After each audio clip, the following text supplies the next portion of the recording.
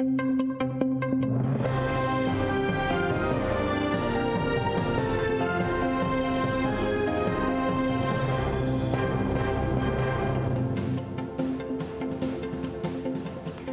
alaikum. АТР телеканалының yayınında zaman bugün октябрның 17-сі. Студияда сізлер үшін мен Гүлсім Халилова çalışам. Франкистан ве Алмания Минск аңлашмалары бойынша yapılған адымларны музбет қаршылай. Бұл ақта екі девлетінің топлашуф нәтижелері бойынша азырланған баянатында білдірілі. Весиқада Алмания ве Франкистан Қырым ишғалының қанунсыз олғаныны да бір кере қайдетті. Кремльнен диалогны есе Авропа бірлігінің принциплеріне көре девам еттірмелі. Ми вітаємо останні позитивні зрушення в імплементації Мінських угод та сподіваємося на наступну зустріч у нормандському форматі в Парижі, яка повинна досягти прогресу у вирішенні конфлікту на сході України. Ми підкреслюємо нашу позицію, що анексія Криму Росією є незаконною. Ми також підтверджуємо своє зобов'язання продовжувати діалог з Росією на основі загальних принципів Європейського Союзу, включаючи контроль над озброєнням та нерозповсюдженням зброї. Кешкен геже Донбасста бір Украина аскері елек олды да бір яраланды. Украин арби куветлерінің позицияларына душман 30 кере уджум етті. Олар бұйық калибрлі майын атыжы ве атта зенит тәртибатларыны қоландылар. Арбилер чекілігі азырланған Золотой районында есе ағыр құршын атыжы селянен атеш açılды. Білешкен куветлер операция штабында бүгін да уджум етілмегеніні білдірділер. Иловайск байрағы Библия Донбасста елек олған Украин аскерлерінің шақси эшияларыны тахлие 200 миссиясының көңілілері Milli Арби тарихи музейге юллады. 2014-2015 сенелері Қыдыров тақымлары арби әрекетлер зонасындан Украина емайджілерінің 600 жеседіні чықарды. Бұндан евелік сиретнен миссияның көңілілері 2-ші жеңкі вақытында ғайып олған аскерлерінің жеседлеріні қыдыра еді. Украина Русия жеңкі башлағанындан соң есе шарққа yol алдылар. Террористлерінің жеседлеріні чықармақ үшін аңлашмақ пек ағыр, атта көңілілерінің аятлары біле телікеде еді. Щонайменше двічі сепаратисти намагалися імітувати розстріл пошукової групи. Один раз, як розповідали хлопці, їх вже вишукували в полі і намагалися вжити якісь дії.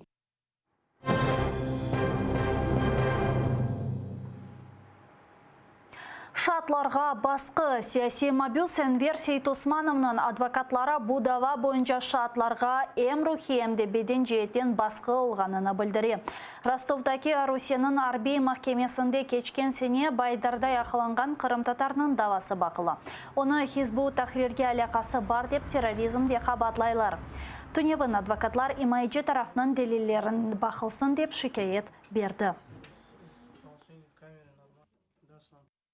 Я ходатайствовал об оглашении письма официального представителя Хизбут Тахрир в Украине Фазыла Амзаева, где он четко давал ответы о том, что никакой насильственной борьбы Хизбут Тахрир на территории России не ведет, что не занимается нарушением конституционного строя, захватом власти. Я думаю, что и суд, и те, кто вносил Хизбут Тахрир в число террористических организаций, обязательно должны принять это к своему мнению. Бүгін Энвер Сейтосмановның махкемесі девам етежектір тапсиятлар кележек яйынларымызда. Ишғал етілген Қырымда Русияның ақ бозғынлықлары еле бағылы ilk жиынтықны Қырым Мұхтар Жұмхуретінің прокуратурасы азырлады. Анда Қырым ишғаліне yol açқан вақиялар хронологиясы мевжуд. Русия бозған Украин ве халқара весиқаларда тақдим етілген. Жиынтықта ишғалжілерінің эпісі ақ бозғынлықлары белгілене. Хусусан Қырым татарларының евіндекі тарамалар қанунсыз апиз жазалары. Жиынтық Қырым прокуратурасының сайтында ерлештірілген. Бұнен берабер анда ишгалчы акимет ақларыны босса, анге аққорчылайчы тешкилатларда муражат етмек керек олғаны yazылған.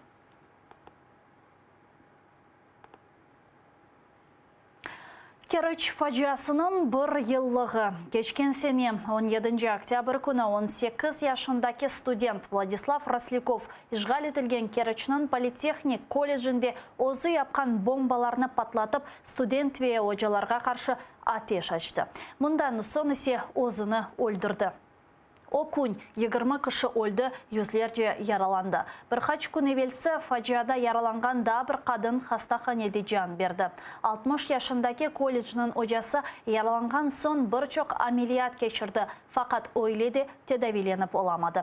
Ишғаджи акимиет Росляков оны ашалаған студенттерге ачуланып япты деп айта. Ләкин адесе ойле көрінмей. Жинайет шынаслар аледа Росляковның силянын насыл ресми жасатын алғанына, колледжге о қадар патлайжы веселянын насыл кетіргеніні ве 15 дақа içінде онлар инсанның насыл өлдіргеніні аңлайып оламай.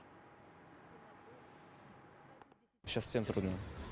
Сейчас много ребят ходят к психологам у нас, к психиатрам многие записываются. Сам записывался, тоже плохо. Сүргінлік ақында эпіс қатырлавларына селмек істейлер. Нежғалжелер сүргін ұлттілген ве милетлер ара мұнасебетлері комитетінің адына деніштірді. Қырымның нежғалжелер елбашчысы Сергей Аксеновның ферманына көре бұл комитет енді милетлер ара мұнасебеті деп адландырылажақ. Ежғалжелер қырымдатырлар сүргін етілгеніні еркеске ұныттырмаға істей.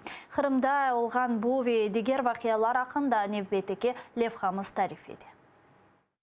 Ишғалжи режимге бойсунған яны назирлерінің қыдыруы. Қырымда санки дерсін один санлар арасында назирлер шорасына конкурс илян еттілер. Бойлелік не твое правительство лихасында іштірак етіп, санки дерсін эркес мемурула были. Вы хотите изменить жизнь республики? Тогда самое время начать и стать министром. Назир олмақ üçün бір қач конкурстан кечмек керек. Намзетлер іштірак етмек üçün ариза беріп, халқы гүнде дебатларда енмек ве мұтлақа жұмхулиетінің сөзде башы Сергей Аксенов иле субетлешувден кечмек мечбур олajak. Бутун мемурларны ел сонуна 10 мелилер. Алдатып, топракны алалар, ветраса куралар. Ишғал етілген Қырымда ярлы сакенлер ишғалжы кемие тарикетлеріне шекает ете. Крым автодор инсанларға алған топрақларға базар фиятына көре и вазыт меги шандыра. Трасса курмасы үшін топракнын берувы ақында весиқаны имзалаған вақытта есе фият бір қач қатқа экселе. Инсанлар ачувлана вирусларының бөлі әрекетлеріні хырсызлық деп адландыра. Су yok. Ишғал етілген Қырымдақ Междит районында ен бұйық суан бары пек құруды. Гольнын фотолары неночтимай ағларда ерлі сакенлер пайлашты. Ишғалден евел сумында Шымали Қырым каналындан келейді. Ама Украина оны қапатты. Бөле етіп ишғалжелер су меселесіне оғрады. Наталья Барська, Заман, АТР. Пушымдылық сонки хаберіміз еді. АТР телеканалының YouTube сайфесіне абоне олыны санда абонжелерінің мирдары 100 бинден зияде олса, Русия Роскомнадзоры бізлеріні аблығыға алып оламайжық. Да евел тариф еткеніміз бір чоқ хаберлер ве да тазе ве актуаль меселерінің музакерелеріні бұл студияда шымды 5 дақадан сызны меслікдешім Роман Спиридонов қаршылай сейретіңіз көршкенч.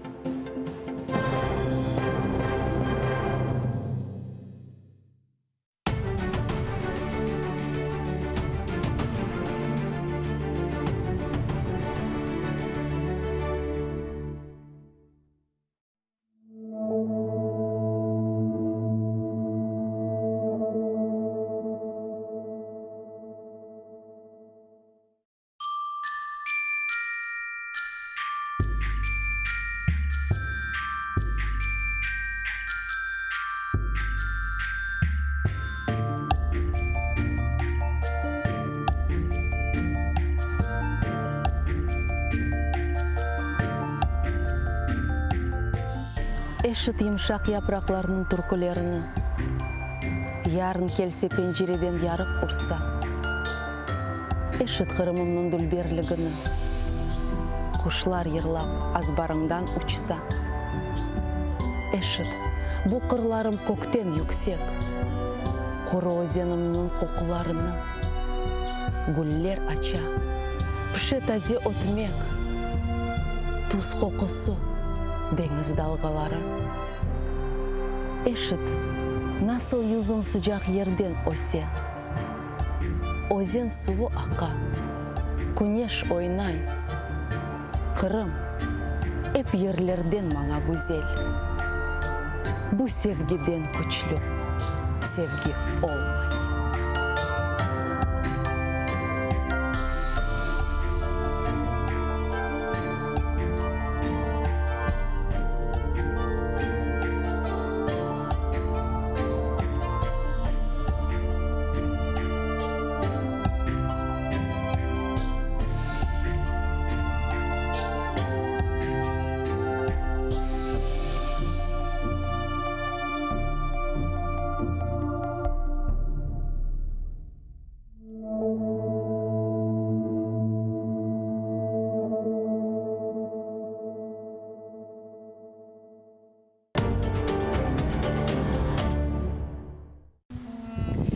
İnsaniyetlik, merhametlik ve açık yürek bugünkü yaşayışımızda en gerekli, lakin ket-kete en rast kelgen tabiat çizgisidir.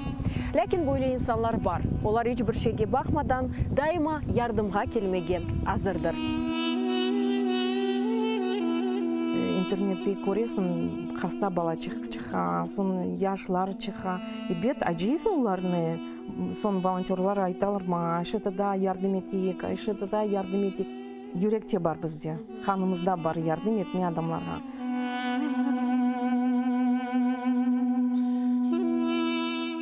Adamlar bir getirip o aşlarını olsa, para olsa, bütün yazıp Хоронтаға алып кетейдік. Мелиайып, черепаха насыл? Бабаха. Малина насыл? Ахудут. Онамасы, аратығым, хайметтім, ифтихарым, ғорым, көк баяғым. Телімізні жойсақ, біз милеткі бұл өзімізні жойжамыз. Біздің babamız ayta, çok çara bala tapın, biz ananin yardım edeceğimiz. Ne kadar çok olsa o kadar yaxşı. Ne kadar çok olsa bizge yaxşı. Yaşa cesur milletim, birlik olsa olur bizce, em gelecek hizmettim.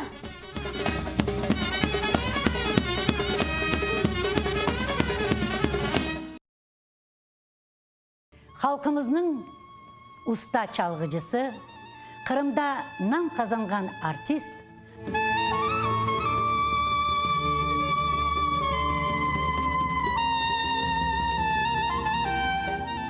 sanat için can küldüreydi. Bizim halkımızın arasına bir acayip bir türkücü var idi bile. 18 Mayıs gecesinde prikaz okuldu. Bugünkü hikayemiz Alim Osmanov'a bağışlanan. Bakış saray bizimdir de çevreci yüzümüdür. Akı seni sevdirin iki de kara gözünüdür. Bakış saray bizimdir de çevreci yüzümüdür. Akı sana sevdirin iki kara gözünüdür. 1988 senesi yanvar-aprel ayında Kırım Tatarlarının kütlevi nümayişleri devam etedi. Onlar Krasnodar ülkesindeki Abinsk, Taşkent, Bekabat, Samarkand, Almazar, Yangiyul, Özbek Sovet Sosyalistik Cumhuriyetindeki Almalık, Akmejit, Novorossiysk'te geçti. Nümayişçilerinin talabı denişmedi. Kırım Tatarlarını vatanına kaytarmak, Cumhuriyetini yanartmak ve Kırım Tatar siyasi mahpuslarını azat etmek. Hükümet vekilleri böyle nümayişlerge narazılık göstermek tırışkan edi. Lakin Kırım Tatarlarının hareketini toxtatmak endi imkansız oldu. 1988 senesi olgan Kırım Tatarlar tarixinde denişu devrinin vakıyalarını Gulnara Bekirova ile Tarih Sedası programmasında hatırlatmağa devam etemiz. Oktyabr'ın 20'de Bazar günü saat 18'de ATR telekanalında seyretiniz.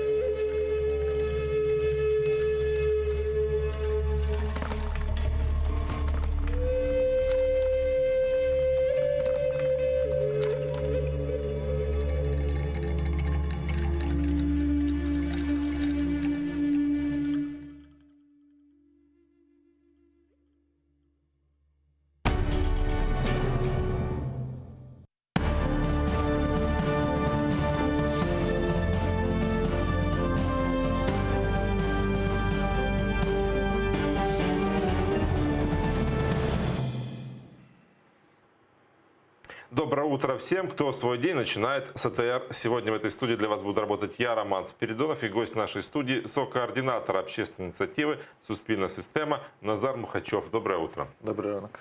Начнем с самой горячей темы войны на Донбассе, а точнее попыток президента ее остановить. Во время вчерашнего своего визита в Латвию Владимир Зеленский заявил, что в районе Золотого, это один из участков, где планируют разведение войск, уже 2 дня не стреляют. А для того, чтобы начать отвод наших сил, необходимо как минимум 7 дней полной тишины. И отсутствие обстрелов должны подтвердить наблюдатели от ОБСЕ. Так заявил президент. В то же время Владимир Зеленский вновь подчеркнул, что имплементация формулы Штайнмайера возможна только в новом законе об особом статусе Донбасса, который будет обсуждаться уже после 2019 года. Но для начала должен состояться обмен пленными, а российские наемники на Донбассе должны прекратить обстрелы и отвести свои войска. Во время встречи нормандской четверки, если она все же состоится, желание закончить войну должны продемонстрировать все участники переговоров, а не только Украина. Давайте послушаем президента. 7-денний строк тиші – це не новина для України і для всіх учасників тристоронньої групи засідання у Мінську. Тому ми будемо чекати на 7 днів тиші. А для нас ознакою є це ОБСЄ, яке повинно сказати, що так, 7 днів не було пострілів. На сьогодні я знаю, що 2 дні вже у нас тиша, будемо вірити, будемо чекати, що 7 днів буде тиша, і тоді ми можемо говорити про відведення. Ми будемо чекати на те, що не тільки українська сторона дуже хоче, щоб наприкінці вже був мир, щоб перестали вбивати наших людей, вбивати українців. Я думаю, що це бажання повинно бути з кожної сторони, тому ми чекаємо саме на це. Ну вот эта привязка к 7 дням, насколько она действительно объективный фактор того, что вот можно сказать, что мы разводим силы, что уже безопасность наступила, потому что вот каждый день приходят сводки, вчера были сводки о 2 погибших, сегодня опять 30 обстрелов украинских позиций, опять есть погибшие и раненые. Это не в Золотом, это в районе, там были обстрелы Авдеевки, в районе Песков, Водяного, но тем не менее обстрелы продолжаются. Ну, дивіться, це абсолютно безглузда насправді умова, тому що, взагалі, нам, коли розповідають про так званий мирний план, врегулювання і ще багато красивих фраз, кажуть відведення військ. Важка артилерія, наприклад, відводиться на 120 кілометрів. От для всіх наших глядачів я би запропонував глянути карту ЛНР-ДНР і знайти місце, куди на 120 кілометрів вони можуть відвести свою артилерію.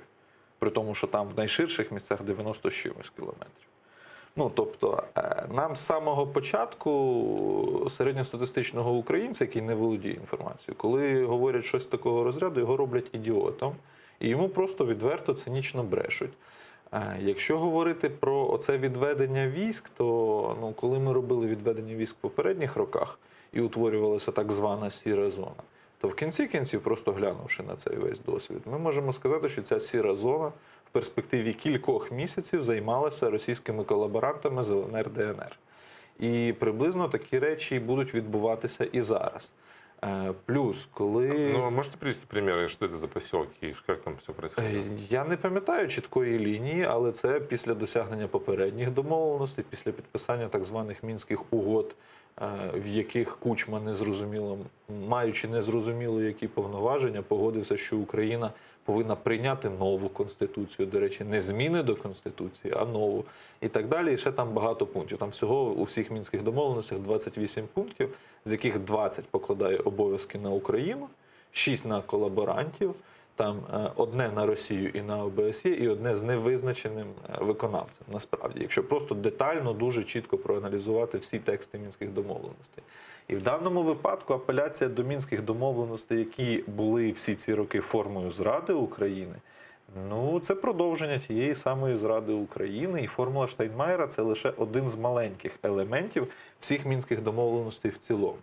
І, відповідно, коли ми аналізуємо таку річ, то ми повинні дивитися на ситуацію системно. Тільки тоді приходить розуміння того, що насправді відбувається і що потрібно робити. В отличие от наблюдателей ОБСЕ, добровольцы и ветераны АТО, которые вот уже вторую неделю находятся в районе Золотого, все же слышат и фиксируют обстрелы боевиков. Здесь работают вражеские гранатометы, пулеметы и артиллерия. Как все происходит там на самом деле, спросим у спикера нацкорпуса Романа Чернышова. Он с нами на прямой связи. Доброе утро, Роман. Доброе утро. Расскажите нам, как обстоят дела в Золотом. Президент сказал, что там 2 дня тишины. Можете ли вы подтвердить, что обстрелов нет?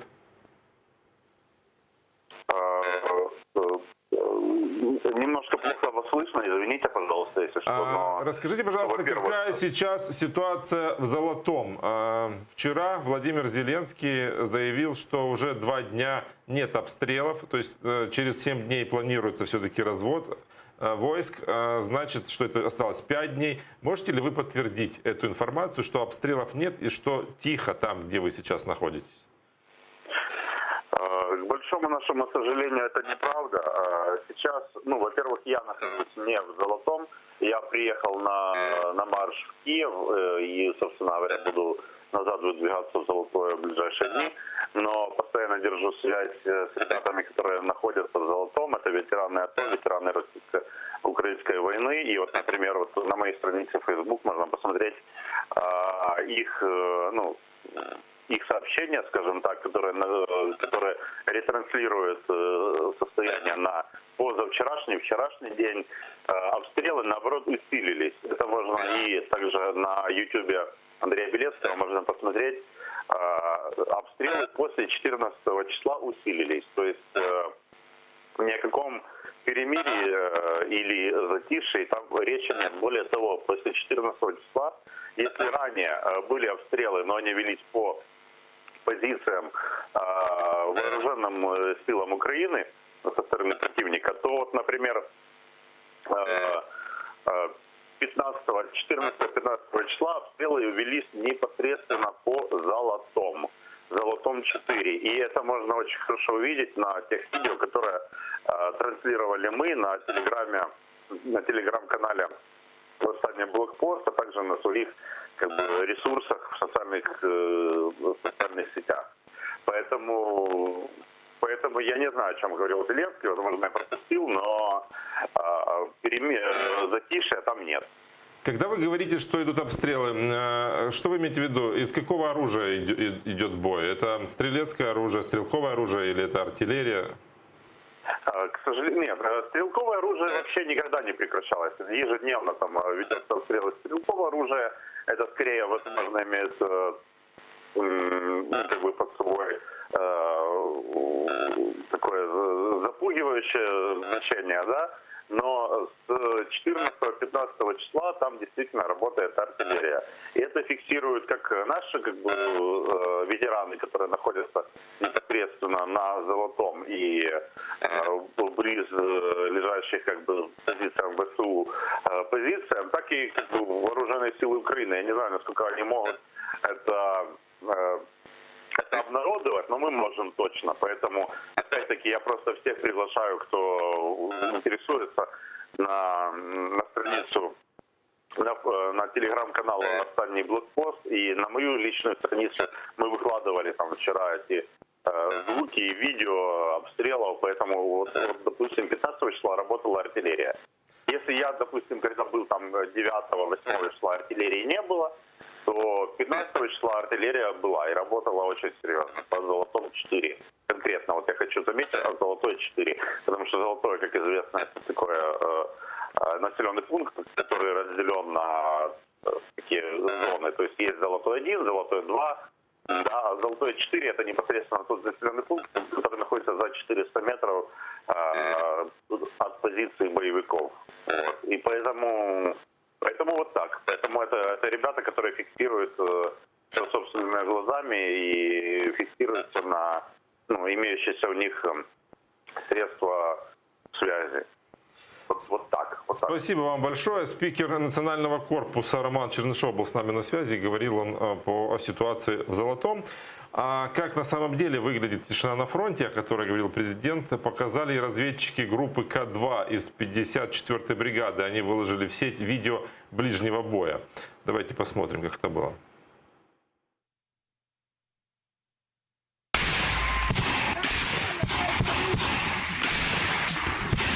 Готовы?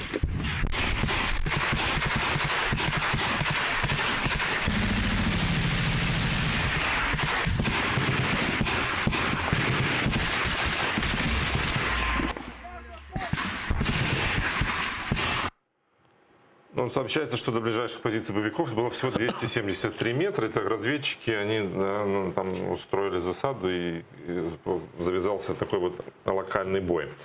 Когда мы говорим, что Минские соглашения были подписаны, и это предательство Украины, есть одна из версий, что были в таких обстоятельствах, что как бы были вынуждены эти Минские соглашения подписывать, но не собирались их выполнять.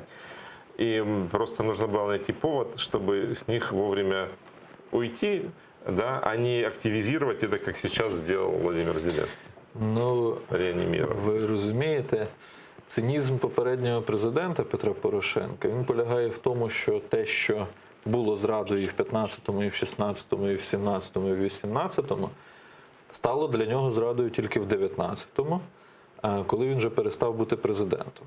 А свою попередню зраду він називав перемогою. І в даному випадку, якщо ми говоримо взагалі про Мінські угоди, то от є банальне запитання. Мінські угоди – це міжнародний договір? Ні, це не міжнародний договір з точки зору юридичної. А хто є підписантом Мінських угод? Коли нам говорять трьохстороння контактна група і так далі, 5 підписів. З тих 5 підписів, наприклад, візьмемо українську сторону. Леонід Кучма, 3-й президент України. Добре, це така посада в нас існує?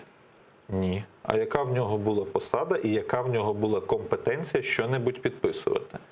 А хто такі представники ЛНР, ДНР? Хто такі взагалі ЛНР, ДНР? Це суб'єкт міжнародних відносин? Там в документі представники ОРДЛО написано. Так, там написано представники ОРДЛО в другому. В першому, мені здається, там окремо виділено, але це не настільки важливо. Суть в тому, що якщо ми навіть розглянемо структуру самого документу, то Росія за структурою документу, вона не є країною-агресором. Так само на міжнародному рівні, в юридичному плані, Росія не є країною-агресором. Тому що Україна не ввела воєнний стан, що були зобов'язані виконати всі президенти, тому що це пряме виконання Конституції і Закону про оборону.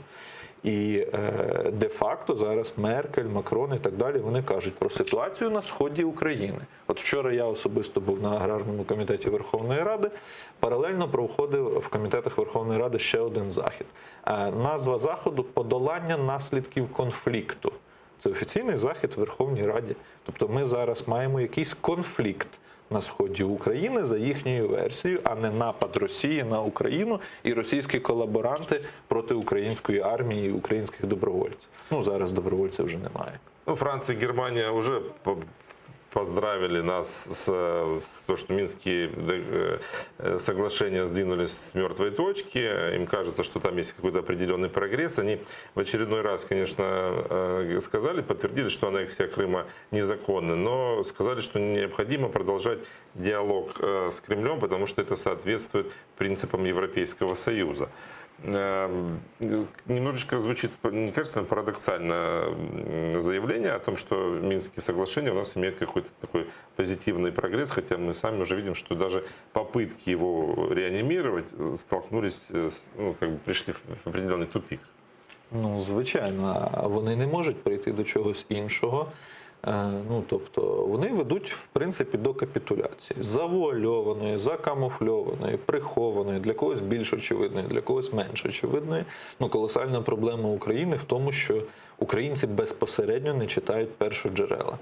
Якщо просто взяти і почати читати текст, і почати читати пункти, хто зобов'язаний що виконувати і так далі, то багато чого стало би зрозуміліше.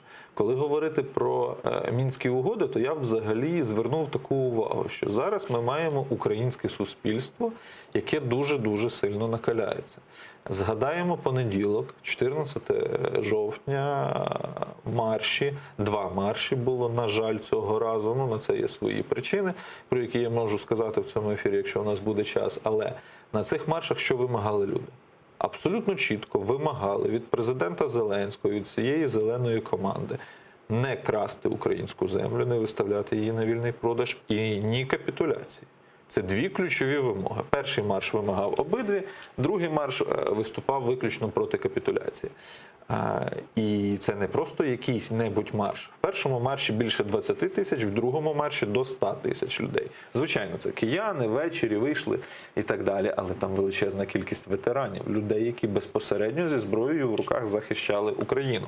І коли ми говоримо про ситуацію в Україні зараз, то Зеленський і його команда повинні слухати не друзів Путіна на міжнародній арені з Німеччини і з Франції, а дослухатися в першу чергу до українського суспільства. Тому що вони, в принципі, зараз своїми зрадницькими діями, спробою вкрасти землю і спробою капітуляції, продовження тої капітуляції, яку розпочав Порошенко, вони, в принципі, ведуть нас до кровопролиття. І якщо вони цей курс збережуть, то це стане просто питанням часу. Ну, когда вы говорите о капитуляции, не слишком ли вы сгущаете краски? Ведь во время последней встречи трехсторонней, которая состоялась на днях в Минске, участникам переговоров ведь не удалось договориться ни о начале разведения войск, ни об обмене пленными, не тем более определиться с нормандской четверкой, потому что там были требования, которые связаны с выводом всех войск, которые там незаконно находятся, российских, и этих формирований незаконных вооруженных. В том числе там же есть требования распустить так называемые квази-республики ЛНР, ДНР. И там в этом документе не упоминаются названия террористических организаций. Давайте сначала послушаем даже, как на это отреагировала Россия словами пресс-секретаря российского президента Пескова. Це знову, як то кажуть, нові вхідні. Походу надходять нові вхідні від української сторони. Тут можна сміливо сказати, що такі нові вхідні вельми несподівані і для Москви, і для Берліна, і для Парижа. Тут поки важко коментувати, що означає це відхід від Мінських угод, що означає це відмову від раніше взятих зобов'язань і раніше поставлених підписів. Наразі незрозуміло. Ну и есть реакция наших депутатов, наших парламентеров. Давайте послушаем, как они оценили переговоры, которые проходили в Минске. Я вважаю, це абсолютно правильна заява, і я вважаю, що дуже мудро, що переговорна група тристороння контактна наголосила, що ключовим є безпекове питання, що ніякого розведення не може відбуватися в визначених місцях Золоте і Петровське без того, що там не перестануть стріляти, не буде зафіксовано стале перемир'я, бодай 7 днів. Так само дуже важливе в контексті вчорашнього позиції української сторони Мінську є те, що наша група заявила, що Росія має негайно вивести свої війська, що мають бути розпущені псевдооргани цих так званих псевдореспублік, що має там бути просто припинено входження рубля.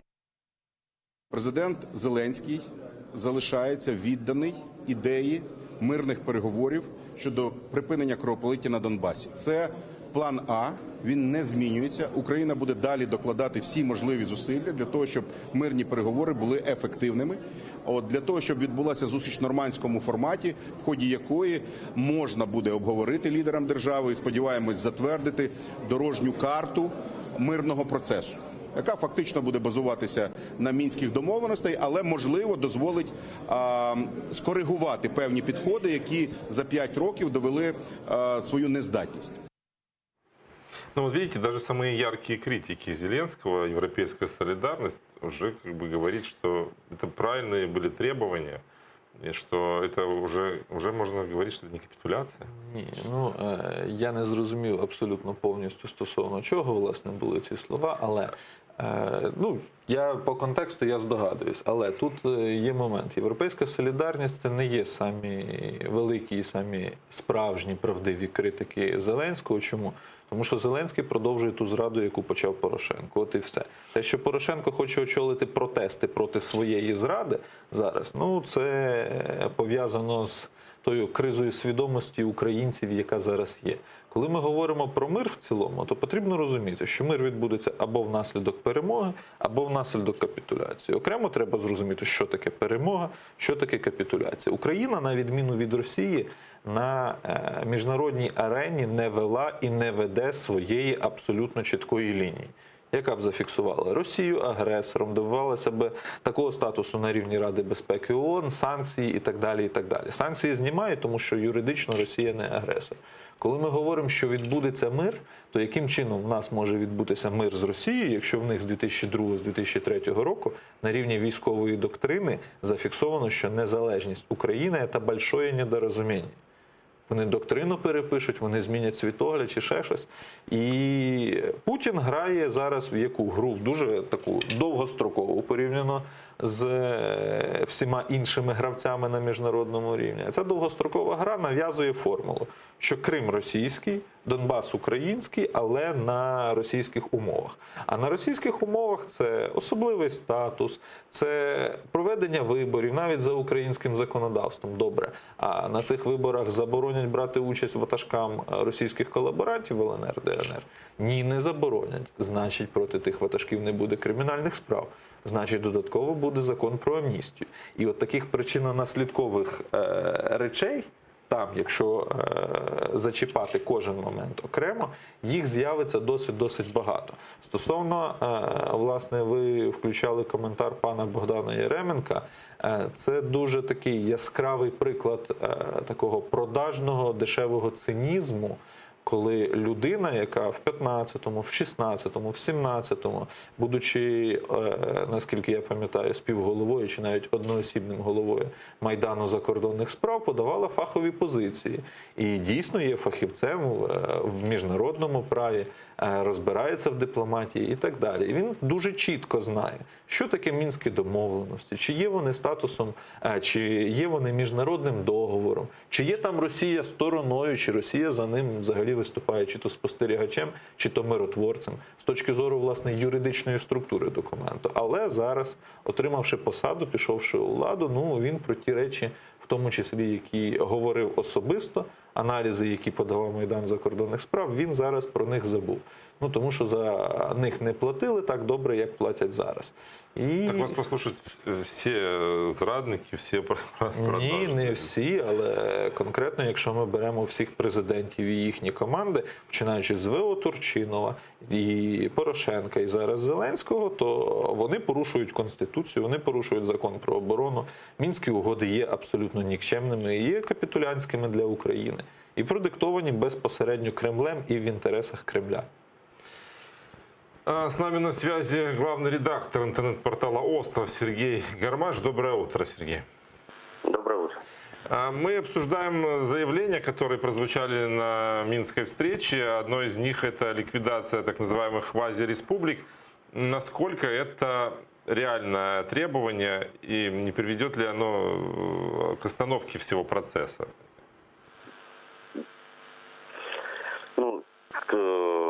Скажем так, то есть это требование, по крайней мере, логично, поскольку в Минских соглашениях нет ДНР и ЛНР.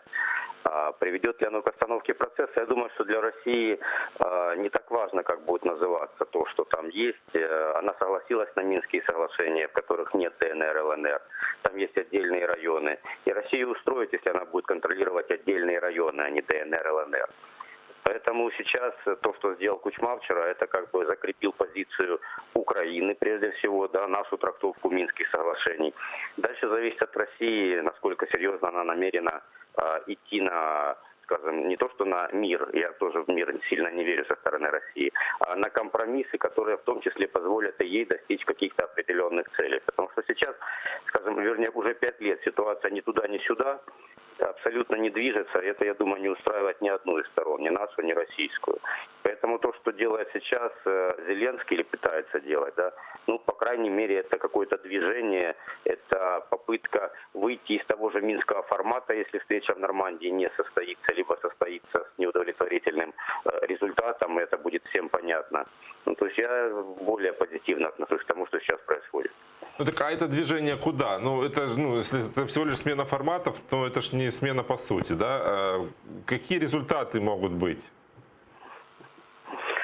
смотрите, Минские соглашения так выписаны, что их может трактовать как угодно, в принципе. И тот же особый статус может быть особым статусом, как это видит Россия или в Донецке и Луганске, да, это автономия фактически.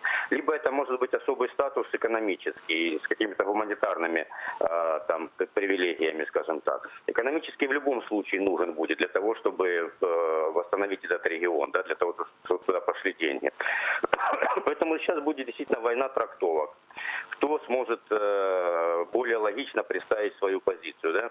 Если мир соглашается с тем, что пора прекращать этот конфликт, то, наверное, им придется учитывать нашу позицию. Тем более, что она наконец-то появилась. То есть мы уже не говорим о том, что Минские соглашения бесконечны, безальтернативны. Мы говорим о том, что, Зеленский об этом говорил, да? О том, что если не получится встречи в Нормандии, то Минска, возможно, не будет. Да? Будем пробовать трек миротворцев. После трека миротворцев может быть трек заморозки конфликта. То есть появляются какие-то варианты. И России тоже придется сейчас делать свой выбор и выбирать. Поэтому можно по-разному оценивать, я говорю, выполнение эту формулу Штайнмайера, выполнение Минских соглашений. Но на самом деле это пустые слова. Вот какое содержание мы внесем в эти слова и насколько сможем отстоять свою позицию, насколько жесткими будем, да, в ее отстаивании, вот от этого будет зависеть, собственно, исход.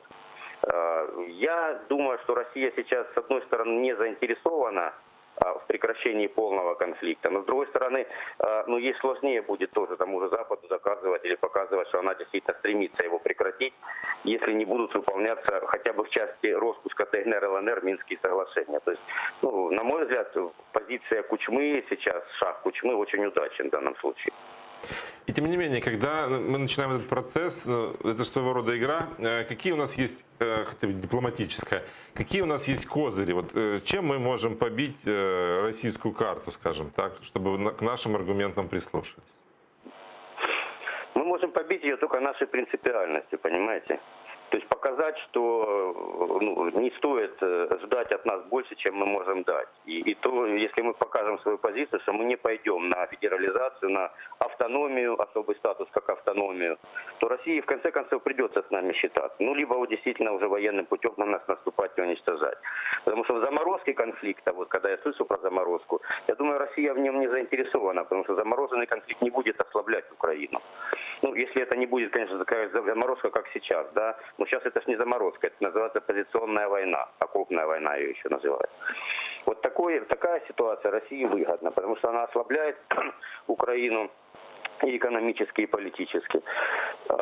И она будет ее пытаться сохранить, такую позицию, если ей не удастся решить ее в свою пользу, да, продвинуть свою версию Минских соглашений.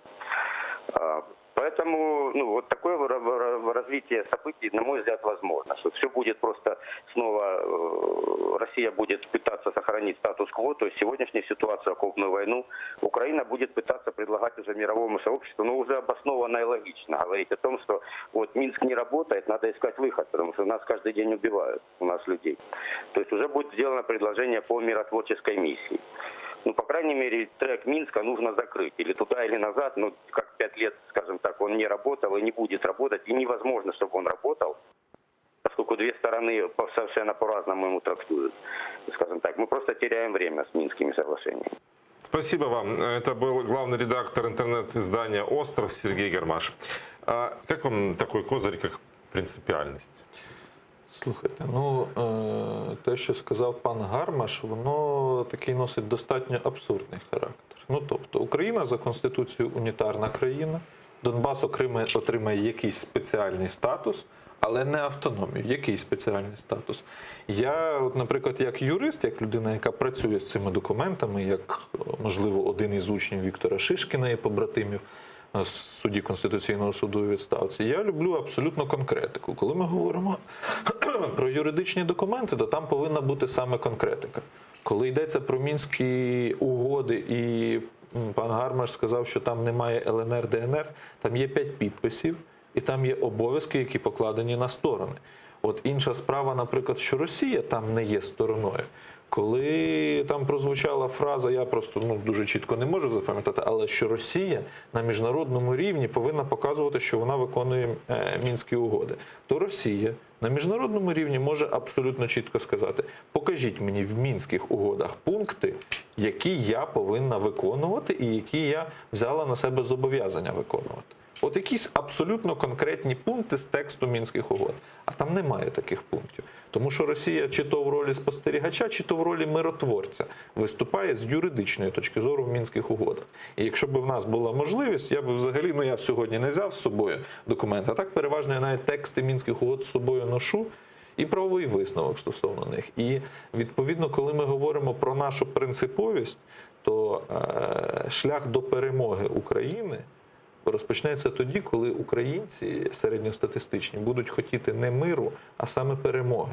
Тому що ті, хто дуже хочуть миру зараз, вони будуть прекрасно, і втомилися від війни, вони будуть прекрасно відпочивати в окупації насправді. Коли говорять, що Росії невигідний той сценарій, який йде, та вигідний абсолютно. Першу лінію своєї агентури вона зачистила, свідків безпосередніх злочинів, так, других завела. Коли хочете побачити прогнози стосовно того, що буде відбуватися в Росії, гляньте на Придністров'я. Скільки? 20 років конфлікту. Гляньте на Абхазію, на Південну Осетію. І саме з допомогою Придністров'я, наприклад, Росія регулярно отримує чи то свого президента в Молдові, чи то свого прем'єра і так далі, і так далі. Це спосіб впливати. І впливати не тільки економічно. Вплив відбувається на рівні світогляду, на рівні свідомості, на рівні ЗМІ і так далі, і так далі. Коли ми говоримо про нашу принциповість, то принциповість і виконання Конституції і законів – це ввести воєнний стан.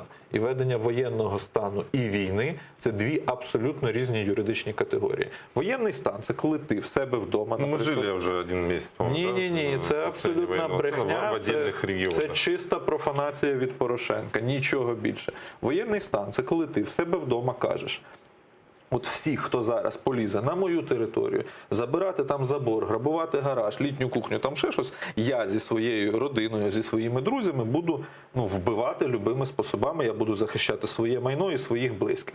Війна – це коли ти кажеш, що я зараз лізу до свого сусіда через забор і пробую в нього забрати. Там машину, гараж і так далі, і так далі. Це якщо так на пальцях пробувати пояснити юридичні відмінності. Відповідно, воєнний стан – це такий особливий правовий режим, який забезпечує певний порядок дій. Цей порядок дій повинен мобілізувати різні сфери суспільства для того, щоб дати відсіч агресору. І впроваджується він тоді, коли існує загроза втрати територіальної цілісності і суверенітету. Загроза. Ми маємо втрату Криму, ми маємо втрату Донбасу. Це не просто загроза, це абсолютно реальні речі. Тексти законів ніхто не змінював, це те, що там прямо написано і що треба виконувати. Наслідково, після введення воєнного стану, направляються ноти до всіх країн, ноти саме, а не заяви, зокрема до підписантів Будапештського меморандуму. На рівні Ради безпеки ООН після направлення цих нот повинно підніматися питання про те, що Росія на міжнародному рівні є країною-агресором і країною, яка порушила Будапештський меморандум. І після того розпочинаються всі консультації, які пов'язані з запуском, власне, самого Будапештського меморандуму. Тому що сам текст меморандуму, процедуру передбачає початок саме з консультацій. Мы сейчас про Будапештский меморандум поговорим. А вот по вопросу о военном положении. Если бы его ввел Порошенко, во-первых, это ограничение определенных конституционных прав и свобод. В жодному випадку. В том числе отмена выборов. Ні. З приводу відміни виборів, то і ваш так, особливо в тих районах. До сих пор президентом. Ні. Порошенко хотів би це зробити, якби він це ввів в 2014 році, коли він став президентом, то він би просто виконав свій прямий обов'язок, і після того би відбулася мобілізація. На тому ж інформаційному плані. Чи було б тоді можливо так, щоб Медведчук володів нас 70% телеефіру в Україні? Мобілізація на економічному плані. Чи була б тоді ситуація, що там 70-80% обленерго належало б росіянам? Зокрема, пану Бабакову, який голосував за анексію Криму в Держдумі російській. Ні, не було б. Чи була б ця світоглядна шизофренія, коли нібито українські артисти їздять в Росію і розказують, що нам треба миритися і так далі? Ні, не було. З приводу того, чи воєнний стан обмежує чи не обмежує права, він в законі, сказано, може обмежувати, а може не обмежувати. за умови, якщо в конкретному місці є необхідність для того, щоб держава виконувала свої функції правильно і більш ефективно, необхідно обмежити, наприклад, право володіння приватною зброєю, там ще чимось, то тоді це обмеження повинно працювати. За умови, якщо не потрібно, це залежить від процедури, це залежить від Верховного Головнокомандуючого, від РНБО, від Міністерства оборони в цілому. Порошенко воєнним станом хотів проімітувати великий захист України. А цей воєнний стан від нього – це була просто профанація без будь-яких реальних наслідків для тої ж самої російської п'ятої колони. А що, відбулися реальні наслідки? Та Медведчук і Рабінович як літали в Москву, так і літають. І не вони одні такі. І таких прикладів можна наводити десятки. Тому в даному випадку потрібно відрізняти справжнє виконання від несправжнього. Це перший момент. І другий момент, коли ви вже згадали Порошенка, то якби в 2014 році, під час того, як Росія напала, був введений воєнний стан, то ситуація на сході країни була б зовсім інша. В першу чергу наші добровольці і наше ЗСУ не було поза правовим полем, а вони знаходились поза правовим полем. Це головна причина. От невведення воєнного стану мало прямим наслідком ті 8 чи 10 тисяч добровольців, які зараз перебувають за ґратами. І там більше 20 тисяч кримінальних справ. Тому що вони не мали права брати в руки зброю і захищати Україну. З точки зору правової, з точки зору своєї патріотичної позиції вони зробили геройський вчинок. Але з точки зору, власне, правової цього не було зроблено. І так само, власне, фіксація Росії як країни-агресора і відсутність тих всіх наслідків на міжнародному плані. Вы предлагаете вернуться к Будапештскому меморандуму и привлечь к дискуссии, скажем так, к переговорам тех, кто обещал нам целостность. Да? Это США, Великобритания, ну и Россия там тоже была, конечно же. Не утопічно ли це виглядить? В жодному випадку ні. Потрібно зрозуміти, що для того, щоб перемогти, нам потрібно оборонятися. Вся оборона країни, весь захист країни – це комплекс заходів. Це не тільки апелювання до одного міжнародного документу, але на відміну від Мінських угод, Будапештський меморандум – це дійсно офіційний документ. І причому це офіційний документ насправді небаченого рівня, феноменального рівня на міжнародному плані. Це унікальний прецедент, коли третій ядерний запас світу був зданий, і тепер країна не може себе захистити. Це перший момент. І оцей комплекс всіх заходів, він повинен передбачати дійсну боротьбу з агресором. Не може бути дружби, не може бути дипломатичних відносин, виключно спілкування на рівні військового противника. Ви уявіть собі, якби під час Другої світової, наприклад, не знаю, артисти з Радянського Союзу їздили в Берлін на гастролі. Хорошо, і так далі. артистами, там же на заробітках мільйони українців в Росії. В Росії? Ну, то це проблема тих українців, це проблема так, того... наші українці теж. Ні, це проблема того, що починаючи з ВО Турчинова, продовжуючи Порошенком і продовжуючи Зеленським, ніхто не обороняв країну так, як це треба було зробити. І це породилася отака світоглядна шизофренія, що з одного боку ми воюємо, багато хто втомився від війни, той, хто найбільше втомилися ті, хто нічого для української перемоги і не робив насправді. І оця світоглядна шизофренія, вона привела до таких результатів. А цього не повинно було бути. Торгівля повинна було бути чітко обрубана, дипломатичні відносини чітко обрубані, економічне майно російських банків, російські активи, мобільні оператори. Ми з Росією воюємо, в нас всі мобільні оператори російські. Це ж абсурдна ситуація. І вона прямо пов'язана з невведенням воєнного стану. Абсолютно прямо пов'язана. І тут є момент, що нас просто кожна влада імітує реальний захист України, а насправді просто, по суті, займається торгівлею і збагаченням. Хорошо, Будапештский формат. Дональд Трамп сказал Владимиру Зеленскому: решай вопрос с Владимиром Путиным, если у тебя получится, это будет грандиозный результат. А Британия вообще не фигурирует ни в каких переговорах, да, и сейчас ей как бы и не до нас со своим Брекситом. Ну, то есть уповать на то, что заработает этот механизм, который не сработал в 2014-м, ну, кажется, несколько... Чому він не спрацював в 2014 році? ВО Турчинова і тодішній секретар РНБО Парубій дуже не люблять згадувати, наприклад, як та ж сама Британія запитувала України: ми розпочинаємо консультації чи ні? Нам кажуть, західні партнери не захотіли. Це брехня. Ми повинні були вводити воєнний стан, надсилати ноти і запускатися. І Британія, судячи з того, що вона навіть запитала сама, то вона була готова на такий сценарій. Це перше. Друге, стосовно самої Великобританії, то в жодному випадку не можна говорити, що їм не до нас. Це найдревніша дипломатія світу, яка дуже чітко розуміє, що таке геополітичні ігри, яка на відміну від Дональда Трампа, до речі, і Держдепартамент США треба дуже чітко розділяти.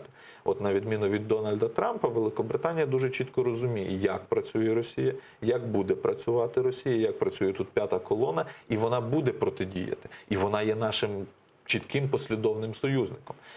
Стосовно Дональда Трампа, то він займає позицію таку: якщо ви не обороняєтесь самі, то чому ви вимагаєте від нас, щоб ми вам щось там допомагали?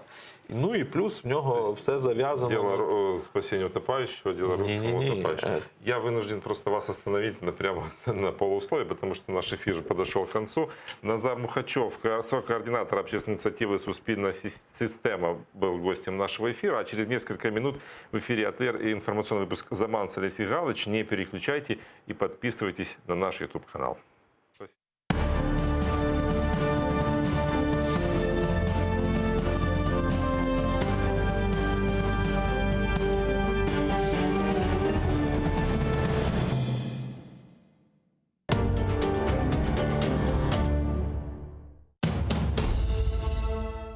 Как началось второе правление Минглигерая хана? Какие новые территории он окончательно закрепил за своими потомками? И кто добровольно присягнул крымскому хану на верность? А главное, какую роль в его жизни сыграла ногайская княжна Нурсултан Мангытская? В конце 15 века в Крымском ханстве начинается настоящий строительный бум. Минглигерай инвестирует деньги в строительство новых крепостей и восстанавливает старые, особенно на берегу реки Днепр. Об этом смотрите в программе «Алтын Девир» в новом цикле «История династии Гераев». В эту субботу, 19 октября, 17:35 на телеканале АТР, 7-я серия. Мингли-Герай. Хан-реформатор. Часть 4. Инсаниетлик, мираметлик ве ачык юрек бүгүнкү жашайышыбызда эң керекле, ләкин кет-кете эң раз келген табият чизгисидир. Ләкин бойлы инсанлар бар. Олар эч бир шейге бакмадан дайыма ярдымга келмеген азырдыр. Интернетте көресің, хаста бала чыха, сон яшлар чыха. И бет ажисың уларны, сон волонтерлар айталар ма, айшетада ярдым етейік, айшетада ярдым етейік. Юректе бар бізде, ханымызда бар ярдым етме адамларға.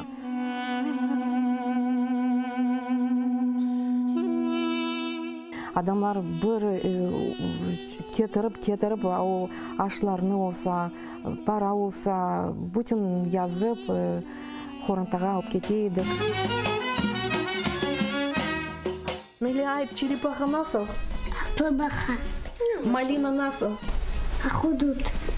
Унамасы, аратығым, хайметтім, ифтихарым, ғорым, көк баяғым. Телімізні жойсақ, біз милеткі бұл өзімізні жойжамыз. Бізді бабамыз айта, чоқ чара бала тапын, біз ананин ярдым етежеміз. Не қадар чоқ олса, қадар яқшы. Да, не қадар чоқ олса, бізге яқшы. Яшы жесір милеттім, бірлік олса, олыр бізде, әм келечек қызметтім.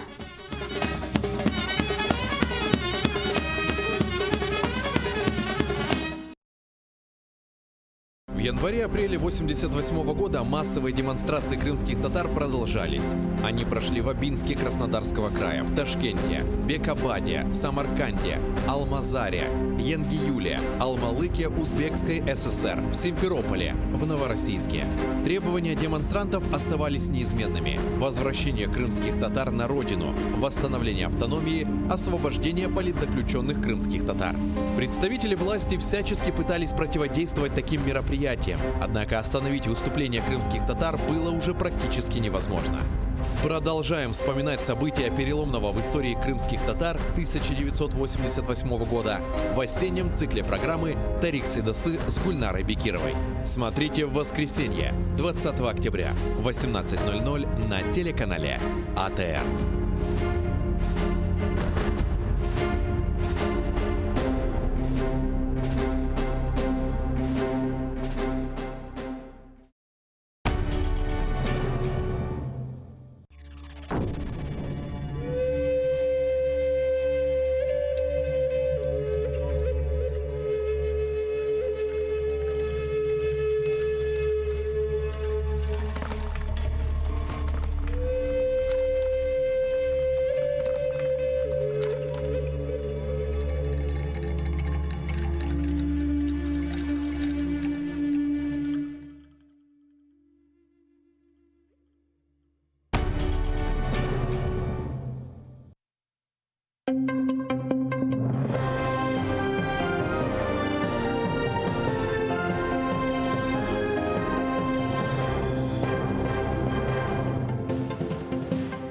Четвер, 17 жовтня, 2065-й день окупації Криму Росією.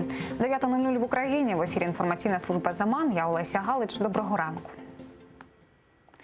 Франція та Німеччина вітають позитивні зрушення у реалізації Мінських угод. Про це йдеться у спільній заяві за підсумками засідання урядів двох країн. У документі Франція та Німеччина вкотре наголосили, що анексія Криму Росією є незаконною, а продовжувати діалог з Кремлем потрібно згідно з принципами Євросоюзу. Ми вітаємо останні позитивні зрушення в імплементації Мінських угод та сподіваємося на наступну зустріч у нормандському форматі в Парижі, яка повинна досягти прогресу у вирішенні конфлікту на сході України. Ми підкреслюємо нашу позицію, що анексія Криму Росією є незаконною. Ми також підтверджуємо своє зобов'язання продовжувати діалог з Росією на основі загальних принципів Європейського Союзу, включаючи контроль над озброєнням та нерозповсюдженням зброї. Один український воїн загинув минулої доби на Донбасі. Ще один поранений. 30 разів противник обстрілював позиції Збройних сил, використовував міномети різних калібрів, гранатомети та навіть зенітну установку.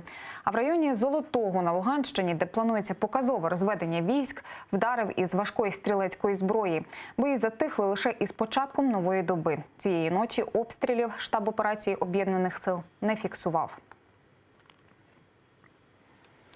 Іловайський прапор, Біблії, особисті речі загиблих на Донбасі українських військових. Волонтери місії «Евакуація-200» передали їх Національному військово-історичному музею. 2014 та 2015 пошукові групи вивезли з району бойових дій 600 тіл захисників України. Раніше більшість волонтерів місії займалися пошуком зниклих під час Другої світової війни солдатів, але після початку Україно-російської війни поїхали на схід.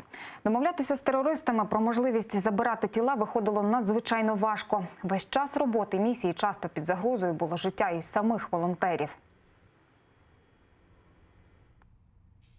Щонайменше двічі сепаратисти намагалися імітувати розстріл пошукової групи. Один раз, як розповідали хлопці, їх вже вишукували в полі і намагалися вжити якісь дії.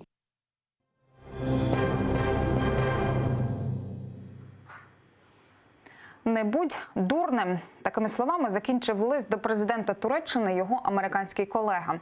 Послання Дональда Трампа опублікували ЗМІ. Воно датовано 9 жовтня, і в цей день Туреччина почала військову операцію у Сирії.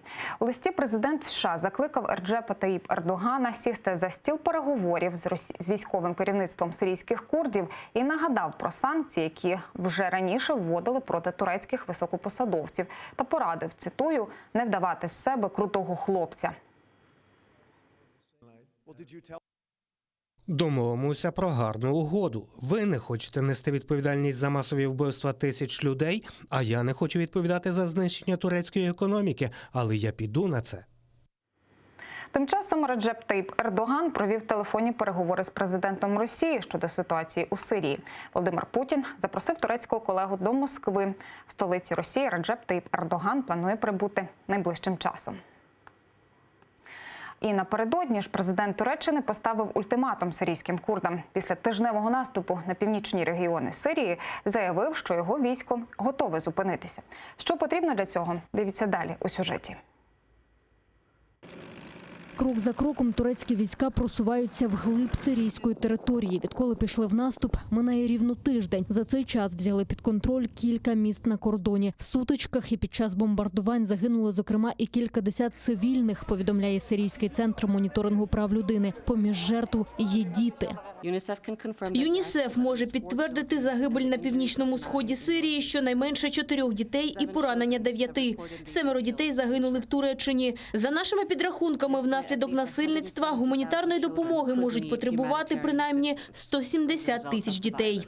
У перші дні наступу свої домівки покинули близько 130 тисяч людей. Тепер вони помалу повертаються в ті міста, які контролюють турки. Пекарня вже працює нормально. Розповсюджується гуманітарна допомога, ситуація поліпшується. Ми закликаємо всіх, хто виїхав з міста, повертатися.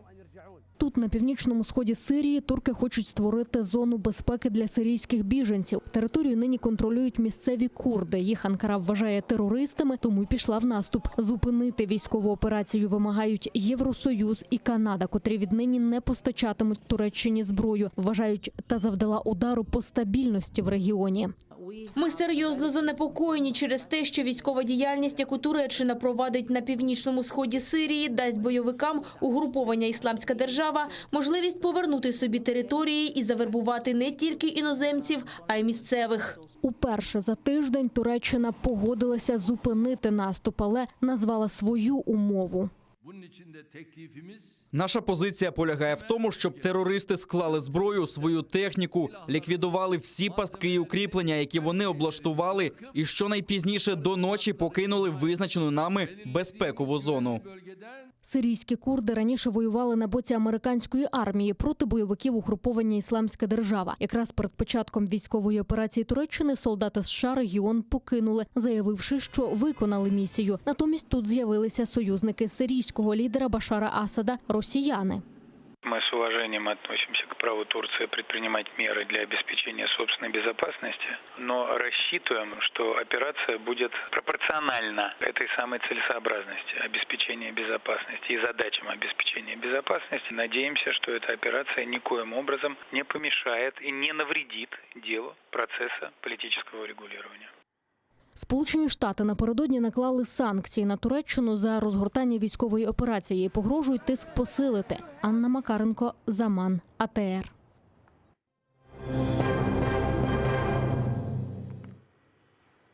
Перший повний інформаційний збірник про порушення прав людини в окупованому Криму підготувала прокуратура Автономної Республіки Крим. У ньому систематизована та відтворена хронологія подій, що призвели до окупації півострова. Зазначені українські та міжнародні документи, які порушила Росія. Також описані факти порушень прав людини окупантами. Зокрема, облави на будинки кримських татар та незаконні арешти. В збірнику також є перелік правозахисних організацій та пам'ятка, куди звертатися у разі порушення прав окупаційною владою. Збірник доступний на сайті прокуратури Автономної Республіки Крим. Річниця Керченської трагедії. 17 жовтня минулого року 18-літній студент Владислав Росляков політехнічного коледжу окупованої Керчі розстріляв із рушниці та підірвав саморобними бомбами студентів та працівників навчального закладу. Після кривавої бійні він сам наклав на себе руки. Одразу загинули 20 його жертв, півсотні зазнали поранень. Напередодні роковин трагедії померла ще одна жінка. 60-літня викладачка навчального закладу після поранення перенесла кілька операцій, але врятувати її не вдалося. Окупаційна влада трагедію пояснила образою Рослякова на однолітків, які над ним знущалися. Однак обставини розправи досі загадкові. Криміналісти не можуть пояснити, як один підліток міг легально придбати зброю, як стільки боєприпасів заніс до коледжу та яким чином він самостійно розстріляв стількох людей всього за 15 хвилин. Сейчас всем трудно. Сейчас много ребят ходят к психологам у нас, к психиатрам многие записываются. Сам записывался, тоже плохо. Незаконна вирубка 15 червонокнижних дерев знищили браконьєри в селі Оползневе поблизу окупованої Ялти. Це фісташка туполиста. В Криму вона росте від Севастополя до Коктебеля, а також в районі Бахчисараю. Незаконну вирубку виявили інспектори окупаційного міністерства екології Криму під час обходу села. Браконьєрів шукають, їм загрожує адміністративна відповідальність. Заблукав. Величезний дикий кабан бігав вулицями Гурзуфа. Напав на перехожого та намагався поцупити у нього ковбасу. Після цього попрямував до ще теплого моря та пішов купатися. Там його і зловили рятувальники окупаційного МНС. Тварину вивезли за місто та відпустили до лісу. Цепляй его! Цепляй его! Ходите. Нельзя находиться опасно. Це все, чим встигаю поділитись. Вже за кілька хвилин з вами у цій студії Роман Спірідонов. Більше новин шукайте на сайті ATR.ua, а найцікавіші епізоди ефірів на нашій YouTube-сторінці. Підписуйтесь, не давайте Роскомнагляду шансів блокувати нас в YouTube. Гарних вам новин і залишайтеся з АТР.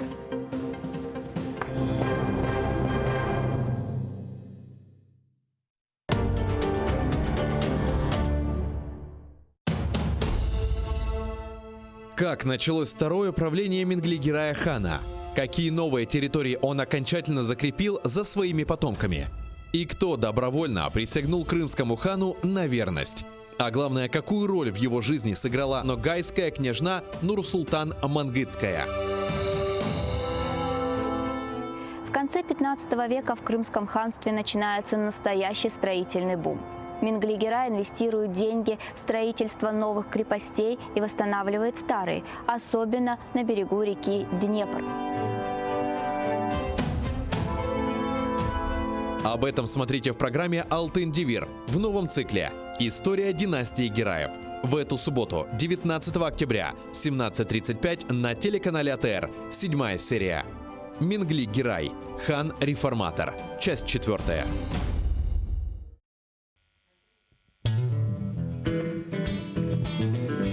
Українська музика багата на колоритні пісні. Знайомство з унікальним гуртом «Сонячна машина», учасники якого є авторами, виконавцями та мультиінструменталістами. Все це ви побачите в ефірі Jungle Studio на телеканалі АТР вже цієї неділі о 19:30. Yemek isterken tarlalar erekler erekler Layık görsen men yanımda kalayım kalayım Yemek isterken tarlalar erekler erekler Layık görsen men yanımda kalayım kalayım. В январе-апреле 1988 года массовые демонстрации крымских татар продолжались. Они прошли в Абинске Краснодарского края, в Ташкенте, Бекабаде, Самарканде, Алмазаре, Янгиюле, Алмалыке Узбекской ССР, в Симферополе, в Новороссийске. Требования демонстрантов оставались неизменными. Возвращение крымских татар на родину, восстановление автономии, освобождение политзаключенных крымских татар. Представители власти всячески пытались противодействовать таким мероприятиям, однако остановить выступление крымских татар было уже практически невозможно.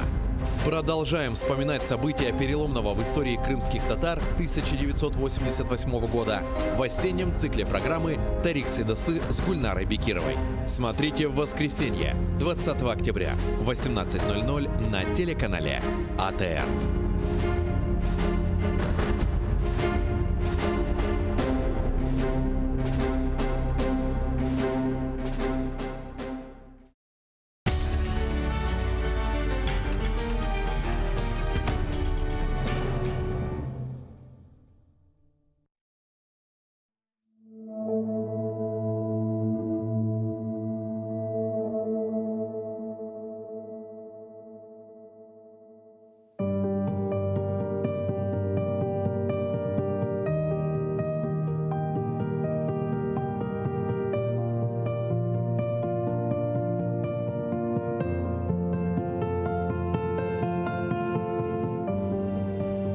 Кырым татарым, бу буюк бір ғұрурымдыр.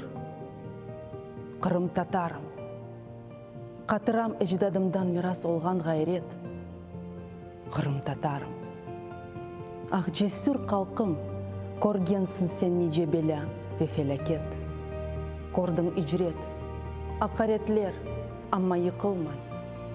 Баш егмей, әршіге қаршы тұрдың. Намысына ифтиралар төктілер. Ләкин теміз ве пактыр, Қырым татар адым. Қырым татарым, юрегім көнештір. Бұл тортсе біле, севен қалқымызны. Қорқу білмес, сав көңіллі, жесаретлісіз. Мен теменна етем оғымызде. Сорар семенден бірі, сен кімсің? Сөйле қалқын тәртіп низам виадетні. Айтырым, бұ бұйық бір ғұрырымдыр. Шүкір, Қырым татардыр, миллетім.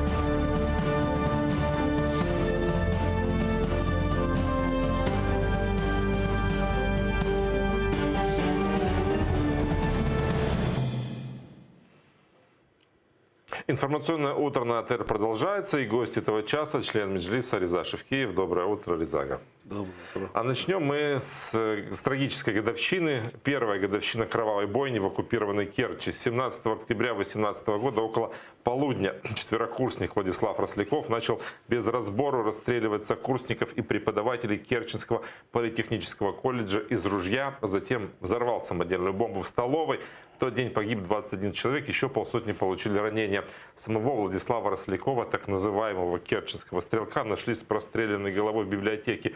После содеянного он якобы покончил с собой. На днях в больнице от полученных год назад ранений скончалась еще одна жертва керченского стрелка. 60-летняя преподавательница колледжа. Оккупационные исследователи сначала объявили, что это был теракт, но затем переквалифицировали дело на убийство 2 или более человек. Ровно год назад 22 жертвы. И такая вот история, которая до сих пор остается окутана тайной, такой, не совсем ясно. Сначала прозвучала версия теракт, а потом якобы просто не очень уравновешенный молодой человек сорвался, скажем так.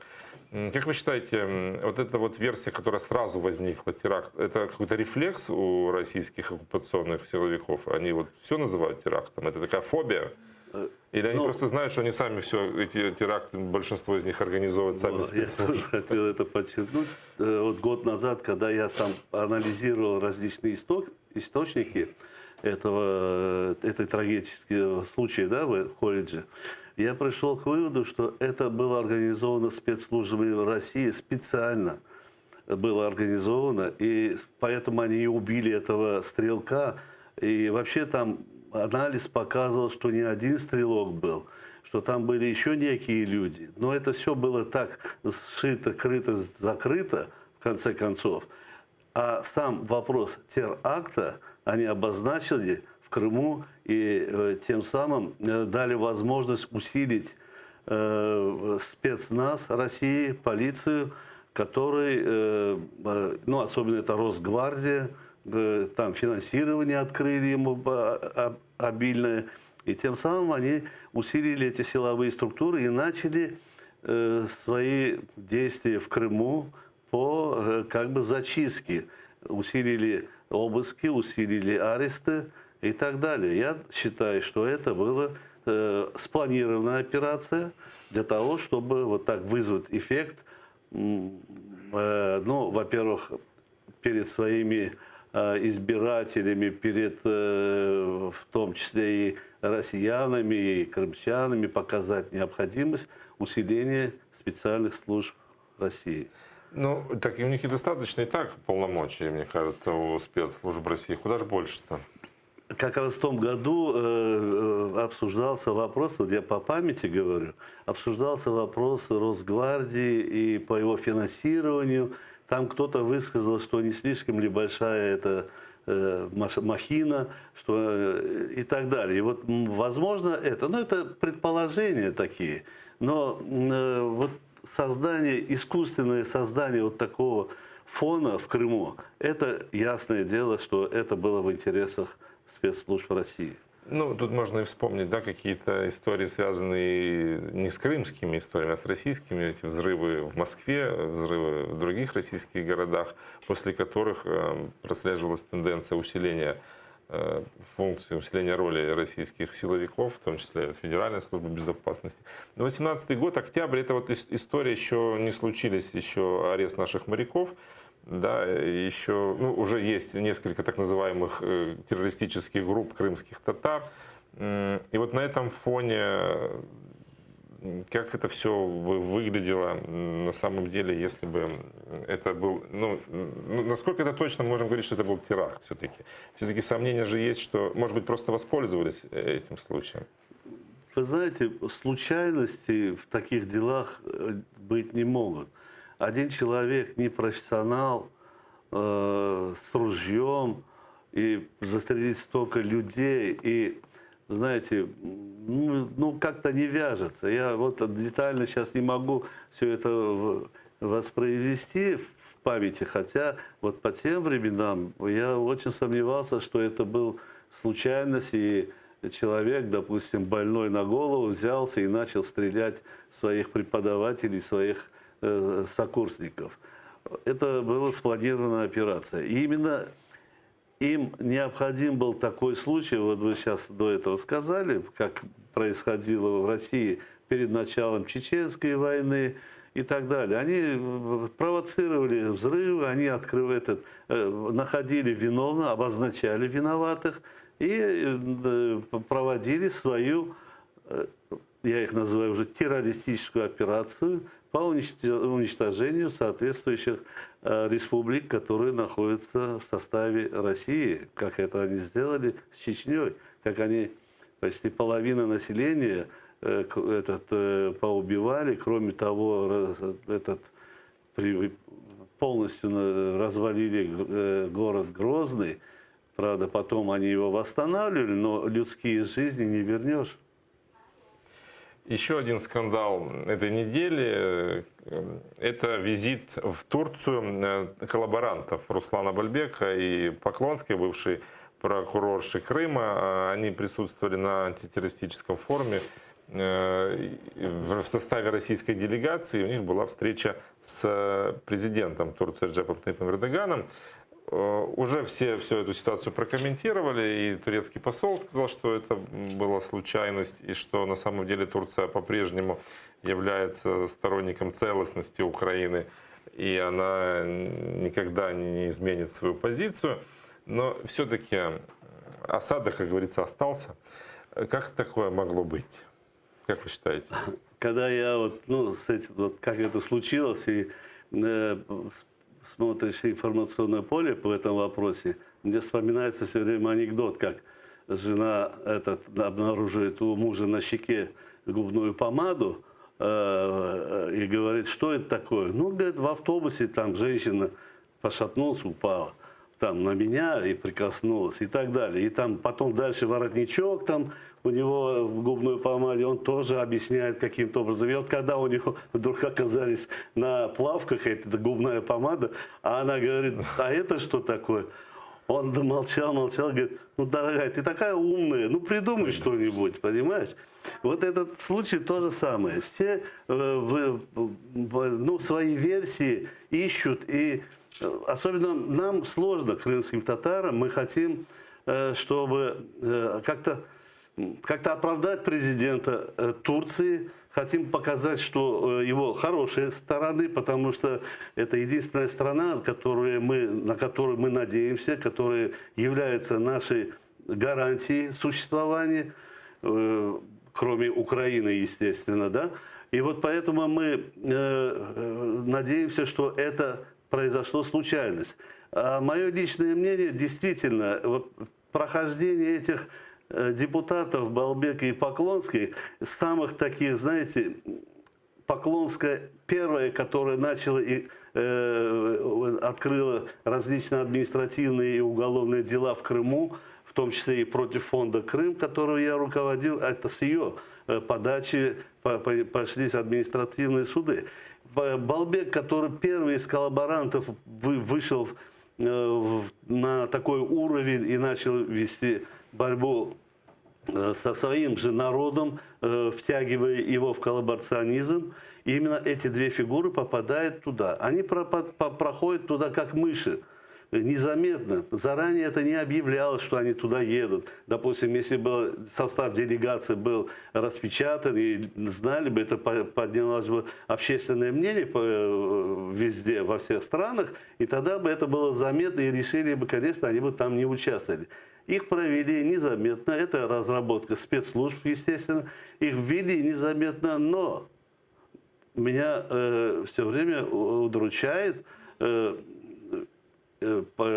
тот состав чиновников вокруг президента Эрдогана, которые, есть часть, которая знала, протокольная служба, и знали, кто они такие. Они не обострили, я думаю, президенту Эрдогану, кто они такие, что их именно нельзя допускать к такому контакту с президентом Турции.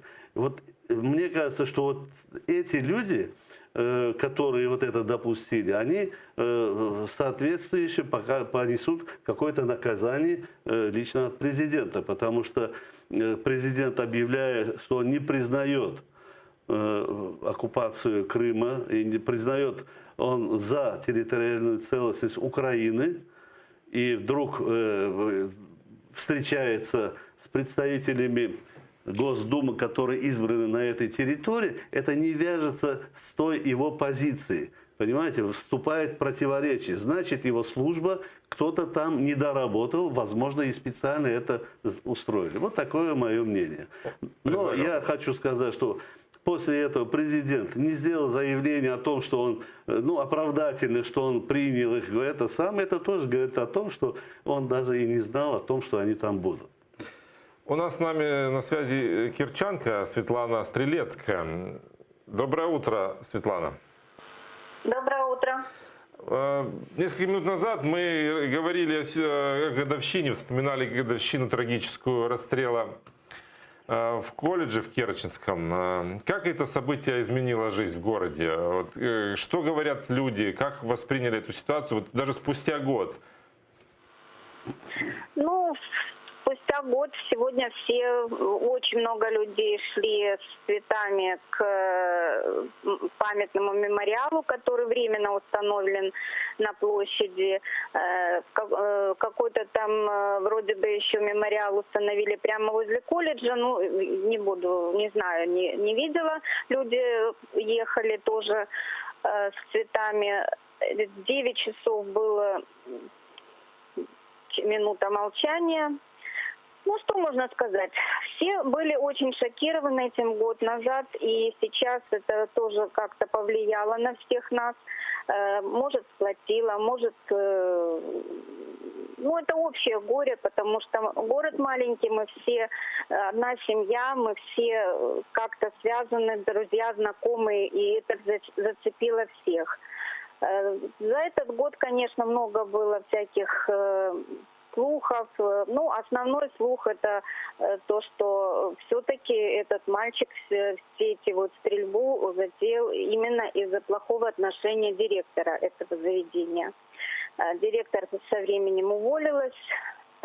Сейчас, я, конечно, не знаю, ушла она куда-то или нет, но ее прочили на другое учебное заведение, где дети слабо психически неуравновешенные, это типа интерната, и ее прочили туда. Сотрудники интерната тоже были против ее назначения. То есть весь город склоняется к тому, что большая часть вины лежит на ней. Именно из-за того обращения с детьми. Многие дети уехали то есть забрали документы, уехали оттуда в другие учебные заведения. Сегодня многие не пошли вообще на занятия, потому что в этот день все заново как-то переживать. Поначалу очень часто было много разговоров, домыслов о том, что пытаются все-таки скрыть, что это был теракт. И даже были версии, что это как бы ФСБ специально организовало это, чтобы поднять вопрос финансирования силовых структур, в том числе Росгвардии. Что говорят жители города? Больше жители города склоняются все-таки к тому, что это было чисто плохое отношение с ребенком, и он не выдержал. Хотя многих интересует вопрос, откуда такой ребенок, малоимущий, взял такие деньги на оружие, откуда у него появилась откуда вообще он научился стрелять и так далее. Вот в таком духе. Но это все догадки. Естественно, никто ничего не говорит, никто ничего нам не сообщает по этому поводу. Это все закрыто, тихо. И если бы была возможность властей, они бы вообще об этом не говорили никогда. Спасибо вам большое. Это была жительница Керчи Светлана Стрелецкая о ситуации в Керченском колледже, которая произошла год назад, где расстреляли студентов. Колонны российской военной техники, зеленые человечки, захват украинских военных частей – это все реалии 2014 года. Митинг под Верховной Радой Крыма, 26 февраля незаконный референдум, убийство Ришата Аметова, захват украинских моряков в Керченском проливе. Это все события, которые систематизировала прокуратура Крыма, Автономной Республики Крым. Она опубликовала информационный сборник обо всех значимых событиях российской оккупации. Об этом сообщил прокурор Гюндуз Маметов. Это 80 страниц. И там все факты нарушения прав человека и свободы, пытки, которые происходят в тюрьмах, похищения и убийства, совершенные за 5 лет аннексии полуострова. Такую систематическую работу провела наша прокуратура. И как вы оцениваете этот результат? Вернее, успели ли вы ознакомиться с этой брошюрой, с тем, что в ней есть? Я не успел ознакомиться, хотя я давал довольно обширные показания туда. Передавал все документы административных судов, которые происходили в отношении фонда. И те предупреждения, у меня 5 предупреждений в экстремизме были, которые мне предоставляли прокуратуры различного уровня, в том числе там, как его, отдел что ли, называется, следственное управление. Вот это все, документация я им передавал, они сняли с меня допрос по этому поводу, и я надеюсь там увидеть, но пока я еще не читал, мне очень интересно посмотреть. Очень интересно посмотреть, как они подошли к анализу этой ситуации. Я давал и свой анализ произошедшей ситуации, почитаю, потом буду сравнивать, смотреть. Как вы оцениваете работу прокуратуры Автономной Республики Крым? Были всегда дискуссии об эффективности ее, да? о тех возможностях, которые у нее есть реально на самом деле наказывать, привлекать к ответственности, проверять эти факты. Вы знаете, мне тяжело судить о деятельности прокуратуры, если мой контакт с прокуратурой, я видел, они добросовестно собирали все документы, допрос сняли, все нормально было. Как дальше они применяют, я думаю, это мы увидим позже. И тяжело говорить об их деятельности, когда основные преступники всех действий, которые происходили в Крыму, находятся на территории Крыма или России, и они недосягаемы. Другое дело, если прокуратура бы более внимательно изучила бы тех деятелей, тех чиновников, которые служили на момент оккупации 2014 года в Крыму, и которые сейчас проживают здесь и неплохо проживают здесь, в Киеве, вот поинтересовались бы их деятельность, почему они, имея полномочия, не приняли достаточных мер, чтобы поднять такой некий шум большой, чтобы привлечь украинские спецслужбы, спецотряды, тут же это разоружить, освободить Верховный Совет и Совет Министров. Вот ими бы больше занимались. Я не буду называть сейчас фамилии, но прокуратура это знает, и все мы знаем, почему этим не занимаются. Вот это мой вопрос сегодня к прокуратуре. И аналогичных ситуаций также много по всему Крыму. Потом, впоследствии, сколько людей работали на коллаборационистов, сколько они там делали. Ну вот, кто-то потом одумался, сюда пришел, но, по крайней мере, о них нужно говорить. Они не должны оставаться в тени, они должны быть каким-то образом быть наказаны, и они должны провести покаяние, публичное, по крайней мере, за их действия. И тогда, чтобы народ принял и понял. Вы кого-то конкретно имеете в виду?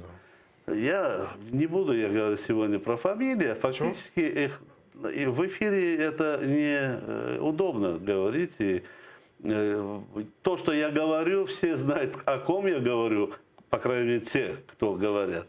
Я не хочу вести эту сейчас следственные действия здесь в эфире. И для этого и существует прокуратура. Я могу послать посыл, что мне хочется узнать, почему те ответственные чиновники, не провели, работая в Крыму, не провели достаточных мер, чтобы привлечь военные силы Украины, защитить Крым. Почему? И почему они сегодня здесь процветают и получают генеральские пенсии? Почему? Вот вопрос для прокуратуры, которые должны заняться. Чтобы закрыть тему с Керченским колледжем, мы хотим еще обсудить с психологом-криминалистом Юрием Ирхиным модель поведения Владислава Рослякова, и понять, что же такое там случилось, можно ли было предотвратить трагедию. И он с нами на связи. Доброе утро, Юрий. Доброе утро. Как вы считаете, в поведении Владислава Рослякова есть какие-то факты, обстоятельства, по которым можем проанализировать, что произошло? Это был психологический срыв, или это был какой-то запланированный теракт, или это просто воспользовались состоянием молодого человека? Как можно объяснить то, что произошло? Учитывая общий дефицит информации из того, что мы имеем на сегодняшний день, с психологической точки зрения мы можем квалифицировать это, наверное, не как теракт. Формальные признаки теракта, конечно же, есть. Но мы с моими коллегами, например, еще год назад пришли к выводу, что это был обыкновенный расширенный суицид. То есть это было самоубийство, следом за которым человек потянул все, что только мог за собой потянуть. И основа этого не психическая, то есть не психиатрическая, не психопатологическая, а социальная. Это социопат обыкновенный. То есть человек, который ненавидит людей, общество. И родилось это, скажем так, чудовище в его душе благодаря социуму, окружению. Поэтому говорить о том, можно ли было предотвратить, вообще-то да. Потенциально можно было, но в конкретном случае, наверное, нет. Потому что народ, так же, как и все остальные, такие деформации, социальные деформации, они, в принципе, на сегодняшний день они у нас в обществе существуют.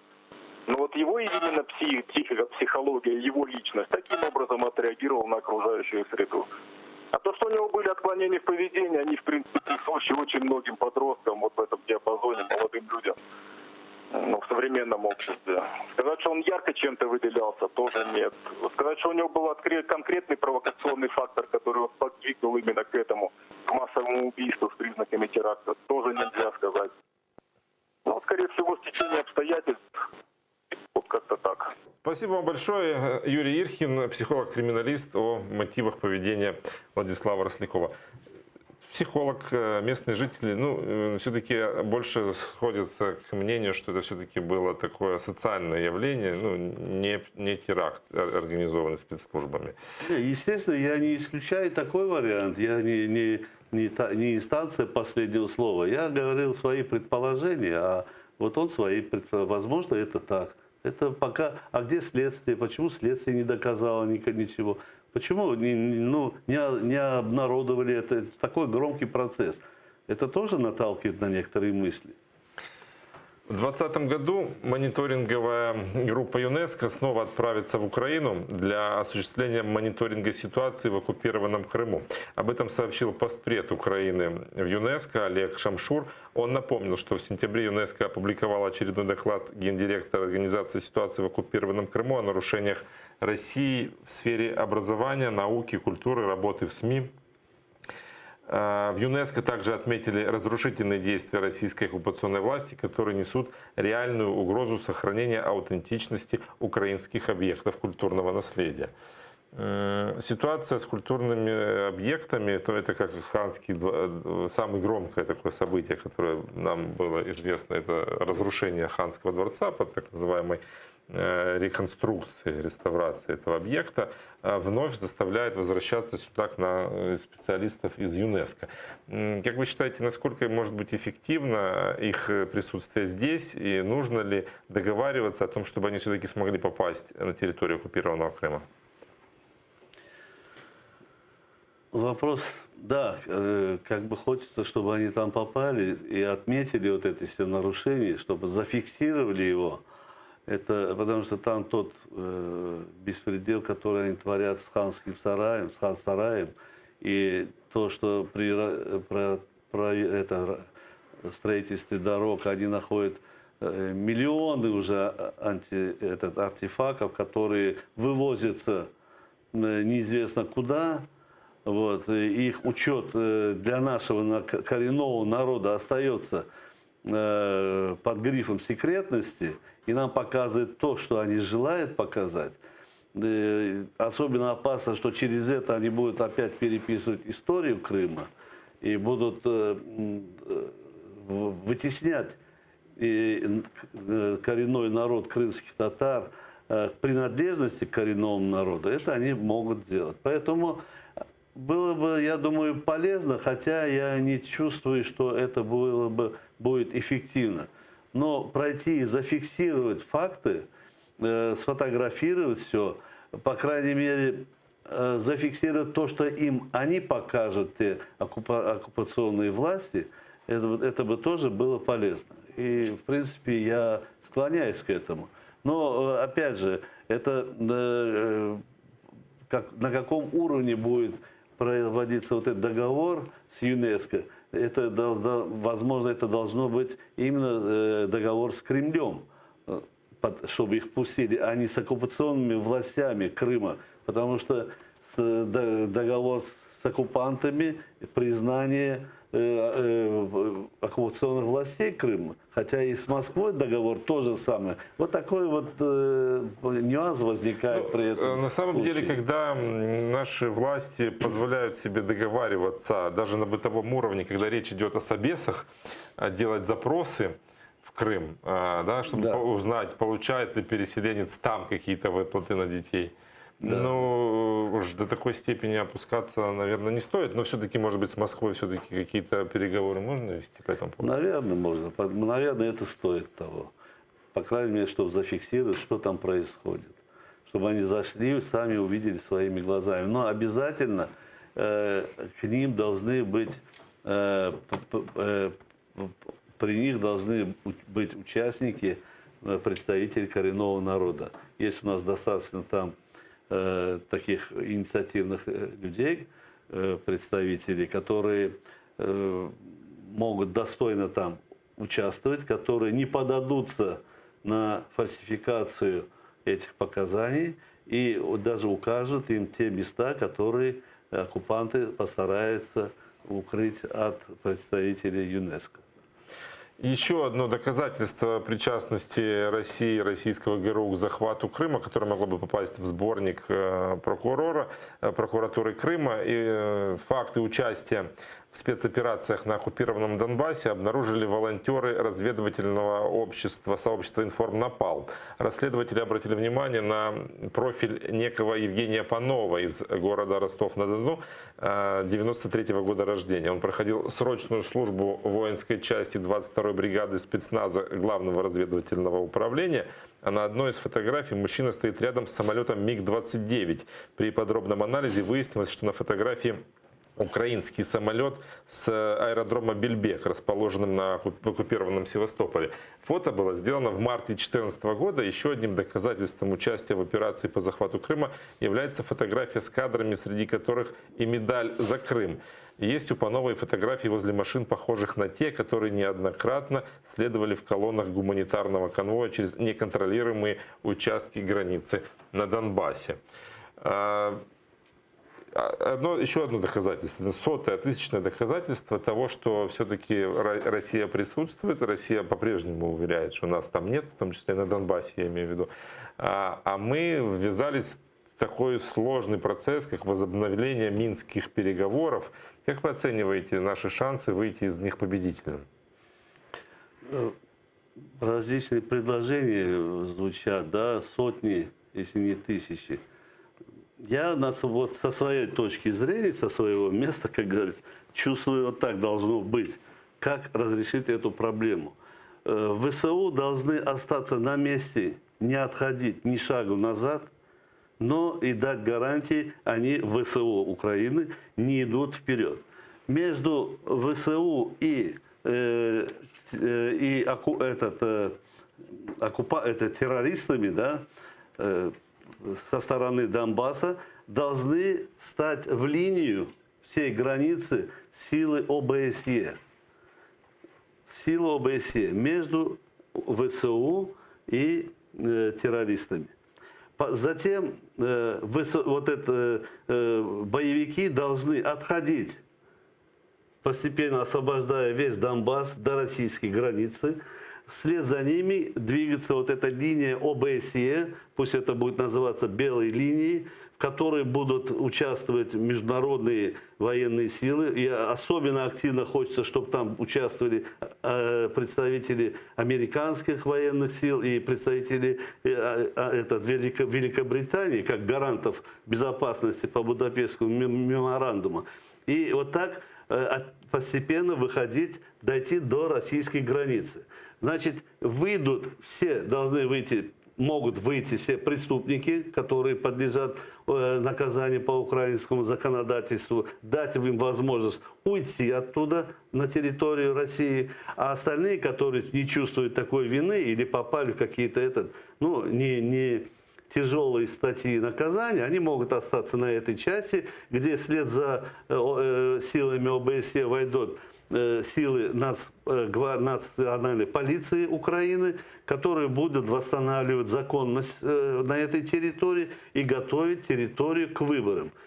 Когда ОБСЕ дойдет до российской границы, тогда они должны дать сигнал, и украинские погранвойска должны закрыть границу с Россией полностью на все протяжении Донбасса и готовить выборы по украинскому законодательству на территории Донбасса. Особым статусе, это может быть особый статус, допустим, открытие некой свободной экономической зоны, чтобы восстановить эту территорию. Вот он может быть какой особый статус. Но создание ДНР, ЛНР, они должны быть расформированы. Они искусственно созданные вот эти республики, это разработка Кремля, их надо просто упразднить. И когда вот силы ОБСЕ будут, эта белая линия пройдет по всей территории до границы, все руководители ЛНР, ДНР и прочие агенты Кремля, они все уйдут туда, в Россию, которых принимать там будет с большой неохотой, потому что это такая масса, которая будет вредить любому государству, в том числе и своему прародителю России. И вот таким образом, может быть, если пришли бы к такому соглашению, можно было бы освободить эту часть и прекратить все военные действия и так далее. Но такой я вариант вижу. Не знаю, он, конечно, не идеален, но какой-то у меня в мыслях вселяет какую-то надежду, что может быть таким образом разрешить эту ситуацию. Как же быть в этой ситуации с США и Великобританией, которые не спешат подключаться, мягко говоря, не спешат подключаться? Вот, чтобы США и Великобритания чуть-чуть спешили, да, участвовать, нужно уже давным-давно правительству Украины, президенту Украины обратиться в Совбез ООН и инициировать слушание исполнения Будапештского меморандума и провести открытые слушания всех подписантов этого меморандума, в том числе и агрессора Россию, и присоединившихся Китая, и там Франции, они все должны участвовать на открытых слушаниях. По результатам этих слушаний, возможно, будут открыты международные суды, которые обяжут те или иные страны, которые не исполнили этот меморандум, которые привели многочисленным человеческим жертвам, которые дестабилизировали ситуацию во всем мире. Вы заметите, после этой ситуации с Украиной во всем мире пошла дестабилизация, и везде пошла такая мода захвата новых территорий военным, уже военным открытым путем и способом. И каждый оправдывает себя правильно своих действий, потому что в свое время не пресекли действия России в отношении Украины. Вчера депутаты решили наказывать себя материально за прогулы. Они приступили к активной работе. Правда, отключили режим турбо. Они теперь должны работать над документами вдумчиво. И вот сейчас с нами на связи Милена Амиди, наш журналист парламентский, который находится возле Верховной Рады Украины. Доброе утро, Милена. Салям алейкум. Какие планы у наших депутатів на сьогодні? Романе, плани грандіозні, але спочатку звідки я включаюся. Це депутатський вхід до Верховної Ради і, бачите, на фоні автопарку наших народних депутатів я включаюся. Що стосується планів, звісно ж, третій день без турборежиму. І через це кількість законопроєктів, які треба прийняти, зростає просто у геометричній прогресії. Сьогодні на порядку денному 26 законопроєктів, а саме Податковий кодекс, кримінальний кодекс, електронний документообіг, про який вже третій день поспіль говорять депутати, але ніяк не дійдуть до законопроекту. Також про ринок природного газу щодо недопущення зростання тарифів будуть розглядатися законопроекти. До лісового кодексу також будуть свої зміни, впровадження мораторію на суцільну вирубку лісів. Ну а ще державне регулювання у сфері мийних засобів. Що це, власне, таке? Я сподіваюся, що ми сьогодні від депутатів почуємо і дізнаємося. Я за всім цим слідкуватиму сьогодні з самого ранку і до вечора. Романе. Спасибо, Милена. Была Милена Амиди из-под стен украинского парламента на фоне дорогих авто, на которых ездят на работу наши народные избранники. Возвращаясь к теме Донбасса, ну, как бы нельзя не сказать, не вспомнить о Крыме, да, который почему-то то он всплывает в разговоре, то исчезает. Зеленский неоднократно говорил, что нет такой формулы у нас по Крыму. Потом он говорил, что он будет пытаться тему Крыма подключить во время встречи Нормандской четверки, на что россияне уже ответили, что тема Крыма для них закрыта, и они не будут ее там обсуждать. Вот какая эта формула должна быть все-таки? Какой она должна быть? Вот здесь я бы вспомнил сейчас свою такую раннюю юность, да, когда кого-то с нашего района обидели в другом районе, ну, просто подрались, побили несправедливо, да, несколько человек на одного напали. Мы собирались, все пацаны, мальчишки, и готовились идти в поход в тот район, где он получил там несправедливо. В это время мы отправляли или оттуда имели своего лазутчика, то есть человека из нашего круга, но там. Он шел там и изучал ситуацию, сколько их, они ожидали нас. И он приносил нам сведения, что их, допустим, собралось 20 человек там. Мы уже собирались не менее 20 человек и ехали туда на вот эту уличную драку. Правда, мы дрались без ножей, просто это такой был тогда... Слава Богу, да, что без ножей. Да. Сегодня мы видим, как Россия заняла нашу территорию, я говорю от имени всей Украины, часть территории Украины, поработила коренной народ и стремится его вообще изничтожить и выселить оттуда. Кроме этого, она усиленно милитаризует полуостров, заводит даже там ядерные шахты строит и так далее. Ну, настолько завезла боевой техники, а у нас приграничная зона Херсон, особо этим не отличается. Значит, что нужно делать? Усиливать армию, на границе с Херсоном выстраивать мощные силы, бронетанковые силы, я думаю, любого рода войск, которые будут балансировать на уровне того вооружения, которое находится в Крыму российские, и они должны быть не меньше их, по крайней мере. Таким образом, мы должны готовиться к захвату Крыма, возможно, военным путем. Потому что то, что мы более 5 лет, и это уже 6 лет будем скоро, надеемся, что вот этот дипломатическим путем вернем Крым, это не получается. Россия как сама поступает? Она идет и лезет, и воюет, и бьет, и начинает захватывать. А мы продолжаем ждать. Ну, по крайней мере, мы должны показывать силы и собирать свои воинские подразделения, концентрировать на границе с Крымом. То есть показывать им, что Крым никогда мы не забудем, и Крым мы всегда в любом случае будем возвращать обратно в Украину. Ну, военные эксперты скептически ставятся к возможности все-таки военного освобождения полуострова, потому что очень несоизмеримые силы на самом деле. Да, но надо их усиливать.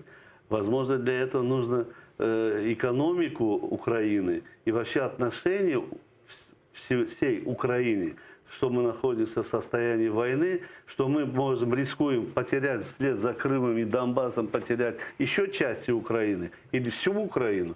Мы должны здесь принять такие законы, которые будут способствовать мобилизации всего населения на подготовку к защите своей Родины. Мобилизация должна быть серьезная. Вы знаете, я бы даже пошел на более радикальные меры, чтобы в Украине мы меньше играли в хоккей и так далее, а думали, как вооружить государство, что все деньги заработанные мы должны двигать на армию, что армию усиливать и усиливать. Мы можем достичь такого баланса, что Россия уже будет бояться связываться с Украиной. Спасибо. Реза Шевкиев, член Меджлиса, был гостем нашей студии. Далее в эфире АТР выпуск новостей на крымско-татарском с Гульсум Халиловой. Я же вернусь в эту студию через 20 минут. Не переключайте. Спасибо.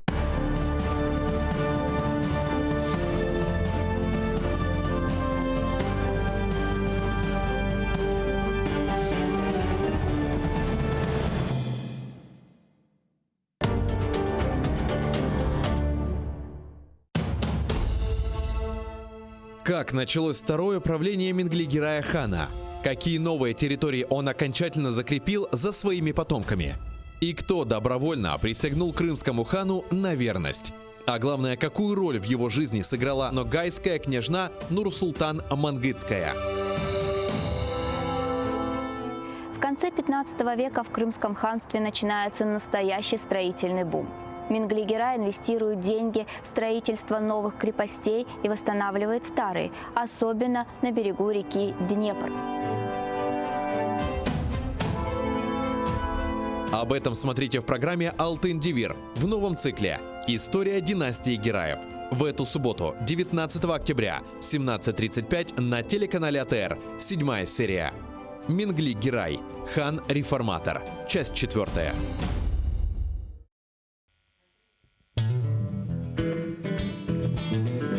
Українська музика багата на колоритні пісні. Знайомство з унікальним гуртом «Сонячна машина», учасники якого є авторами, виконавцями та мультиінструменталістами. Все це ви побачите в ефірі Джангл Студіо на телеканалі АТР вже цієї неділі о 19:30.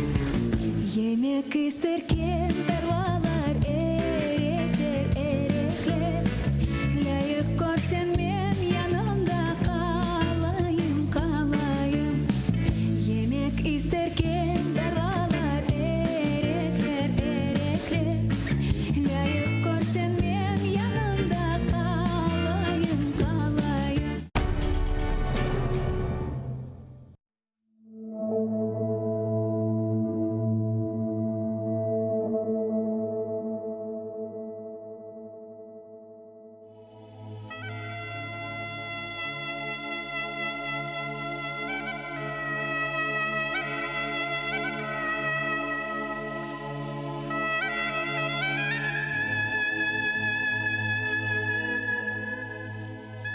ал боруну юр кетейик яйлаларга. Чал бір ава, чал бір пешрав, бір қайтарма. Чал бір нағме, барсын етсін йылдызларға. Чал ақса да берсін дауыш далғаларға. Мен бар сесім іле ерлайымчы ай ольмен мен. Эм Порт-Артур, эм Шомполны, Уралдағыны. Сесім кетсін, эм долансын Қырымны. Барсын етсін бұжақларға, таманға.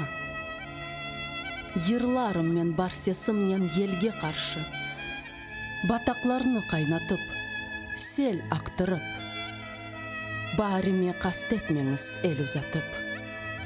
Бар келір, ұқым сүрер, ақылы олып. Ачар вишнем көпіріп, ачар бадем.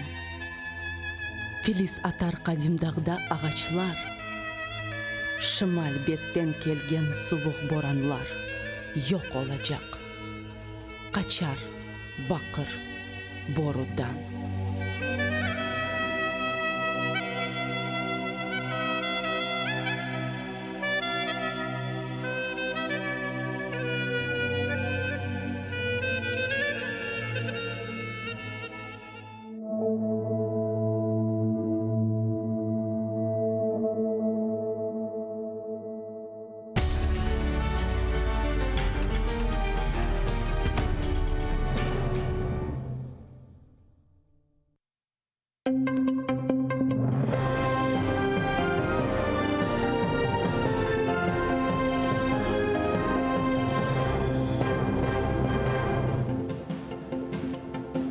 Селям алейкум. АТР телеканалының янында заман бүгін октябрның 17-сі студияда сіздер үшін мен Гүлсім Халилова чалышам. Франкистан ве Алмания Минск аңлашмалары бойынша япылған адымларыны музбет қаршылай. Бұақта екі девлетінің топлашув нәтижелері бойынша азыланған баянатта білдіріле. Бесиқада Алмания ве Франкистан Қырым ишғалінің қанусыз олғаныны да бір кере қайдетті. Кремльнен диалогны есе Европа бірлігінің принциплеріне көре девам еттірмелі.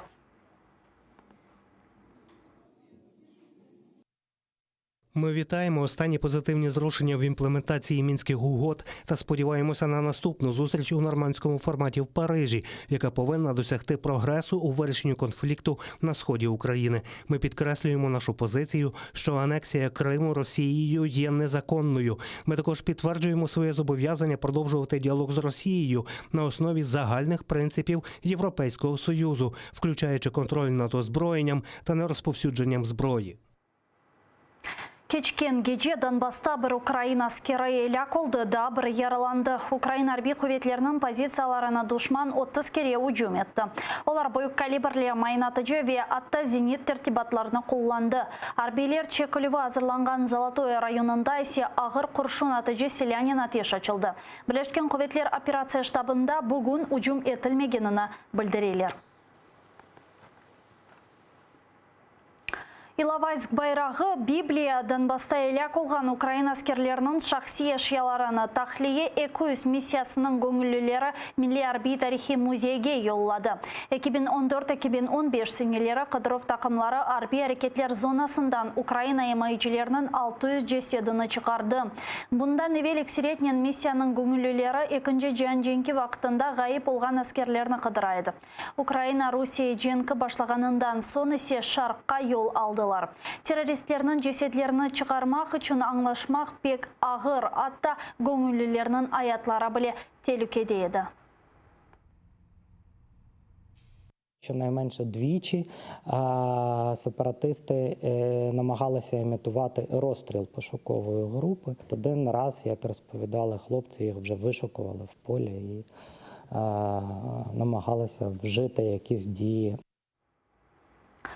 Ақмақ олма бойлы сөзлерінен Дональд Трамп Түркия президентіне yazған мектубыны екунледі. Трамптың мектубыны күтлеви информацион васталары айдынлатты. Ода 9 октябрь күні yazылған. Бұл күн Түркия Сүрияде арбия операциясына башлатты. Мектупте Америка президенті Реджеп Тайып Эрдоганны Сүрия күтлерінен арбия елбашчыларының музакерлер масасы башына отыртмаға чағыра. Бұнен берабер Дональд Трамп бұндан евел Түркия девлет меморларына көрсетілген санкциялар атта хатырлатып, оппаланмамасына тевсие етті. Домовимося про гарну угоду. Ви не хочете нести відповідальність за масові вбивства тисяч людей, а я не хочу відповідати за знищення турецької економіки, але я піду на це. Реджеп Тайып Эрдоган бұл күнлері Русия меслектешінен Сурия меселесі бойынша телефон вастасынен лаф етті. Владимир Путин Эрдоганны Русияге давет етті. Білдірілгеніне көре 22 октябрь күні Эрдоган Русияның Сочи шеріне келіп шықмалы. Түркия президенті Реджеп Тайып Эрдоган Суриялы күртларға өз шартларыны сеслендірді. Бір апталық хүжімден соң Түрк ордосыны тоқтатмаға азыр олғаныны қайдетті. Шартлар левхамызда. Адым-адым түрк ордулары Сурия территориясының илерилей. Уджум бір апта evvel башланды. Бұл вақыт дивамында сынырда бір қатшырны өз незаретіне алдылар. Инсан ақлары бойынша Сурия незарет меркезі білдіргеніне көре чатышмалар ве бомбалавлар алтында онлар аскер олмаған адам иле колды. Олар арасында балалар да бар. ЮНІСЕФ може підтвердити загибель на північному сході Сирії щонайменше 4 дітей і поранення 9. 7 дітей загинули в Туреччині. За нашими підрахунками, внаслідок насильництва гуманітарної допомоги можуть потребувати принаймні 170 тисяч дітей. Уджумның бірінші күнлерінден берлі тахминен 130 bin insan өзевлерінің қалдырды. Шымды олар яваш-яваш түрклер незаретінде болынған шерлерге қайта. Пекарня вже працює нормально. Розповсюджується гуманітарна допомога, ситуація поліпшується. Ми закликаємо всіх, хто виїхав з міста, повертатися. Мында Сурияның шимали шарқында түрклер Сурия қачақлары үшін телекесіз зонасыны тәшкелетмеге ниетлене. Шымдылық территорияны курдлар незарет ете. Оларны Анкара террорджи олар ақтанып, уджумге кечті.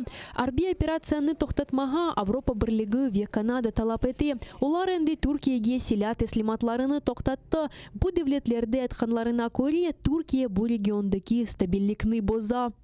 Ми серйозно занепокоєні через те, що військова діяльність, яку Туреччина провадить на північному сході Сирії, дасть бойовикам угруповання «Ісламська держава» можливість повернути собі території і завербувати не тільки іноземців, а й місцевих.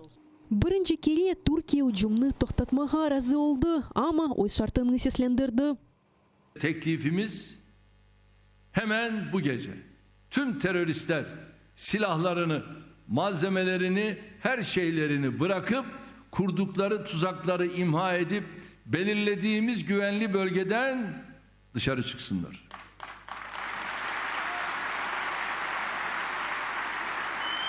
Evvelsi Amerika askerlerinin kurdlar İslam devleti birleşuvine karşı cinkleşeydi. Lakin tamam Türkiye'nin arbi operasyası başlatılmazdan evvel Amerika Birleşken Devletleri misyonu becerdik deyip regiondan öz ordularını çıkardı. Onların yerinde ise Suriye lideri Başar Асад ittifakdaşları Ruslar peyda oldu. Мы с уважением относимся к праву Турции предпринимать меры для обеспечения собственной безопасности, но рассчитываем, что операция будет пропорциональна этой самой целесообразности обеспечения безопасности и задачам обеспечения безопасности. Надеемся, что эта операция никоим образом не помешает и не навредит делу процесса политического урегулирования. Америка Birleşken Devletleri arbi operatsiya başlatqаны üçün Türkiye'ge sanksiyalar керсетті ve басқыны artırmağa işandırdı. Anna Makarenko, Zaman, ATR.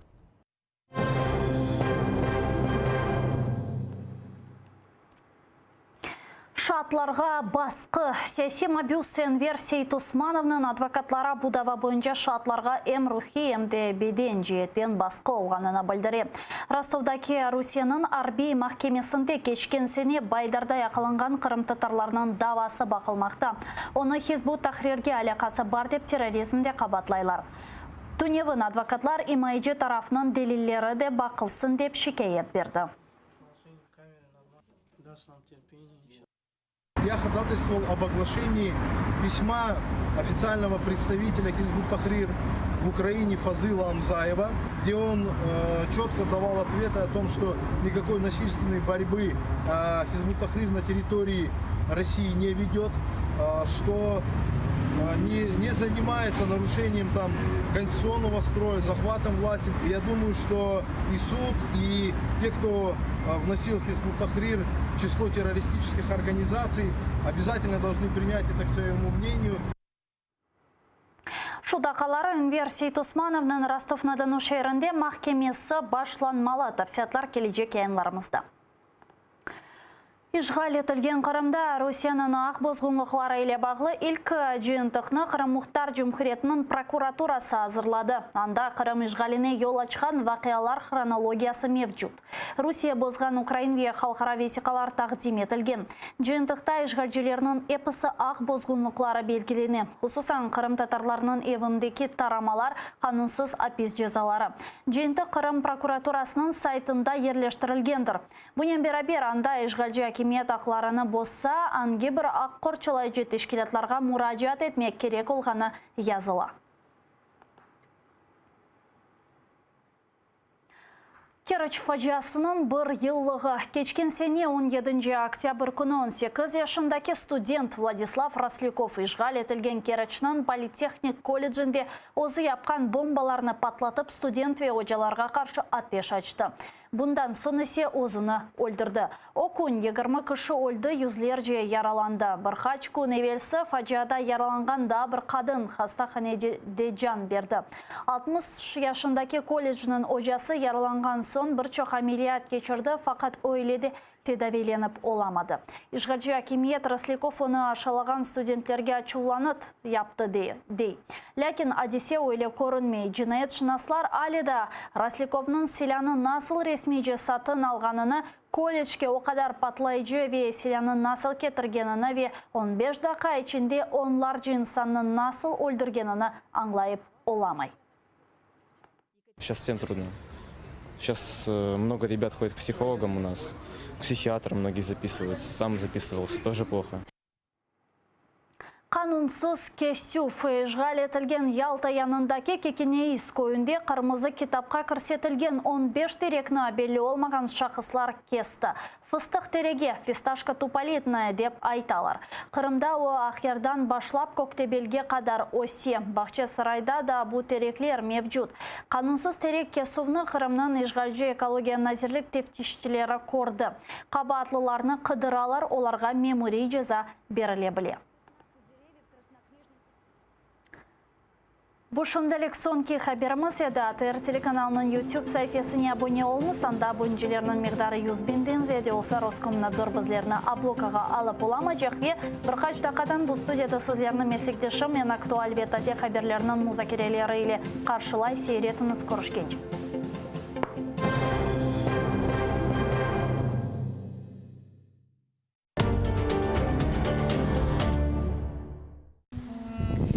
İnsaniyetlік, мераметлік ве ачық юрек бүгінгі яшайшымызда ең кереклер, ләкин кет-кеті ең рас келген табиат чизгісідір.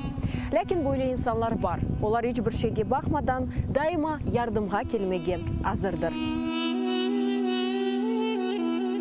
Интернетті көресін, қаста бала чыға, сон яшлар чыға. Бет ажисын оларны, сон волонтерлар айталар ма, айшыты да ярдым етейік, айшыты да ярдым етейік. Юректе бар бізде, ханымызда бар ярдым етме адамларға.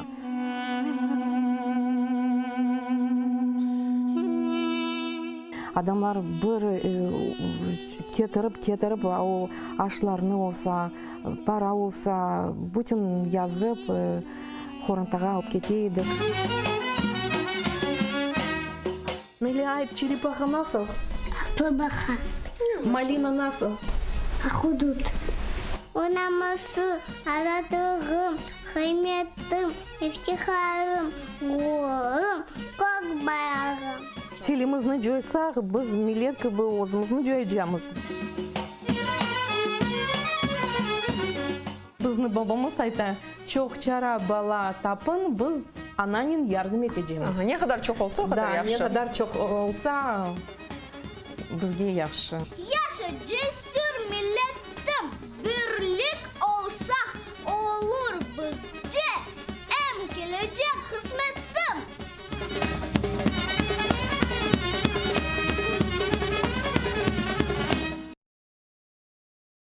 Halkımızın usta çalgıcısı, Kırım'da nam kazangan artist,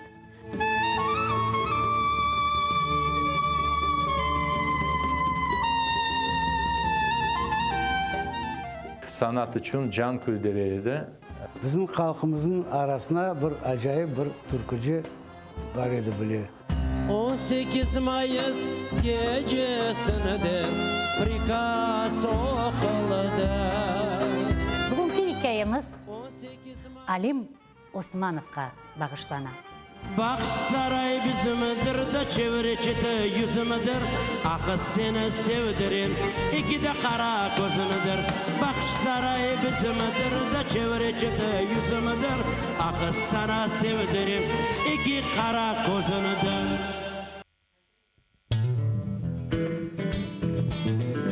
Українська музика багата на колоритні пісні. Знайомство з унікальним гуртом «Сонячна машина», учасники якого є авторами, виконавцями та мультиінструменталістами. Все це ви побачите в ефірі Джанглу Студіо на телеканалі АТР вже цієї неділі о 19:30. Yemek isterken tarlalar erekler erekler. Layık görsen men yanımda kalayım kalayım. Yemek isterken tarlalar erekler erekler. Layık görsen men yanımda kalayım kalayım.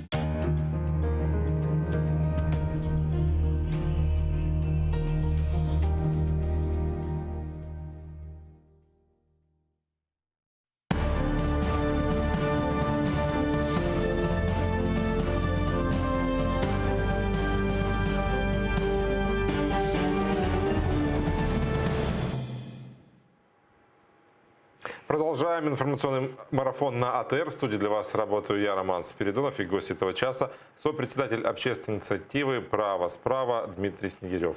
Здравствуйте. Доброе утро. На последней встрече трехсторонней контактной группы в Минске сторонам не удалось договориться о начале разведения войск в районе Золотого и Петровского, об обмене пленными и разоружении российских наемников. Украина выдвинула новые условия, потребовала ликвидации квазиреспублик ЛДНР. Кремль моментально обвинил Киев в срыве минских договоренностей. Только Германия и Франция разглядела в этом, цитирую, позитивные сдвиги в реализации минских договоренностей и ожидают дальнейшего прогресса во время встречи в нормандской четверке в Париже.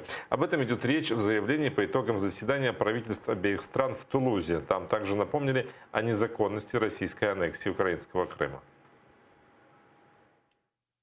Ми вітаємо останні позитивні зрушення в імплементації мінських угод та сподіваємося на наступну зустріч у нормандському форматі в Парижі, яка повинна досягти прогресу у вирішенні конфлікту на сході України. Ми підкреслюємо нашу позицію, що анексія Криму Росією є незаконною. Ми також підтверджуємо своє зобов'язання продовжувати діалог з Росією на основі загальних принципів Європейського Союзу, включаючи контроль над озброєнням та нерозповсюдженням зброї. Что это за позитивные сдвиги, которые увидели в Германии и во Франции? Ну, фактично, скажімо так, що варто починати, і Франція, і Німеччина зрозуміли, що стали заручниками гри Кремля. Я поясню, про що йде мова. Неодноразові заяви і фрау Меркеля, відповідно Макрона, про те, що відбудеться зустріч в нормандському форматі, і, відповідно, представники Франції і Німеччини називали навіть конкретні дати. Кінець вересня, початок жовтня, середина жовтня. І тут вони наражалися на позицію Кремля, яка залишала за собою право фактично вето, право останнього слова. Виходив Пєсков, говорив про те, що нормандська зустріч не готова, відповідно, зустріч відбудеться не раніше листопада місяця, а то, можливо, і на грудні. Фактично, і Німеччина, і Франція зрозуміли, що Росія використовує нормандський формат задля тиску на Україну з метою просунути власну ідею федералізації цієї країни. І тут ми зіграли на випередження. в принципі, скажімо так, зробили певні кроки, які підвищують суб'єктність української держави. З одного боку, ми начебто погодилися на імплементацію формули Штайнмайєра законодавчого полу України, але з іншого боку поставили червоні прапорці, за які Україна не вийде. В тому числі і розпуск так званих квазіреспублік ЛНР і ДНР, чого, власне, не було до цього під час роботи тристоронньої контактної групи. Щодо позитиву, скорше за все, мається на увазі розведення військ поблизу станиці Луганській і демонстрація готовності щодо розведення в інших 5 пілотних районах. Причому тут знов-таки українська сторона зіграла на випередження. Це позитив. Бо Росія звинувачує наразі Україну в зриві розведення поблизу Золотого і Петрівська. Натомість 15 жовтня Україна запропонувала розведення військ ще в додаткових 5 пунктах. По великому рахунку можемо сказати, що Україна наразі перехопила дипломатичну ініціативу у Росії і поставила вже, скажімо так, Росію у ті самі незручні дипломатичні виделки, які нам намагалися створити. І Росія вже мусить пояснювати свою позицію і, власне, ну, скажімо так, шукати якихось інших додаткових інструментів, щоб відтермінувати або навпаки погодитися на нормандську зустріч. Ну, ответ России наверняка будет стандартным. Мы как бы не вмешиваемся в то, что происходит на неподконтрольных украинских территориях, и мы не можем влиять на ликвидацию так называемых ЛНР, ДНР. Ну, пане Романе, відповідь Росії буде зрозуміла. Тим більше, що, скажімо, зустріч в нормандському форматі Росія чітко прив'язала до розведення військ поблизу Золотого і Петрівського. І, власне, порушуючи саме от режим абсолютної тиші, Російська Федерація тим самим провокує Україну на не зустріч в нормандському форматі. Це зрозуміло. Більше того, зрозуміла і позиція Росії на реакції, на відповідні заяви представників тристоронньої контактної групи щодо розпуску ЛНР і ДНР. Вони прекрасно розуміють, що Україна фактично торпедує мінські домовленості і шукає іншу модальність перемовин щодо врегулювання ситуації на сході України. Тим самим, виходячи з мінського процесу, фактично нормандський. Це позитив. То есть, если такая реакция России на ее попытки сорвать эту встречу в нормандском формате, значит ли, что нормандский формат, в нем может быть найдено какое-то решение восстановления целостности України? Як мінімум, пане Романе, це перенесення перемовного процесу з мінського формату, де присутні квазіреспубліки, в нормандський формат, де присутні лише глави європейських країн. Росія це прекрасно розуміє. Це фактично руйнація її плану посадити за один стіл перемовин офіційний Київ і Луганський Донецьк. Відповідно, показавши тим самим, що має на сході України відбувається виключно внутрішньоукраїнський конфлікт, громадянська війна, а не факт збройної агресії з боку Російської Федерації. Якщо Україні вдасться зараз просунути ідею зустрічі в нормандському форматі і відповідно запропонувати свою дорожню карту, а це вже було продемонстровано, власне, тими самими червоними лініями. Це контроль над кордоном, виведення всіх збройних формувань і лише потім імплементація формули Штайнмайєра. Тоді можемо говорити про те, що мінські угоди, вони фактично поховані. Це є великий позитив. Но ведь в нормандской встрече Зеленскому придется встречаться фактически с союзниками России, с Францией и Германией. Почему мы можем надеяться, оптимістично смотреть на эту встречу? Знаєте, ми можемо сподіватися лише на політичну волю українського президента. Більше того, знаєте, коли українські ЗМІ розганяються ідея про те, що Зеленський не витримає удару з боку Путіна, йому не варто зустрічатися сам на сам з президентом Російської Федерації, це абсолютна дурня. Навпаки, варто вести прямі перемовини з країною-окупантом. Навіть без участі країн-посередників. Тим більше, що позиція Франції – це фактично зробити знов-таки Росію рукопотисканою. Тобто калька подій, які відбувалися свого часу в Грузії. Після 2008 року агресії Росії проти суверенної Грузії, власне, сама Франція, скажімо, була тією країною, яка зробила знову рукопотисканою Російську Федерацію. Те саме відбувається і наразі. Заяви Меркель – це суто, знаєте, прагматичний економічний націоналізм німців, не більше того.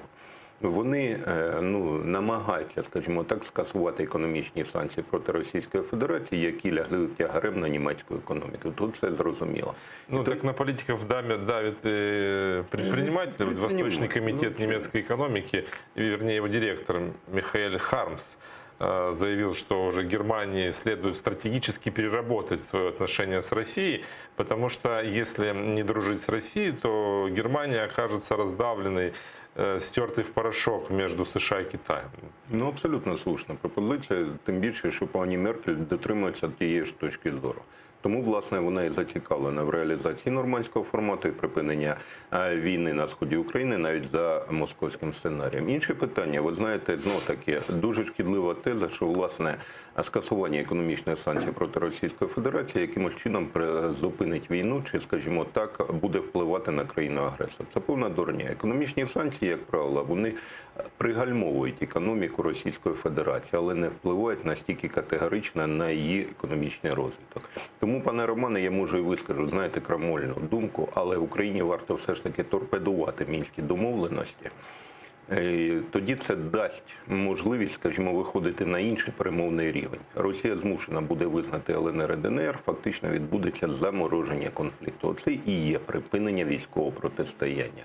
Як тільки буде визнання в односторонньому порядку квазіреспублік, ми можемо говорити про те, що конфлікт перейшов в заморожену фазу. Тобто обстрілів, загибелі не буде. Ми будемо мати дійсно придністровський чи то абхазький варіант, але по великому рахунку активна фаза військового протистояння, вона закінчиться. Оце порада українській владі. Давайте вернемся на внутреннюю политику. Не менее напряженной была эта неделя для народных депутатов. Она и продолжается. 2 дня под куполом Рады спорили, поддерживать или нет судебную реформу, предложенную президентом. 360 правок, 236 голосов за. И эти голоса были исключительно от депутатов из «Слуги народа». Вот что предусматривает этот законопроект. Состав Верховного суда сократился с 192 до 100 судей, да и зарабатывать они станут меньше. Зарплата судей Верховного суда сократится с 75 до 55 прожиточных минимумов, то есть со 150 до 110 тысяч гривен.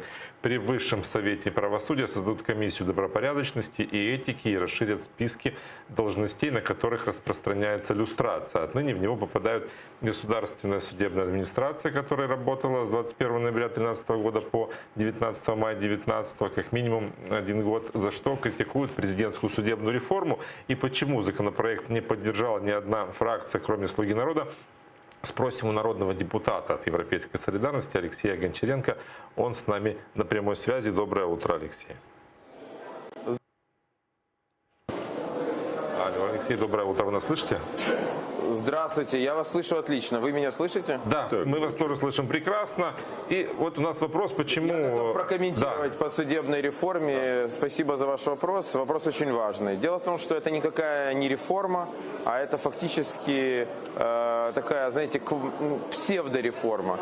Потому что под благими намерениями там где-то снизить зарплаты судьям, где-то ввести комиссию по доброчестности. Все это звучит хорошо.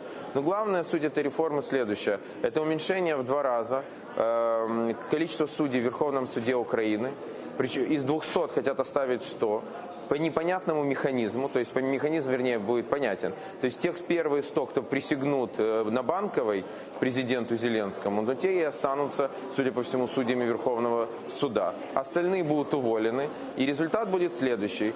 Зеленский захватит еще одну ветвь власти, обломает уже и судебную ветвь власти под себя. Все остальное он уже там зачистил и захватил. Это раз. А граждане Украины потеряют доступ к справедливому судочинству и правосудию.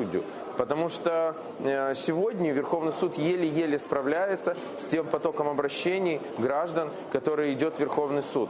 А если уменьшить в 2 раза количество судей, это означает, что люди годами будут ждать решения по их делам. А там же есть решения, которые касаются жизни людей. Это Верховный суд страны. И именно поэтому ни одна фракция Верховной Рады, еще раз, ни одна, не дала ни одного голоса, кроме фракции «Слуги народа». И в самой фракции «Слуга народа» нашлись люди, которые не голосовали за этот законопроект. Более того, генеральный секретарь Совета Европы обратилась к новой украинской власти с просьбой не принимать принимать этот закон, дать пройти ему венецианскую экспертизу Венецианской комиссии, как всегда делала Украина, ну, после Майдана, по всему, что касается судебной системы. Но ничего, никто не прислушался, ни одна поправка не была фактически поддержана, и был проголосован абсолютно идиотский закон, который фактически выполнит только две задачи. Даст контроль над судебной системой Зеленскому, и второе, не даст доступ миллионам украинцев к правосудию. Еще один закон был принят вчера. Депутатов будут наказывать за прогулы, если без уважительной причины пропустил 30% голосований, будут лишать зарплаты. Как вы голосовали за этот закон? А вот вы сказали, я не голосовал за этот закон, хотя саму идею поддерживаю. Сейчас объясню вам почему. Вы сами сказали в своем вопросе за 30% неголосований. А что это вообще такое?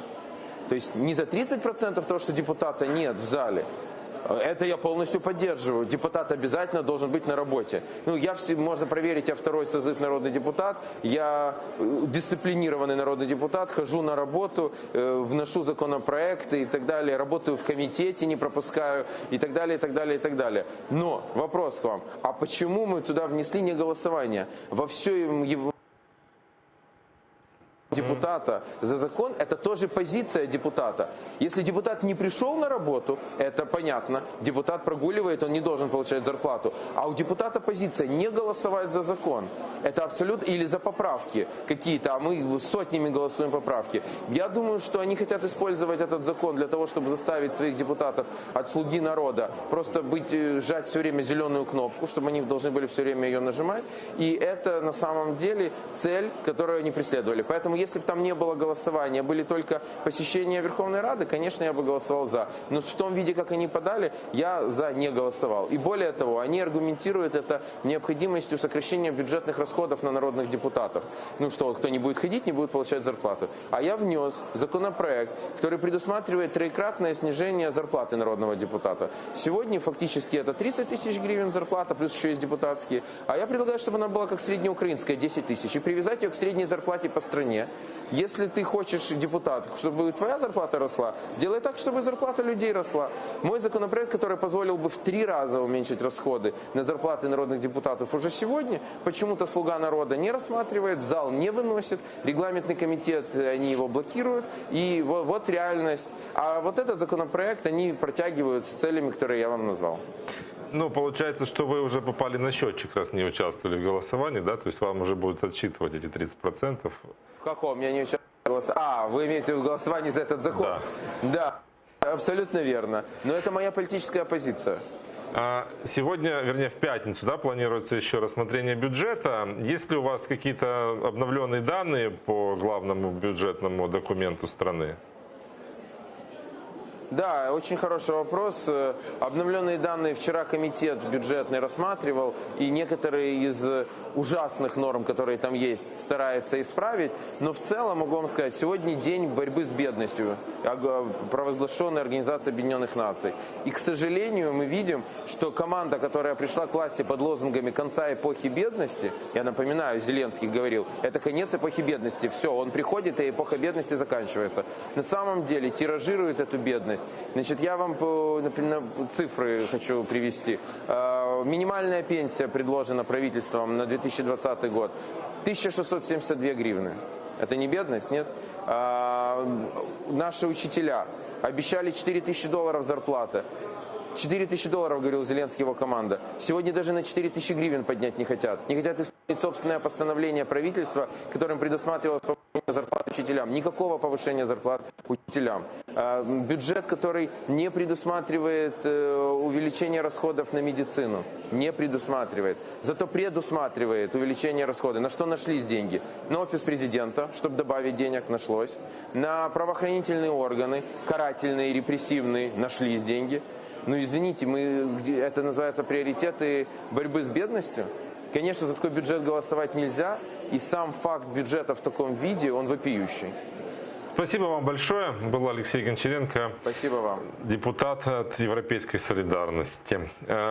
Вы знакомы с основными показателями уже обновленного бюджета? Как вы его оцениваете?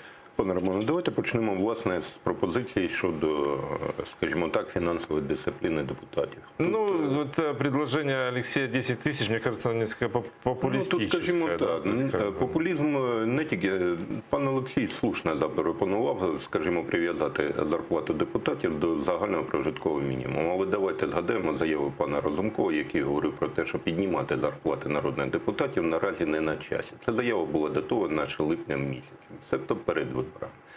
Пояснював він тим, що на тлі загального зубачіння буде виглядати це дуже дивно. Проходить місяць, і той самий пан Разумков говорить про те, що наразі треба підвищувати рівень зарплат депутатам, пояснюючи це тим, що все ж таки престижність роботи депутатів від цього страждає. Я не зовсім розумію, яким чином страждає престижність роботи, якщо фактично депутат не прив'язаний до тієї самої зарплати. Пане Романе, давайте погодимося з вами, що зарплата депутата – це річ умовна. Я погоджуюся знов-таки з паном Олексієм з тим... Да, тим більше ми бачили на включенні машин, на яких автівки, на яких вони приїжджають. Поясніть мені, яким чином може впливати кількість, скажімо так, неголосувань на, відповідно, фінансовий стан тих людей, які приїжджають на тих автівках. Це не більше як форма контролю, причому контролю за однією конкретно взятою фракцією, саме фракцією «Слуги народу». Тобто намагання поставити їх, так скажімо, в рамки, створити ще один стимул для повного добрямства. Далі, що стосується Ради правосуддя, то тут знову таке питання. 230 тисяч справ наразі знаходяться в Верховному суді на розгляді. Зменшення кількості суддів, ми довго можемо розповідати про те, що суддівський корпус, він абсолютно корумпований, не працюючи неефективно, але кількість справ, які є на розгляді, воно вражає. От уявіть собі, зараз кількість, відповідно, суддів зменшується рівно наполовину, і навантаженість на суддівський корпус зростає так само вдвічі. Наскільки ефективним буде розгляд тих справ? Питання риторичне, правильно? Щодо бюджету. Тут, таке зростання, скажімо, зарплати працівникам соціальної сфери мається на увазі і медики, і вчителі на рівні, знов-таки, фактично арифметичної похибки, себто рівня інфляції. Вони можуть говорити про те, що рівень зарплати збільшився на 6%. Так давайте подивимося рівень інфляції. В бюджеті він закладений на рівні 6,3-6,5. За оцінками спеціалістів МВФ, реальний рівень інфляції 10,5. Себто зростання зарплати навіть менше, ніж рівень пропонованої інфляції. Це для, так з картинки показано, що будуть зростати соціальні нарахування і пенсії верствам населення. А фактично все залишається в замороженому вигляді. Але разом з тим ми 26 мільярдів гривень виділяємо РНБО. Вот. Дорадчому органу. В новому варіанті сума не змінилась? Абсолютно ні. До цього це було 177 мільйонів. Але виникає питання, ви знаєте, пам'ятаєте Ільфа і Петрова? А Паніковському за що? Вони на це не наработав. І виникає питання, якщо вони 177 мільйонів не відпрацювали, для чого їм давати 26 мільярдів на абсолютно неефективну структуру в умовах війни? Я дуже добре пам'ятаю 2014 рік, ті дурнуваті заяви прес-служби РНБО, які ми неодноразово спростовували. Це був показник роботи. І наразі ту саму службу, в тому числі я маю на увазі структуру, вкачуються такі грубі гроші, фактично $1 мільярд. Пане Роман, для мене це питання відкрите. И на этом фоне снижается популярность самого Владимира Зеленского. До 60%. 66. До 73 на 7 пунктов по данным КМИС за месяц снизилось число тех, кто к нему положительно относится. Но в одном из наших эфиров политолог Владимир Фисенко сказал, что это, скажем так, не то чтобы падение рейтинга. Колебание. Это остывание, скажем так, вот этого накала. Спадает эйфория. И остается вот как бы такой костяк, который вот его поддерживает. Пане Роман, ні, не згоден. Буде і в подальшому падіння рейтингу, і це залежить зовсім таки, скажімо, не сезонних коливань, уподобань виборців. Це залежить від того, що, скажімо, ті заяви, які були до виборів, вони фактично не реалізовані. Давайте проаналізуємо. Скасування депутатської недоторканності. Все прекрасно. Всі проголосували. А чому не говорять про те, що скасування, воно фактично половинчате на 50%. Ті самі негласні слідчі дії без дозволу Верховної Ради щодо депутатів провести не можна. ви скасували недоторканність, але не скасували пільги. Поясніть мені, як от виборцю, який, можливо, голосував за Зеленського, як я маю сприймати подібні заяви.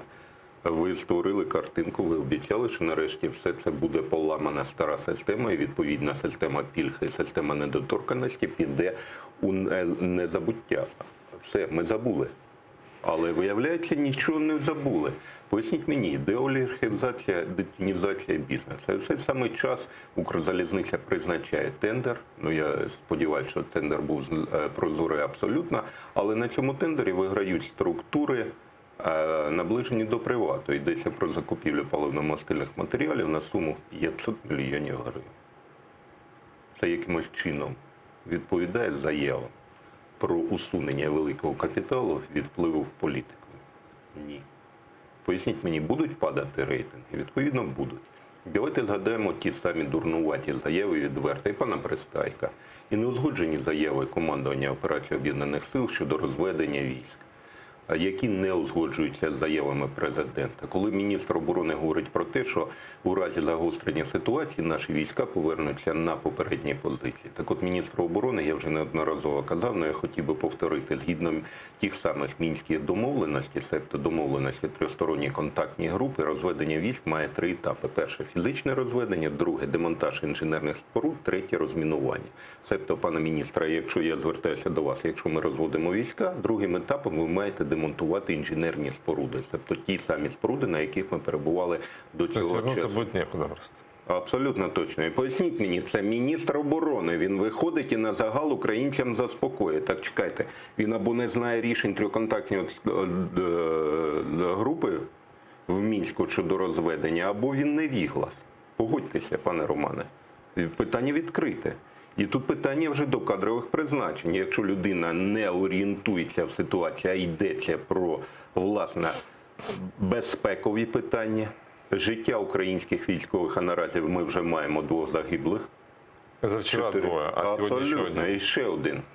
І зауважте, пане Романе, від снайперського вогню, а це наочна люстрація того, що створення так званих сірих зон, воно не уможливлює збільшення кількість втрат, а навпаки приведе до збільшення втрат серед українських військових, бо будуть працювати розвідувально-диверсійні групи зі снайперської зброї, ця зброя не підпадає під мінські домовленості. Ну, к слову, чим більше ми говоримо о розведенні і о мірі, тим більше обстрілів. Тим менше ми його фактично і бачимо. Тим більше обстрілів. Абсолютно точно. І пропорційна кількість загиблих зростає дивним чином. А при цьому нам говорять про те, що ми маємо відходити. Фактично, пане Романе, відходити в односторонньому порядку, бо бойовики, знов-таки, за даними місії ОБСЄ, поблизу того ж самого Петрівського, будують додаткові інженерні споруди, шансі протяжністю 500 метрів, 250. Поясніть мені, якщо вони збираються відходити, для чого вкладати гроші, для чого вкладати ресурси в ті самі позиції, які вони мають залишити? Вчера Владимир Зеленский заявил, что уже 2 дня не было обстрелов в Золотом. То есть, если считать сегодняшний день, то уже, наверное, 3. Ні, сьогодні вже були обстріли. В Золотом. Про Золотой были обстрелы, но не в Золотом, в районе Авдеевки. Ну, подивимося. Ну, по крайней мере, Зеленский говорит, что обстрелов нет, а представители нацкорпуса, которые в Золотом, говорят, что обстрелы есть. Просто о них, видимо, не докладывают. Не кажется вам, что вот получается немножко тупиковая ситуация с активизацией самого Мінського процесу? Абсолютно точно, пане Романе. Я ще раз повторюю свою тезу, яку я вже озвучив на початку нашої передачі. Мінський процес, він мертвонароджений. Відповідно, Україна має апелювати до цього факту. І будь-які посилання на рішення Радбезу ООН, який начебто ветував, тобто затвердив положення Мінського процесу, вони як мінімум безпідставні. Ну ви робите ставку на нормандський формат. Так, абсолютно точно. На зміну перемовного формату взагалі. А є ще мнення, що потрібно возрождати Будапештський меморандум? Знаєте, пане Романе, Будапештському меморандуму, попри всі заяви, немає гарантії територіальної недоторканності України. Це велика помилка. Там є питання гарантії у разі ядерного удару з боку Російської Федерації. В чому велика помилка? Ніхто там не давав гарантії українській державі, якщо, відповідно, Росія порушить взяті на себе зобов'язання. Там стосується лише застосування ядерної зброї. Тому це або знов-таки маніпулювання фактами, або намагання, скажімо, вирішити внутрішні проблеми за рахунок наших західних партнерів. Пане Романе, я на чому наполягаю. Крім Збройних сил України, крім, власне, самої України, наші проблеми ніхто не вирішить. І перекладання цієї проблематики на питання продовження чи скасування економічних санкцій, які, до речі, не працюють. Не вихід з ситуації, це кут, в який ми самі себе заганяємо. А що вихід? Вихід, я ще раз підкреслюю, Україна має чітко заявити, що мінські домовленості згідно міжнародних юридичних норм укладені під тиском. Тиск – це факт збройної агресії з боку Російської Федерації. Відповідно, Україна має всі підстави заявити про те, що вони не працюють. Ну, а вот пока Киев настаивает на ликвидации незаконных формирований, тамошние так называемые правоохранители пытались вербовать осужденных украинцев, которые отбывали наказания в колониях на временно оккупированных территориях. А вернувшись на подконтрольную Украине территорию, они должны были докладывать боевикам о дислокации и численности украинских войск и рассказывать о настроениях местного населения. Вот признание одного из несостоявшихся шпионов опубликовала на своем сайте Служба безопасности Украины. За время своего пребывания в колонии после начала военного конфликта на Донбассе была попытка вербовки сотрудникам оперчасти Прониным Дмитрием Геннадьевичем о том, чтобы я написал расписку о сотрудничестве с правоохранительными органами самозванной ЛНР. Мною расписка была дана на основании того, что на меня оказывалось психологическое и физическое давление. Впоследствии этого на Луганском СИЗО со мной был проведен инструктаж человека, предположительно гражданина Российской Федерации, о том, что их будет интересовать связи преступных авторитетов, настроение народных масс, передвижение техники, численность военизированных составляющих, которые будут формированы и отправлены на Донбасс. Все эти сведения я должен был сообщать после того, как получу детальные инструкции после своего освобождения, зашедшие на определенный адрес электронной почты, где меня будет ожидать уже письмо с более детальными инструкциями. Можно представить, что вот та серая зона, которая окажется под слабым контролем украинской власти, будет просто заполнена такого рода. Пане Романе, давайте відверто казати, що сіра зона – це навпаки зона напруженості. Створення сірої зони поблизу станиці Луганської вже наочно продемонструвало, що там немає української влади. Після 8 години вечора в ті будинки, а це 72 домогосподарства, не можуть приїхати не співробітники правоохоронних органів, не співробітники МНС, не швидка допомога, тому що вони побоюються за власне життя. Уявіть собі, зараз ми розводимо в Золотому, там 122 будинки. Чисельність місцевого населення значно більше.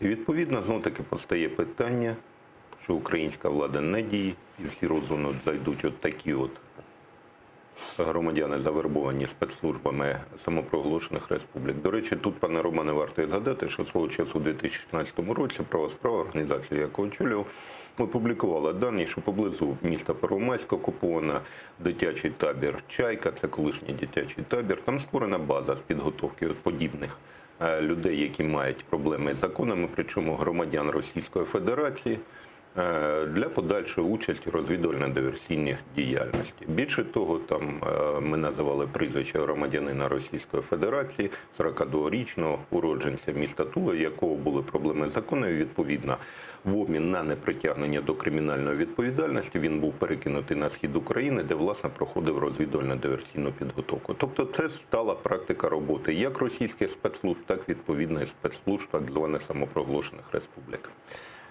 Если посмотреть на ситуацию нашей позиции против российской и посмотреть, кто бы, мог быть нашим союзником при оценке всех внешних факторов, которые происходят, то мы уже проанализировали ситуацию с Европой, которая якобы страдает от больших убытков из-за санкций. Турция ввязалась в войну в Сирии, США тоже пытается там влиять на этот процесс. Вот недавно даже президент Дональд Трамп опубликовал в СМИ письмо президенту Турции Реджепу Таyyипу Эрдогану.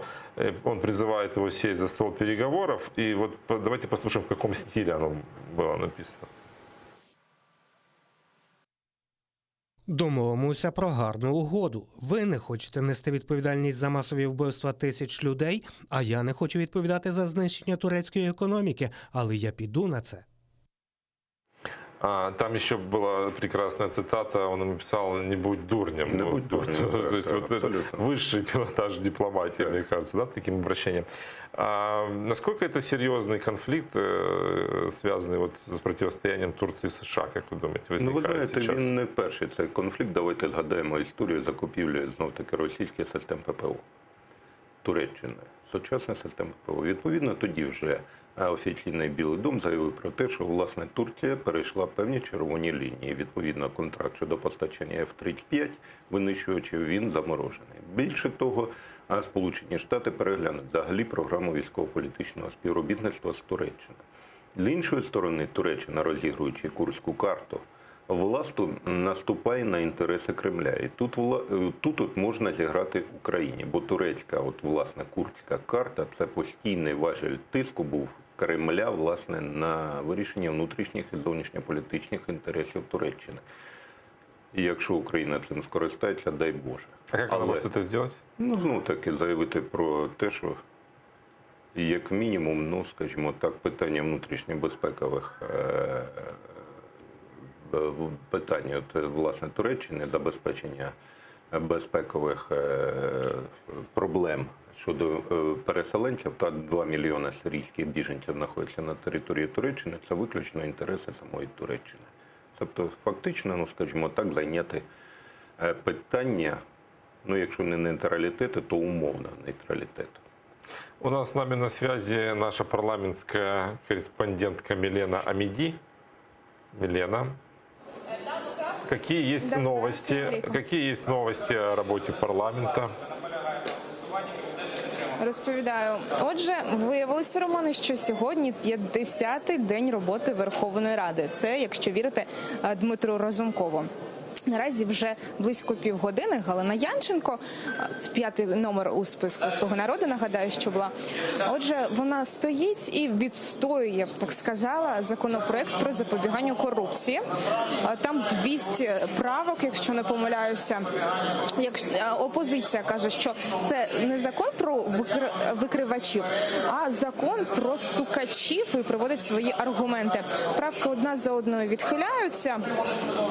Тим не менше, нам пообіцяли, що коли проголосують за чи проти цей законопроект, Галина Янченко вийде з брифінгу. Тож послухаємо потім і її.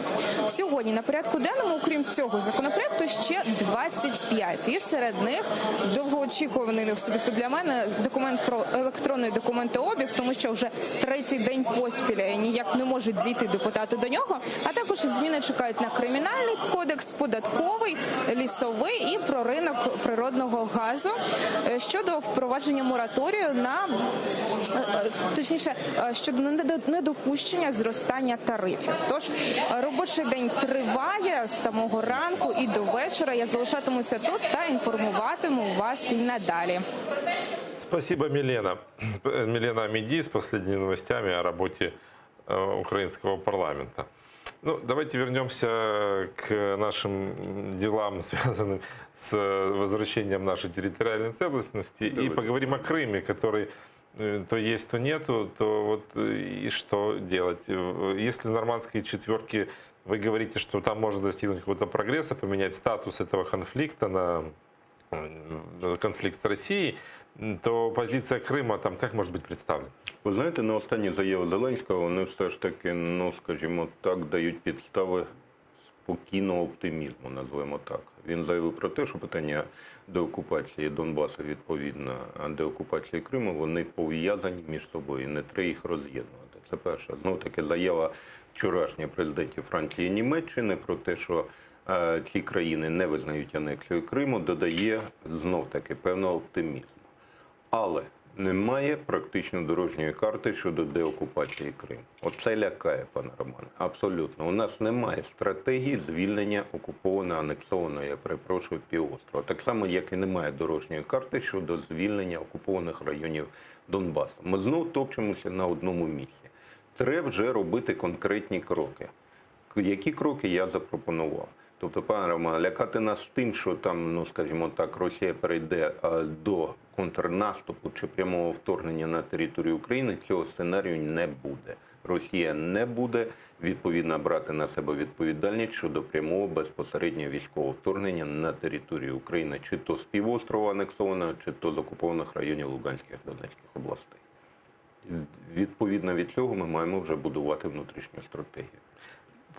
Путин, чуть по Фрейду оговорка, Владимир Зеленський сказав, що у нього немає такої формули. Абсолютно точно. Ви знаєте, це лякає, пане Романе, тому що і немає формули, але на цьому тлі ще лякають розмови про можливість відновлення економічних стосунків як з окупованими територіями Донбасу, так відповідно анексованого Криму.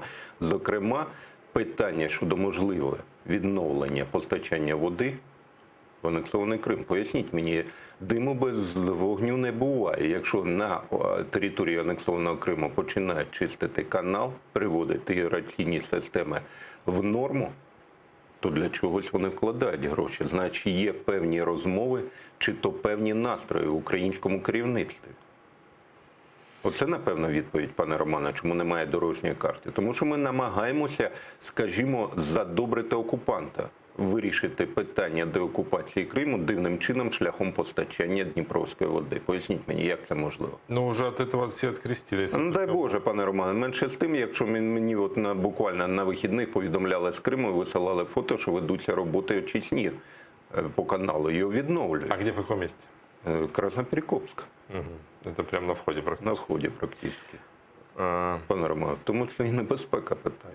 Ну, может, это у них какая-то далекая перспектива, я не знаю. Может, они ждут, когда Крым вернется, вже готуються. Ну так, але менше з тим, разом з тим, пане Романе, і зафіксована передислокація додаткових підрозділів поблизу Джанкоя, де, власне, Джанкойські райони, самого Джанкоя, там зафіксована додаткова передислокація, знову таки, російської бронетехніки на території військової частини. Ну, будь ласка, з чим це пов'язано? Представити собі, що це буде захват дамби, ну це ж нереально. Ні, нереальні речі, але менше з тим, разом з, скажімо, з відновленням, можливим відновленням постачання води, йдеться подальша військова ескалація присутності, саме військової присутності на території анексованого Криму.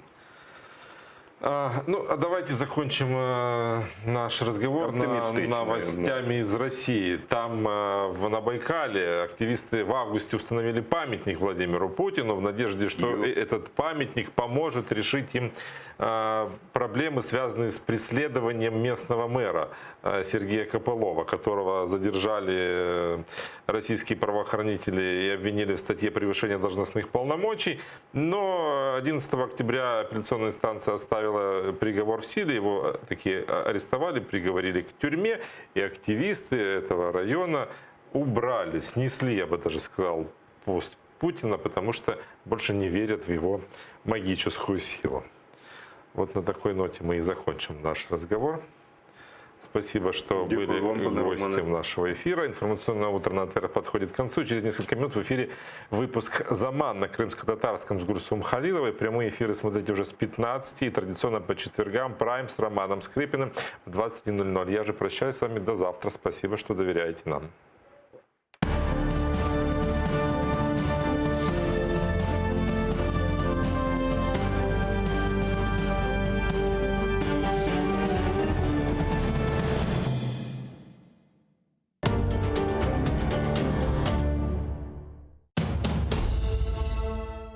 Как началось второе правление Менглигерая хана?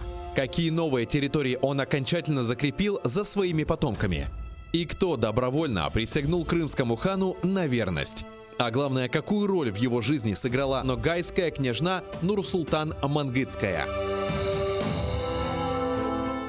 В конце 15 века в Крымском ханстве начинается настоящий строительный бум. Менглигерай инвестирует деньги в строительство новых крепостей и восстанавливает старые, особенно на берегу реки Днепр. Об этом смотрите в программе «Алтын Девир» в новом цикле «История династии Гираев». В эту субботу, 19 октября, 17:35 на телеканале АТР, 7-я серия. Мингли Гирай, хан-реформатор. Часть 4.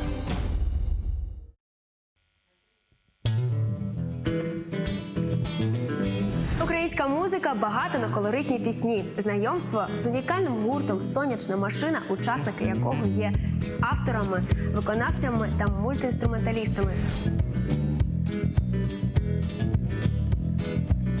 Все це ви побачите в ефірі Джанглу Студіо на телеканалі АТР вже цієї неділі о 19:30. Yemek isterken tarlalar erekler erekler Layık görsen men yanımda kalayım kalayım Yemek isterken tarlalar erekler erekler Layık görsen men yanımda kalayım kalayım. В январе-апреле 1988 года массовые демонстрации крымских татар продолжались. Они прошли в Абинске Краснодарского края, в Ташкенте, Бекабаде, Самарканде, Алмазаре, Янгиюле, Алмалыке Узбекской ССР, в Симферополе, в Новороссийске. Требования демонстрантов оставались неизменными. Возвращение крымских татар на родину, восстановление автономии, освобождение политзаключенных крымских татар. Представители власти всячески пытались противодействовать таким мероприятиям, однако остановить выступление крымских татар было уже практически невозможно. Продолжаем вспоминать события переломного в истории крымских татар 1988 года в осеннем цикле программы «Тарих Седасы» с Гульнарой Бекировой. Смотрите в воскресенье, 20 октября, в 18:00 на телеканале АТР.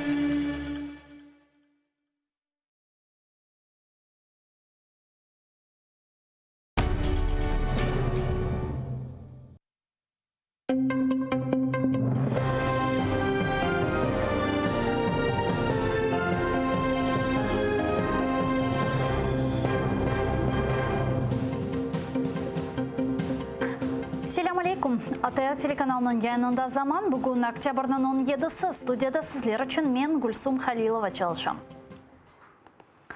Бір кішілік камера ве эп ертілған канализация. Бойле шарайтлерде енді бір айдан берлі терроризмде қабатланған Қырым-татара сервер Мустафаевны тұталар. Бұақта оның адвокаты Лейлі Гемиджи білдірді. Ростов-на-Дону шеріне кечіруф үшін оны Краснодарның бірінші сезосында тұтмақталар. Сеси мабүскен мектуп ве газеталарны біле бермейлер. Малым олғаны кебі сервер Мустафаевны 2018 сенесі майыс айында тұттылар. Оны Русияда ясақ етілген Хизбут Тахрир тешкилятында иштирак эткенлеринде кабатлайлар. Через день то сооружение, которое должно именоваться санузлом, оно извергалось фонтаном фекалий в камеру. И эти фекалии растекались по полу во дворе следственного изолятора. Скапливается гора пищевых отходов. И тот гнилостный запах, который исходит от этой горы, он постоянно подвергается в камеру. Каждый день отключали подачу воды. Через день давали свинину. Естественно, и серверы, и все остальные фигуранты этого дела отказывались от этой еды. Ишғал етілген Қырымда Русияның ақ бозғынлықлары иле бағлы ilk жиынтықны Қырым Мұхтар Жумхуриетінің прокуратурасы азырлады. Анда Қырым ишғаліне yol açқан вақиялар хронологиясы мевжуд. Русия бозған Украин ве халқара весиқалар тақзим етілген. Жиынтықта ишғалжылерінің епісі ақ бозғынлықлары белгілене, хусусан Қырым татарларының евіндекі тарамалар қанунсыз апиз жезалары. Жиынтық Қырым прокуратурасының сайтында ерлештірілген. Бұнен берабер анда ишғалжы акимет ақларыны болса, анге ақ қорчалайжы тешкілетларға мұражат етмек керек олғаны язылған.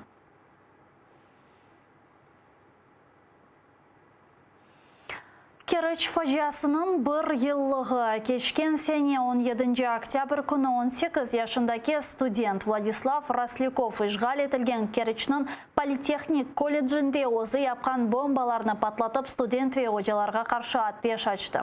Нәтижеде 21 инсан елек олды. Бұл күнге қадар бір чоқ суалерге жевап йоқ.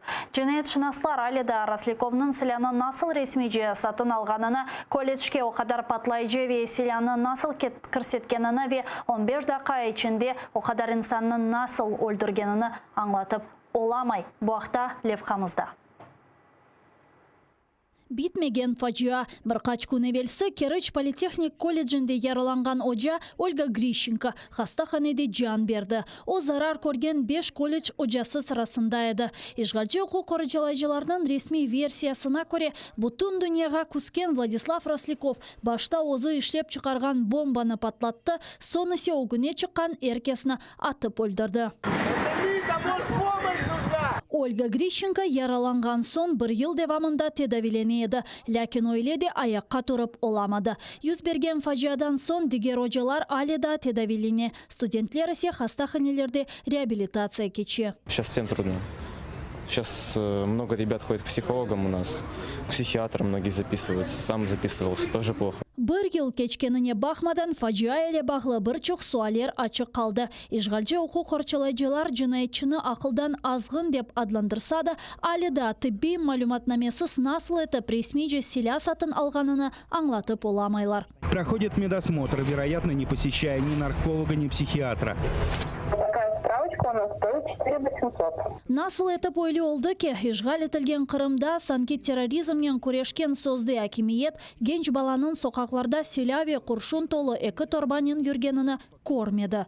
Как пронести можно было эту дуру? Как это можно было вот это вот все это?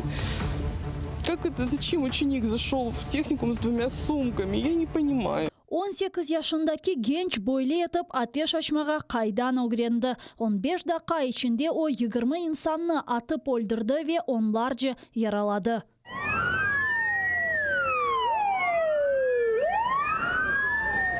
Вене үшін бұл қадар инсанның жаныны алып жинайетші ұқық қорчалайжы органлардан қорчаланмақ еріне озыны атып өлдіре.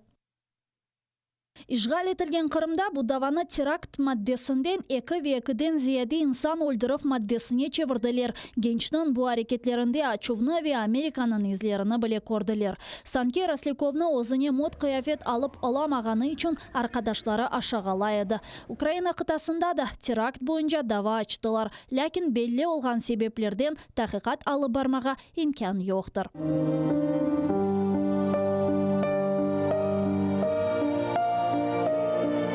Бір елавелсі Керчьнің мезарлығында да 20 қабір пейда олды.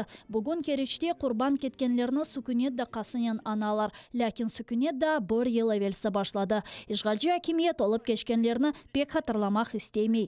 Бірқач күн евелсі хастаханеде жан берген Ольга Грищенканы құрбанлар сырасына біле кірсетмеділер. Росляковға есе башқа ісім беріп комділер. Бұл күнге қадар ичтимай ақларда осмөр генчлер Росляковға бағышланған чешші түрлі постларны ерлештіре. Риана Алиева, Заман, АТР.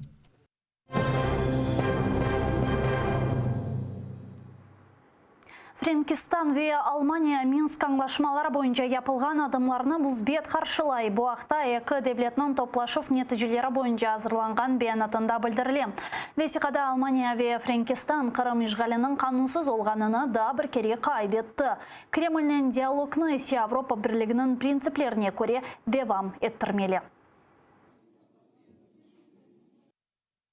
Ми вітаємо останні позитивні зрушення в імплементації мінських угод та сподіваємося на наступну зустріч у нормандському форматі в Парижі, яка повинна досягти прогресу у вирішенні конфлікту на сході України. Ми підкреслюємо нашу позицію, що анексія Криму Росією є незаконною. Ми також підтверджуємо своє зобов'язання продовжувати діалог з Росією на основі загальних принципів Європейського Союзу, включаючи контроль над озброєнням та нерозповсюдженням зброї. Кечкен кече Донбасста бір Украина аскері илак oldu, да бір яраланды. Украина арби кuvvetlerinin позицияларына душман 30 кере hücum etті. Олар büyük калибрлі майнаtıcı ve атты зенит tertibatlarını kullandı. Арби чекіліп hazırlanған Золотое районында есе ağır kurşun atıcı селянин ateş açıldı. Birleşken Kuvvetler Operasiya штабында бүгін да hücum etilmegenini bildirilер. Иловайск байрағы Библия Донбасста илак olған Украина аскерлерінің шақси эшяларына тахлие 200 миссиясының көңілілері Milli Arbi тарихи музейге yolladı.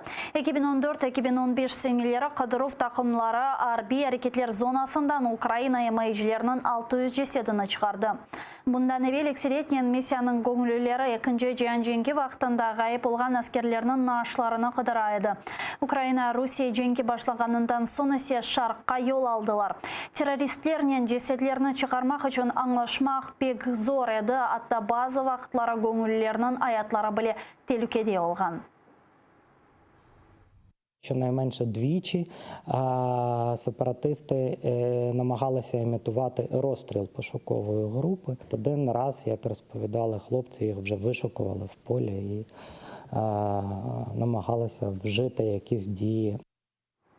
Ақмақ olma böyle sözlerden Donald Trump Türkiye президентіне yazған мектубына екінледі. Trump'ның мектубыны kütlevi информацион васталарында айдынлаттылар. O da 9 октябрь күні yazılған. O vaqt Türkiye Suriye'de Arbi operatsiyasını başlattı. Mektupta Amerika prezidenti Recep Tayyip Erdoğan'ı Suriye kurtlarının Arbi yolbaşçılarının muzakereler masası başına oturmağa çağırı. Bununla beraber Trump bundan evvel Türkiye devlet memurlarına kırsetilgen sanksiyaları akta hatırlatıp oppalanmamasını tavsiye etti. Домовимося про гарну угоду. Ви не хочете нести відповідальність за масові вбивства тисяч людей, а я не хочу відповідати за знищення турецької економіки, але я піду на це. Recep Tayyip Erdoğan bu günleri Rusya ile meslektaşının Suriye meselesi boyunca telefon vasıtasıyla laf etti. Vladimir Putin Erdoğan'ı Rusya'ya davet etti. Bildirilgenine göre 22 oktyabr günü Erdoğan Rusya'nın Sochi şehrine kelip çıkmalı.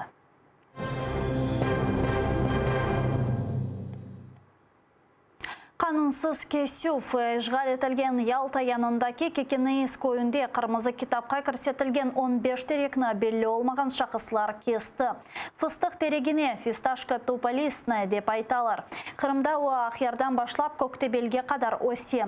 Bahçesarayda da bu terekler mevcut. Kanunsuz terek kesuvni Kırımның işgalci ekologiya nazirlik teftişçileri ko'rdi. Qabatlılarını şimdi qidiralar, olarga memuriy jaza berile bile. Joyuldu. Balaban keyik domuz Gurzuf'nun sokaklarında çapkaladı. Son yerli sakinnin üstüne atılıp elindeki kalbasını çekip almağa tırıştı. Bundan sonra denizge yol alıp yuvunmağa başladı. Anda onu işgalci fevkalade vaziyetler boyunca nazirlik kurtarıcıları yakaladı. Hayvanı dağa alıp ketip yolladılar. Цепляй его! Цепляй он, ходите. Да ладно. Нельзя находиться опасно. Bu şimdilik sonki haberimizdir. ATR telekanalının YouTube sayfasına abone olunuz. Abonecilerinin miktarı 100.000'den ziyade olsa Roskomnadzor bizlerini ablokaga alıp olamayacak ve ATR telekanalında informasyon gün devam edip 1 saatten Ukrayn tilinde haberlerini seyretmege unutmanız. Görüşkенче.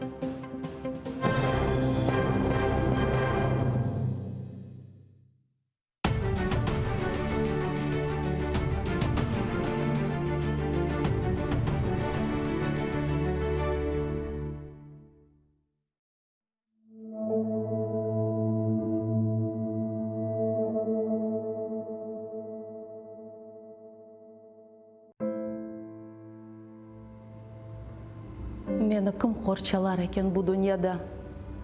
Meni kim parchalar ekan bu dunyoda? Meni kim qirpalar ekan bu dunyoda? Qirmim, agar sen olmasang dunyoda. Seni kim sızlatır ekan bu dunyoda? Seni kim yig'latır ekan bu dunyoda? Seni kim ağlatır ekan bu dunyoda? Qirmim, agar men olmasam dunyoda. Sen meni qorchala muqaddas Qirmim. Qalbimni parchala muqaddas Qirmim. Sesimni parchala muqaddas Qirmim. Sana qul olurum, sağ kalsam dünyada.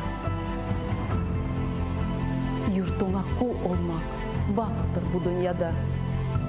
Vatanlı baxtsızlar yoktur bu dünyada. Qirm, sen benim için taxtsın bu dünyada. Senin için ölerim, sağ kalsam dünyada.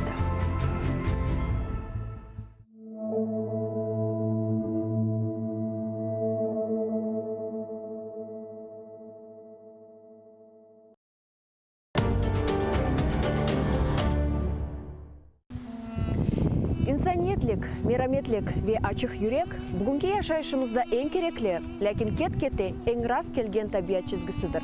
Lakin böyle insanlar var. Onlar hiçbir şeyge bakmadan daima yardımga kelmege hazırdır. İnternette көресің, hasta bala çıxa, son yaşlar çıxa. Bet acıyısın onlarını. Son volonterlar aytalar ma, şıtada yardım ettik, şıtada yardım ettik. Yürekte var bizde. Hanımızda var yardım etmeye adamlara.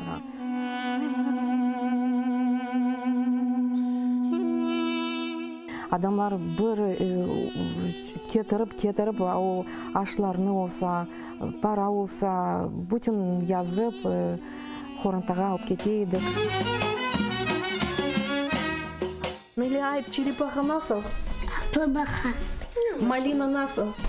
Ахудут. Онамасы, арадығым, хайметтім, ифтихарым, ғорым, көк баяғым. Телімізні жойсақ, біз милеткі бұл өзімізні жойжамыз. Біздің babamız ayta, çok çara bala tapın, biz ananin yardım edeceğimiz. Ne kadar çok olsa o kadar yaxşı. Ne kadar çok olsa bizge yaxşı. Yaşa cesur milletim, birlik olsa olur bizce, em gelecek kısmetim.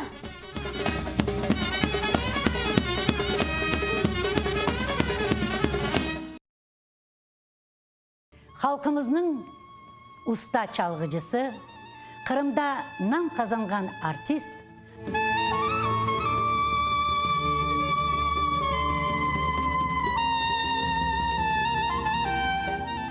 sanat için can küldüreydi. Bizim halkımızın arasına bir acayip bir türkücü var idi biliyor. 18 Mayıs gecesinde prikaz okulda. Bugünkü hikayemiz Alim Osmanov'a bağışlana. Bakış saray bizimdir de çevreci yüzümüdür. Akı seni sevdirin iki de kara gözünüdür. Bakış saray bizimdir de çevreci yüzümüdür. Akı sana sevdirin iki kara gözünüdür. 1988 senesi yanvar-aprel ayında Kırım Tatarlarının kütlevi nümayişleri devam etedi. Onlar Krasnodar ülkesindeki Abinsk, Taşkent, Bekabad, Samarkand, Almazar, Yangiyul, Özbek Sovet Sosyalistik Cumhuriyetindeki Almalık, Ahmedjit, Novorossiysk'te geçti. Nümayişçilerinin talabı denişmedi. Kırım Tatarlarını vatanına kaytarmak, Cumhuriyetini yanartmak ve Kırım Tatar siyasi mahpuslarını azat etmek. Hükümet vekilleri böyle nümayişlerge narazılık göstermek tırışkan edi. Lakin Kırım Tatarlarının hareketini toxtatmak endi imkansız oldu. 1988 senesi olgan Kırım Tatarlar tarixinde denişu devrinin vakayalarını Gulnara Bekirova ile Tarih Sedası programmasında hatırlatmağa devam etemiz. Oktyabr'ın 20'de Bazar günü saat 18'de ATR telekanalında seyretiniz.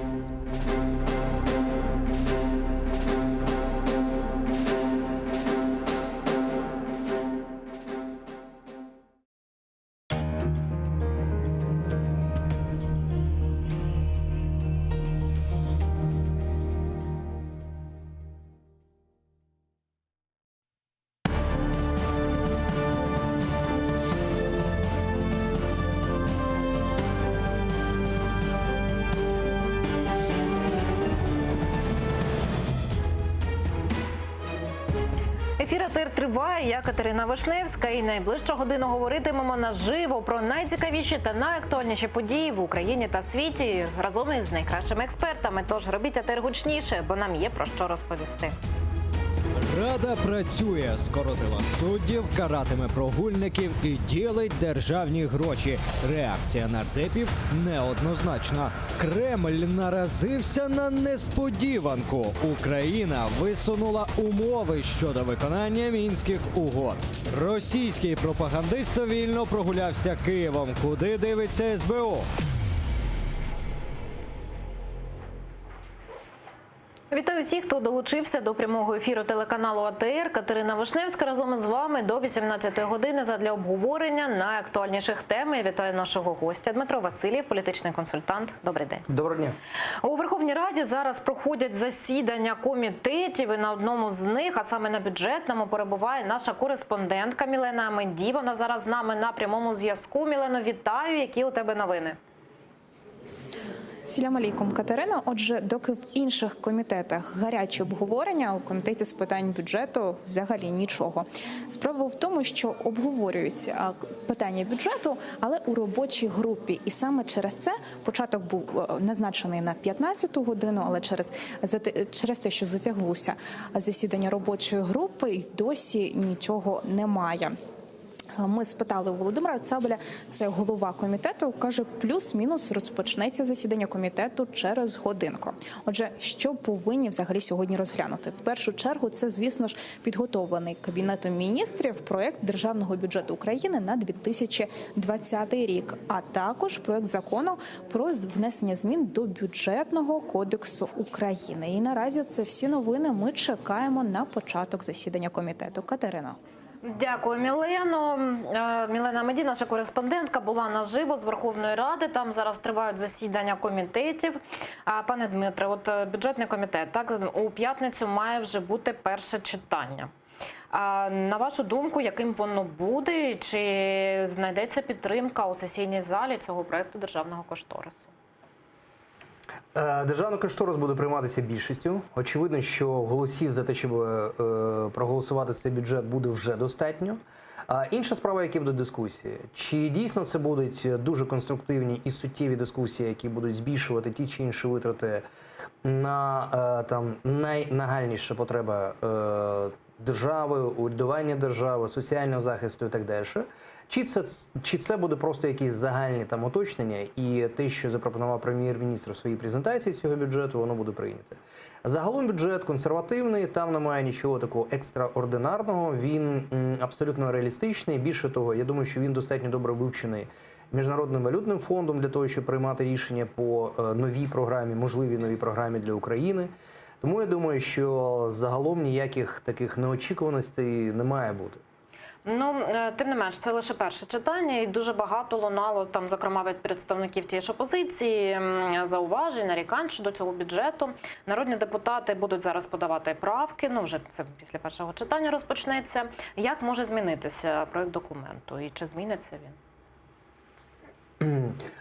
Ви знаєте, я в контексті того, що сказав, от думаю, що якихось глобальних правок в цьому документі не має бути. Можуть бути там перекидання з одного на інше, якісь статті витрат.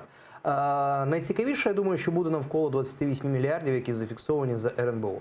Зараз вже є новий очільник РНБО, очевидно, буде виникати запитання, а куди ці 28 мільярдів будуть витрачатися? Чому вони зафіксовані на РНБО, адже такого ніколи не було. Якщо це оборонні витрати, вони мають бути зафіксовані виключно за оборонкою. Ну, от така ще так цікава спостерігалася у Верховній Раді подія, називаємо це так. От у п'ятницю має відбутися перше читання бюджету, а вчора голова Верховної Ради оголосив про припинення турборежиму. От, хтось пов'язує ці дві події, хтось ні. Ваша яка думка стосовно цього? Ну, очевидно, що турборежиму вже не спостерігається. Очевидно, що багато законів, вони осмислюються народними депутатами набагато довше, чим це було на початку діяльності цієї Верховної Ради. Очевидно, що зараз є дуже багато правок в ті чи інші законопроекти, які є, які потрібно розглянути за процедурою.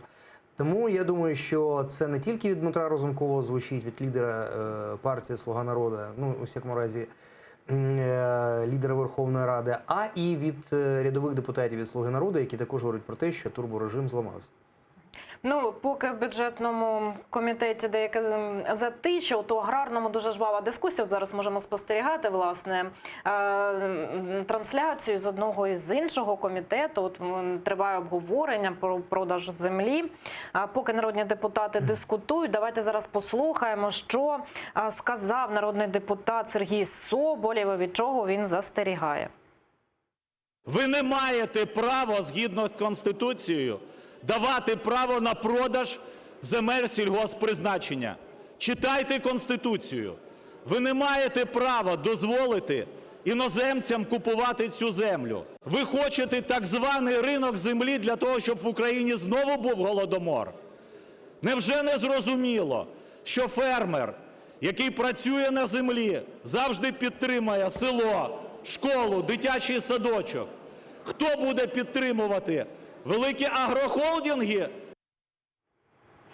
От така думка від представника фракції «Батьківщина». Чи ви погоджуєтеся з ним, що все так погано? І вже не вперше ми такі гучні вислови чуємо від опозиції, як голодомор чи геноцид. Чи дійсно такі масштаби може це все прийняти? Ну, опозиція у нас розділена на 4 окремих політичних сили. І у цих політичних сил є дуже різне бачення того, що потрібно робити з українською землею. Чи має бути ринок? Якщо ринок, то кому має належати ця земля? Та ж партія «Батьківщина», представником якої є Сергій Соболєв, вважає, що землю потрібно продати державі, і держава має здавати її в довготермінову оренду тим чи іншим виробникам сільськогосподарської продукції. В цьому також є великий сенс. Є багато країн, в які такі подібні практики існують. Чи потрібно йти Україні цим шляхом? Величезне запитання. Адже ринок так або інакше землі вже існує. Він чорний або сірий. І є величезна кількість там латифундистів або різних аграрних компаній, які володіють величезною кількістю гектарів земель сільськогосподарського призначення. Інша справа, що це має вийти в якусь нормальну, адекватну, ринкову і прозору історію. Яким чином це буде впроваджено? Чи дійсно не зможуть іноземці купувати нашу українську землю?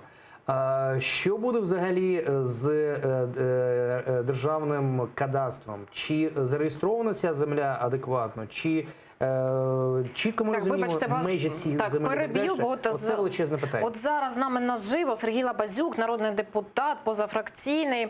Пане Сергію, вітаю вас. Чи ви перебуваєте, якщо я вас розумію правильно, зараз на засіданні комітету? Там такий галас, що там відбувається? Розкажіть, будь ласка, докладніше про засідання комітету сьогоднішнє. Так, дійсно, я зараз перебуваю фізично на комітеті.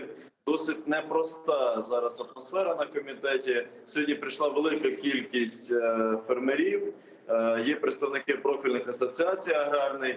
Люди вимагають зняти урядовий законопроект про обіг землі з розгляду і рекомендують, щоб комітет проголосував за проведення референдуму по обговоренню, виставляти чи ні на продаж сільськогосподарську землю. Тобто атмосфера насправді досить зараз складна. Не вдалося обговорити ні одного з законопроєктів. Якраз йде зараз ця жвава дискусія. Ну, як на мене, я бачу, що все сходиться до того, що швидше за все голова комітету буде закривати сьогодні засідання. Ну, а які думки лунають від представників тих чи інших політичних партій, сил, хто підтримує, хто не підтримує, які аргументи висловлюють? Звичайно, в першу чергу питання, яке обговорюється зараз, це все ж таки недопуску до ринку землі іноземців. Це ключове. Але є і ті, які висловлюються, що взагалі не повинен бути ринок землі відкритий, потрібно продовжити мораторій і так далі. Ну, як на мене, сьогодні об'єктивно є різні думки в суспільстві, і потрібно запитати людей, як вони вважають, після того приймати рішення. В принципі, це те, що обіцялося перед виборами і політичною партією «Слуга народу», і іншими політичними силами. Тому я думаю, що це буде доречно. Але як мінімум потрібно сьогодні дати посил суспільству, що іноземці не будуть мати доступу до землі в Україні, що ринок, якщо і буде запущений, то виключно в інтересах громадян України, фермерів, ті, хто обробляють землю, ну і ті люди, які хочуть мати можливість продати сільськогосподарську свою землю, яку отримали в спадок, чи інші якісь причини, щоб не така можливість з'явилася. Дякую, що знайшли час з нами поспілкуватися. Сергій Лабазюк, народний депутат, позафракційний, був з нами наживо з Верховної Ради, де відбувається засідання аграрного комітету. Там дуже жвава дискусія. Давайте подивимося, що зараз відбувається на засіданні цього комітету.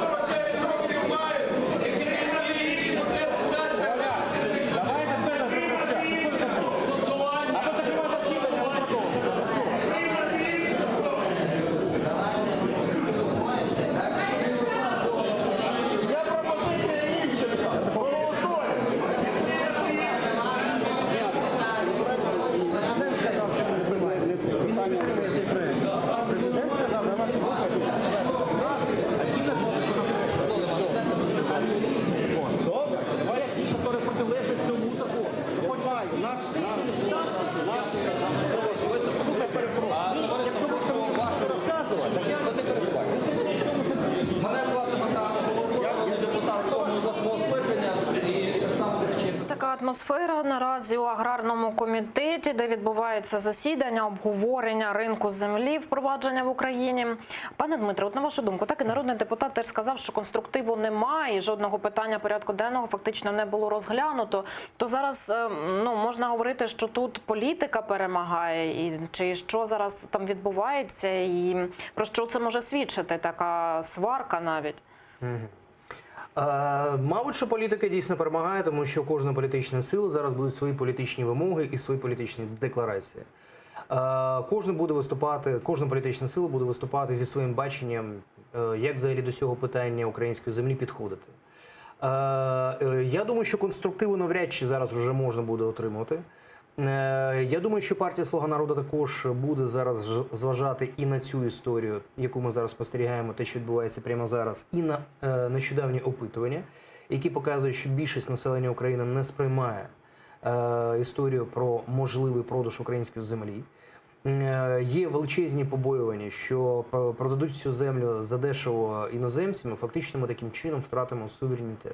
Це дійсно одне з найбільших побоювань українців, які навіть так, от як кажуть, чому там нема підтримки великої, бо в містах взагалі люди можуть часто не розуміти, про що йдеться. Але при цьому люди бояться, що землю будуть продавати іноземцям. Про це мова. І це якраз говорить про те, що немає нормальної, адекватної комунікаційної кампанії, інформаційної кампанії, яка би дуже чітко пояснювала, що пропонується. Тому що навіть ті ефіри, в яких бере участь міністр Милованов, який відповідає за це питання від уряду України, вони не є достатніми. Тому що достатньо емоційні спічі пана міністра, вони не призводять до прояснення історії. Вони не дають розуміння більшості народу України, що ж все ж таки буде з українською землею, чи ми її втратимо назавжди, чи нею скористаються, щоб, грубо кажучи, там взяти, зняти чорнозем і вивезти його кудись там в інші краї, і ми залишимося ні з чим. Тому тут потрібна нормальна, адекватна інформаційна кампанія, раз. Друге, я думаю, що не потрібно поспішати. Люди мають бути переконані в тому, що все ж таки буде відбуватися з ринком землі в Україні. Має бути дуже чітке пояснення, що буде дійсно з кадастрами, кому ця земля сьогодні належить, як вона буде продаватися. Так, погоджуюся, що вкотре влада продемонструвала оцей брак комунікації. Так, на жаль, в часу. І ще одна тема до обговорення у нас є. Сьогодні Верховна Рада проголосувала за один законопроект. Будуть у Верховній Раді карати нардепів-прогульників. Голова фракції «Слуга народу» Давид Арахамія розповів, як. Ну, якщо не можна звільняти, давайте хоча б будемо штрафувати. Да? І тому ми штрафуємо за системне, якщо людина не відвідує системно, якщо він не тільки тут, в залі, а в тому числі і на комітет не ходить. Ми хотіли навіть кримінальну відповідальність, але не знайшли погодження в наших рядах. Так, от, зокрема, на що наголошується так, що припинення відшкодувань народному депутату витрат, пов'язаних з виконанням депутатських повноважень. Тут про що, власне, йдеться? Тобто це не зовсім по депутатській кишені вдарять? Абсолютно. Тому що це якраз ті гроші, які депутат має акумулювати для здійснення своїх повноважень. Це поїздки, це спілкування із виборцями, це забезпечення там якоїсь адміністративної діяльності для того, щоб цю депутатську діяльність впроваджувати. І загалом це ж ті гроші, які також мають іти, я так розумію, на персонал, який забезпечує діяльність народного депутата. Помічники, асистенти, експерти, і так далі. Да? І якщо ці гроші будуть забирати, то це значить, що депутат насправді буде сидіти, менше робити, у нього буде більше можливості займатися своїми справами, і фактично це не буде бити по його гаманцю, по його заробітній платі. Тому я не переконаний, що це правильне і адекватне рішення. Тобто, на вашу думку, це не стимулюватиме депутатів відвідувати засідання комітетів чи пленарне засідання у парламенті? Більше того, вони розслабляться і будуть продовжувати робити ті речі, які вони роблять. Тобто фактично вони не про покарання ухвалили сьогодні закон, так? На мій погляд, якщо це буде в тому виді, який ми зараз почули від пана Арахамія, то це не покарання, це спонукання продовжувати бездіяльність. Добре, в Верховній Раді там хай вони зараз... Я сподіваюся, що там набагато більше в цьому законопроекті зафіксовано. Чи свідомих депутатів більше в цьому скликанні? Я сподіваюся, що в цьому законопроекті, який прийнято, все ж таки набагато більше прописано справжніх покарань народного депутата, зокрема, але це потрібно прочитати, я просто ще не читав, тому не можу просто бути голослівним. А друге, я думаю, що все ж таки достатньо депутатів є свідомих, які не порушують робочий режим, проходять і відповідально працюють в Верховній Раді. Так, а зараз давайте подивимося і послухаємо речницю Леоніда Кучми, який представляє Україну у Мінську. Вона розповіла, які саме вимоги висунуто для виконання Мінських угод. От давайте подивимося, що пропонується. Виконання політичного блоку Мінських угод є можливим виключно за умови розпуску квазі-угрупувань ЛДНР, обов'язкове і повне припинення вогню та забезпечення ефективного моніторингу СММ ОБСЄ на всій території України. Черговий пункт – виведення з території України збройних формувань іноземних військ і військової техніки та розведення сил та засобів вздовж всієї лінії зіткнення. Серед іншого, забезпечення роботи Центральної виборчої комісії України, українських політичних партій, засобів масової інформації та іноземних спостерігачів. Обов'язковою умовою є й встановлення контролю за непідконтрольною Україні ділянкою українсько-російського кордону. Звичайно, що ця новина не пройшла повз увагу народних депутатів. Ірина Геращенко, співголова фракції «Європейська солідарність», привітала таку пропозицію представників України у тристоронній контактній групі у Мінську. Я вважаю, це абсолютно правильна заява, і я вважаю, що дуже мудро, що переговорна група тристороння контактна наголосила, що ключовим є безпекове питання, що ніякого розведення не може відбуватися в визначених місцях Золоте і Петровське без того, що там не перестануть стріляти, не буде зафіксовано стале перемир'я, бодай 7 днів. Так само дуже важливе в контексті вчорашнього позиції української сторони Мінську є те, що наша група заявила, що Росія має негайно вивести свої війська, що мають бути розпущені псевдооргани цих так званих псевдореспублік, що має там бути просто припинено входження рубля. А народний депутат від «Слуги народу» Богдан Яременко заявив, що сподівається на створення дорожньої карти на зустрічі глав держав Нормандської четвірки. Президент Зеленський залишається відданий ідеї мирних переговорів щодо припинення кровопролиття на Донбасі. Це план А, він не змінюється. Україна буде далі докладати всі можливі зусилля для того, щоб мирні переговори були ефективними. Для того, щоб відбулася зустріч в нормандському форматі, в ході якої можна буде обговорити лідерам держави і, сподіваємось, затвердити дорожню карту мирного процесу, яка фактично буде базуватися на мінських домовленостей, але, можливо, дозволить скоригувати певні підходи, які за 5 років довели свою нездатність. Ось таку реакцію маємо з кулуарів Верховної Ради. Дмитре, якщо до вас, як вам такі нові умови? Чудово, я підтримую всі ті пункти, які проговорені від нашої сторони в трьохсторонній контактній групі. Я би додав ще один пункт. Це припинення видачі російських паспортів людям, які живуть на цій території, плюс анулювання тих паспортів російських, які вже видані. Тому що це українська територія, це українські громадяни. А так, всі інші пункти, вони абсолютно адекватні і правильні, тому що без цього неможливо забезпечити юрисдикцію України на цих територіях, як того ми хочемо. Ну, повз увагу Кремля також не пройшла ця новина, і речник президента Росії Дмитрій Пєсков заявив, що такі умови України є для Кремля незрозумілими.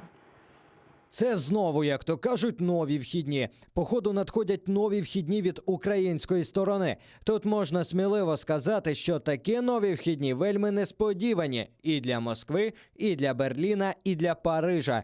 Тут поки важко коментувати, що означає це відхід від Мінських угод, що означає це відмову від раніше взятих зобов'язань і раніше поставлених підписів. Наразі незрозуміло. Ну так що найперше у цій цитаті кидається в очі, що Москва каже не лише про себе, але й про Берлін і про Париж. Я думаю, що Москва говорить перш за все про себе. Вона дійсно хоче відтягувати вирішення донбаської проблеми, тому що це приблизить їх до питання про Крим. Тому я думаю, що вони дійсно будуть довго тягнути і не розуміти, що відбувається на Донбасі, взагалі, яким чином потрібно вирішувати це питання. Це в їхніх інтересах. Тому вони грають такого дурня і показують, що вони чогось там не розуміють. Але мені видається, все зрозуміло. Я думаю, що наші європейські партнери також все розуміють і будуть підтримувати Україну. Яка може бути їхня реакція у цьому випадку? Треба дочекатися, але мені думається, що має бути нормальною і сприйнятною. Чому? Тому що фактично, навіть коли ми говоримо про ту невдалу формулу Штайнмаєра, які хочуть нав'язати Україні, то навіть за цією формулою є дуже чітка позиція про розведення військ, про виведення різних військових формувань, про те, щоб Україна контролювала кордон і так далі. Але як це здійснити, якщо не виконати ті пропозиції, які зараз дає Україна, які ми тільки що прочитали і обговорюємо?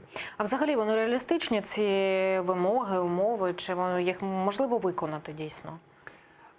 В цьому не зацікавлена Росія, це раз. В цьому не зацікавлені бандити, які називають себе ЛДНР. Фактично, там же ж Пушилін і Пасічник зразу заявили про те, що лідери оцих, так би мовити, групувань, заявили про те, що там хай пан Зеленський не диктує нам, що робити. Ми самі знаємо, яким чином урядувати нашу територію, як зберігати наш контроль за кордоном. Тому ви там в Києві вирішуєте все, що ви хочете, а ми будемо по-своєму вирішувати. Тому я думаю, що вони на це ніколи не будуть іти. І в цьому в тому числі будуть зацікавлені, щоб вони на це не йшли, їхні керманичі в Кремлі. Давайте зараз послухаємо президента щодо розведення. Він заявив, що вже 2 дні у Золотому не лунають постріли. І що з цього випливає? Прошу пряму мову. 7-денний строк тиші – це не новина для України і для всіх учасників трьохсторонньої групи засідання у Мінську. Тому ми будемо чекати на 7 днів тиші. А для нас ознакою є це ОБСЄ, яке повинно сказати, що так, 7 днів не було пострілів. На сьогодні я знаю, що 2 дні вже у нас тиша, будемо вірити, будемо чекати, що 7 днів буде тиша, і тоді ми можемо говорити про відведення. Ось такий коментар від президента. 2 дня тиша і ще треба витримати 5. На вашу думку, чи буде за 5 днів розведення військ? Ви знаєте, з одної сторони президент говорить, і президенту треба вірити, але зважаючи на те, що там, де перебував президент, нещодавно, вчора загинула наша українська військова, який же це режим тиші? Коли гинуть наші військові, коли сьогодні були обстріли і є поранення, є бойові певні втрати. Тому говорити про те, що ми готові до такого розведення, нам точно не можна. Тому Ну, в такому випадку, чи може на це взагалі розведенням назвати буде? Ну, очевидно, що для того, щоб це розведення відбулося, потрібно, щоб було припинення всяких військових дій і тим паче обстрілів. І, як сказав президент, дійсно це має зафіксувати ОБСЄ. Коли ОБСЄ це зафіксує, вони мають сказати про те, що обстріли закінчилися, що їх не було протягом 7 днів. А цього не відбувається. Я думаю, що в цьому насправді не зацікавлені ні бойовики, як ми з вами вже говорили, ні Росія. Тому що вони хочуть, щоб цей конфлікт жеврів, вони хочуть, щоб ці території залишалися за бойовиками і фактично керувалися Росією для того, щоб Україна, перше, віддалялася від вирішення питання Криму, а друге, для того, щоб з України постійно сочилися економічні, і людські, і інші ресурси, і вона відволікалася від свого розвитку на справжню війну, яку веде Росія проти України. Ну, так дуже зараз зосереджена увага на сході України, на цьому конфлікті. А от народний депутат від фракції «Голос» Святослав Корчук у коментарі АТР сьогодні розповів, чи розділяють питання Донбасу і Криму у процесі деокупації. Для нас питання Донбасу і Криму одне від другого, я би сказав, вони є невід'ємними обидва, і ми їх не розділяємо один від одного. Отакий лаконічний коментар.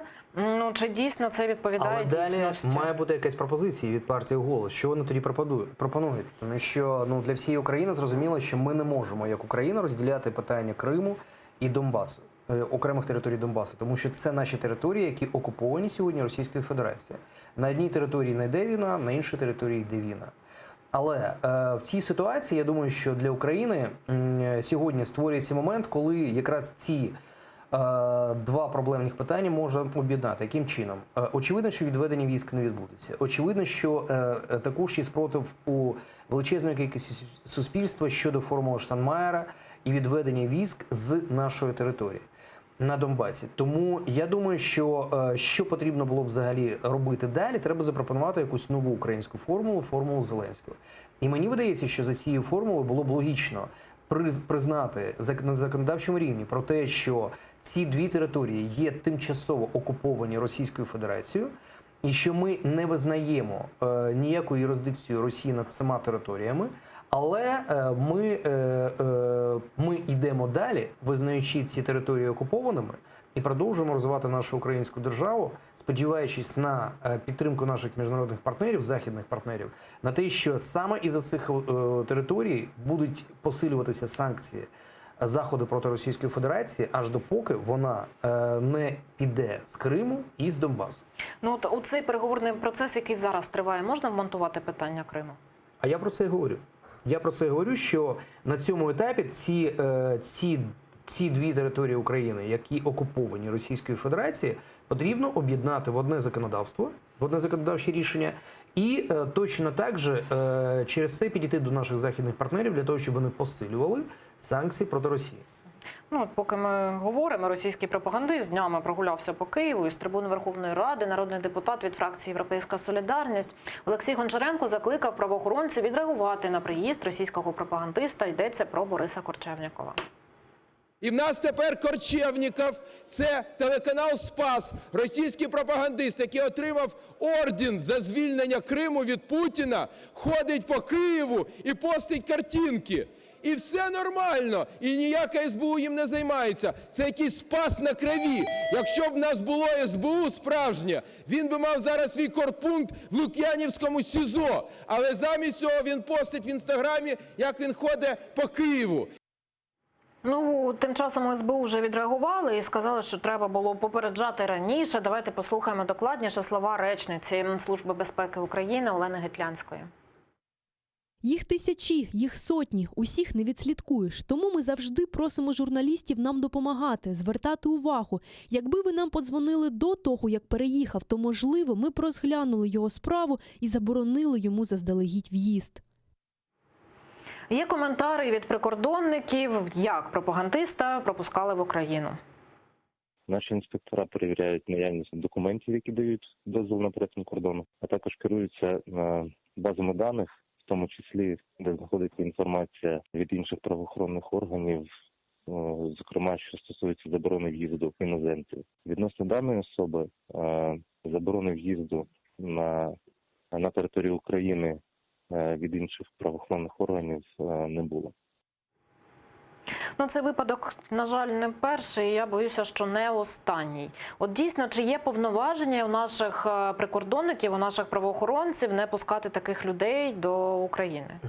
Друзі, там вже два питання. Перше, це є пропагандист. І я думаю, що у нас є цілий окремий веб-сайт, веб-ресурс, в якому є списки тих людей, які вважаються інформаційними ворогами України в тому числі. Серед них і артисти, і журналісти, і дуже багато інших там людей. Тому я думаю, що Службі безпеки треба хоча б на цей сайт дивитися і надавати такі, ну, на мій погляд, не зовсім професійні коментарі від представників Служби безпеки, коли вони говорять, що журналісти мають чи це виправдання, що їх тисячі і сотні? Це не є виправдання. Це не виправдання. Більше того, це завдання Служби безпеки саме цим займатися. А друге, адже ми чітко розуміємо і знаємо, що ця людина, цей пропагандист, він порушив законодавство України, коли незаконно прилетів в Крим. Це було порушення законодавства. І за цим порушенням фамілія мала бути зафіксована. Тобто він мав бути в реєстрі прикордонної служби для того, щоб вони таку людину не запускали на територію України. Тобто це не вручну перевіряють прикордонники? Мають бути реєстри, тому що, ну, а яким чином ще фіксувати? Тим паче ми говоримо про те, що прийшла нова влада, яка орієнтована на повну диджиталізацію. Оце має бути диджиталізовано. Тому, слухайте, тут не потрібно посилатися до журналістів, тут потрібно просто відпрацьовувати свою роботу, як Службі безпеки України, так і прикордонникам. І Служба безпеки мала надати всі необхідні реєстри саме прикордонникам, щоб така людина не запускалася на територію України. А коли вже запустили, і вона тут, ну тоді вони мають пояснити мету, чому людина, яка порушила закон і не мала пересікати кордон з України, знаходилася тут. Чи вони хотіли її взяти, провести з нею якісь бесіди, чи вони хотіли її затримати, потримати для там подальших якихось перемовин з Російською Федерацією. Ну, чому так відбулося? А спецслужби не дають ніякої адекватної відповіді. Ну, якщо подивитися на цю ситуацію з боку самого Корчевнікова, то які він мав мотиви сюди приїхати? Чи це була дійсно якась поїздка, як він казав, на фестиваль, чи це інша якась мета? Ми сьогодні обговорюємо те, що він зафільмував себе на території Києва, на території київських святинь. Ну, так, з певними коментарями теж не дуже і що він прогулюється по столиці України. Фактично він таким чином показав про те, що, слухайте, ну, дві речі. Перше, що тепер, я думаю, що з Україною ми будемо дружити. Що вона напроти того, щоб ми порушували українське законодавство і там літали вільно в Крим, порушуючи законодавство. Ми можемо що завгодно говорити про Україну. Україна на це буде дивитися спокійно. Тому що він є пропагандистом і очевидно, що дуже погані речі розказував про Україну. І, ну, типу, це та держава, яка, ну, насправді не цікавиться своїми державними національними інтересами, і ми з нею можемо робити що завгодно. От що він хотів репрезентувати як українцям, росіянам, так і взагалі всьому світу. І якщо наші спецслужби на це дивляться, і їм не соромно, і вони не червоніють, то це значить, що, ну, вони, значить, не те, що не фахові і не професіонали, а це те, що вони не відповідають займаним посадам, їх треба змінювати. Ну, от взагалі, якщо так говорити, людина приїжджає в Україну, законодавство якої він порушив, і він перетинає кордон спокійно. Чи він міг взагалі припускати, що його не затримують? Він ризикував, і це очевидно, але якщо він розумів, що він ризикує, то, мабуть, що він мав вести з кимось консультації. Хто би міг його прикрити? І питання є, чи дійсно його хтось прикривав в Україні? Якщо хтось прикривав, то хто тоді ці люди? Які державні посади вони обіймають? В яких спецслужбах або там на державному рівні чим вони займаються? І коли так, то я думаю, що взагалі потрібно провести певне розслідування. Я думаю, що, ну, якщо не президент України, то у всякому разі глава Служби безпеки України має це розслідування взяти під свій контроль. І насправді показати суспільству, що відбулося. Чи це було якесь непорозуміння, і наші спецслужби були абсолютно не підготовлені, Чи насправді його супроводжували тут якісь люди з певними інтересами, які представляють нашу державу? І тоді треба зробити висновки і порушити справу проти цих людей. Так, владі треба однозначно зробити висновки з цієї ситуації. Зараз пропоную повернутися до аграрного комітету. Там триває бурхливе засідання. Давайте подивимося, чи все-таки дійшли згоди стосовно ринку землі.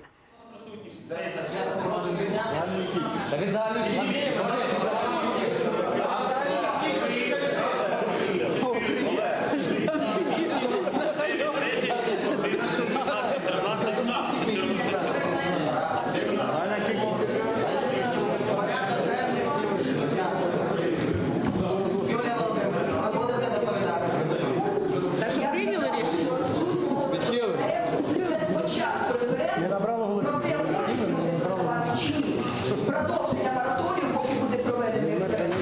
І до того ніяких законопроєктів парламент не ставить. Всім повернути уряду, відкликати всіх і закрити це питання. І розглянути закон про продовження мораторію і провести референдум. Все правильно. Займайте питання. У нас зараз обговорюємо законопроект Юлії Володимирівни. У кого є з депутатів питання до законопроекту Юлії Володимирівни? У мене? Так, Руслан. Дякую. Запитання таке. Які питання виносите на референдум? На референдум винести одне єдине питання. Погоджується український народ продати землю сільськогосподарську чи ні? Чи ми будемо, поки закінчиться війна і поки прийде влада, яка буде служити народу України, поки що продовжити референдум? Коротко. Мораторій.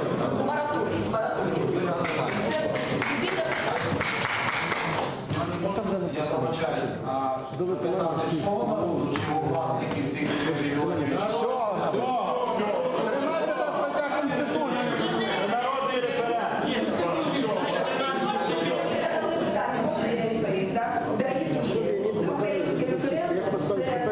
Інституція, яка стосується голосування кошиком. І запитати у всіх людей в Україні, готові вони продати сільськогосподарську землю 72% території своєї країни, чи не готові?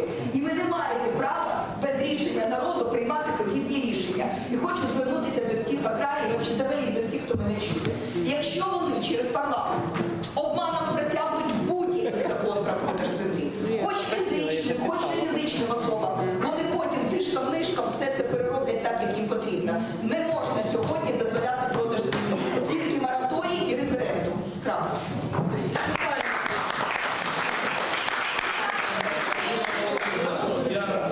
Молодий політик, набагато більше інформації. Будь ласка, мораторій знімаємо. Ви хочете, щоб людей запитатися, чи вони хочуть? Ось так триває засідання аграрного комітету, а тим часом на бюджетному ще нічого не відбувається. Будемо слідкувати і трохи згодом розповімо вам, що відбувається у парламентських комітетах. А далі ефір телеканалу АТР продовжить випуск новин «Заман». Я дякую Дмитру Васильєву, політичному консультанту, гостю нашої студії. Катерина Вишневська. Повернуся до цієї студії вже за 20 хвилин. Залишайтеся з АТР і дякую, що довіряєте.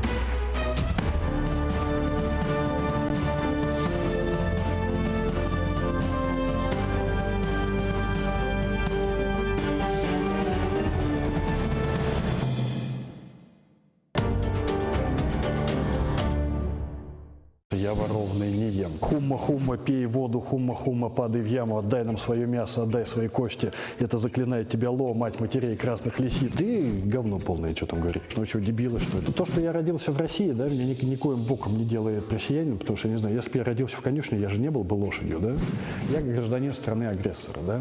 Но то, что танки страны, которая была когда-то моей, сюда приперлись, но я считаю, что это моя обязанность сделать так, чтобы они отсюда убрались. Носителем всей фигни в Украине является украинский народ. Мне очень нравится мем, когда Трамп говорит по телефону, что там с Байденом, да, Владимир Александрович говорит, сейчас позвоню Баканову по поводу этого черта, да. У меня с СБУ договоренность, они не учат меня писать тексты, я не учу их осуществлять охранную деятельность. Главная задача журналиста – это драть власть. Если власть драть не за что, это не значит, что власть хорошая, это значит, что журналист классный. Я достиг вершины своей карьеры.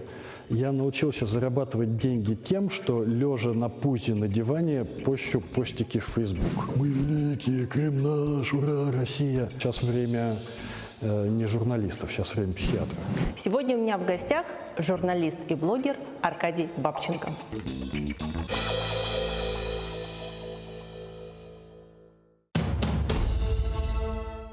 Как началось второе правление Минглигерая хана? Какие новые территории он окончательно закрепил за своими потомками? И кто добровольно присягнул крымскому хану на верность? А главное, какую роль в его жизни сыграла ногайская княжна Нурсултан Мангытская? В конце 15 века в Крымском ханстве начинается настоящий строительный бум. Минглигерай инвестирует деньги в строительство новых крепостей и восстанавливает старые, особенно на берегу реки Днепр. Об этом смотрите в программе «Алтын Девир» в новом цикле «История династии Гераев». В эту субботу, 19 октября, 17:35 на телеканале АТР, 7-я серия. Минглигерай. Хан-реформатор. Часть 4.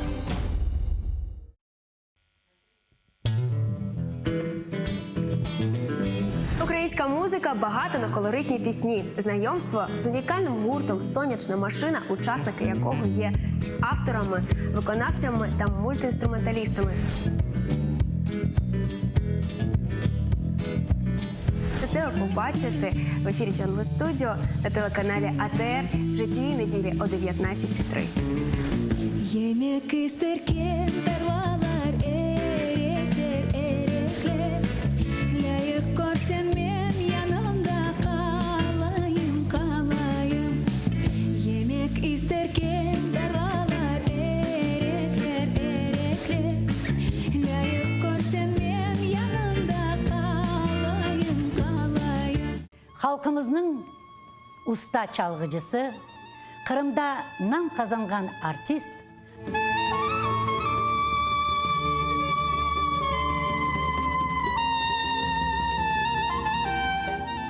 Sanat için can kuydireydi. Bizim halkımızın arasına bir acayip bir türkücü var idi biliyor. 18 Mayıs gecesinde prikaz okulda. bugünkü hikayemiz Alim Osmanov'a bağışlanan. Baksaray bizimdir de çevreçite yüzümüdür. Ah seni sevdirin iki de kara gözünüdür. Baksaray bizimdir de çevreçite yüzümüdür. Ah sana sevdirin iki kara gözünüdür.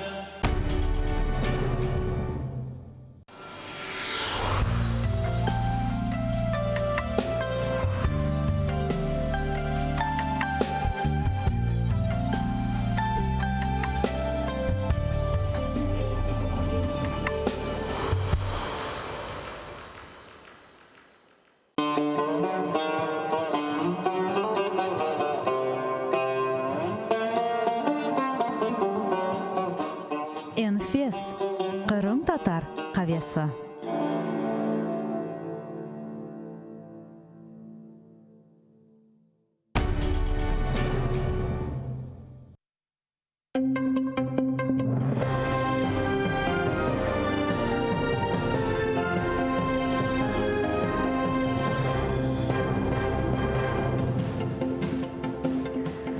Жовтня 2065-й день окупації Криму Росією. Полудень в Україні. Наступні кілька хвилин про найактуальніші події в ефірі. Інформаційний випуск «Заман». Мене звати Олеся Галич. Вітаю вас. Верховна Рада ухвалила закон щодо викривачів корупції. Він визначає правовий статус осіб, які повідомляють про випадки корупції.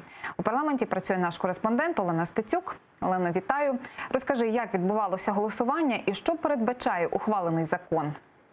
Вітаю, колего. 252 голоси за. Депутати ухвалили щойно законопроект про викривачів корупції. Власне, більшість голосів – це від фракції «Слуга народу», і також трохи голосів додали у фракції «Голос».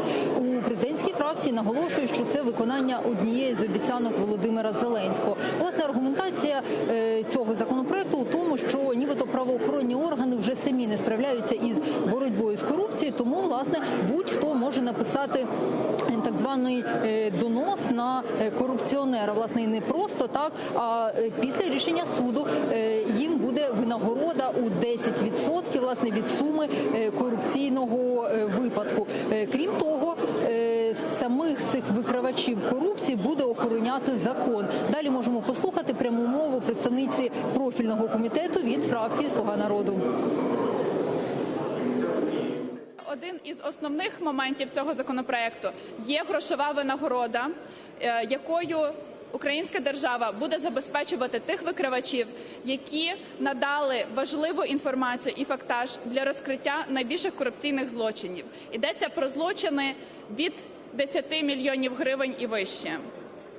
На нашу точку зору, це виведе корупцію, це виведе боротьбу з корупцією на новий рівень. Тепер фактично агентом під прикриттям може стати будь-який громадянин.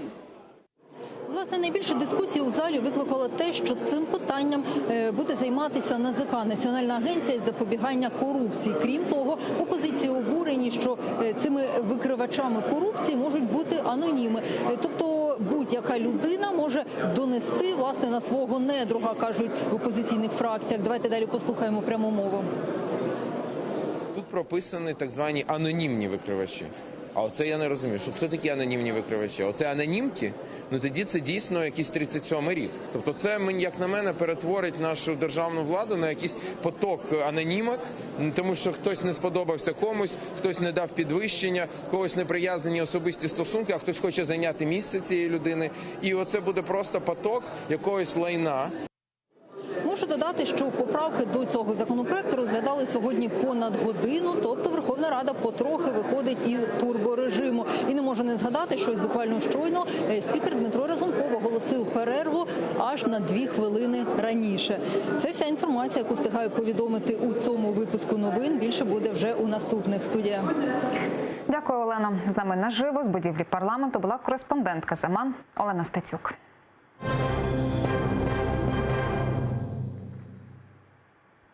Франція та Німеччина вітають позитивні зрушення у реалізації Мінських угод.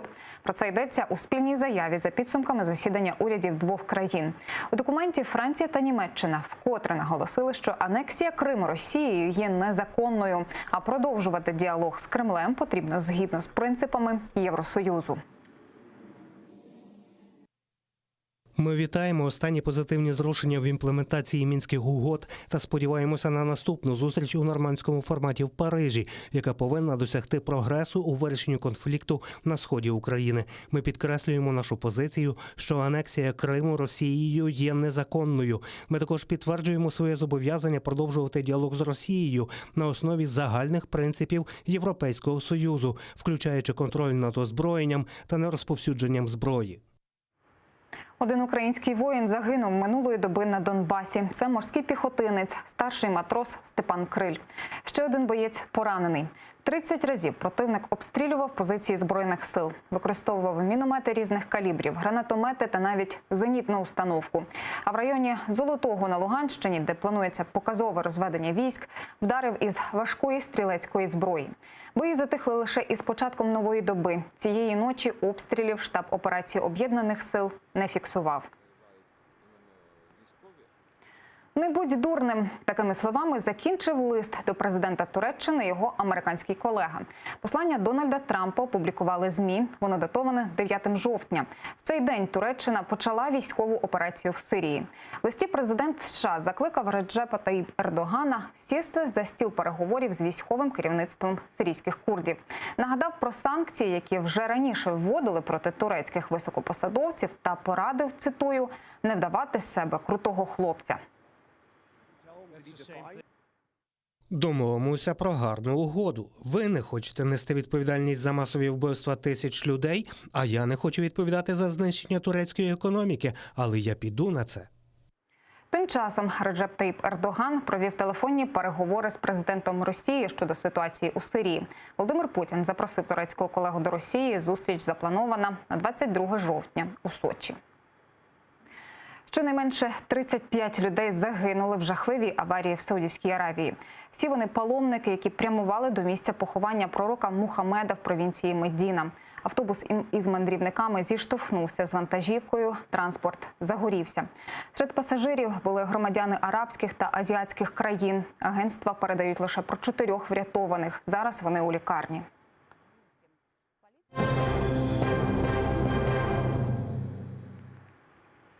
Хвилина мовчання у річницю трагедії. Сьогодні у Керчі вшановують пам'ять жертв керченського стрільця. Рік тому 18-річний Владислав Росляков прийшов до свого коледжу зі зброєю та вибухівкою. Внаслідок кривавої бійні загинула 21 людина, ще понад півсотні були поранені чи травмовані. Розслідування, яке проводили окупанти, так і не дало відповіді на більшість запитань, які виникли після трагедії. Що лишилось нерозкритим? Мої колеги далі. Трагедія, яка не закінчується. Напередодні кривавої бійні у Керченському політехнічному коледжі померла ще одна її жертва – Ольга Грищенко. Викладачка була серед 5 працівників закладу, які постраждали рік тому. За офіційною версією окупаційних правоохоронців, ображений на увесь світ підліток Владислав Росляков підірвав у коледжі саморобний вибуховий пристрій, а потім розстрілював із гвинтівки усіх, хто траплявся на його шляху. Ольга Грищенко довго лікувалася після поранень, але видужити не змогла. Викладачі коледжу після трагедії часто беруть лікарняні. 10 студентів досі реабілітуються в шпиталях. Сейчас всем трудно. Сейчас много ребят ходят к психологам у нас, к психиатрам многие записываются. Сам записывался, тоже плохо. За рік трагедія лише обросла загадками. Попри те, що окупанти кривавого убивцю одразу назвали схибленим, вони так і не пояснили, як в такому разі йому вдалося придбати зброю без обов'язкових в таких випадках лікарських довідок. Проходит медосмотр, вероятно, не посещая ни нарколога, ни психиатра. Такая справочка у нас стоит 4800. Як могло статися так, що в охопленому параноїдальними страхами перед тероризмом окупованому Криму хлопчина вільно розгулює із 2 напакованими сумками боєприпасів? Как пронести можно было эту дуру? Как это можно было вот это вот все это? Как это, зачем ученик зашел в техникум с 2 сумками? Я не понимаю. Звідки у 18-річного парубка навики справжнього бойовика? За 15 хвилин він убив 20 людей і поранив більше, ніж півсотні.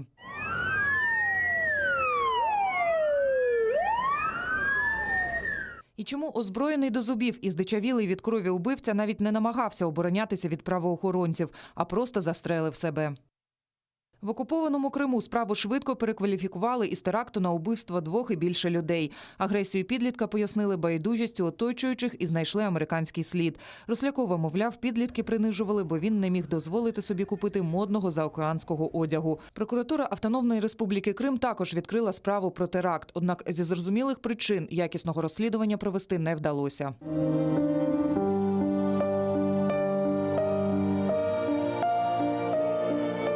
Рік тому за один день Керченський цвинтар розрісся на цілий ряд зі свіжих могил. Сьогодні у Керчі вшановують жертв хвилиною мовчання. Але мовчання почалося ще рік тому. Окупаційна влада і ЗМІ неохоче згадують про те, що сталося. Ольгу Грищенка, яка померла від ран кілька днів тому, до списків жертв не внесли. Самого Рослякова поховали під чужим прізвищем. А от в інтернеті він все ще живий. Сотні підлітків створювали групи зі співчуттями для вбивці. Ріана Алієва, Заман, АТР.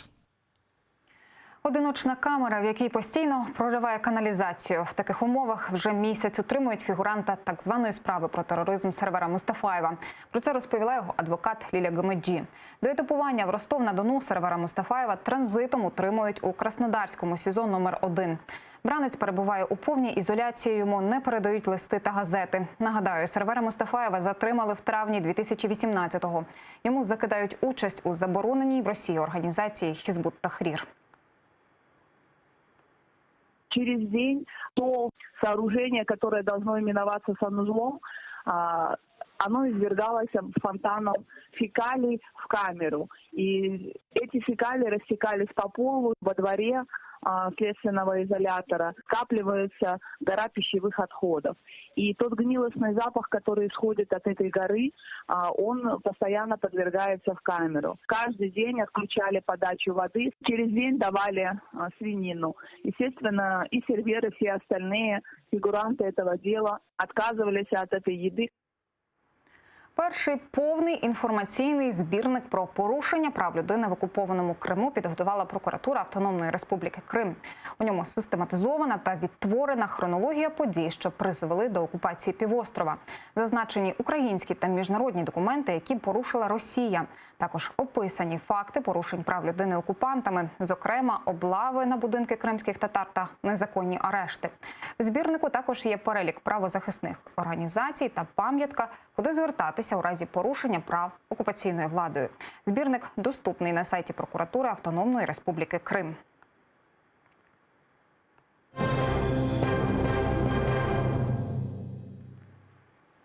Незаконна вирубка. 15 червонокнижних дерев знищили браконьєри в селі Оползневе поблизу окупованої Ялти.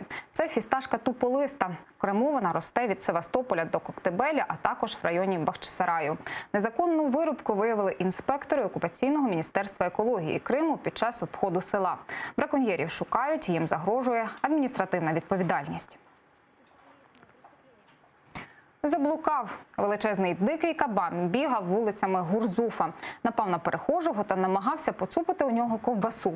Після цього попрямував до ще теплого моря та пішов купатися. Там його і зловили рятувальники окупаційного МНС. Тварину вивезли за місто та відпустили до лісу.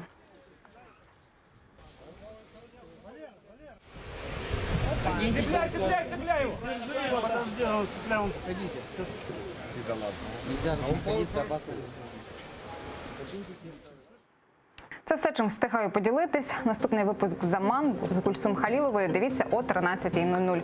Актуальні новини у будь-який час шукайте на сайті Етер.ua та на нашій YouTube-сторінці. Переглядайте, підписуйтесь. Найцікавіші епізоди ефірів вже там.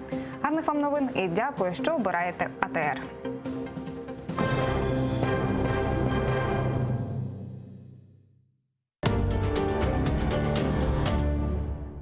Я воровный не ем. Хумма-хумма, пей воду, хумма-хумма, падай в яму, отдай нам свое мясо, отдай свои кости. Это заклинает тебя Ло, мать матерей красных лисиц. Ты говно полное, что там говорить. Ну что, дебилы, что ли? То, что я родился в России, да, меня никоим боком не делает россиянином, потому что, не знаю, если бы я родился в конюшне, я же не был бы лошадью, да? Я гражданин страны-агрессора, да?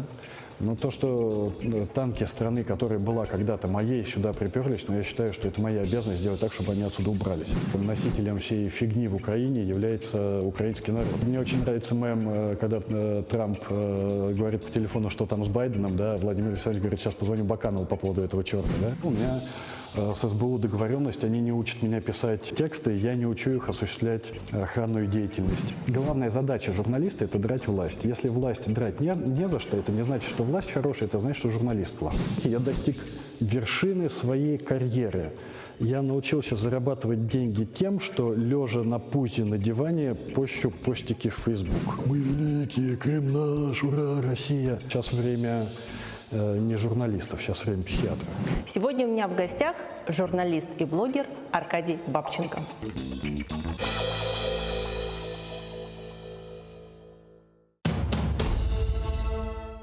Как началось второе правление Менглигерая хана? Какие новые территории он окончательно закрепил за своими потомками? И кто добровольно присягнул крымскому хану на верность? А главное, какую роль в его жизни сыграла ногайская княжна Нурсултан Мангытская? В конце 15 века в Крымском ханстве начинается настоящий строительный бум. Менглигерай инвестирует деньги в строительство новых крепостей и восстанавливает старые, особенно на берегу реки Днепр. Об этом смотрите в программе «Алтын Девир» в новом цикле «История династии Гераев». В эту субботу, 19 октября, в 17:35 на телеканале АТР. 7-я серия. Менглигерай. Хан-реформатор. Часть 4. В январе-апреле 1988 года массовые демонстрации крымских татар продолжались. Они прошли в Абинске Краснодарского края, в Ташкенте, Бекабаде, Самарканде, Алмазаре, Янгиюле, Алмалыке Узбекской ССР, в Симферополе, в Новороссийске. Требования демонстрантов оставались неизменными. Возвращение крымских татар на родину, восстановление автономии, освобождение политзаключенных крымских татар. Представители власти всячески пытались противодействовать таким мероприятиям, однако остановить выступление крымских татар было уже практически невозможно. Продолжаем вспоминать события переломного в истории крымских татар 1988 года в осеннем цикле программы «Тарих Седосы» с Гульнарой Бекировой. Смотрите в воскресенье, 20 октября, в 18:00 на телеканале АТР.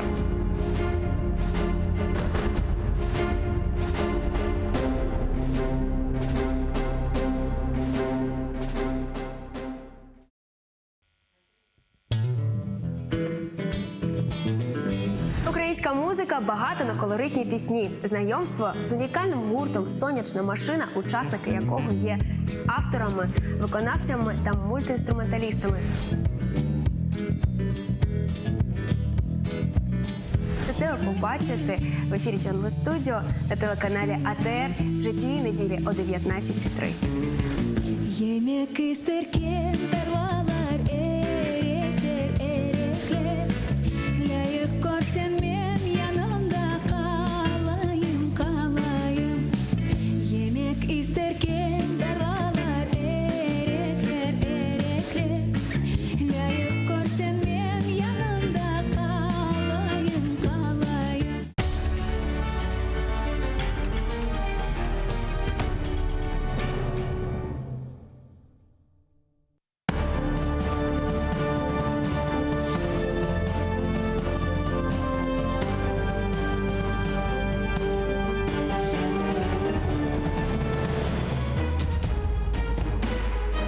Ефір АТР триває. У студії Катерина Вишневська. Найближчу годину ми говоритимемо наживо про найцікавіші і найактуальніші події. Тож робіть АТР гучніше, бо нам є про що розповісти.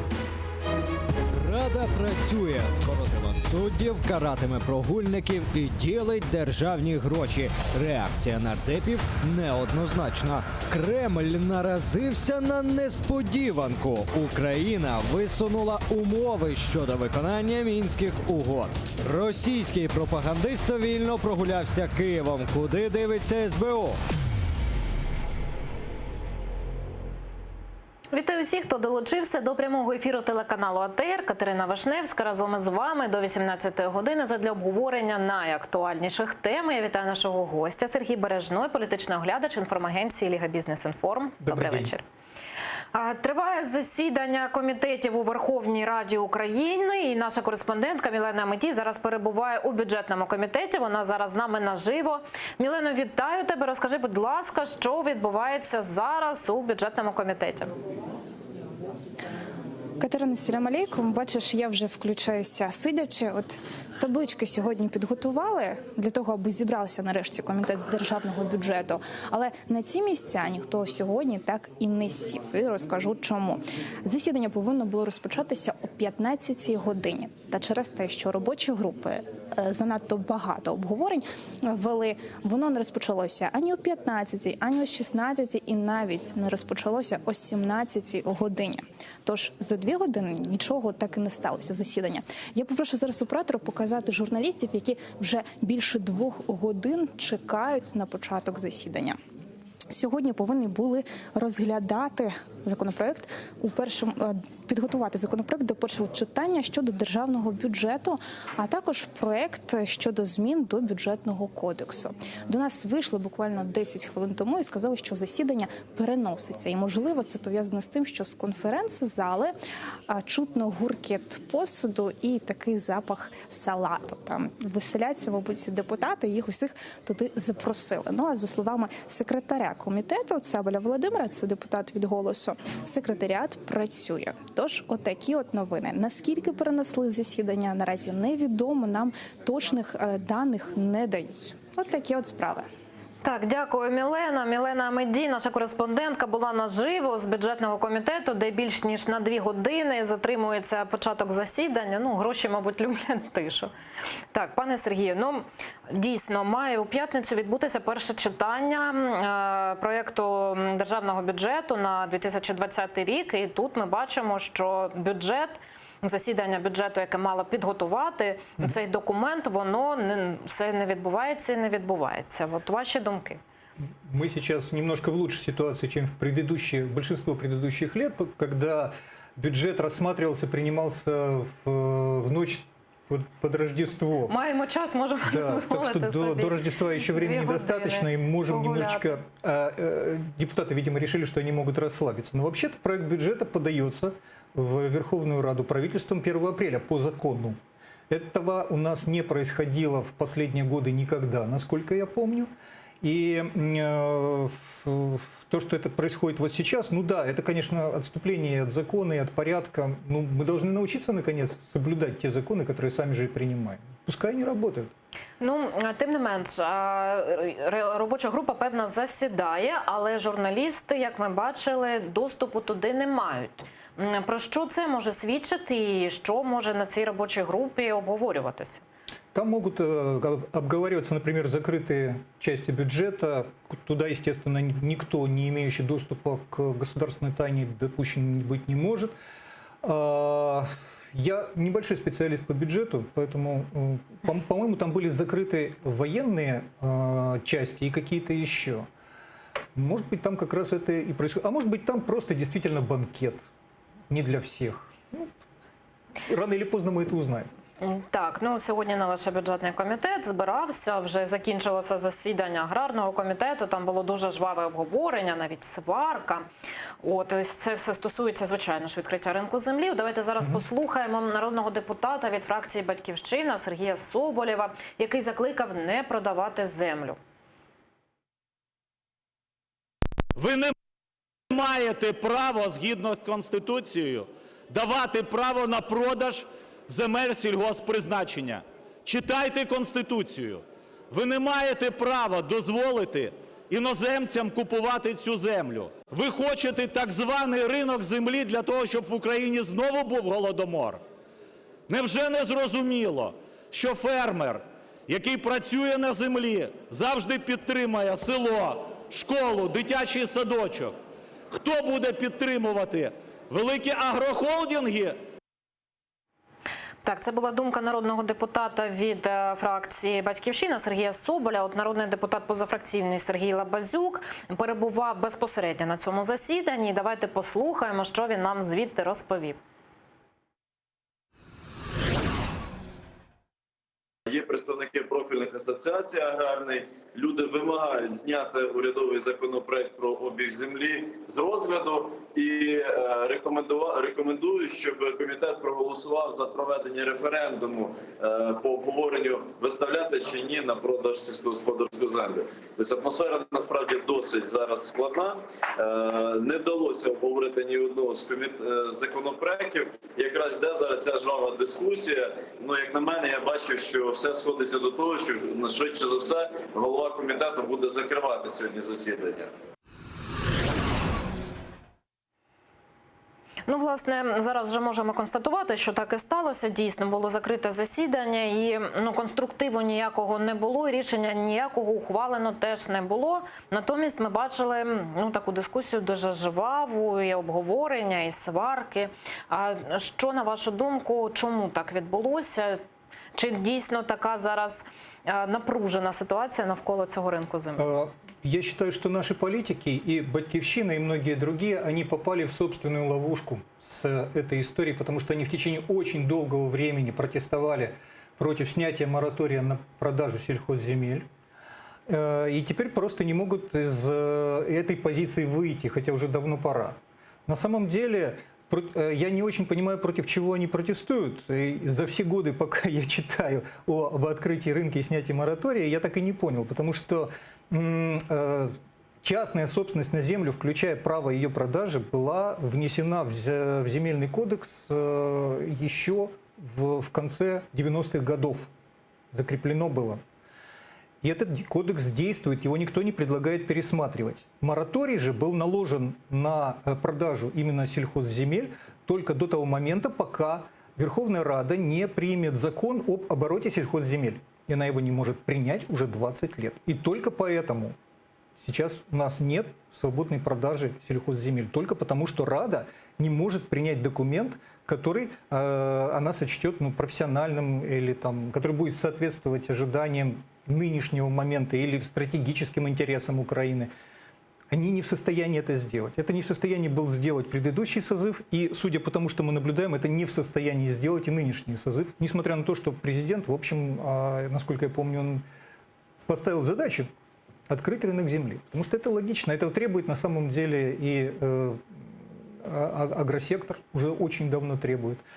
А все, что говорит господин Соболев, да, я это все слышал и раньше, это, с моей точки зрения, не выдерживает критики. Ну, то щодо того, так ви сказали, що не може Верховна Рада вже впродовж багатьох років ухвалити цей законопроект. Чому? От що на перепоні стає? Що заважає? Видимо, просто нежелание, это во-первых, потому что большинство политических сил не так или иначе включены в серый оборот земель. Вместо продажи земли легальной сейчас, она, естественно, находится в сельхозобороте, но поскольку продажа невозможна, это оборот серый, он полулегальный.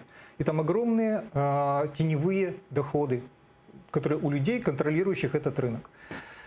Ну, насколько я знаю, депутаты, имеющие отношение к этим серым оборотам, они как раз и в основном и давят на то, что нельзя снимать мораторий. Он для них выгоден. Ну, разом з тим, є побоювання у суспільстві, так? Дуже багато занепокоєння, що іноземцям продадуть цю землю. От чи це не може стати зараз причиною того, що на комітеті, власне, відбувається якась розмова, але дій нема? Что мешает депутатам в закон об обороте сельхозземель внести пункт о том, что продажа сельхозземель запрещена для продажи иностранцам? Вот что мешает? Это их прерогатива. Они вправе этот пункт внести. Они вправе сделать его сколь угодно жестким, на любой срок. Временный, постоянный, там, объем земель, которые можно продавать за одну сделку, что все продажи должны идти через земельный банк или какой-то аналогичный. Механизмов для этого огромное количество. Выбрать есть из чего. Они не хотят выбирать. Так, і ще у Верховній Раді сьогодні ухвалили один дуже цікавий законопроект, який дозволяє карати нардепів за прогули. Давайте послухаємо голову фракції «Слуга народу» Давида Арахамію, який розповів, як саме буде відбуватися таке покарання. Ну, якщо не можна звільняти, давайте хоча б будемо штрафувати. Да? І тому ми штрафуємо за системне, якщо людина не відвідує системно, якщо він не тільки тут, в залі, а в тому числі і на комітет не ходить. Ми хотіли навіть кримінальну відповідальність, але не знайшли погодження в наших рядах. От щодо цього законопроекту, як навіть собі вже проголосованого, виписочку таку зробила, припинення відшкодування народному депутату витрат, пов'язаних з виконанням депутатських повноважень. Тобто це не по депутатській кишені буде бити, якщо я правильно зрозуміла? Там я тоже не очень хорошо понимаю структуру расходов-доходов. Они получают зарплату, они получают еще какие-то деньги на поддержку своего аппарата. Компенсация на житла, облаштування, там, приймали, робота з виборцями. К чему относится это предложение Арахамии, я не очень понял. Но так или иначе, вот попытка бить по карману в рамках тех сумм, которые выделяются, для большинства депутатов это вообще не сумма. Ну, хорошо, не для большинства, для очень многих. И это никак не скажется ни на их благополучии, ни на их возможностях организовать работу. Никак не скажется. Поэтому это очень странное для меня предложение. Оно показывает то, что настоящего инструмента найти до сих пор не удается. А настоящий инструмент, с моей точки зрения, это как раз реальное снятие депутатской неприкосновенности и возможность отзыва депутата, который не оправдывает ожидания избирателей. Просто реально возможность, реальные механизмы отзыва человека с того депутатского места, которое він отримав в результаті виборів. Ну, до речі, під час цього коментаря Давид Арахамій ще зазначив, що звільняти не можуть, бо не дозволяє закон. А от щодо кримінальної відповідальності не знайшли погодження там всередині фракції. То може це таки був компроміс зараз, що ніби... Що таке кримінальна відповідальність за прогули депутатські, я не дуже розумію. Це дійсно со мною би... Ну, втім, якщо я правильно розумію, якщо він так сказав, то ці пропозиції лунали, принаймні, на обговоренні. Я почему-то думаю, что это выглядит как шутка. Потому что мы знаем, что такое криминальная статья, и прогулов там точно нет. От ухвалили так на початку цієї каденції все ж таки зняття депутатської недоторканності. От з ухваленням цієї норми, чи можна буде дійсно говорити про такі запровадження, відкликання народних депутатів за ті чи інші порушення? Помимо того, что депутатская неприкосновенность будет снята, нужны еще механизмы, создать механизмы этого отзыва. Они предусмотрены, но так и не созданы до сих пор, и я не знаю, сколько времени нужно будет их создавать. Я даже прикидок на эту тему не видел, никаких предложений. какие мероприятия нужно провести, какие собрания там избирателей или партии или что-то еще для того, чтобы лишить человека мандата за то, что он не выполняет свои обязанности. Это все нужно создавать, проектов пока еще нет. Это впереди еще много работы. Так, у Верховній Раді сьогодні ще на одну тему поговорили. От якщо нелегальний гральний бізнес залишиться, то ми напрасно прийшли до влади. Так каже очільник податкового комітету Ради Данило Гетманцев. Він додає, що якщо за 3 місяці після прийняття закону про гральний бізнес його не закриють і легальне казино не закриють, то влада не пройшла тест. Давайте послухаємо пряму мову Гетманцева. Ми сьогодні з вами очікуємо законопроект Кабінету міністрів про гральний бізнес. Ми його приймемо, цей законопроект, і це буде така червона лінія, за якою вже нелегального грального бізнесу бути не повинно. Якщо він залишиться, то ми напрасно прийшли до влади. Бо це ж, ви розумієте, це ж в малому проявляється велике. Тобто, якщо таким чином ми не можемо владнати це питання, то ми так само і в інших місцях також не можемо владнати.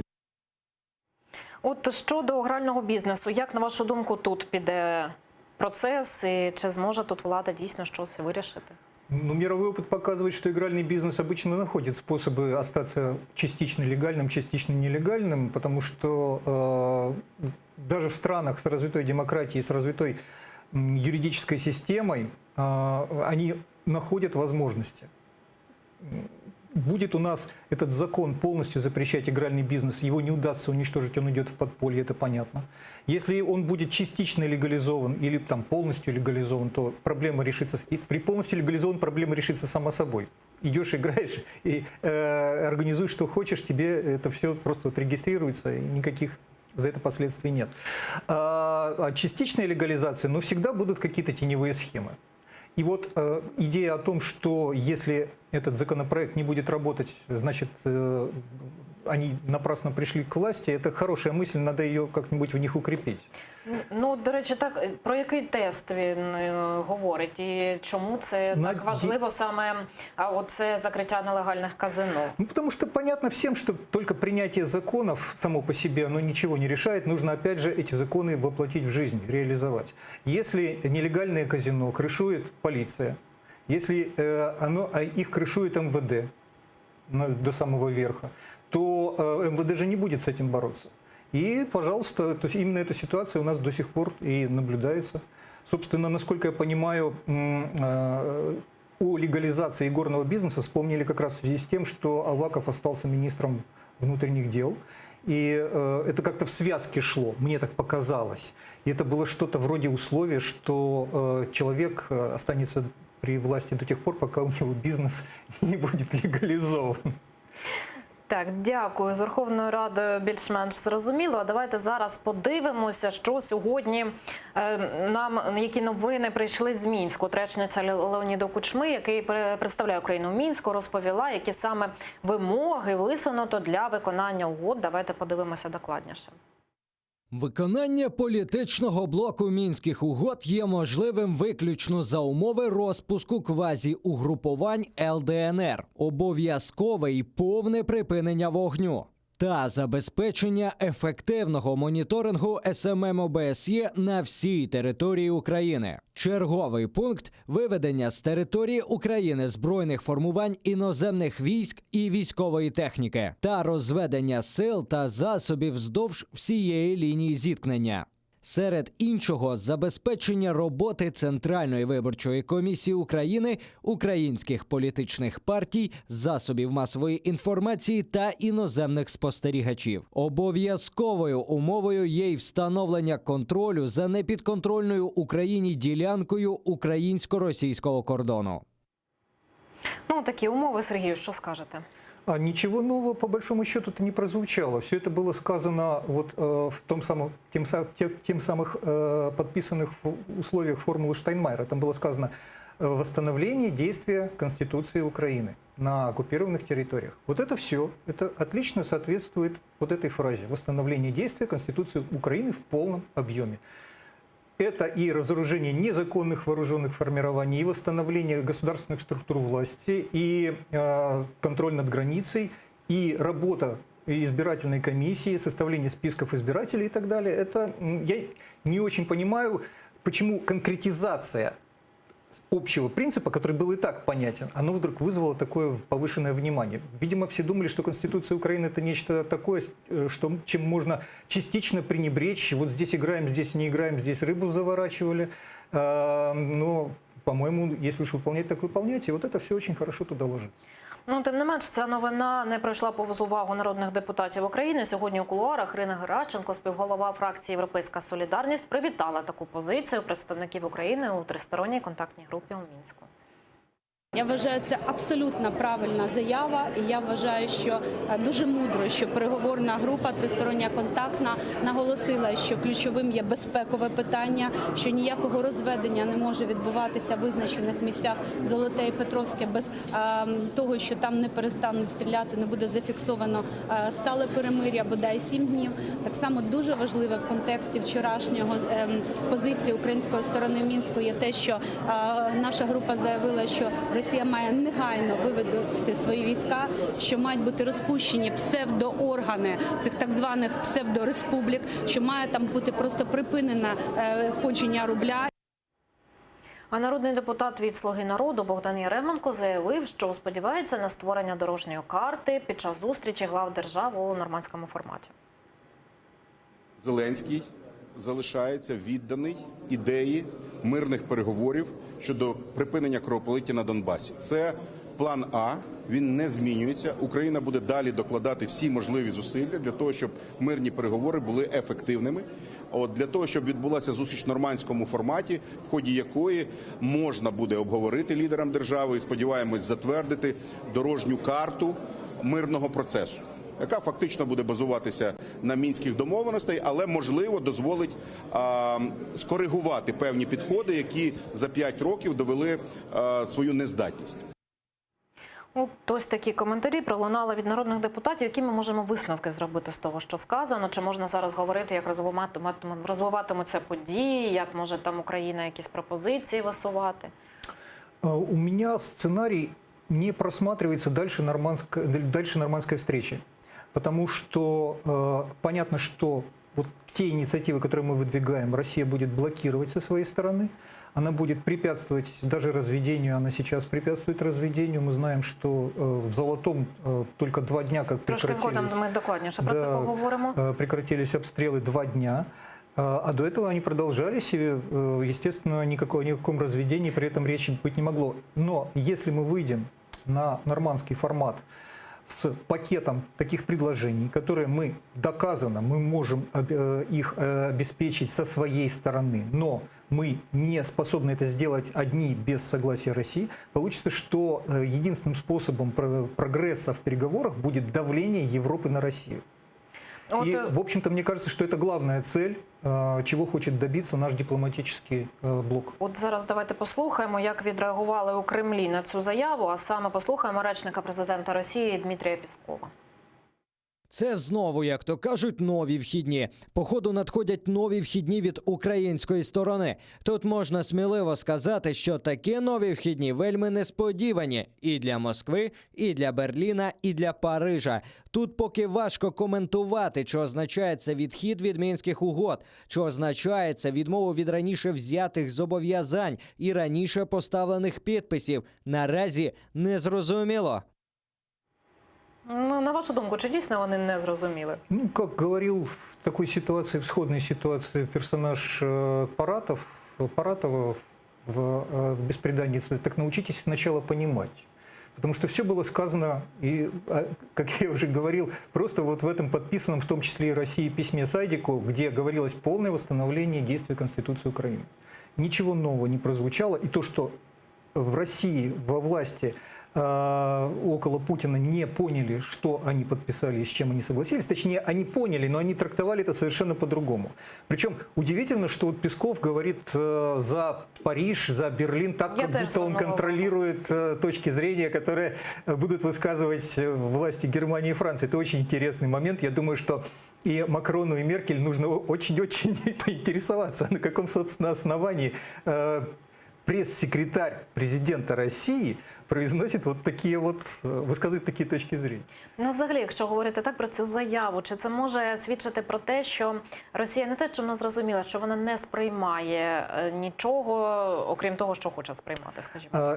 Я не удивлюсь, если они дадут формальное согласие, а потом его отзовут. Просто для того, чтобы показать, что они тоже могут там двигаться вперед, но Россия, вот насколько я помню, во всем этом сюжете она ни разу не давала задний ход.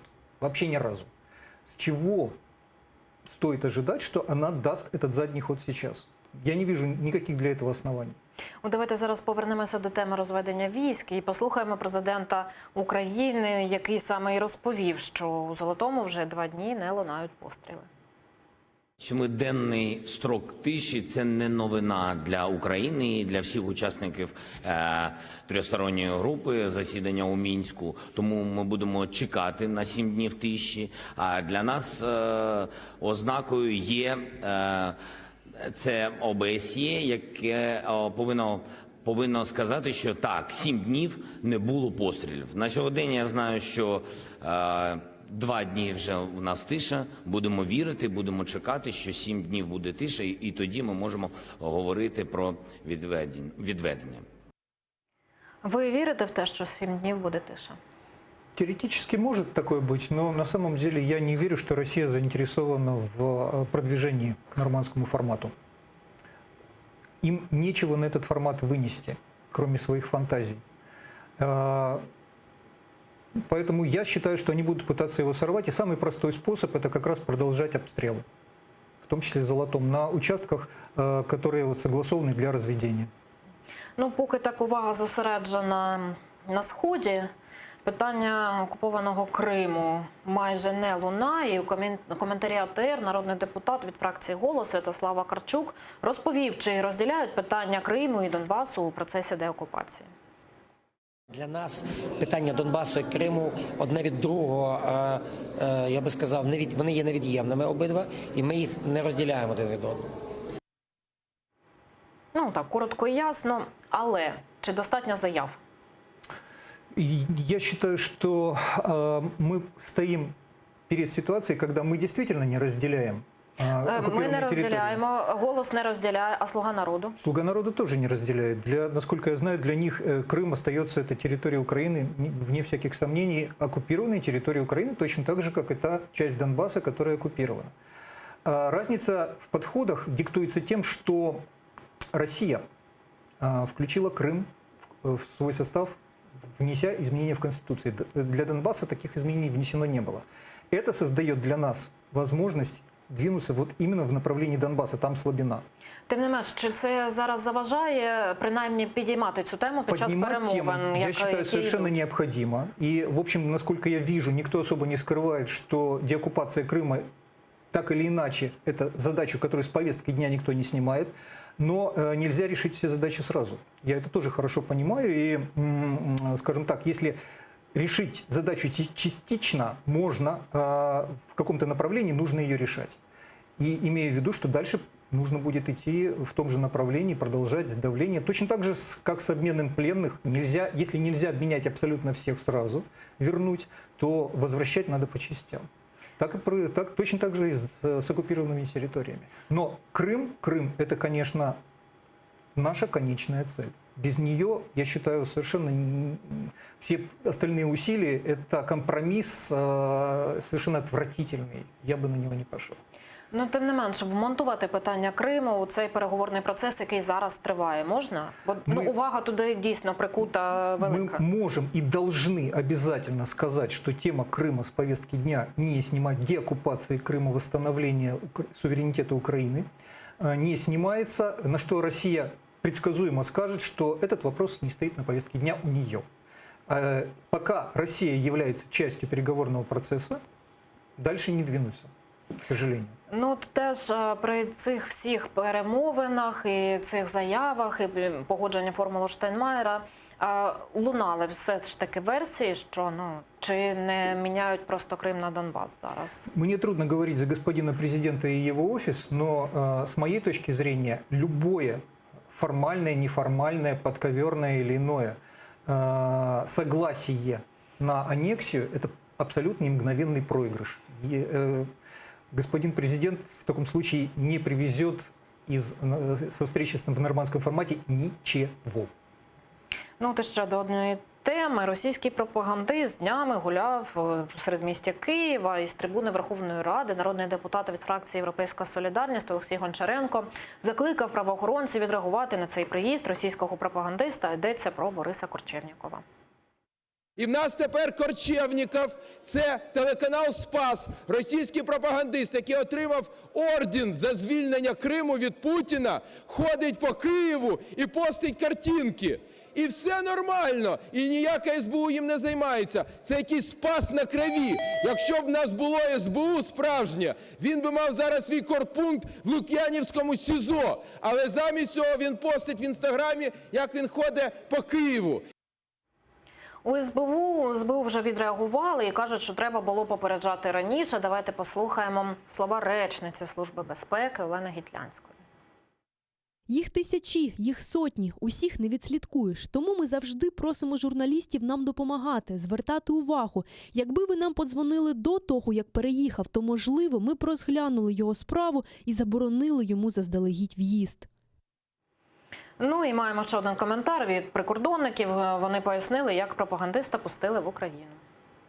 Наші інспектора перевіряють наявність документів, які дають дозвіл на перетин кордону, а також керуються базами даних, в тому числі, де знаходиться інформація від інших правоохоронних органів, зокрема, що стосується заборони в'їзду іноземців. Відносно даної особи, заборони в'їзду на територію України від інших правоохоронних органів не було.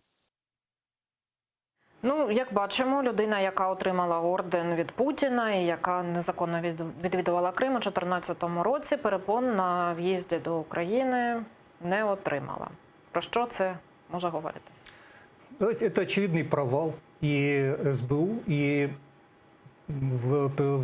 прикордонников, с моей точки зрения. Потому что я много раз видел, пересекая границу, и друзья рассказывали, которые пересекали границу, как серьезно проверяют людей, спрашивают, даже у меня, гражданина Украины, спрашивают, был ли, как проезжал, когда в последний раз был в Крыму и так взагалі далее. перевірити можна, бо людина може сказати все, що Они завгодно. обязаны это делать. Они обязаны это делать. И с моей точки зрения, то, что сказала Гитлянская о том, что всех не проверишь, елки, да всех проверяют на въезде.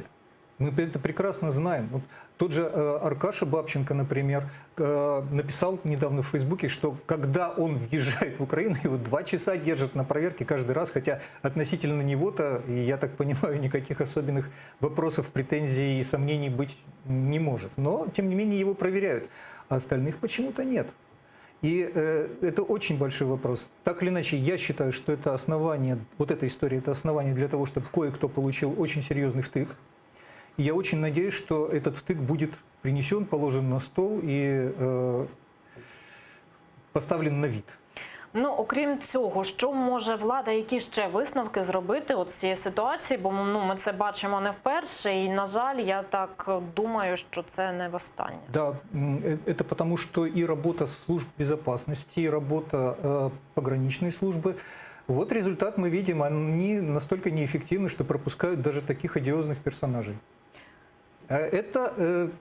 Эта работа не налаживалась или плохо налаживалась на протяжении нескольких лет, и сейчас вот служба находится именно в таком разобранном состоянии. Нужно серьезно этим заниматься. Это большая менеджерская задача. Ну, якщо дивитися вже з боку цього пропагандиста, який приїхав, то чи він взагалі ризикував, перетинаючи кордон?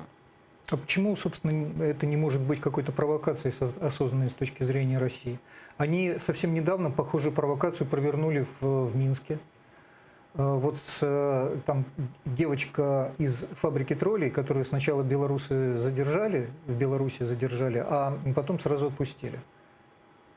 Это, по-моему, может быть одной цепочкой. Но это версия, это вот просто из воздуха то, что можно предположить. Мы же понимаем, что да, он может просто приехать по своїй ініціативі, а може і не по своїй. Все це потрібно перевіряти.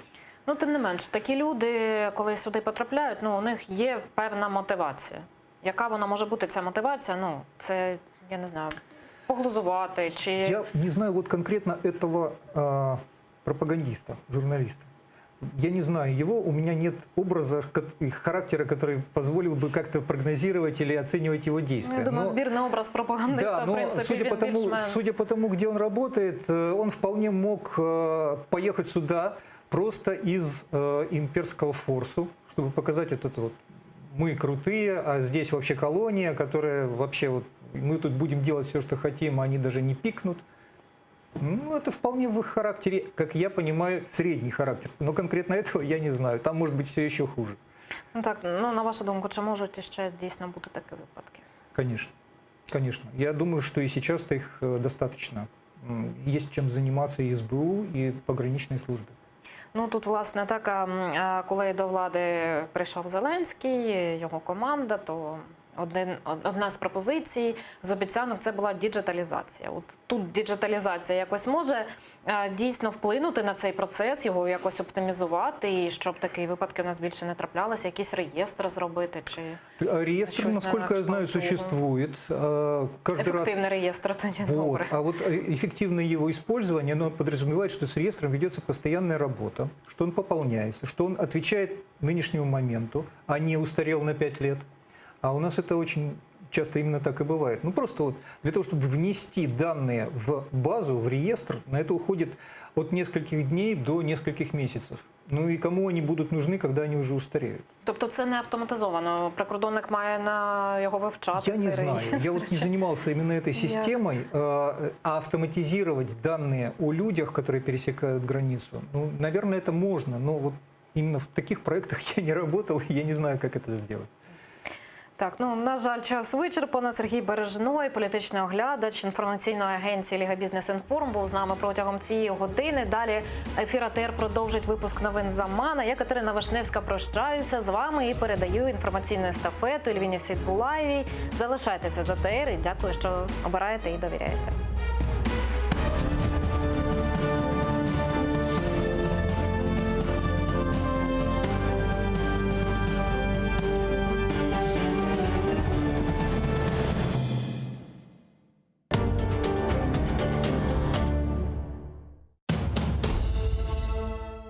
Как началось второе правление Менглигерая хана? Какие новые территории он окончательно закрепил за своими потомками? И кто добровольно присягнул крымскому хану на верность? А главное, какую роль в его жизни сыграла ногайская княжна Нурсултан Мангытская? В конце 15 века в Крымском ханстве начинается настоящий строительный бум. Менглигерай инвестирует деньги в строительство новых крепостей и восстанавливает старые, особенно на берегу реки Днепр. Об этом смотрите в программе «Алтын Девир» в новом цикле «История династии Гераев». В эту субботу, 19 октября, 17:35 на телеканале АТР, 7-я серия. Менглигерай, хан-реформатор, часть 4. Инсаниятлик, мейраметлик ве ачық юрек бүгінгі яшайшымызда ең кереклі, ләкин кет-кете ең рас келген табиат чизгісідір. Ләкин бойлы инсанлар бар. Олар еш бір шеге бақмадан дайыма ярдымға келмеген азырдыр. Интернетті көресін, хаста бала чыха, сон яшлар чыха. И бет ажисын оларны, сон волонтерлар айталар ма, айшыты да ярдым етейік, айшыты да ярдым етейік. Юректе бар бізде, ханымызда бар ярдым етме адамларға.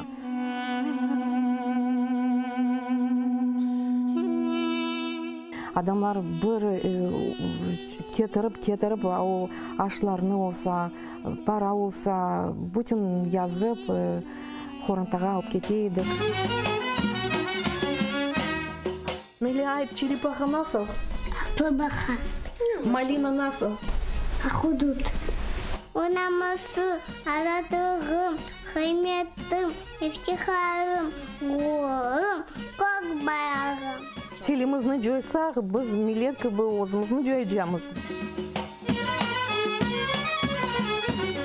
Бізді бабамыз айта, чоқ чара бала тапын, біз ананин ярдым етежеміз. Не қадар чоқ олса, қадар яқшы. Да, не қадар чоқ олса, бізге яқшы. Яша жесір миллеттім, бірлік олса, олур бізде, әм келечек қызметтім.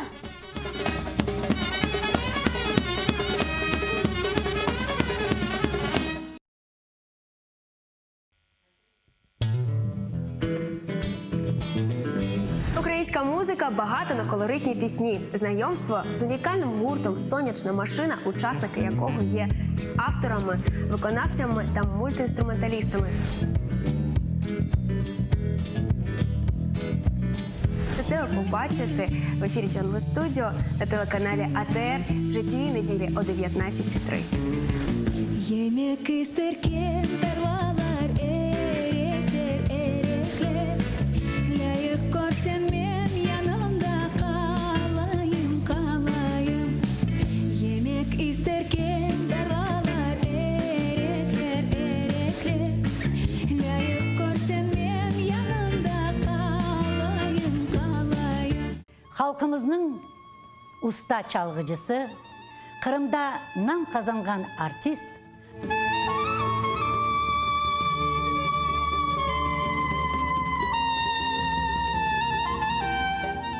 Sanat için can küldüreydi. Bizim halkımızın arasına bir acayip bir türkücü var idi biliyor. 18 Mayıs gecesinde prikaz okulda. bugünkü hikayemiz Alim Osmanov'a bağışlanan. Bakış saray bizimdir de çevreçete yüzümüdür. Akı seni sevdirin iki de kara gözünüdür. Bakış saray bizimdir de çevreçete yüzümüdür. Akı sana sevdirin iki kara gözünüdür. 1988 senesi yanvar-aprel ayında Kırım Tatarlarının kütlevi nümayişleri devam etedi. Onlar Krasnodar ülkesindeki Abinsk, Taşkent, Bekabad, Samarkand, Almazar, Yangiyul, Özbek Sovet Sosyalistik Cumhuriyeti'ndeki Almalık, Ahmedjit, Novorossiysk'te geçti. Nümayişçilerinin talabı denişmedi. Kırım Tatarlarını vatanına kaytarmak, Cumhuriyetini yanartmak ve Kırım Tatar siyasi mahpuslarını azat etmek. Hükümet vekilleri böyle nümayişlerge narazılık göstermek tırışkan edi. Lakin Kırım Tatarlarının hareketini toxtatmak endi imkansız oldu. 1988 senesi olgan Kırım Tatarlar tarixinde denişu devrinin vakıyalarını Gulnara Bekirova ile Tarih Sedası programmasında hatırlatmağa devam etemiz. Oktyabr'ın 20'de Bazar günü saat 18'de ATR telekanalında seyretiniz.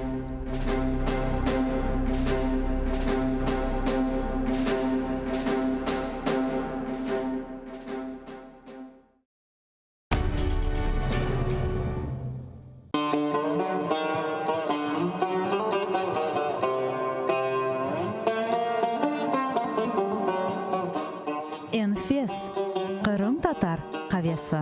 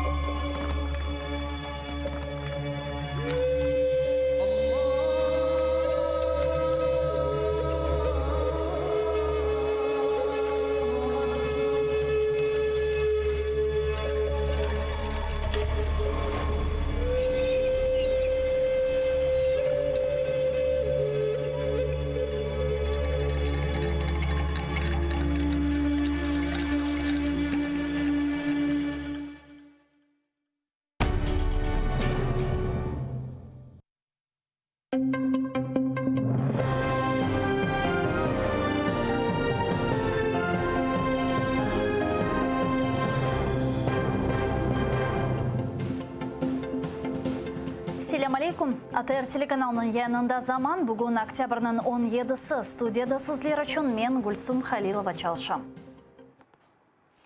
Бір кішілік камера ве еп ертілған канализация бойле шарайтлерді енді бір айдан берле терроризмде қабатланған қырым-татары Сервер Мустафаевны тұталар. Бұақта оның адвокаты Лейла Гемиджи білдірді. Ростов-на-Дону шайырыне кечіру үшін оны Краснодардан бірінші сезосында тұталар. Саяси мабюске мектуп ве газеталарны біле бермейлер.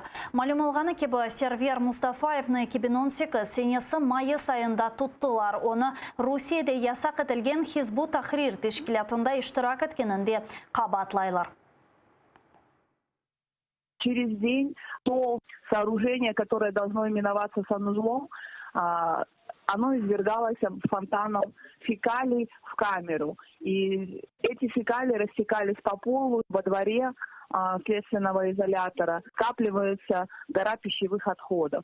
И тот гнилостный запах, который исходит от этой горы, он постоянно подвергается в камеру. Каждый день отключали подачу воды, через день давали свинину. Естественно, и серверы, и все остальные фигуранты этого дела отказывались от этой еды.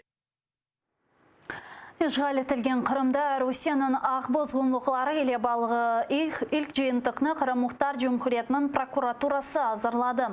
Анда Қырым ишғаліне yol açқан вақиялар хронологиясы мевжуд. Русия бозған Украин ве халқара весиқалар тақдим етілген. Жиынтықта ишғалжылерінің епісі ақбозғынлықлары белгілене, хусусан Қырым татарларының евіндегі тарамалар қанунсыз апиз жезалары. Жиынтық Қырым прокуратурасының сайтында ерлештірілген. Бұнен берабер анда ишгалжы акимиет ақларыны босса, анги аққорчалайжы тешкіляталарға мұражат етмек керек олғаны язылған.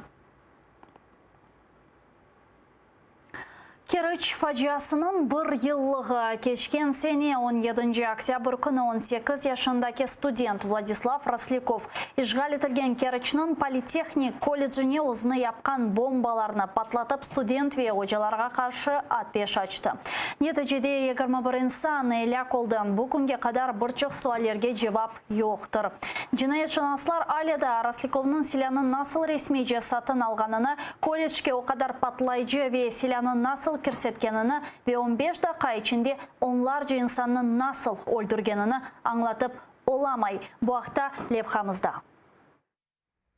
Bitmеген фажиа. Бірқач күн евелсі Керіч политехник колледжінде яраланған ожа Ольга Грищенко хастаханеде жан берді. О зарар көрген 5 колледж ожасы сырасында еді. Ишгалжы оқу қорыжалайжыларының ресми версиясына көре бұтын дүнияға күскен Владислав Росляков башта озы ішлеп чықарған бомбаны патлатты, сонысы огыне чыққан еркесіні атып өлдірді.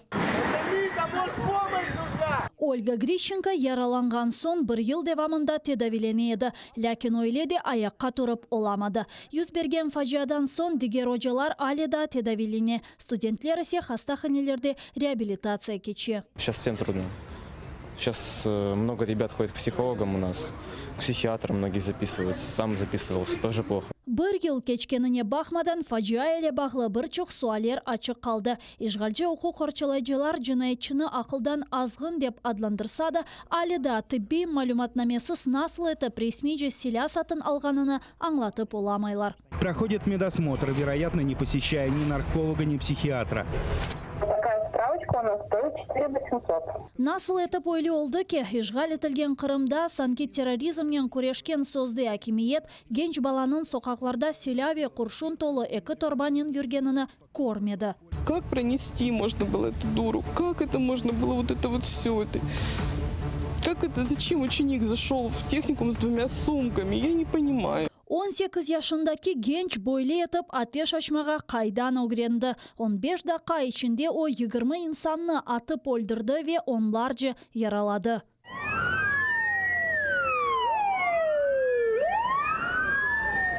Ve ne için bu kadar insanın canını alıp cinayetçi hukuk korçalayıcı organlardan korçalanmak yerine ozunu atıp öldürüyor. İşgal etilgen Kırımda bu davаны terakt maddesinden 2 ve 2'den ziyade insan öldürüp maddesine çevirdiler. Gençnin bu hareketlerinde açuvны ve Amerikanın izlerini bile gördüler. Sanki Rosляковны özüne mod kıyafet alıp alamağını için arkadaşları aşağılaydı. Ukrayna kıtasında da terakt boyunca dava açtılar. Lakin belli olgan sebeplerden tahqiqat alıp barmağa imkan yoktur.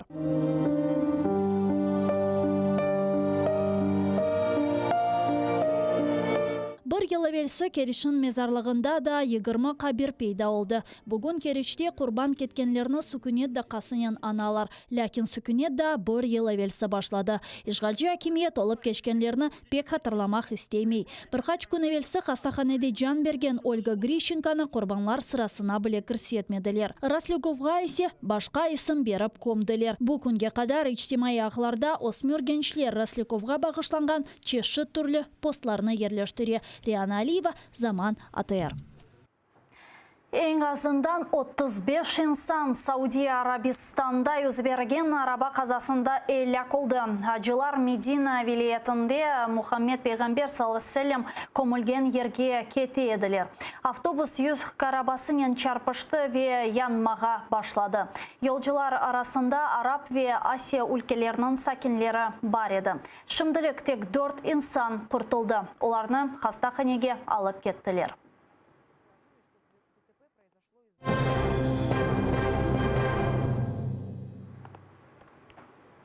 Франкистан ве Алмания Минск аңлашмалары бойынша япылған адымларны музбет қаршылай. Бұақта екі девлетнің топлашув нәтижелері бойынша азырланған бәянатында білдіріле. Весиқада Алмания ве Франкистан Қырым ишғалының қанусыз олғаныны да бір кере қайдетті. Кремльнен диалогны есе Европа бірлігінің принциплеріне көре девам еттірмелі деп языла. Ми вітаємо останні позитивні зрушення в імплементації Мінських угод та сподіваємося на наступну зустріч у нормандському форматі в Парижі, яка повинна досягти прогресу у вирішенні конфлікту на сході України. Ми підкреслюємо нашу позицію, що анексія Криму Росією є незаконною. Ми також підтверджуємо своє зобов'язання продовжувати діалог з Росією на основі загальних принципів Європейського Союзу, включаючи контроль над озброєнням та нерозповсюдженням зброї. Кечкен геже Донбасста бір Украина аскері ейлек олды да бірі яраланды. Украина арби қоветлерінің позицияларына душман 30 кере ұжым етті. Олар бойық калибрлі майын атыжы ве атта зенит тәртибатларына қолланды. Арбилер Чекулеві азырланған Золотой районында есе ағыр қоршын атыжы селянен атеш açılды. Бірлешкен қоветлер операция штабында бүгін да ұжым етілмегеніне білдірелер. Иловайск байрағы Библия Донбасста елек олған Украина аскерлерінің шақси эшяларына тахлие 200 миссиясының көңілілері Milli Арби тарихи музейге yolladı. 2014-2015 сенелері Қадыров тақымлары арби әрекетлер зонасындан Украина имайжелерінің 600 жеседіні чықарды. Бұнда невелік сиретнен миссияның көңілілері 2-ші жан-женкі вақтында ғайып олған аскерлерінің наашларына қыдырайды. Украина Русия женкі башлағанындан соны шарққа yol алдылар. Террористлернен жеседлеріні шығармақ үшін аңлашмақ бек ағыр, атта көңілілерінің аятлары біле телікеде еді.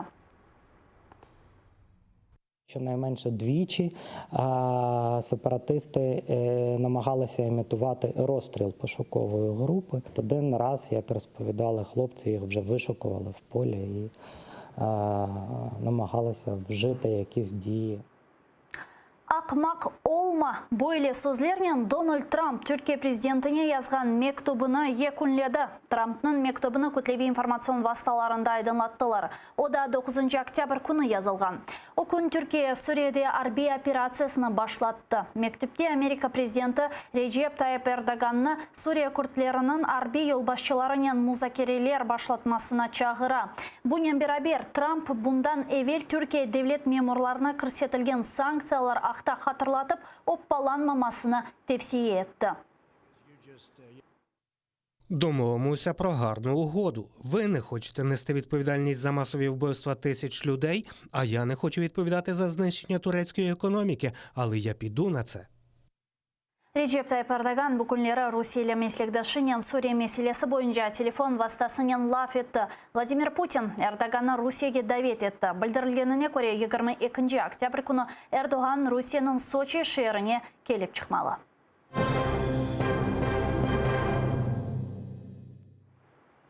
Kanunсыз кесюф işgal etilgen Ялта yanındaki Кекенейс көйінде қырмызы китапқа кірсетілген 15 терекні белі olmagan шақыслар кесті. Фыстық терегіне фисташка туполистная деп айталар. Қырымда о ахердан башлап Көктебелге қадар осе. Бақчасарайда да бұл тереклер мевжуд. Канунсыз терек кесуны Қырымның işgalci экология назирлік тефтишчілері көрді. Қабатлыларны шымды қыдыралар, оларға мемори жаза беріле біле. Жо юлды балабан кейік домыз Гурзуфның соқақларында чап қалай. Сон ерле сакинның үстіне атылып, еліндегі қалбасыны чекіп алмаға тырышты. Бұндан сон есе деңізге yol алып ювынмаға башлады. Анда оны işgalci fevkulade вазиетлер бойынша назирлік құртарыcıлары яқалап, дағға алып кетіп yolладылар. Цепляй его!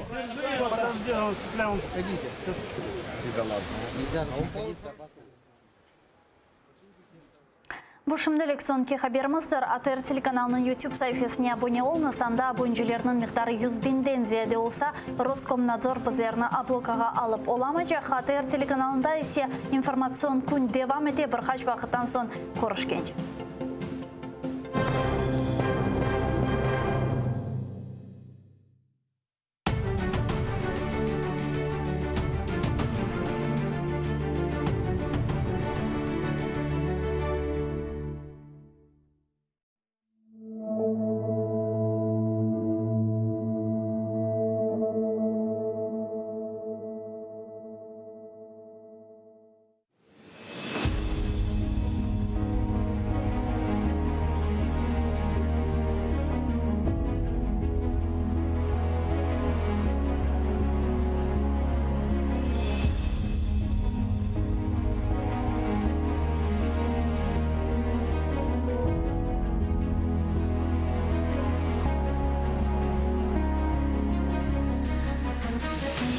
Dağlarda, taşlarda kezdim vatanım.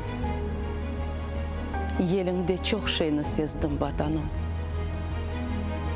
Kalbimden geçirdim, suzdım vatanım. Alda kaç antlardan bezdim vatanım. Kalplerden yasalgan basamaklardan. Dini yok, teni yok kol ayaklardan. Tarakını kuturtup taramaklardan. Omurni kuletip kayramaklardan. Bu dünya sersem bir dünya ekendi. Savaplar savaplı günah ekendi. Kalk, suğa aytılgan rüya ekendi.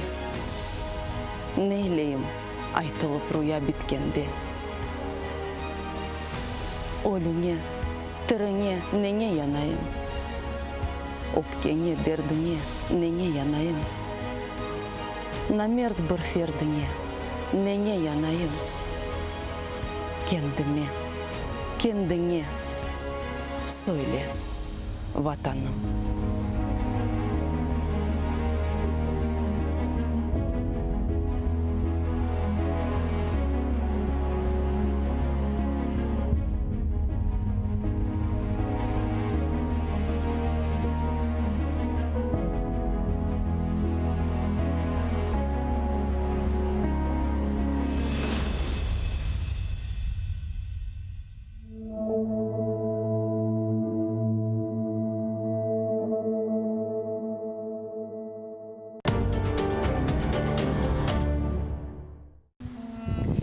İnsaniyetlік, мераметлік ве ачық юрек бүгінгі яшайшымызда ең кереклі, ләкин кет-кете ең рас келген табиат чизгісідір. Ләкин бойлы инсанлар бар. Олар еш бір шеге бақмадан дайыма ярдымға келмеген азырдыр. Интернетте көресің, хаста бала чыға, сон яшлар чыға. И бет ажизм оларны, сон волонтерлар айталар ма, айшытыда ярдым етейік, айшытыда ярдым етейік. Юректе бар бізде, ханымызда бар ярдым етме адамларға.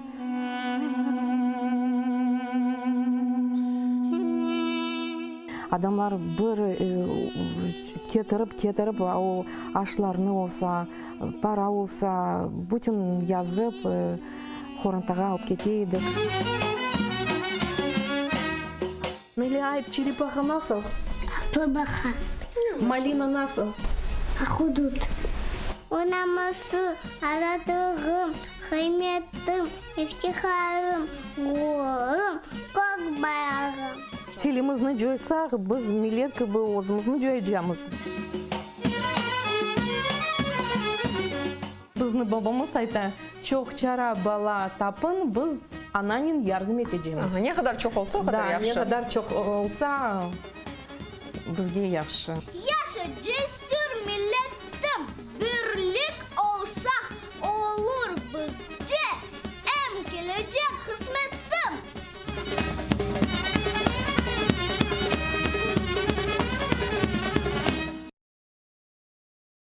Халқымыздың уста çalgıcısı, Қырымда нам қазанған артист,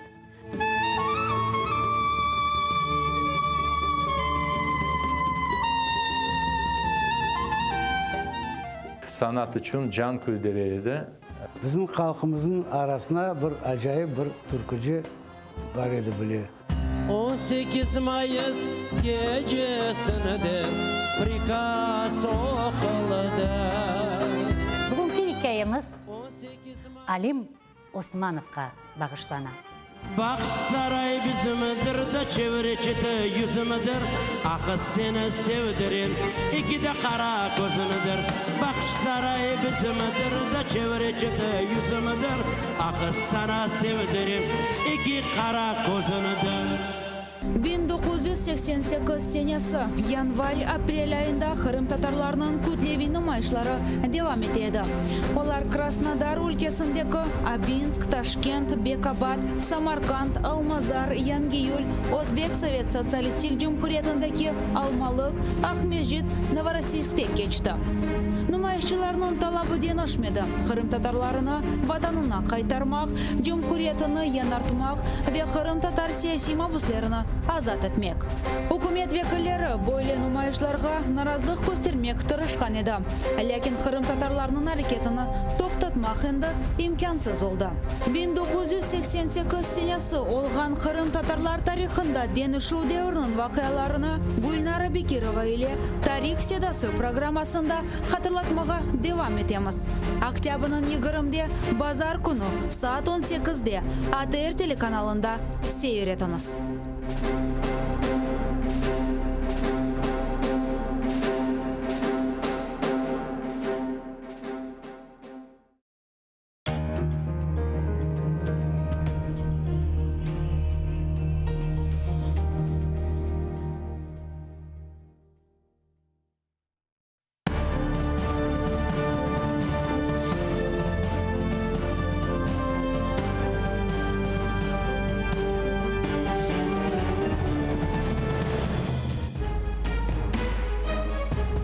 Ефір АТР триває. Інформаційну естафету приймаю я, Альвіна Сидбулаєва. Найближчі 3 години про все, що стосується окупованого Криму, Донбасу та материкової України, говоритимо наживо, тож робіть АТР гучніше.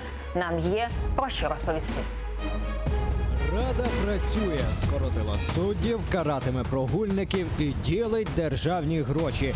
Реакція нардепів неоднозначна. Кремль наразився на несподіванку. Україна висунула умови щодо виконання мінських угод. Російський пропагандист вільно прогулявся Києвом. Куди дивиться СБУ? Вітаю всіх, хто долучився до прямого ефіру телеканалу АТР, і рада представити наших гостей. Андрій Смолій, блогер та політичний експерт. Вітаю вас. Доброго вечора. І Леонід Ємець, народний депутат України 8-го скликання. Вітаю вас. 7-го теж. І 7-го теж. І 7-го теж. Окей. І ось Батьківщина закликає не продавати землю. Нардеп фракції Сергій Соболєв застерігає, ризикуємо повернутися до Голодомору. Ви не маєте права, згідно з Конституцією, давати право на продаж земель сільгосппризначення. Читайте Конституцію. Ви не маєте права дозволити іноземцям купувати цю землю. Ви хочете так званий ринок землі для того, щоб в Україні знову був Голодомор? Невже не зрозуміло, що фермер, який працює на землі, завжди підтримає село, школу, дитячий садочок? Хто буде підтримувати? Великі агрохолдинги? А ось народний депутат позафракційний Сергій Лабазюк розповів нам, як проходило засідання аграрного комітету. Давайте його послухаємо. Є представники профільних асоціацій аграрних. Люди вимагають зняти урядовий законопроект про обіг землі з розгляду і рекомендують, щоб комітет проголосував за проведення референдуму по обговоренню, виставляти чи ні на продаж сільськогосподарську землю. Тобто атмосфера насправді досить зараз складна. Не вдалося обговорити ні одного з законопроєктів. Якраз йде зараз ця жвава дискусія. Ну, як на мене, я бачу, що все сходиться до того, що швидше за все голова комітету буде закривати сьогодні засідання. І ось відомо, що засідання закрилися і перенесли на п'ятницю, але поговоримо щодо продажу землі. Як ви ставитеся до цього питання і чи потрібно взагалі продавати землю? Леоніда. Ну, по-перше, дійсно, згідно Конституції, земля є власністю українського народу. І звучить шикарно. От ми є власниками української землі. Тільки от питання до кожного, хто нас дивиться, насправді, наскільки вони відчувають, що вони є власником землі? Чи отримують вони прибутки від того, що вони є власниками землі? Чи здатні вони, а власність передбачає як мінімум 3 частини. Це право розпорядження, право користування і право володіння. Ну, здатні вони цю землю продати, чи здатні вони з цієї землі отримувати доход? Ну, я вам скажу, 90% скажуть, що ні. А ті, які реально сидять на землі, заробляють з неї і є тими, хто живиться з цієї землі, якраз от у них позиція дуже неоднозначна. Вони хочуть дійсно землею володіти і мати можливість нею розпоряджатися, в тому числі і право її продати на свій власний розум. Але тут важливо розуміти, що таке бажання окремого селянина розпоряджатись власною землею – це його особисті інтереси. А коли ми на це дивимося трошки ширше, то ми розуміємо, наскільки можна зловживати ідеєю продажу української землі. І тут якраз норма Конституції має на увазі трошки глибшу суть, а саме, що саме український народ, не окремий громадянин, а український народ в цілому є власником української землі. І ця земля має залишитись і назавжди за українським народом.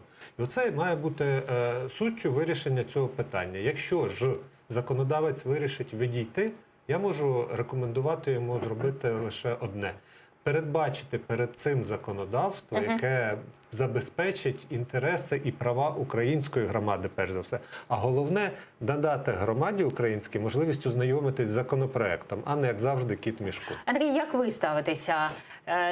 Чи втратимо ми інтереси України і український народ, саме ті, які і живе, і виробляє землю? Насправді потрібно дійсно було б Україні вже давно рухатися до тих європейських стандартів, які, власне, є в тому числі і в наших сусідніх державах. Що стосується ринку землі, що стосується земельного банку, в принципі, це є абсолютно добра ініціатива з точки зору такого ідеалізму, так би мовити. Але є, звичайно, певні перестороги. Я розумію, чому певна частина населення, чому певна частина більш таких активних громадян виступає проти, тому що в Україні наразі йде війна із російським агресором, це перше. І друге, звичайно, це питання, власне, до законодавця. Як буде конкретно виписаний цей законопроект? Так, тобто можна абсолютно по-різному прописати цей законопроект, можна абсолютно різні правки потім внести між першим і другим читанням, і розуміючи те, що у нас фактично наразі є монобільшість, вони можуть робити все, що завгодно.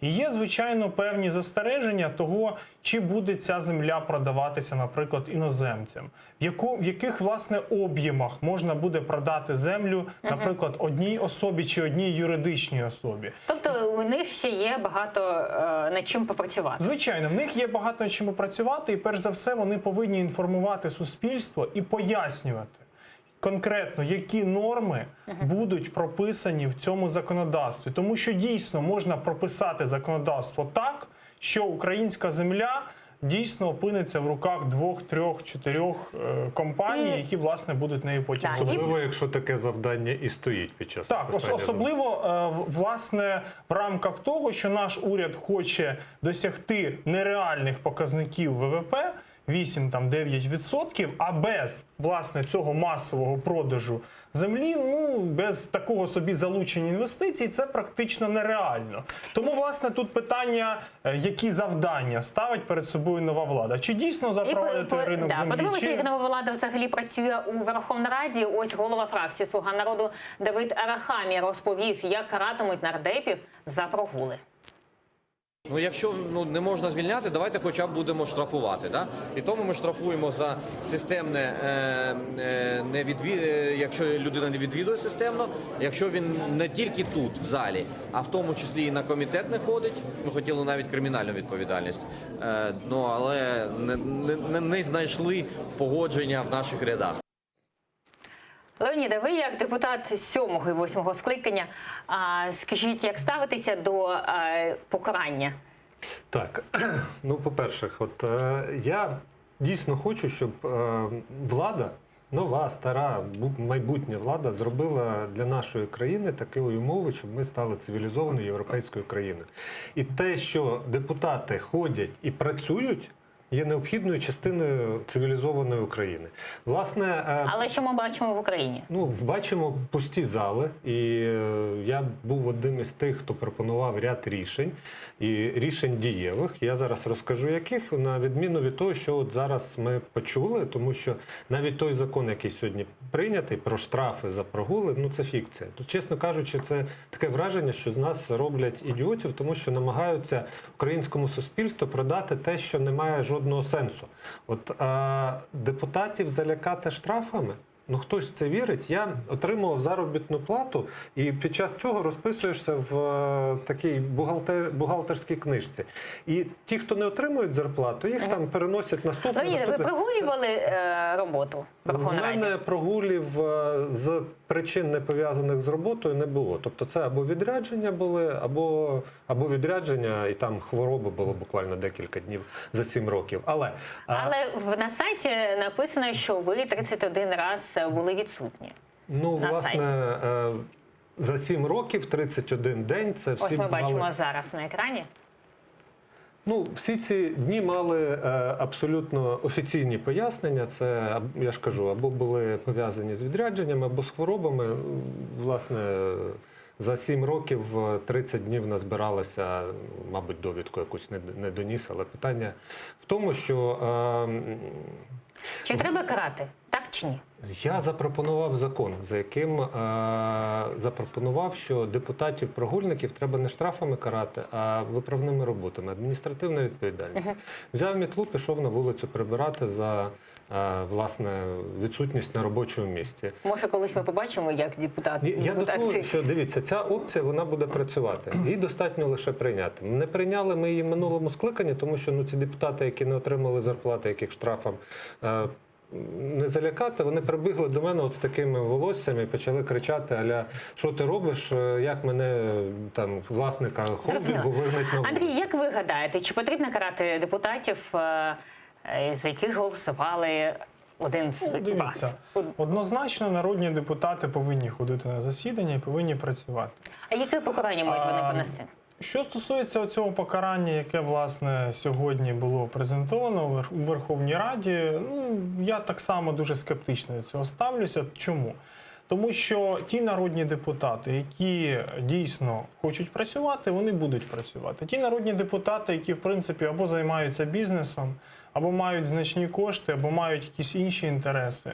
Ну, давайте дивитись правді в очі. Їм та зарплата, вона не особливо має велике значення.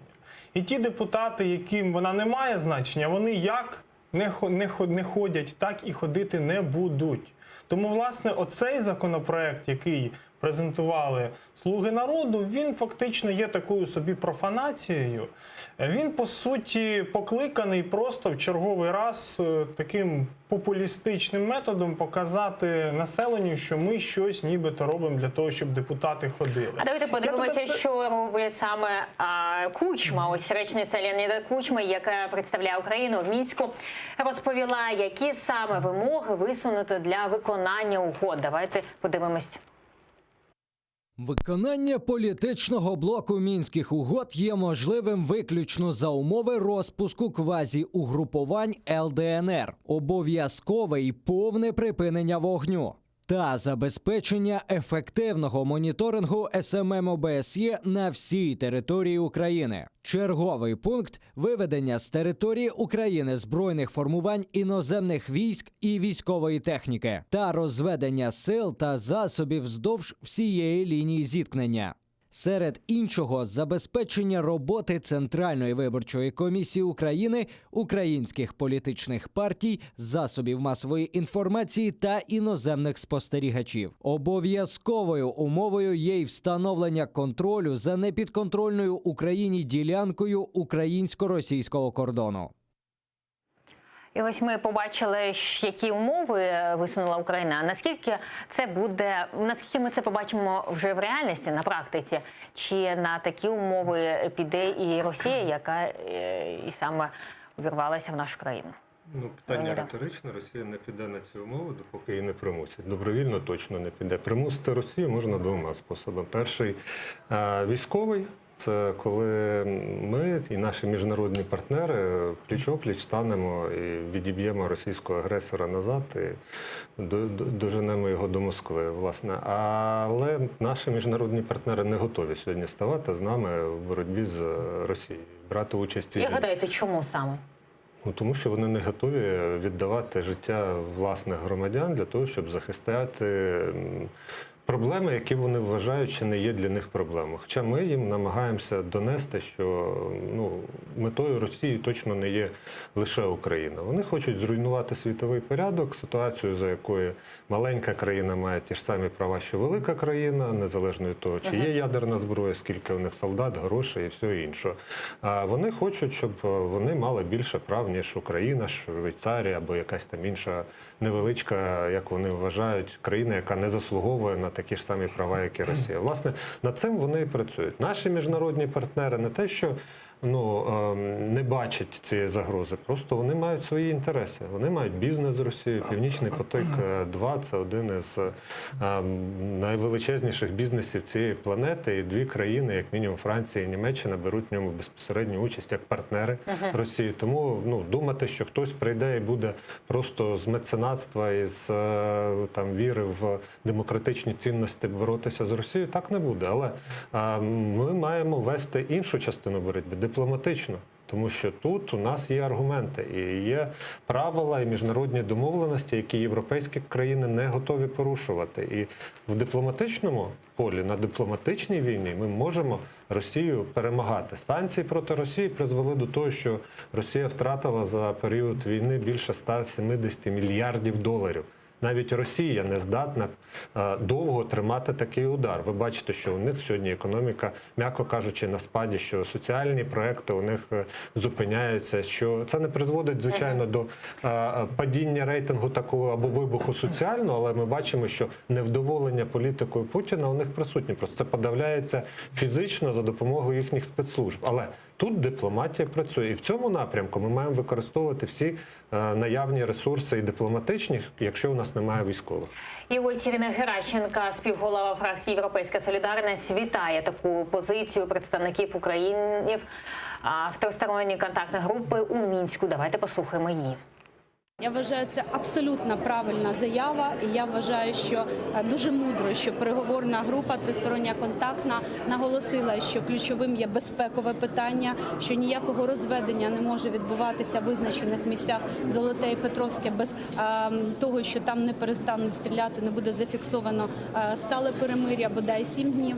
Так само дуже важливе в контексті вчорашнього позиції української сторони Мінську є те, що наша група заявила, що Росія має негайно вивести свої війська, що мають бути розпущені псевдооргани цих так званих псевдореспублік, що має там бути просто припинено входження рубля. А ось нардеп від «Слуги народу» Богдан Яременко заявив, що сподівається на створення дорожньої карти на зустрічі глав держав Нормандської четвірки. Давайте послухаємо і його. Президент Зеленський залишається відданий ідеї мирних переговорів щодо припинення кровопролиття на Донбасі. Це план А, він не змінюється. Україна буде далі докладати всі можливі зусилля для того, щоб мирні переговори були ефективними. Для того, щоб відбулася зустріч в нормандському форматі, в ході якої можна буде обговорити лідерам держави і, сподіваємось, затвердити дорожню карту мирного процесу, яка фактично буде базуватися на мінських домовленостей, але, можливо, дозволить скоригувати певні підходи, які за 5 років довели свою нездатність. Ось ми почули і представника від «Слуги народу». Як ви гадаєте, наскільки це ми побачимо цю дорожню карту і наскільки в нормандському форматі, де має відбутися зустріч, все ж таки цю так звану формулу Штайнмаєра здійсниться ця формула на практиці? Ну, по-перше, треба взагалі привітати українську групу у Мінську, тому що нарешті вони виставили, власне, якісь вимоги. І я думаю, що це зв'язано з тим, що в Україні вже протягом кількох тижнів тривають протести проти формули Штайнмаєра, проти здачі українських інтересів. І, власне, нарешті українська сторона все ж таки відкоригувала свою позицію і почала, власне, цю позицію показувати. Зараз у нас телефонний зв'язок. Марина Бардіна, заступник голови комітету з питань зовнішньої політики Верховної Ради. Вітаємо вас, пане Марина. Доброго вечора. Пані Марина, ви вже чули умови української сторони. Як ви ставитеся до нього і наскільки це ми побачимо вже на практиці, що російські війська відійдуть від окупованого Донбасу? Ну, власне, це ті умови, про які і говорив президент. Він казав, що, власне, виконання політичного блоку мають передувати низка безпекових питань, реалізації їх.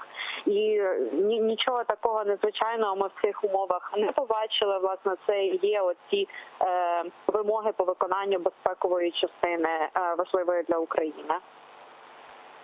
Зрозуміла. Пані Марина, ми знаємо, що ви дуже поспішаєте до комітету «Слуга народу», так, там засідання буде. Про що будете там розповідати, про що буде йти мова? Ой, якщо чесно, не знаю порядку денного, тому що тільки закінчився один наш комітет, зараз інша зустріч. Тому в такому потоці інформації я не скажу зараз чітко, який порядок денний у нас наступної зустрічі. А пані Марина, ви будете говорити про бюджет на засіданні фракції сьогодні? Я не впевнена, не можу прокоментувати просто порядку денного. Дякуємо вам. Марина Бардіна, заступник голови комітету з питань зовнішньої політики, була з нами на зв'язку. Якщо можна, я продовжу. Тому, власне, реагуючи на ті протести, особливо на, власне, марш, який відбувся 14 жовтня у Києві і взагалі в багатьох містах України, все ж таки влада підкоригувала свою позицію, почала ставити якісь певні умови.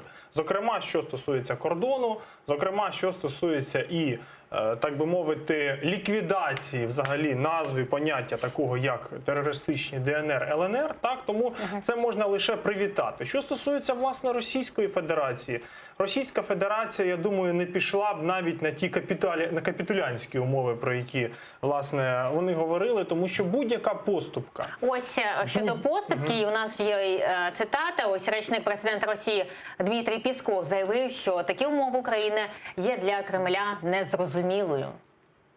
Це знову, як то кажуть, нові вхідні. Походу надходять нові вхідні від української сторони. Тут можна сміливо сказати, що такі нові вхідні вельми несподівані і для Москви, і для Берліна, і для Парижа. Тут поки важко коментувати, що означає це відхід від Мінських угод, що означає це відмову від раніше взятих зобов'язань і раніше поставлених підписів. Наразі незрозуміло.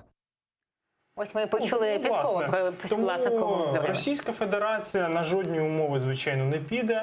І навіть якщо Україна буде йти на максимальні компроміси, навіть на здачу якоїсь частини своєї території, Російська Федерація, держава-агресор, ніколи цим не обмежиться. Тому що Росії потрібна, по суті, вся Україна. Росії потрібна дестабілізація тут, в нашій державі. Росії потрібно, щоб Україна знов розвернулася на 180 градусів у сфері впливу Леоніде, агресора. як ви гадаєте, чи сьогоднішня влада буде змінювати курс український? Він буде більше, скажімо, співпрацювати, спілкуватися з країною-агресоркою, ніж попередня влада, яка була дуже жорстокіше ставилася до Росії? Це точно не те, що називається зовнішньополітичним курсом. Він у нас визначений, прописаний в Конституції. Ми маємо курс на інтеграцію в Європейський Союз і на співпрацю з НАТО, бажано в якості члена повноцінного цієї організації. Це наш зовнішньополітичний курс. В рамках нього можуть бути різні дипломатичні ходи, але я абсолютно вважаю, що така риторика, яка прозвучала зараз, є наслідком дійсно тих суспільних проявів неприпустимості будь-яких елементів, які можна було б навіть викликали, щоб підозру в можливій капітуляції. Ще ж мова не йде. Ні про капітуляцію, ні про якісь навіть елементи. Ніхто не бачив навіть, я не впевнений, що хтось навіть уявляє собі десь там в недрах Офісу президента або ще десь, як має виглядати проект закону про окуповані території, чи закон про амністію. Тобто навіть тексту, навіть ідеї ще ніякої не озвучувало, але українське суспільство чітко дало зрозуміти владі, що є червона лінія, яку вона не радить владі переступати. Ця червона лінія означає, що ми дуже переживаємо за те, яким курсом рухається наша країна, і не припустимо відійти від курсу нашої самостійності, територіальної цілісності і захисту кожного нашого громадянина, включаючи тих, які живуть на окупованих територіях і Криму, і Донбаса. Ми не припускаємо навіть ідеї, що цих людей можна подарувати і відкупитись їх життями і долями заради нашого власного спокою. Тому що визнати таке – це розписатися про те, що ми, як люди, втратили моральні якості, а держава перестала виконувати свої основні функції. І щодо основних функцій, ось сьогодні 2 із 7, каже президент Зеленський, який розповів, що в Золотому вже 2 дні не лунають постріли. Давайте послухаємо, що сказав Зеленський. 7-денний строк тиші – це не новина для України і для всіх учасників тристоронньої групи засідання у Мінську. Тому ми будемо чекати на 7 днів тиші. А для нас ознакою є це ОБСЄ, яке повинно сказати, що так, 7 днів не було пострілів. На сьогодні я знаю, що 2 дні вже у нас тиша, будемо вірити, будемо чекати, що 7 днів буде тиша, і тоді ми можемо говорити про відведення. Ось ми почули Володимира Зеленського, але ми маємо інформацію і щодо операції Об'єднаних сил, так, що в районі Золотому великокаліберний кулемет був, це вчора, і сьогодні гранатомети були. Ми бачимо, Зеленський каже одне, ООС каже інше. Як ви ставитеся до відведення українських військ від території, яка дуже напружена зараз особисто? Леоніде. Відведення можливо лише в якості двостороннього заходу і з метою реалізації інших, більш стратегічних заходів. Тобто, якщо ми говоримо зараз про це, це точно не самоціль. Тобто відведення – це має бути демонстрація певного стратегічного курсу. А от що це за курс, на зараз ми не можемо навіть обговорювати, бо у нас немає розуміння цього. Тобто, що таке просто відведення? Це насправді ні про що. Якщо мовою йде про те, що далі після цього російські війська дійсно залишають ці території, терористів роззброюємо, проводимо верифікацію їх відсутності і беремо під контроль цю територію, включаючи кордон з Росією, це одна історія. Якщо мова йде про те, що це якийсь тимчасовий захід з метою припинення обстрілів і, відповідно, смертей наших солдат – це інша історія. Якщо мова йде про те, що це є просто політичний піар-хід, це зовсім третя історія. Тому на сьогодні для нас всіх важливо для себе зрозуміти, що відбувається. А владі, я б дуже рекомендував допомогти нам зрозуміти це як можна швидше, бо нерозуміння породжує страх, страх породжує агресію, агресія ні до чого хорошого не доводить. Пане Андрій, як ви ставитеся? По-перше, що інформація дуже різна, так, у президента, у ОС інша, і до відведення військ. До чого може призвести це і які можуть бути наслідки? У нас, на жаль, згідно з цією інформацією, таке враження, що штаб ООС і президент України знаходяться трошки в інших реальностях, тому що насправді і 15 жовтня, і 16 жовтня були повідомлення, власне, по обстрілу по всій лінії розмежування, це по-перше, а по-друге, в тих двох ділянках, на яких нібито має відбутися оце розведення. Тому, власне, ні про яке розведення наразі взагалі мова не може йти до того моменту, поки російсько-окупаційні війська і бойовики не перестануть обстрілювати українські позиції. Що стосується, власне, моєї позиції, то я, наприклад, взагалі проти того, щоб українські війська кудись відходили із своєї землі. Власне, я думаю, що окупант, Російська Федерація, має вийти саме з території України, з окупованих районів Донецької та Луганської областей, і тільки після того може йти якась мова про взагалі будь-які вибори чи дії на цих територіях. Тому що виходить так, що це ті території, які кров'ю фактично і величезними людськими втратами були утримані нашими військовими. Тому я все ж таки хотів би, щоб влада на це зреагувала і розуміла, що будь-яке відведення, яке може зрештою в кінцевому випадку призвести і до людських жертв, і до втрати території, воно буде надзвичайно негативно сприйняте українським суспільством. І ось в коментарі телеканалу АТР народний депутат від фракції «Голос» Святослав Вакарчук розповів, чи розділяють питання Криму, Донбасу в процесі деокупації. Давайте його послухаємо. Для нас питання Донбасу і Криму одне від другого, я би сказав, вони є невід'ємними обидва, і ми їх не розділяємо один від одного. А як гадаєте, влада розділяє?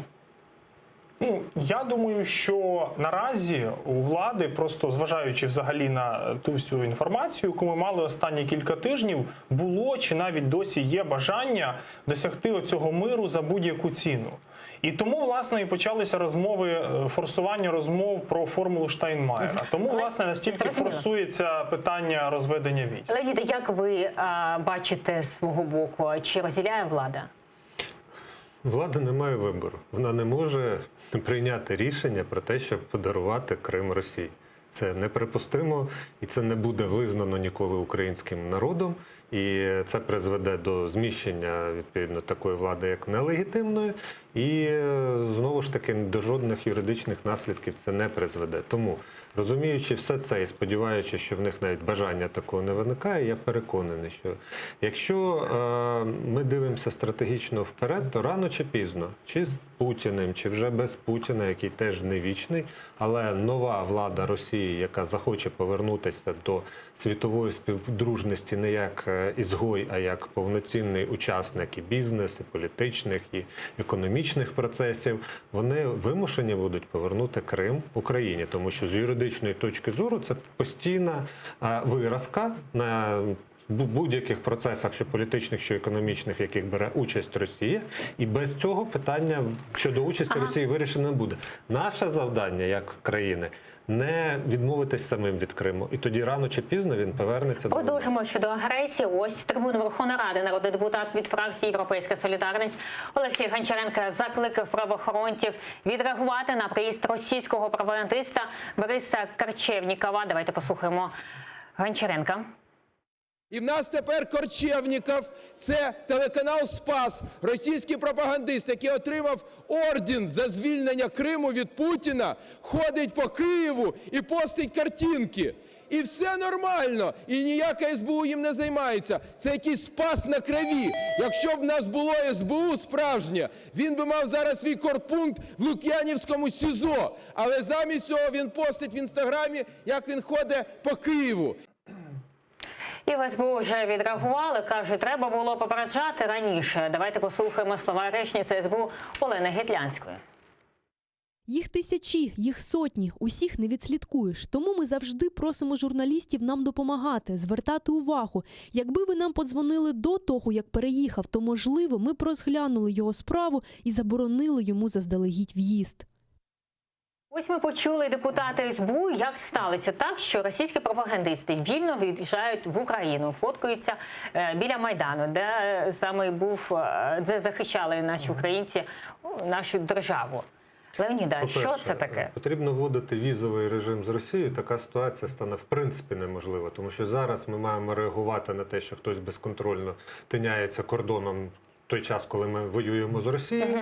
Приїхав, поїхав, ніхто не знає. СБУ, як ми бачимо з їх слів, взагалі без поняття, хто куди їздить і чим тут займається. Що, неприпустимо, це диверсант чи ще хтось. Це раз. Візовий режим – це елемент безпеки нашої держави. По-друге, слухайте, якщо хтось із нас поїде зараз в Москву, я абсолютно переконаний, назад ми вже не повернемо. Ми станемо черговим заручником, будемо звинувачені в тому, що ми захоплювали там Грозний або ще щось, в той час, як наші спецслужби, вибачте, хлопають вухами і дозволяють, очевидно, це ж не просто людина, це активний російський пропагандист, і їх пересувають, як мінімум їх фейсбуки мають відслідковуватись. Якщо він сам постить, що він всередині Києва, він же не телепортується звідси до себе назад в Росію. Він має, приїхав якось, має звідси поїхати. Часу, як на мене, отак достатньо. Професійності, очевидно, не вистачає. Пане Андріє, це однозначно ганьба для українських спецслужб. Тому, коли такі особи взагалі приїжджають на територію України, ми знаємо практику, що протягом останніх 5 років Служба безпеки забороняла разом з Мінкультом цілій низці російських і пропагандистів, акторів, музикантів їзд на територію України.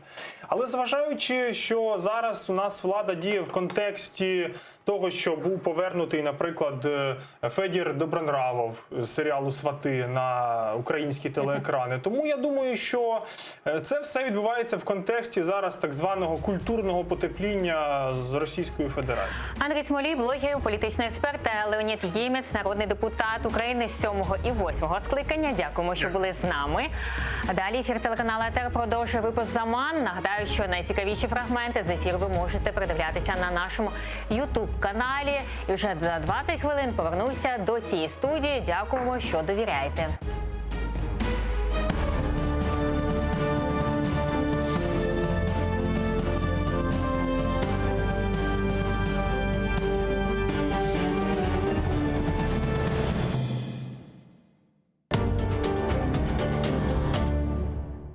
Я воровный не ем. Хумма-хумма, пей воду, хумма-хумма, падай в яму, отдай нам свое мясо, отдай свои кости. Это заклинает тебя Ло, мать матерей красных лисиц. Ты говно полное, что там говорит. Ну что, дебилы, что это? То, что я родился в России, да, меня никоим боком не делает россиянин, потому что, не знаю, если бы я родился в конюшне, я же не был бы лошадью, да?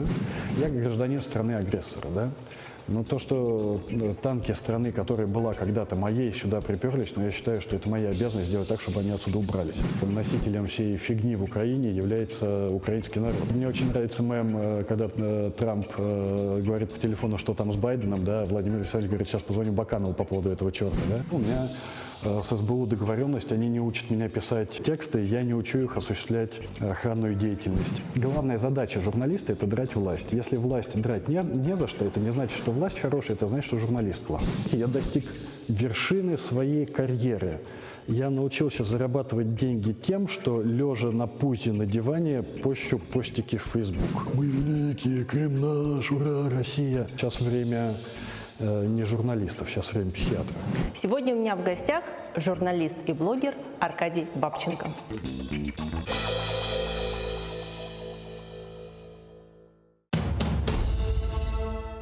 Как началось второе правление Менглигерая хана? Какие новые территории он окончательно закрепил за своими потомками? И кто добровольно присягнул крымскому хану на верность? А главное, какую роль в его жизни сыграла ногайская княжна Нурсултан Мангытская? В конце 15 века в Крымском ханстве начинается настоящий строительный бум. Менглигерай инвестирует деньги в строительство новых крепостей и восстанавливает старые, особенно на берегу реки Днепр. Об этом смотрите в программе «Алтын Девир» в новом цикле «История династии Гераев». В эту субботу, 19 октября, в 17:35 на телеканале АТР. 7-я серия. Мингли Гирай. Хан Реформатор. Часть 4.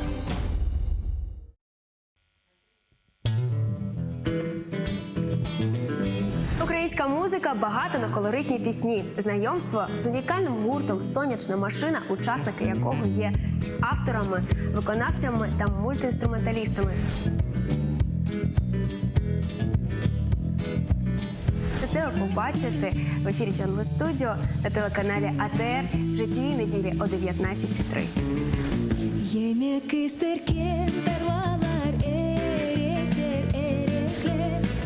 Layık görsen men yanımda kalayım kalayım. Yemek isterken tarlalar erekler erekler. Layık görsen men yanımda kalayım kalayım.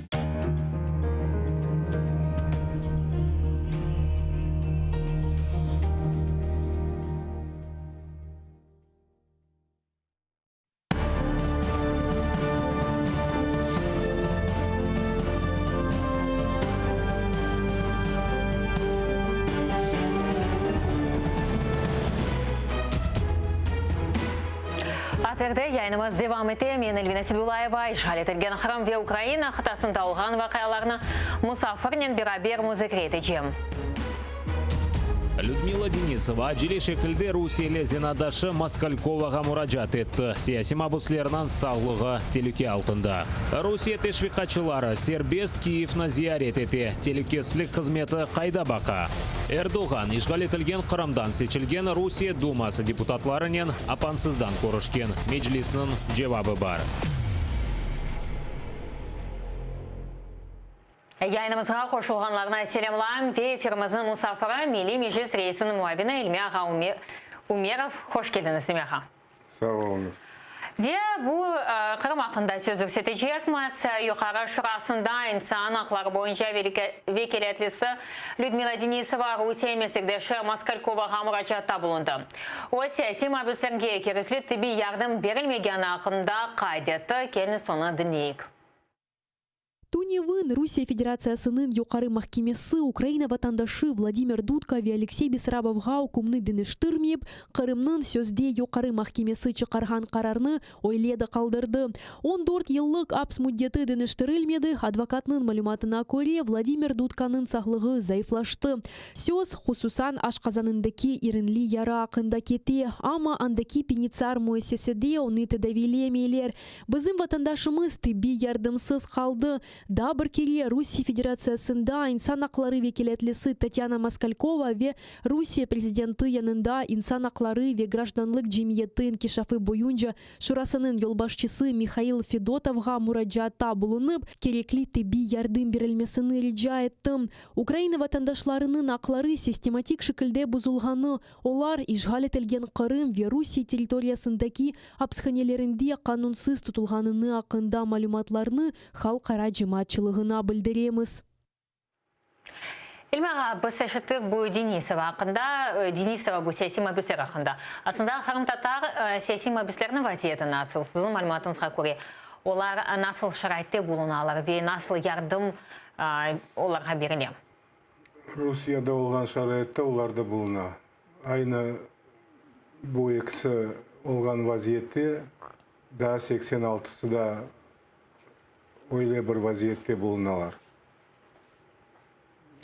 Не Украина, не я пабыле. Бұл Маскальковадан сон мұражат етейлер. Баз бұл саяси мабүстерге ярдым көстірле. Ама чоқсы бұле бір тіби ярдымсыз қалмақта.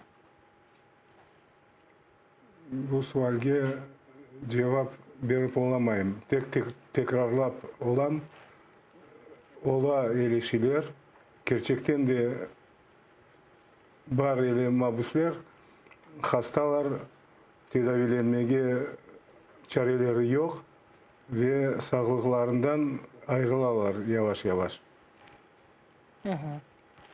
Ve Ukrayna'da aslında Kiev'ge endi bu günleri propagandistler de kelip başladı. Mına yukarı şurasının minberinde Европейская Solidarность Firkasının deputatı Alexey Goncharenko, kanun koruyucu organları Rusya propagandisti Boris Korchevnikov Ukraynaga ziyaretine bulunğanına hareket yapmasına çağırdı. Keliniz Goncharenko'nu dinleyik. І в нас тепер Корчевніков. Қырым азат етілігі бойынша орденні Путинден алған Русия тешвиқатшысы Спас телеканалында чалышқан Корчевников Сербез Киев бойынша кезіп, фотоларны чекебе ершей гүзел. СБУ онен оғрашмаға істемей. Қанда Спас кечірелер. Егерді бізде СБУ олған олса, оның мақсус корпункты Лукьяновка сезосында олыр еді. Оның еріне Киевте жүргені вақыт фото чықарып, Инстаграмда пайлаша. Ukrayna Təhlükəsizlik Xidmətindən də cavabı var, evveldən aytmaq gerek idi. Keliniz SBU matbuat katibi Olena Gitlyanska aytqan sözlərini dinleyik.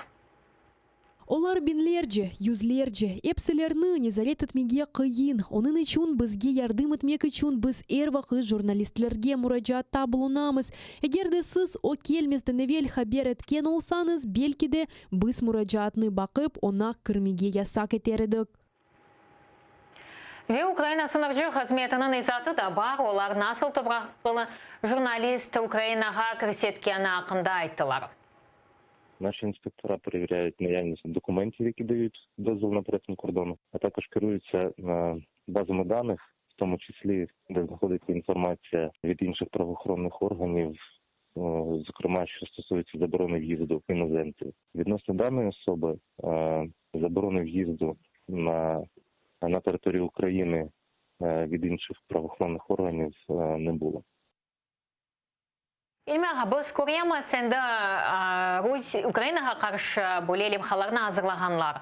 Kiev'de böyle ziyaretini yürüyorlar, foto resimlerini çekiyorlar, de Instagram'da, Facebook'ta koyuyorlar. Ne sebeple hakimiyet, Ukrayna hakimiyeti böyle hiçbir yapmıyor bu insanlara karşı? Çalışmay diyecektim da ya da pek yaramay çalışa. Bu nasıl yapılan hareket? Kadın aytkan lafına asıl sersemlik demege mümkün. Çünkü siz bizge onu aldığından aytkan olsanız, belki biz onu bermez edik. O devlet hizmetçisine asıl gelişmegen laf. Bu Rusya'da belli olan propagandistlerden biri. Onu soyadı ille belli olmak gerek ve sınırdan geçken vakitte onu cibermemek gerek ediler. Ne için cibergenleri men объяснить etip olamayım, anlatıp olamayım. Ama eleşiler olmamak gerek devlet içinde. Eğer de biz böyle geçken hakimiyetinin yolbaşılarına hem de hükümetke yolbaşılık yapkanlarına kıyaslasaq, aslında bu hakimiyet böyle yumuşak, bu Rusya'ya nasibiyeti bu yumuşakça. Ne sebeple şimdi bu siyaset denişti Ukrayna'nın siyaseti? Çünkü bu jurnalist birinci böyle Rusya adamı diğer de geliyor. Asıl Ukrayna'nın siyaseti denişti desen doğru. Ukrayna'nın bu meselelerge bakışı denişe yata. Ozunu korçalayacak dayın hareket yapmaylar. Ukrayna birinci yerde ozunu korçala meselelerini koyacak yerini cenk etken vakitte böyle boş tuta bu meseleni. Öyle olmamak gerek. Nege uğratabilir böyle hareketler, böyle adımlar Rusya tarafından ve Ukrayna tarafından? Rusya tarafından baskı edilir ve bir şeyler kazanalar. Ukrayna gayip etti. Ve neticede bütün Ukrayna'nın gayip edebilir. Bu insan propagandalı bu jurnalist gelgenine bazı devlet vekilleri de yardım etkendirler. Sizin malumatınızga göre kim yardım edebilir böyle insanlar Kiev'ge gelip bu maydanda çıkışta bulunup foto resimlerini çekip? Şimdi bir tane siyasi güç yol başçılık ete devlet içinde. Kim olsa da bunların içindendir. Олардың масады не? Anda çeşitli türlü gruplar var, çeşitli türlü insanlar var. Ben belgesem onların arasında Rusya taraftarları da var. Rusya'ya satılgan ya da destek edecek soyları az değildir. Ama егер де баса, енді бұл журналист бірінші күн девамында болмақта. Енді Фейсбукта бұл Рифачбарның аризасы месседж мәліматыны yazған еді. Бұл журналист да. Юқары шурасында да чықышта болынғанлар бар. Не себептеле дигер фракциялар чықышта болынмай? Я да тек bazı insanlarını bu mesele rahatsızlay. Гончаренко çıkışta bulundu. Гончаренко çıkışta bulundu. Ondan sonra bu Европейская солидарность ürkası ama başkaları bu olsun голос. Anda da bizim vekillerimiz var. Bilmeyeyim onlar için nasıl cevap vereyim. Sizin fikrinize göre? Benim fikrime göre hepsi bir yumruqdayın turup bu meseleye karşı birkaç söz aytmak gerek ediler. Bu şimdi birinci kere değil de. Biz şimdi bir jurnalist hakkında laf yürütemiz. Ama başka olgan vakiyaların bakın. Steinmeier formulası misal için. Bunun etrafında ne kadar laf yürüttiler. Ukrayna'nın sınırlarını tiklemeye, usulların joymağa tırıştılar. Ama Steinmeier'ın meselesine kulak asmaya hakimiyet hem de bu meseleye geldi. Böyle görüyoruz. Yazıklar olsun öyle. Ya olmasa diğer meseleye geçemez. Bu işgal edilen Kırım'dan bazı kolaborantlar da Türkiye'ye yol aldı. Rusya'ya yanında kırılan kolaborantlar Natalya Poklonskaya ve Ruslan Balbek, Türkiye Prezidenti Recep Tayyip Erdoğan'ın görüştü. Meclis sert narazılık ve natını tanqatı geliniz bakayıq. Кремльнің невбетеки провокациясының мақсады Украина ве Түркия арасындаки мünasebetlerге зарар кетірмектір. Русияның тешвиқатчы машинасы Түркияның ресми тедбірлеріне ишғал етілген Қырымдан қанунсыз же Девлет Думасына сечілген сөзді депутатларына делегелер сырасына кірсетіп, санки Түркия Қырым ишғалыны қабыл ете деп көстермеге істей. Қырым татар халқының лидері Мұстафа Джемилев Поклонская ве Бальбекнің Түркиядегі көрішігі анлашылмағанлық деп қайдетті. Келіңіз Джемилевні де dinleyik. Bu Balbekni Turkiyadan endi quvgan ediler. O Rusiya iyeti erkanında hukumdar fırqasının konferensiyasında iştirak etecek edi. O tedbirde iştirak etmege imkanı olmağanı hakkında qatты ayttık. Çünkü Türkiye işgal etilgen Kırım'da saylavlarını tanımay Kırım Rusiya tarafından işgal etilgenini bildiriyor. Bu sefer o nasıldır anda iştirak etti. Bunu bir anlaşılmağanlık gibi anlatmak mümkün. Ve Türkiye 2014 senesinden başlap işgalini tanımağanını tasdiqladı. Bunu Ukrayna'da Türkiye elçisi Yagmur Guldere bildirdi ve onu da dinleyik. Türkiye Kırım işgalini 2014 senesi Mart ayından berili tanımağanını ayta ve şimdi de pozitsiya dengişmey. İşgalini tanımadık, Kırım boyunca siyasetimiz dengişmedi. Ukrayna'nın Kırım ve Donbass ile toprak bütünlüğüne kol tutamız. Kırım tatar halkının liderleri de öz rahatsızlığını bildirdi. Biz onlarını da Dış İşler Nazirligi yardımıyla haberdar ettik. Elmi ağa, biz gördük bu iştik bu meclisin arizasına liderimiz Mustafa Cemilevni ve Türkiye tarafından.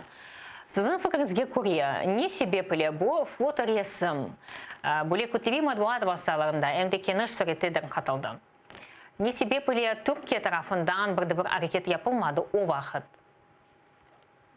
Bilesizim, bu meselede hareket yapılmadı uyaramay. Ama Türkiye'nin Cumhurbaşkanı, Prezidenti bu meseleni bilmese o da yaramay.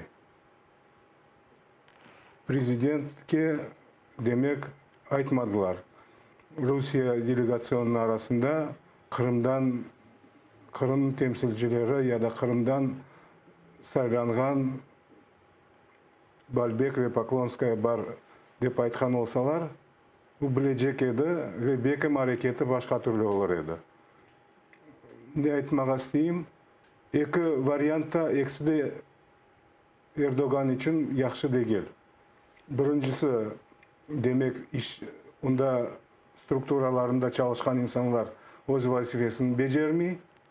Екіншісі, Эрдоган бұл işgalcilerге ve коллаборантларға ел sıkmaға азыр. Бұл да бізге келішмей, бұл да келішмей. Ama büyük elçisi айтқан laf, Türkiye'nin pozisyonu değişmedi деген laf, açık optimizm koşa bu meselege. Şimdi bekleyeceğimiz ne vakit Erdoğan tekrarlap bu sözlerin o'zi ağzından aytkanını. Ama gelecekte daha provokatsiyalar olabilir Rusya tarafından. Misal üçün cami kurarlar Ahmetçik'te. İlle Türkiye'nin vekillerini davet edecekler. Gelirim gelmezim. Ну, енді davet etti bu Жемир Ябылаев Türkiye президентini davet etken edi. Açılışına men diyeyim. Açılışına? O açılış olup geçsin de bakarıq. Anlaşıldı. Elmira bakınız, bu Rusya delegatsiyası Türkiye'ye gelgende, endi onlar evvelden de böyle görüşmeler olğan edi ve Balberni qurğan ediler Türkiye'den. Bu sefer ise Recep Tayyip Erdoğan onunla beraber selamlaştı.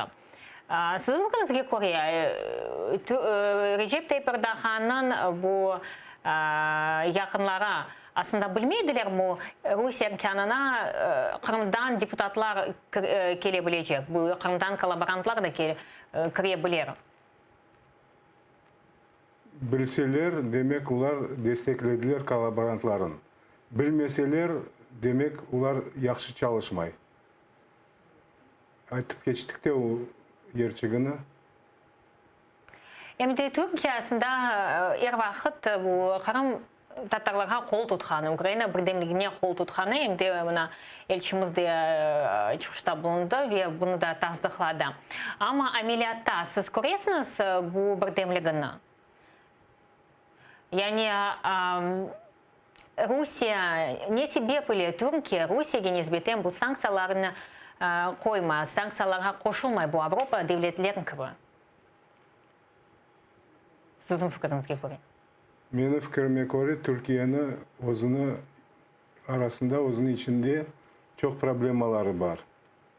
Ve o problemalardan uğraşıp birinci yerge Türkiye'nin intereslerini koyup o koşulmağını anlata. Türkiye'nin Cumhurbaşkanı. Ben o şeylerin anlap olamayım. Ama hem desteklemeyeyim, men de istegim, ular Avrupa Birliği'nde olğan sanksiyalarga koşulsalar, Rusya'ga karşı birkaç beyanatlar yapsalar, nabire işgalcilerden işbirlik yapmasalar, yaxşı olur edi. Ama vaziyet daha değişmedi. Bu tek boş sözler ko'ramiz bu Türkiye tarafından. Ve Kırım işgaline hakkında söz etgende aslında mecliste böyle bir plan var. Kırım'ın deokupasiyasını, aslında Kırım'ı nasıl kurtarmak mümkün bu Rusya tecavüzünden. Böyle toplaşmalar geçer mi? Men bilesem, bütün toplaşmalarımız onun başlana, onun bitiyor. Bu mesele hakkında her gün vafir etemiz. Her gün olğan matbuat vasıtalarının görüşülerde bu meseleler hakkında aytamız. Ukrayna'nın borcu bu meseleni ortadan çıkarmamak, bütün laf yürsetilgen meydançıklarda Kırım ve Donbas hakkında aytmak, beraberlikte çözüleceğini ve onu yakınlaştırmak için Rusya'ya karşı baskını güçlendirmek. Sanksiyalar, ignorirование ve başka usuller Şimdi kullanabilir. Meclis ve hükümet arasında münasebetler nasıl? Böyle bir bağ var mı? Sübetleşesiniz mi? Bu Kırım meselesini götürmek için siyasi mabüslerine ve Zelenskiy ilan etilgen bu cedvel обмен plenler degen böyle tedbirini de geçirmege istey. Aslında onların sırasında Kırım Tatarlarının sayısı ne kadar olabilir? Birkaç tane sual verdiniz bir kereden. Başlayalım bu meclis ve hükümetin arasında münasebetler. Deneştim işbirliği nasıl derecede? Kırım'ı kaytarmak için meselesi. Açıktan aytayım. Bütün ne kadar vakitten beri Zelenskiy prezident oldu, bir kere görüşü oldu tek. Bundan son tayinlegen insanların bile bağlanıp olamay meclis reisi. O kadar münasebetler. Olmasa Kırım'ı Ukrayna'ya kaytarması boyunca nasıl kaytaracağımız? Rusya'ya karşı hareketler nasıl olacak? Benim fikrimni yanlış kaytıp geçtim. Sanksiyalarını güçlendirmek, baskını güçlendirmek. Ya, ben anladım İlmiha. Ben bunu sormak istedim. Meclis ve hükümet arasında eğer de böyle münasebetler olsa, beraberlikte nasıl Kırım'ı kurtaracağımız? Bu Rusya'dan. Eğer de Ukrayna'da böyle sıcak münasebetler yoktur. Ukrayna'nın başlıklarının sıcak münasebetler olmasa, Ukrayna'nın geleceği hakkında şunu başlamak gerek. Ben öyle sezim, öyle duyam, Ukrayna'ya karşı olan insanlar bayağı var eken. Ve şimdi onlar hakimiyet içinde de var, milletvekilleri içinde de var. Ve pek haflı vaziyette yaşayımız şimdi. Elmira, bu Zelenskiy, bu siyasi mabüslerinin kaytarması, Rusya'dan kaytarması hakkında söz yükseltiliyor hem de cedvel tezili. Sizin malumatınızga göre bu cedvelde Kırım Tatarlar olacak mı? Ve eğer de olsa, onların sayısı ne kadar? Zelenskiy'in lafını tekrarlap aytsan, olacak. Ama gerçekten asıl olacakım, olmayacakım bu abmen değişiyor. Da belli değil. Kim olacak o cedvellerde?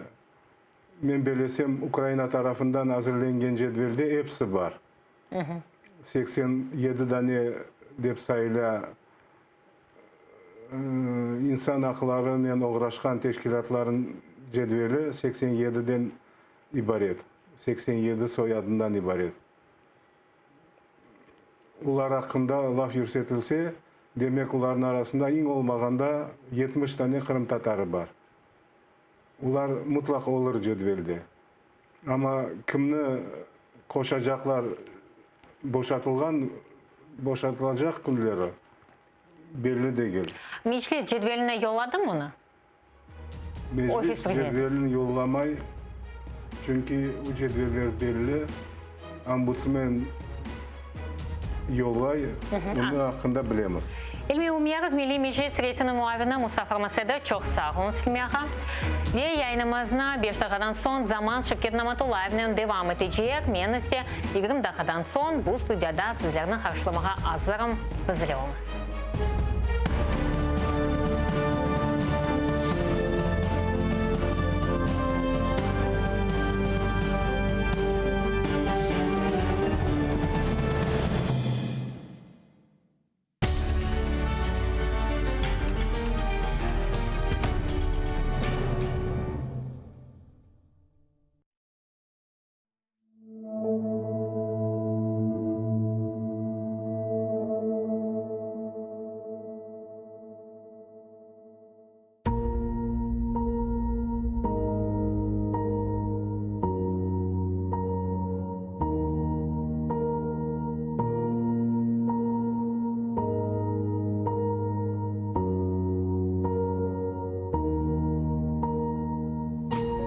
Taqdir merhametsiz, şefqatsiz kade. İnsanni çok şeyden ayıra bile. Ama urar eken yürek teninde, algan nefeste anla dost ille.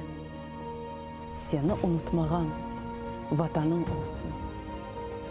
Taqdir koldan ayırır, dayanırsın. Baxtlı yoldan ayırır, dayanırsın. Dayanırsın, dayanırsın, dayanırsın. En ağır ehvalda umutnen tile. Seni unutmagan vatanın olsun.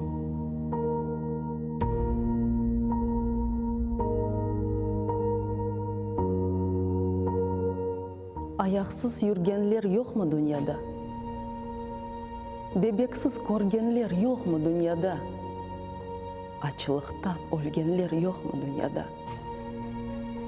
Ama baxtlı olar vatanı ile. Seni unutmagan vatanın olsun. Kozumnun bebeği nursuzlanacak. Omur ne? Altın mı? Kırsızlanacak. Ebedi ne şöhret ne şan kalacak. Unutma kendini bilgenden bile. Seni unutmagan vatanın olsun.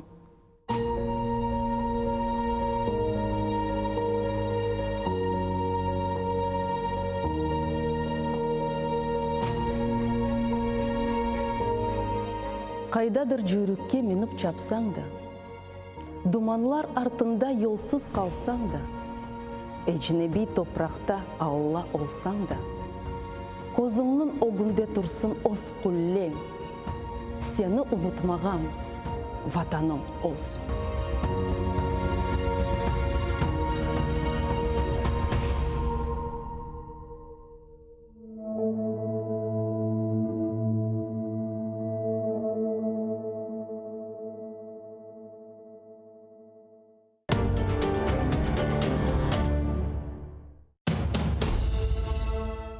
Как началось второе правление Менглигерая хана? Какие новые территории он окончательно закрепил за своими потомками? И кто добровольно присягнул крымскому хану на верность? А главное, какую роль в его жизни сыграла ногайская княжна Нурсултан Мангытская?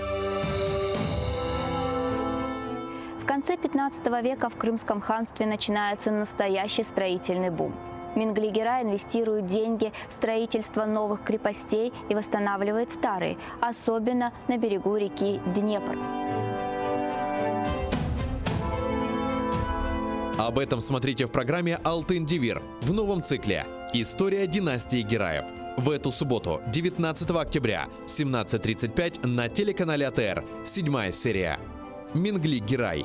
Хан-реформатор. Часть 4. Халқымыздың уста çalgıcısı, Kırım'da nam kazangan artist,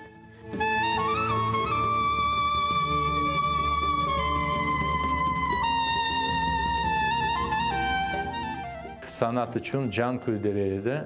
Bizim halkımızın arasına bir acayip bir türkücü var idi biliyor. 18 Mayıs gecesinde prikaz okuldu. Bugünkü hikayemiz Alim Osmanov'a bağışlanan. Bakış saray bizimdir de çevreci yüzümüdür. Akı seni sevdirin, iki de kara gözünüdür. Bakış saray bizimdir de çevreci yüzümüdür. Akı sana sevdirin, iki kara gözünüdür.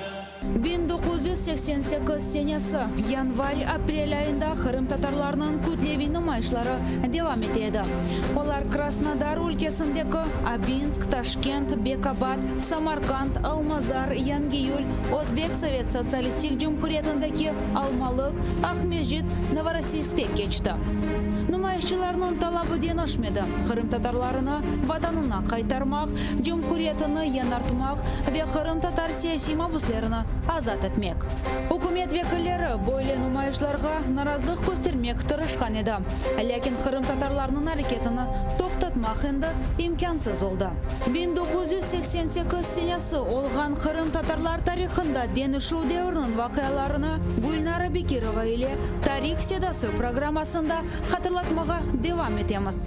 Октябрьнің 20-де базар күні saat 18-де АТР телеканалында seyretiniz.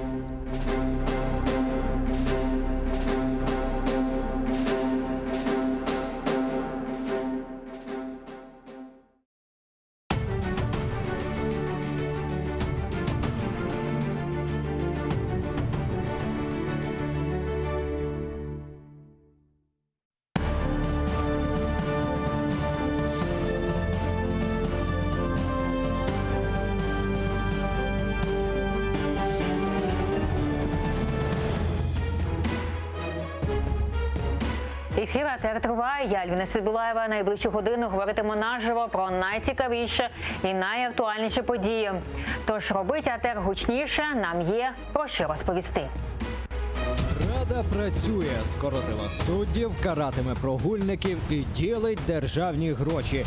Реакція нардепів неоднозначна. Кремль наразився на несподіванку. Україна висунула умови щодо виконання мінських угод.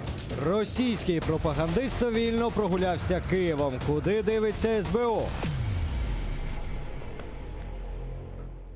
Вітаю всіх, хто долучився до прямого ефіру телеканалу АТР, і вже рада представити наших гостей. Тарас Козак, президент інвестиційної групи «Універ», та Андрій Павловський, народний депутат України 6-го та 7-го скликання.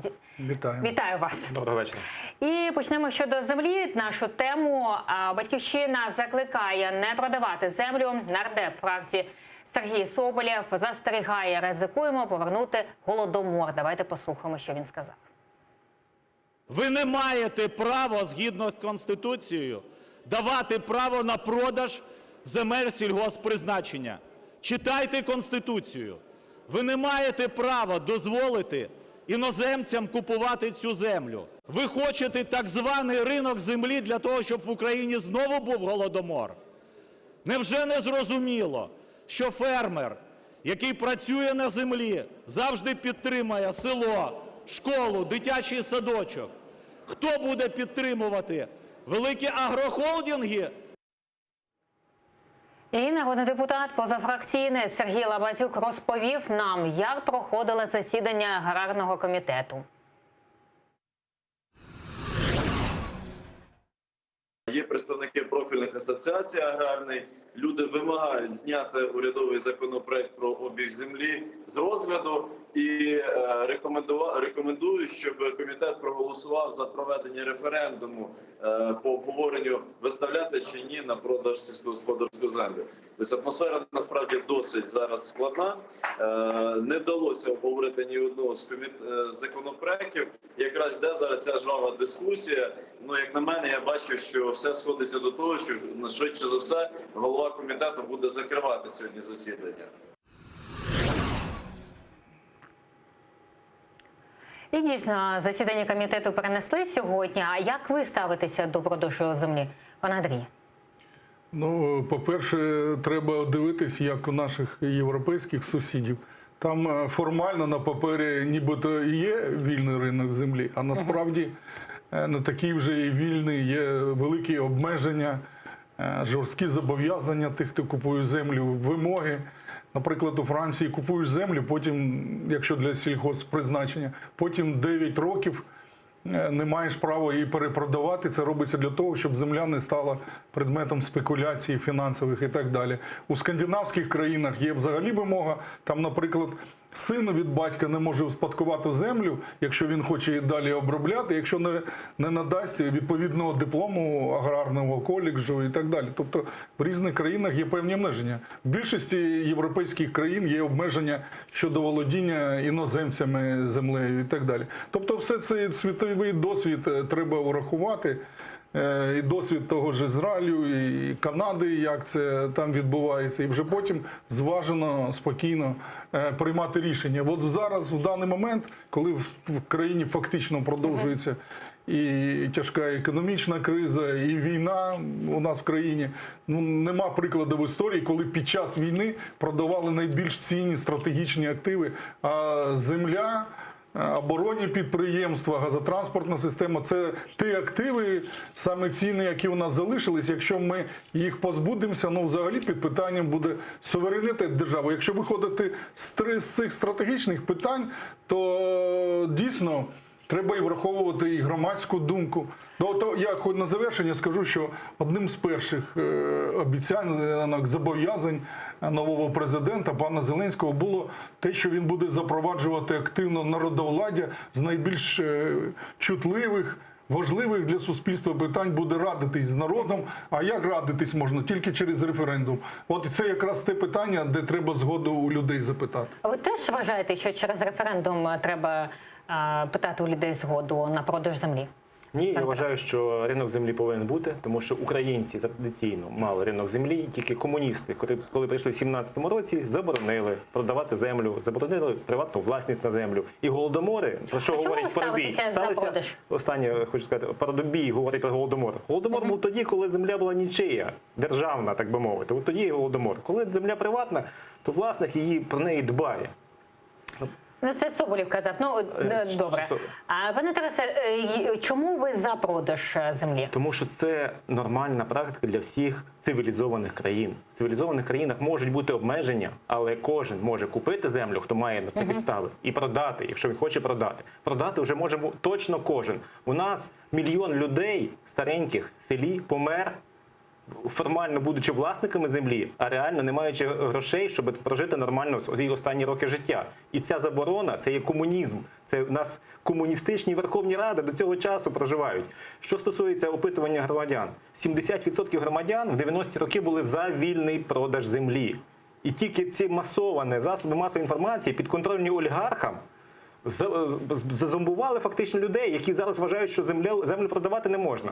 Крім того, саме під час мораторію на землю у нас створилася величезна кількість агрохолдингів, агробаронів, які оце все перетворюють села на вимерлі. І продовження цього мораторію – це просто ще знищення села. Взагалі мені розмова подобається, тому що раніше, ще роки 2-3 тому, було категорично всі проти продажу землі. Зараз вже йде мова про якісь обмеження, якісь там колись можна, колись не можна. Ну, я хотів би додати, що от справедливо разом з тими зауважив Сергій Соболєв з фракції «Батьківщина». Зверніть увагу, у нас є 13 стаття Конституції, де написано, що власником сільськогосподарської землі є весь народ України. Як можна поділити і продати те, що вам не належить? Це надбання і цінність всього українського народу. Тоді вносити зміни в Конституцію, іде цивілізованим конституційним шляхом. Не можна так теж через коліно ламати таких ліберал-екстремістів, які з одної крайності в іншу, да? З комуністичної крайності зараз в ліберал-екстремізм кидаємося, коли думка суспільства неважлива, ми будемо вас ламати за якихось абстрактних ринкових законів, будемо ламати ціле суспільство. Думка суспільства наступна, через що коліно. Люди, так би мовити, проти продажу землі. Коли людей запитуєш, а ти хочеш, якщо ти маєш землю, ти хочеш мати право її продати? Так, каже, хочу. А якщо ти не маєш землі, ти хочеш мати право її купити? Так, хочу. Тобто кожен хоче мати це право. Але загалом про якогось там Васю Голопупенка, вони проти, щоб Вася Голопупенко мав таке право продати чи купити. Якщо б люди розуміли правила і обмеження, да, які є в кожному суспільстві, в кожній країні, тоді можна було б Давайте говорити про обмеження, а не про заборону чи мораторій. Оце, мені здається, що правильна розмова. Поговоримо щодо роботи депутатів. Ось голова фракції «Слуга народу» Давид Арахамія розповів, як каратимуть нардепів за прогули. Ну, якщо не можна звільняти, давайте хоча б будемо штрафувати. Да? І тому ми штрафуємо за системне, якщо людина не відвідує системно, якщо він не тільки тут, в залі, а в тому числі і на комітет не ходить. Ми хотіли навіть кримінальну відповідальність, але не знайшли погодження в наших рядах. Пане Андрій, ви прогулювали засідання Верховної Ради? Скільки разів на рік? Без поважних причин не пам'ятаю щось, але тоді були буремні часи, коли якраз боротьба з режимом Януковича було, коли треба було їздити, визволяти активістів по тюрмам. В Харків до Юлії Володимирівни Тимошенко, коли її катував Янукович в Качанівській в'язниці. тоді деякі приходилось пропускати. От на тих Як ставитися підставах. до цих змін нової влади, яка хоче карати прогульників? Ну, по-перше, я хотів би теж звернути увагу, що там теж не дуже якось юридично коректно прописано, тому що депутата можна карати його заробітною платою. А от те, що там виділяється на виконання депутатських обов'язків, на представницькі, ну, воно яке відношення має до його роботи в сесійному залі? Ці гроші державою ціленаправленно відкриваються для того, щоб депутат відкривав громадську приймальню, щоб там на місці, в окрузі, на території, щоб там сидів у нього помічник, щоб він там приймав прийоми громадян, проводив. На всі цілі виділяються гроші. А якраз Верховна Рада, Слуги народу, чомусь саме ці гроші вирішили обрізати, якщо там є прогули. Пане Тарасе, як ви ставитеся до покарання прогульників? Я вважаю, що це трішечки популізм, але це правильні кроки, тому що треба карати грошима, тому що інакше не доходить. І люди, обіцяючи одне перед заходженням в Верховну Раду, як стають народними депутатами, чомусь всі обіцянки свої забувають. І про голосування за недоторканність ми бачили багато разів, і про пропуски ми бачили п'ятниці, оці попереднього скликання, коли було там не більше 10 людей в залі. Так? Нібито ніхто не пускає, але нікого немає. Так? Тобто такі були дуже дивні А ви думаєте, це засідання. вплине на них? Ну, вони добре покарають грошима. Мені подобається, що саме забирають ті кошти, які йдуть на виконання обов'язків. Тому що це кошти забираються у їхніх помічників. І помічники будуть тиснути на народних депутатів, щоб вони ходили на ці засідання, бо інакше помічники залишаться без грошей, або прийдеться депутату свої гроші віддавати. Бо інакше на нього начальства немає. Ну, виходить так, що пани там з'ясовують політичні обставини, а у холопів чуби тріщать, а невинні люди страждають. Чому невинні? Якщо людина, певно, йде працювати до безвідповідального народного депутата помічником, ну нехай страждає. Але з іншого боку, ну коли я був депутатом 6-8 скликання, там багато було від партії регіонів, і депутатів, і представників, то я вам скажу, що там на 2/3 депутатського корпусу були люди мільйонерами, доларом. Для яких то зарплата то була там на конфети, чи тобто там вони не проходили працювати за зарплату. Їм все одно було. Вони в конвертах все рівно доплачують. І ви бачили деякі помічникам, депутати зараз з партії регіонів, де знаходяться. Молодим депутатам, які в перший раз прийшли, для них може буде це суттєво, хто не з бізнесу.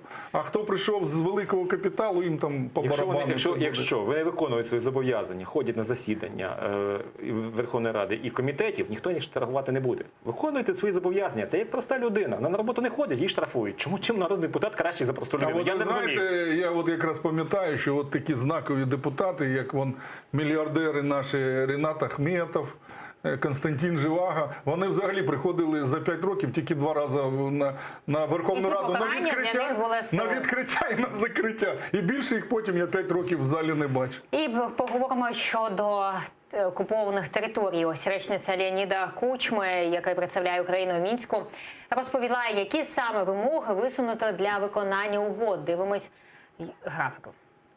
Виконання політичного блоку Мінських угод є можливим виключно за умови розпуску квазі-угрупувань ЛДНР, обов'язкове і повне припинення вогню та забезпечення ефективного моніторингу СММ ОБСЄ на всій території України. Черговий пункт – виведення з території України збройних формувань іноземних військ і військової техніки та розведення сил та засобів вздовж всієї лінії зіткнення. Серед іншого, забезпечення роботи Центральної виборчої комісії України, українських політичних партій, засобів масової інформації та іноземних спостерігачів. Обов'язковою умовою є й встановлення контролю за непідконтрольною Україні ділянкою українсько-російського кордону. Ось ми почули вимогу української сторони. Як гадаєте, наскільки це ми побачимо вже в реальності, на практиці?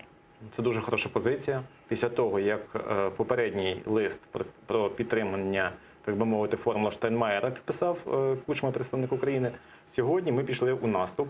А чого такі заяви сталися саме зараз? Я думаю, що це не обійшлося без тиску суспільства. Керівництво України зрозуміло, що суспільство не готове пробачати, здавати території і не готове йти на капітуляції. Ми бачили це і ходу, і марші, і взагалі обурення великої кількості громадян. Для президента, так виглядає, це було неочікуваним. Тому позиція була підкоригована і завдання отримали наші переговорники піти в наступ, виставляти свої умови в першу чергу, а не вже погоджуватися чи не погоджуватися на ті умови, які нам висуває Росія, чи напряму, чи через якихось Штайнмаєрів, чи ще через когось. Пане Андрію, ось ви теж почули ці умови. Наскільки ми побачимо їх, і наскільки це стане таким поштовхом для звільнення окупованих територій? Ну, це дійсно це посилення позиції з попередніми, а з іншого боку, все-таки українське суспільство хотіло би бачити, щоб там не формула Штайнмаєра чи когось, а щоб була саме формула України, президента Зеленського, щоб ініціатива виходила саме з боку України. І от якраз такі заяви можна тільки віддати, тому що вони справедливі і логічні. І зрозуміло, що в голову всьому треба ставити питання безпеки. Ну, якщо на тій території стріляють, вбивають представники України, про які чесні і вільні вибори може йти мова? Для початку хоча б перестати стріляти. Да? А взагалі було прогресом, щоб людей не вбивали, не стріляли і на певний час взагалі заморозити цю ситуацію. Продовжимо цю тему. Ось Ірина Геращенко, співголова фракції «Європейська солідарність», вітає таку позицію представників України тристоронньої контактної групи у Мінську. Це абсолютно правильна заява, і я вважаю, що дуже мудро, що переговорна група тристороння контактна наголосила, що ключовим є безпекове питання, що ніякого розведення не може відбуватися в визначених місцях Золоте і Петровське без того, що там не перестануть стріляти, не буде зафіксовано стале перемир'я, бодай 7 днів.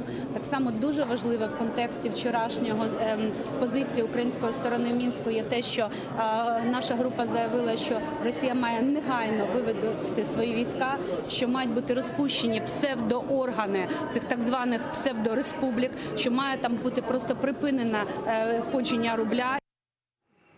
Нагадаю, під «Слуги народу» Богдан Яременко заявив, що сподівається на створення дорожньої карти на зустрічі глав держав Нормандської четвірки. Давайте його послухаємо. Президент Зеленський залишається відданий ідеї мирних переговорів щодо припинення кровопролиття на Донбасі. Це план А, він не змінюється. Україна буде далі докладати всі можливі зусилля для того, щоб мирні переговори були ефективними.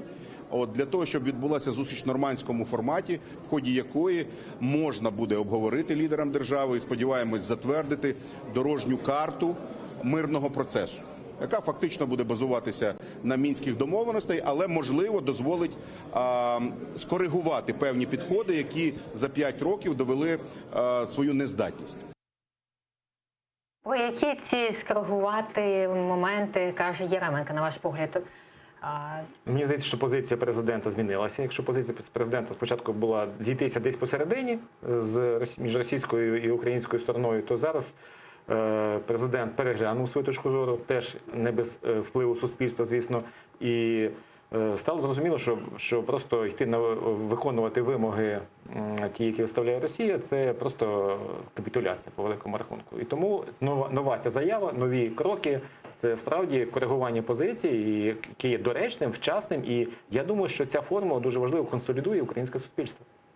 А ось речник президента Росії Дмитрій Пєсков заявив, що такі умови України є для Кремля незрозумілою.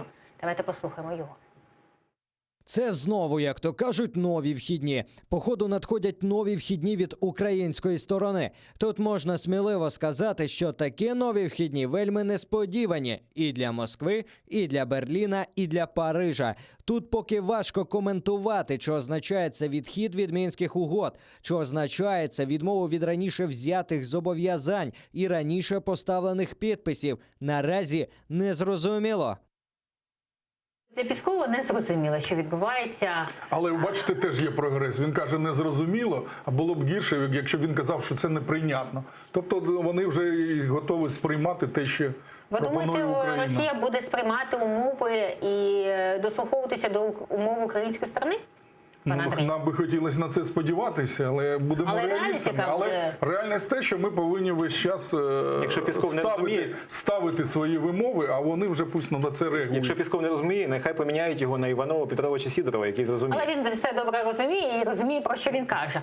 А як гадаєте, яка зараз буде ситуація щодо нормандського формату? Взагалі вона відбудеться, ця зустріч між главами? Це складно сказати, тому що це залежить не від української сторони. Українська сторона висловила свою позицію і готова зустрічатися тоді, коли партнери по перемовинам підтримуть цю позицію або, виставлять свої умови, які будуть там більш-менш прийнятні для України. Тоді ця зустріч відбудеться. Просто так їхати на цю зустріч, ні про що розмовляти. Черговий раз ми це бачили, що і в 15-16 році це було багато разів. Сенсу від цих зустрічей не було. Ці умови, якщо вони будуть прийняті, вони Україну влаштовують, і після цього можна проводити вибори, про що було заявлено. Тобто далі йдемо, рухаємося по Мінську. Ну ось Зеленський сподівається, що все буде рухатися. І ось 2 із 7 президент Зеленський розповів, що Золотому вже 2 дні не лунають постріли. 7-денний строк тиші – це не новина для України і для всіх учасників тристоронньої групи засідання у Мінську. Тому ми будемо чекати на 7 днів тиші. А для нас ознакою є це ОБСЄ, яке повинно сказати, що так, 7 днів не було пострілів. На сьогодні я знаю, що 2 дні вже у нас тиша, будемо вірити, будемо чекати, що 7 днів буде тиша, і тоді ми можемо говорити про відведення. Чи дочекаємося ми 7-денної тиші? Знаєте, 7 днів треба чекати, чи 2 дні вже пройшло, але я знаю, що вчора загинули українські військові знову під вистрілом снайпера. Тому мені здається, що ця перемир'я з ДНР, ЛНР, чи як вони нас називають, повинно бути не тільки в конкретних населених пунктах, а взагалі по всій лінії Я скажу, зіткнення. що ось операція Об'єднаних Націй зафіксувала. Сьогодні є інформація, що в Золотому двічі були постріли і з гранатометів, і великокаліберних кулеметів. Ми бачимо, що каже Зеленський, і ми бачимо, яку інформацію дає ООС.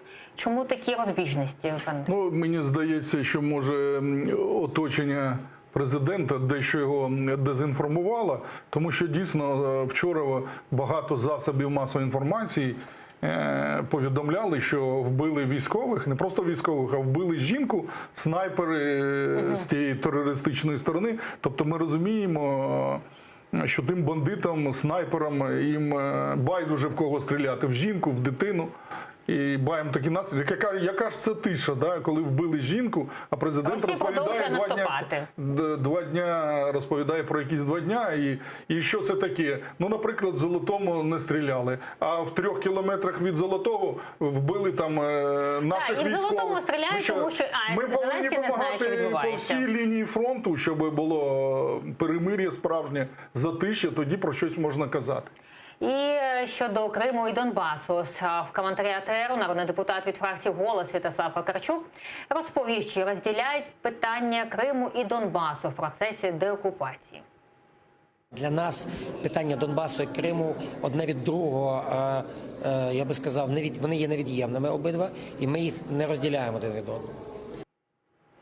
Ось ми почули, Вакарчук не розділяє, а як ви гадаєте, влада розділяє саме «Слугам народу»? На жаль, сьогодні йде мова тільки про Донбас, про перемир'я на цій лінії зіткнення. Звісно, на лінії з Кримом стрільби немає, стрілянини, але питання Криму... Але є утиски постійні. Мешканців, українців, які проживають на цій території. І тому, звісно, я вважаю, що питання Криму завжди повинно йти через кому після питання Донбасу. Тобто ми не повинні розділяти, і ми розуміємо, що тиск на Росію і санкції на Росію введені в першу чергу за Крим, потім вже за Донбас. Пане Андрій, як ви бачите, чи розділяє влада Крим і Донбас? Ну, на жаль, по тим деяким заявам і крокам ми бачимо, що все ж таки розділяє. А нам треба суспільству, чому розділяє? Активістам весь час нагадувати. Ну, тому що у них така ілюзія, що от спочатку порішаємо питання на Донбасі, такі і так далі, а потім повернемося до Криму, але цього не можна зробити, тому що з Росією влада не змінюється. віддаш півруки, вона завтра всю руку відкусить. І щодо пропагандистів, вони вже прибули, один з них вже прибув в Україну, а от з трибуни Верховної Ради народний депутат від фракції «Європейська солідарність» Олексій Гончаренко закликав правоохоронців відреагувати на приїзд російського пропагандиста Бориса Корчевнікова. Давайте послухаємо, що сказав Гончаренко. І в нас тепер Корчевніков – це телеканал «Спас», російський пропагандист, який отримав орден за звільнення Криму від Путіна, ходить по Києву і постить картинки. І все нормально, і ніяка СБУ їм не займається. Це якийсь спас на крові. Якщо б в нас було СБУ справжнє, він би мав зараз свій корпункт в Лук'янівському СІЗО. Але замість цього він постить в Інстаграмі, як він ходить по Києву. І в СБУ відреагували, кажуть, треба було попереджати раніше. Давайте послухаємо слова речниці СБУ Олени Гітлянської. Їх тисячі, їх сотні, усіх не відслідкуєш. Тому ми завжди просимо журналістів нам допомагати, звертати увагу. Якби ви нам подзвонили до того, як переїхав, то, можливо, ми б розглянули його справу і заборонили йому заздалегідь в'їзд. І вже є коментар від прикордонників, як пропагандиста пустили в Україну. Ось вони що кажуть. Наші інспектора перевіряють наявність документів, які дають дозвіл на перетин кордону, а також керуються базами даних, в тому числі, де знаходиться інформація від інших правоохоронних органів, зокрема, що стосується заборони в'їзду іноземців. Відносно даної особи, заборони в'їзду на територію України від інших правоохоронних органів не було. Ми бачимо, і вже пропагандисти тут ходять, і на Майдані фоткаються, і до Лаври ходили. Чому саме українська держава, українська влада допускає таке? Ну от це дивно, що на 5-му році війни українська держава і шосте її спецслужби досі не можуть ідентифікувати ворогів, диверсантів, просто пропагандистів. Тому це дивно. Це питання професійності наших спецслужб в сучасному світі, коли є певні можливості технологічні, це дуже просто. За визволення Криму від Путіна. Тим більше, що він має медаль за звільнення Криму і так далі в лапках. Оце дивно, да? До чого можуть привести такі дії, коли українська влада, саме спецслужби українські, так, він не може затримати людину, яка саме...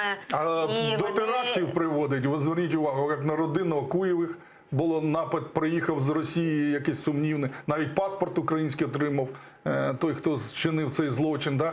Як вбили кадирівці сюди, прямо вільно приїжджають, вбивають чеченців, які були на захисті України і так далі. Ну про що це каже? Знову кажу, це досі, на жаль, залишається не зовсім. України залишаються все-таки більш орієнтованими на пошук ворогів всередині країни. І серед ворогів вони бачать, в першу чергу, бізнес, в першу чергу бачать якісь політичних опонентів.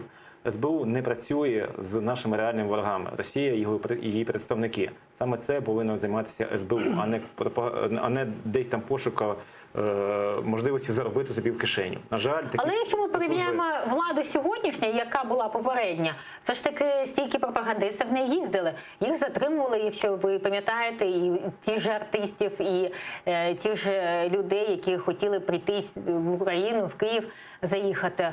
Ну тут до прикордонників, що вони не затримали цю особу, взагалі це перекладення з хворої голови на здорову, тому що саме СБУ повинна визначати, які особи не бажані на території України. Прикордонники просто виконують розпорядження СБУ, вони самі не складають цих переліків осіб, яким не дозволено приїжджати в Україну.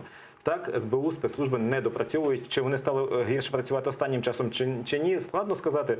Але те, що і тоді не допрацьовували, і сьогодні це теж продовжується. А саме це такий підрозділ, як контррозвідка, повинен цим займатися. А як ми будемо боротися за територіальну цілісність? Як будемо боротися проти російської агресії, якщо якийсь там журналіст Росії, який працює на Росії-1, вільно їздить і вільно фоткується? Перезавантаження правоохоронних органів і спецслужб, щоб вони стали справжніми органами, борцями з агресором, а не займалися чим завгодно. Ми ще кажемо про інформаційну війну, коли... До речі, там досі існує так званий відділ К, який насправді просто трусить комерсантів, кришує контрабанду і займається власними комерційними митницею, чим завгодно, а не Хоча це не пряма агресором. функція СБУ, і нам Європейський Союз і інші міжнародні структури весь час на це вказують, що це не характерна саме для спецслужби функція економічної. Але СБУ хоче саме цим займатися, і цей підрозділ значно більший, ніж підрозділ контррозвідки, який повинен займатися пошуком цих пропагандистів. Сподіваємося, що і спецслужби, і всі ми будемо слідкувати, і не допустимо в майбутньому такого. Тарас Казак, президент інвестиційної групи «І Універ», та Андрій Павловський, народний депутат 6-го і 7-го скликань. Дякуємо, що були з нами. Дякую. А далі ефір телеканалу АТР продовжують прайм Моцарський, тож не перемикайте, буде цікаво.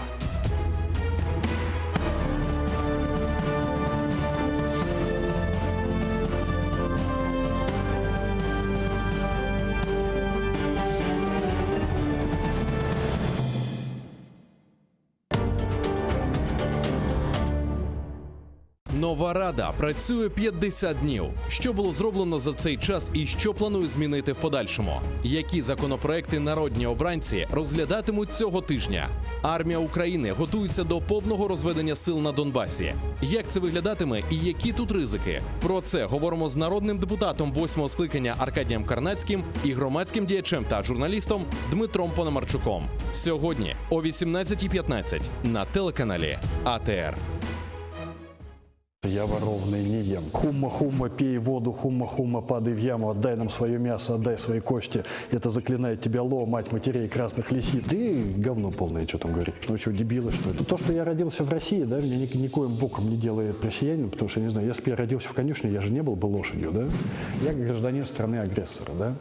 Но то, что танки страны, которая была когда-то моей, сюда приперлись, но я считаю, что это моя обязанность сделать так, чтобы они отсюда убрались. Носителем всей фигни в Украине является украинский народ. Мне очень нравится мем, когда Трамп говорит по телефону, что там с Байденом, да, Владимир Александрович говорит, сейчас позвоним Баканову по поводу этого черта, да. У меня с СБУ договоренность, они не учат меня писать тексты, я не учу их осуществлять охранную деятельность. Главная задача журналиста – это драть власть. Если власть драть не за что, это не значит, что власть хорошая, это значит, что журналист классный. Я достиг вершины своей карьеры. Я научился зарабатывать деньги тем, что, лежа на пузе на диване, пощу постики в Facebook. Мы великие, Крым наш, ура, Россия. Сейчас время не журналистов, сейчас время психиатров. Сегодня у меня в гостях журналист и блогер Аркадий Бабченко.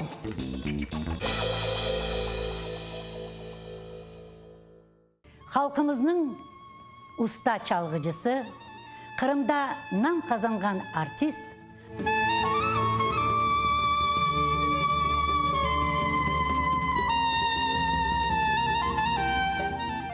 Sanat için can kuydireydi. Біздің халқымыздың арасына бір ажайып бір түркіжі бар еді біле. 18 Mayıs gecesinde prikaz okulda. Бүгінгі hikayemiz Alim Osmanovқа bağışlana. Baksaray bizimdir da çevrechiti yüzümüdür. Akı seni sevdirin iki de kara gözünüdür. Baksaray bizimdir da çevrechiti yüzümüdür. Akı sana sevdirin iki kara gözünüdür. 1988 senesi yanvar-aprel ayında Kırım Tatarlarının kütlevi nümayişleri devam etedi. Onlar Krasnodar ülkesindeki Abinsk, Taşkent, Bekabad, Samarkand, Almazar, Yangiyul, Özbek Sovet Sosyalistik Cumhuriyetindeki Almalık, Ahmedjit, Novorossiysk'te geçti. Nümayişçilerinin talabı denişmedi. Kırım Tatarlarını vatanına kaytarmak, Cumhuriyetini yanartmak ve Kırım Tatar siyasi mahpuslarını azat etmek. Hükümet vekilleri böyle nümayişlerge narazılık göstermek tırışkan edi. Lakin Kırım Tatarlarının hareketini toxtatmak endi imkansız oldu. 1988 senesi olgan Kırım Tatarlar tarixinde denişu devrinin vakıyalarını Gulnara Bekirova ile Tarix Sedası programmasında hatırlatmağa devam etemiz. Oktyabr'ın 20'de Bazar günü saat 18'de ATR telekanalında seyretiniz.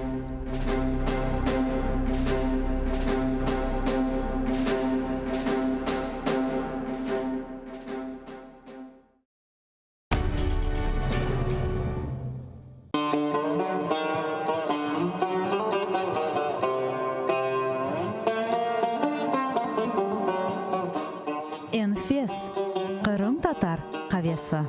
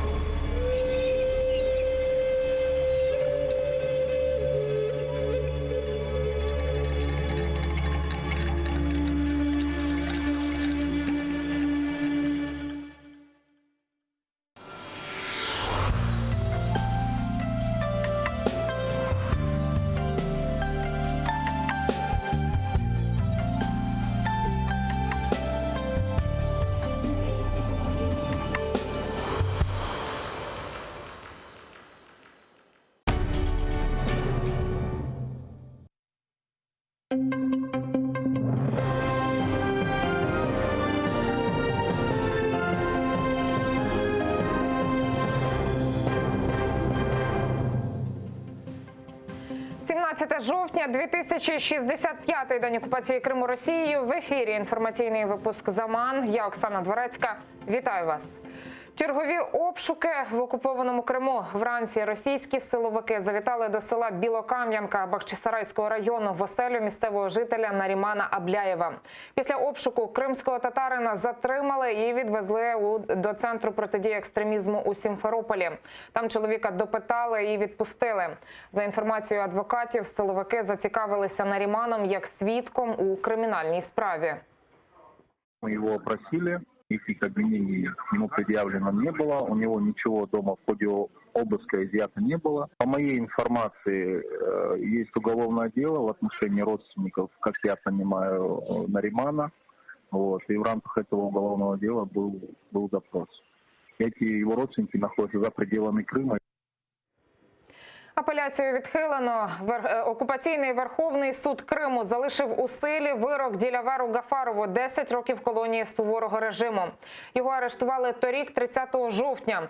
Росіяни судили Ділявара Гафарова за начебто участь у так званому забороненому збройному формуванні. Нібито він входив до складу батальйону імені Номана Челебіджихана і громадського формування «Аскер», а також був активним учасником економічної блокади Криму. 28 серпня Кіровський окупаційний суд виніс обвинувальний вирок Гафарову. Засуджений своєї вини не визнає. У самому «Аскері» неодноразово заперечували його причетність до громадського формування і участь у блокаді. Некомпетентні експертизи спеціалістів російського ФСБ. У Ростові-на-Дону триває судилище над Енвером Сейтосмановим. Окупанти його заарештували у травні минулого року. Звинуватили, як і багатьох інших кримських татар, у причетності до забороненої Кремлем організації Хізбут-Тахрір. У ці хвилини триває відкрите засідання у цій справі. Адвокати кримського татарина допитують свідків захисту, аби довести, що всі докази обвинувачення не можна брати до уваги, адже зроблені вони непрофесійно і на замовлення окупантів. Показали, что экспертиза ФСБ, она абсолютно не научна, научно не обоснована. Сами эксперты далеко выходили за рамки своих полномочий, отвечали на юридические вопросы. И тот эксперт, который представился религиоведом при заключении экспертизы, он вообще не владеет информацией по поводу Хизбут-Тахрир, ее деятельности, ее основных постулатов и литературы, которая пользуется Хизбут-Тахрир и так далее, и так далее. Все это подробно объяснил Дмитрий Дубровский в сегодняшнем допросе. Одиночна камера, в якій постійно прориває каналізацію. У таких умовах вже місяць утримують фігуранта так званої справи про тероризм кримського блогера Сервера Мустафаєва. Про це розповіла його адвокат Лілія Гемеджі.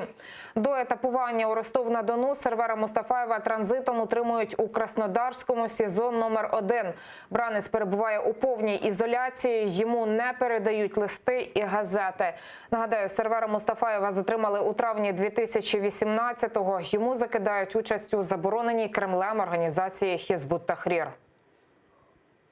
Весь день то сооружение, которое должно именоваться санузлом, оно извергалось фонтаном фекалий в камеру. И эти фекалии растекались по полу, во дворе следственного изолятора. Скапливается гора пищевых отходов. И тот гнилостный запах, который исходит от этой горы, он постоянно подвергается в камеру. Каждый день отключали подачу воды, через день давали свинину. Естественно, и серверы, все остальные фигуранты этого дела отказывались от этой еды. Страждання, дитячі сльози і очікування батька із в'язниці окупантів. Родина Біляла Аділова вже півроку без годувальника. У березні під час масових облав у Криму його і ще 20 кримських татар затримали ФСБівці. Потім судилище і переведення до Ростовського СІЗО. Окупанти вимагають для Біляла 20 років колонії і звинувачують у тероризмі. Тим часом дружина і 8 дітей чекають і сподіваються на повернення голови родини. Як виживає багатодітна сім'я політв'язня. Далі в сюжеті. Облави і масові затримання. Вранці 27 березня близько 2000 озброєних спецназівців і ФСБівців оточили будинки кримських татар в Білогірському і Сімферопольському районах. Обнишпорили всі оселі по периметру і підігнали автозаки. Тоді затримали 20, серед них Білял Аділов. Він імам, але для окупантів – терорист. Дружина бранця Гульнара згадує, тоді саме збиралися на вранішній намаз. У нас окно было открыто, я слышала, как жутко лаяли собаки. И я подошла к окошку, я слышала, что едут машины, что бежали люди. От испуга я побежала, начала будить мужа. Сказала, проснись, пожалуйста, потому что там что-то происходит не то. Окупанти вдерлись до оселі Аділових, показали постанову на затримання Біляла і перевернули житло догори дригом. Тоді озброєні силовики налякали доньок Біляла. Вони сховались під ковдрою в сусідній кімнаті і плакали. На Курбан Байрам, на Ураза Байрам нас брал всегда в магазины. Я горжусь своим отцом. Я ему желаю здоровья, чтобы он скорее, иншаллах, вышел. Голову родини кинули до автозаку і того ж дня взяли під варту. У нелюдських умовах Сімферопольського СІЗО, а пізніше й Ростовського, він оголосив сухе голодування, як протест окупантам. Поки батька мордують в ізоляторі, вдома на нього чекають 8 дітей. Сини Біляла з теплотою згадують батька. По вечерам мы с ним садились, он нам рассказывал истории, и сидели и пили с ним кофе. Потом тоже в свободное время нам привозили дрова. Он покупал, привозили дрова, мы рубили их, пилили, помогали. А вот сейчас то, что бабашки нету, сил не хватает, сами все делаем с братом. Того березневого ранку без батьків залишились 70 дітей. Окупанти продовжують жорстокі облави, тортури та судилища. А тим часом кожного незаконно затриманого кримського татарина вдома чекають рідні і діти. Владислав Стужук, Заман, АТР. Хвилина мовчання в річницю трагедії. Сьогодні у Керчі вшановуватимуть пам'ять жертв керченського стрільця. Рік тому 18-річний Владислав Росляков прийшов до свого коледжу зі зброєю і вибухівкою. Внаслідок кривавої бійні загинула 21 людина і ще понад півсотні були поранені чи травмовані. Розслідування, яке проводили окупаційні силовики, так і не дало відповіді на більшість запитань, які виникли після трагедії. Подробиці далі. Трагедія, яка не закінчується. Напередодні кривавої бійні у Керченському політехнічному коледжі померла ще одна її жертва – Ольга Грищенко. Викладачка була серед 5 працівників закладу, які постраждали рік тому. За офіційною версією окупаційних правоохоронців, ображений на увесь світ підліток Владислав Росляков підірвав у коледжі саморобний вибуховий пристрій, а потім розстрілював із гвинтівки усіх, хто траплявся на його шляху. Ольга Грищенко довго лікувалася після поранень, але видужити не змогла. Викладачі коледжу після трагедії часто беруть лікарняні. 10 студентів досі реабілітуються в шпиталях. Сейчас всем трудно. Сейчас много ребят ходят к психологам у нас, к психиатрам многие записываются. Сам записывался, тоже плохо. За рік трагедія лише обросла загадками. Попри те, що окупанти кривавого убивцю одразу назвали схибленим, вони так і не пояснили, як в такому разі йому вдалося придбати зброю без обов'язкових в таких випадках лікарських довідок. Проходит медосмотр, вероятно, не посещая ни нарколога, ни психиатра. Такая справочка у нас стоит 4800. Як могло статися так, що в охопленому параноїдальними страхами перед тероризмом окупованому Криму хлопчина вільно розгулює із 2 напакованими сумками боєприпасів? Как пронести можно было эту дуру? Как это можно было вот это вот все это? Как это, зачем ученик зашел в техникум с 2 сумками? Я не понимаю. Звідки у 18-річного парубка навики справжнього бойовика? За 15 хвилин він убив 20 людей і поранив більше, ніж 500.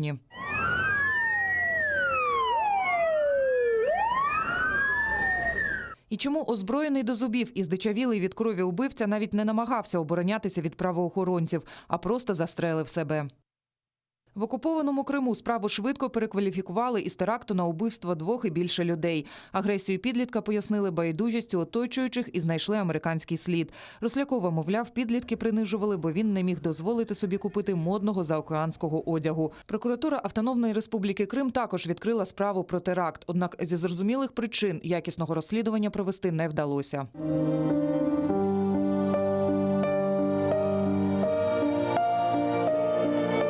Рік тому за один день Керченський цвинтар розрісся на цілий ряд зі свіжих могил. Сьогодні у Керчі вшановують жертв хвилиною мовчання. Але мовчання почалося ще рік тому. Окупаційна влада і ЗМІ неохоче згадують про те, що сталося. Ольгу Грищенка, яка померла від ран кілька днів тому, до списків жертв не внесли. Самого Рослякова поховали під чужим прізвищем. А от в інтернеті він все ще живий. Сотні підлітків створювали групи зі співчуттями для вбивці. Ріана Алієва, Заман, АТР.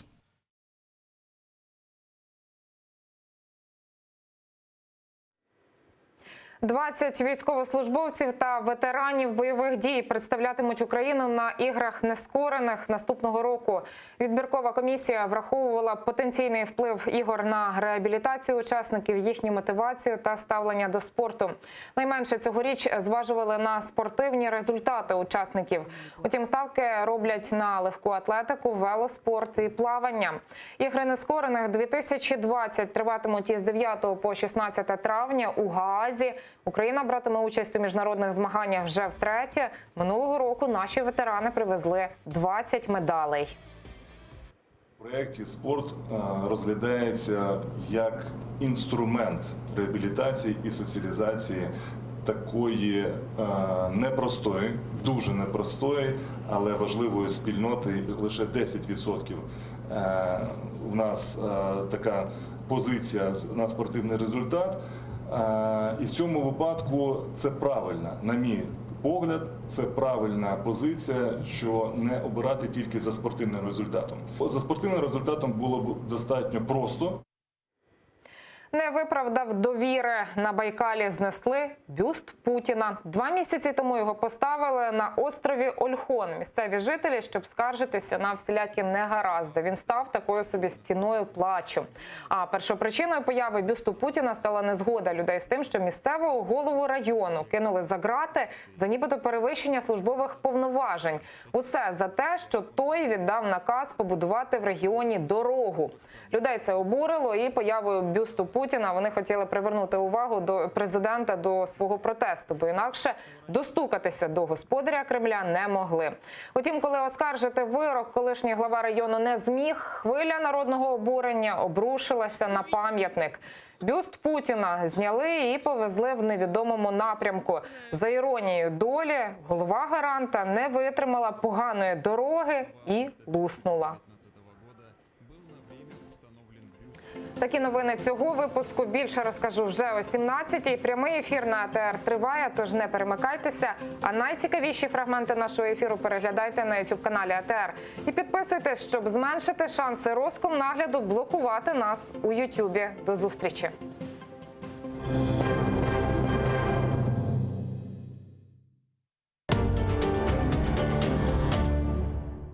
Нова рада працює 50 днів. Що було зроблено за цей час і що планує змінити в подальшому? Які законопроекти народні обранці розглядатимуть цього тижня? Армія України готується до повного розведення сил на Донбасі. Як це виглядатиме і які тут ризики? Про це говоримо з народним депутатом 8-го скликання Аркадієм Карнацьким і громадським діячем та журналістом Дмитром Пономарчуком. Сьогодні о 18:15 на телеканалі АТР. Права людини в окупованому Криму. Як захищати їх від переслідувань окупаційного режиму? І чи достатньо для цього робить Україна? За що в Криму судять кримських татар? Які стратегії їх визволення з російських в'язниць? І поки Київ бореться за Донбас, чи не забула Україна про Крим? Про це говоримо з ветераном національного руху кримських татар Сінавером Кадировим. Сьогодні о 19:30 на АТР. Сьогодні у Прайм Скрипін Андрій Білецький, голова партії «Національний корпус», перший командир добровольчого полку «Азов». Говоримо про відведення військ та вимоги протестувальників 14 жовтня. Чи піде на зустріч народу президент Зеленський? Чим загрожує розведення сил і особливий статус Донбасу? Що нині відбувається у Золотому? Чому там були сутички добровольців з правоохоронцями і навіть дійшло до стрілянини? Дивіться у Прайм Скрипін о 21:00 на телеканалі АТР. Я воровный не ем. Хумма-хумма, пей воду, хумма-хумма, падай в яму, отдай нам свое мясо, отдай свои кости. Это заклинает тебя Ло, мать матерей красных лисиц. Ты говно полное, что там говоришь. Ну что, дебилы, что ли? То, что я родился в России, да, меня никоим боком не делает россиянином, потому что, не знаю, если бы я родился в конюшне, я же не был бы лошадью, да? Я гражданин страны-агрессора, да? Но то, что танки страны, которая была когда-то моей, сюда приперлись, но я считаю, что это моя обязанность сделать так, чтобы они отсюда убрались. Носителем всей фигни в Украине является украинский народ. Мне очень нравится мем, когда Трамп говорит по телефону, что там с Байденом, да, Владимир Александрович говорит, сейчас позвоню Баканову по поводу этого черта, да. У меня с СБУ договоренность, они не учат меня писать тексты, я не учу их осуществлять охранную деятельность. Главная задача журналиста – это драть власть. Если власть драть не за что, это не значит, что власть хорошая, это значит, что журналист плохой. Я достиг вершины своей карьеры. Я научился зарабатывать деньги тем, что, лежа на пузе на диване, пощу постики в Facebook. Мы великие, Крым наш, ура, Россия. Сейчас время не журналистов, сейчас время психиатров. Сегодня у меня в гостях журналист и блогер Аркадий Бабченко.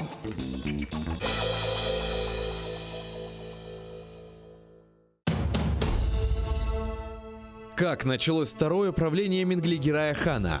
Какие новые территории он окончательно закрепил за своими потомками? И кто добровольно присягнул крымскому хану на верность? А главное, какую роль в его жизни сыграла ногайская княжна Нурсултан Мангытская?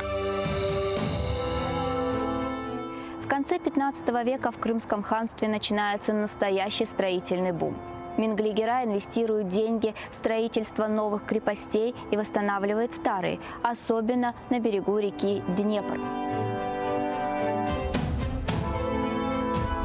Об этом смотрите в программе «Алтын Девир» в новом цикле «История династии Гераев». В эту субботу, 19 октября, 17:35 на телеканале АТР, 7-я серия. Менглигерай. Хан-реформатор. Часть 4.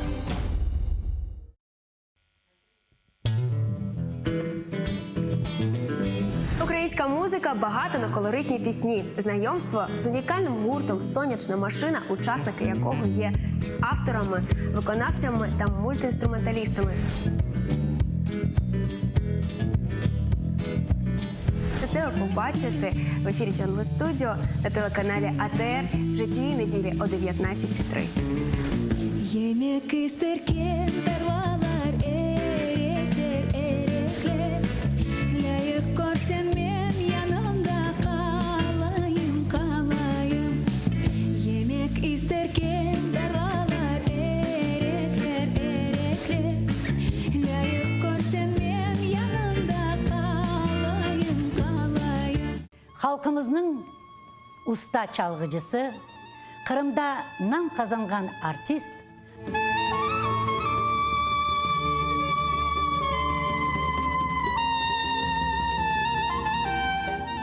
Sanat için can küldüreydi. Біздің халқымыздың арасына бір ажайып бір түркіжі бар еді біле.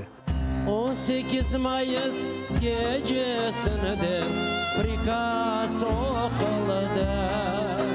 Бүгінгі hikayemiz Алим Османовқа бағышлана. Bak saray bizimdir de çevreci yüzümüdür. Akı seni sevdirin iki de kara gözünüdür. Bak saray bizimdir de çevreci yüzümüdür. Akı sana sevdirin iki kara gözünüdür. 1988 senesi yanvar-aprel ayında Kırım Tatarlarının kütlevi nümayişleri devam etedi. Onlar Krasnodar ülkesindeki Abinsk, Taşkent, Bekabad, Samarkand, Almazar, Yangiyul, Özbek Sovet Sosyalistik Cumhuriyetindeki Almalık, Ahmedjit, Novorossiysk'te geçti. Nümayişçilerinin talabı denişmedi. Kırım Tatarlarını vatanına kaytarmak, Cumhuriyetini yanartmak ve Kırım Tatar siyasi mahpuslarını azat etmek. Hükümet vekilleri böyle nümayişlerge narazılık göstermek tırışkan edi. Lakin Kırım Tatarlarının hareketini toxtatmak endi imkansız oldu. 1988 senesi olgan Kırım Tatarlar tarixinde denişu devrinin vakıyalarını Gulnara Bekirova ile Tarih Sedası programmasında hatırlatmağa devam etemiz. Oktyabr'ın 20'de Bazar günü saat 18'de ATR telekanalında seyretiniz.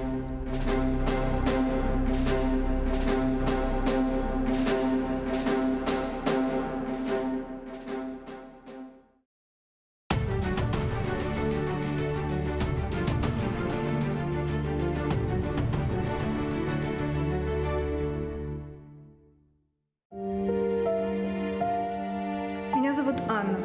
Я родилась за несколько месяцев до обретения Украины независимости.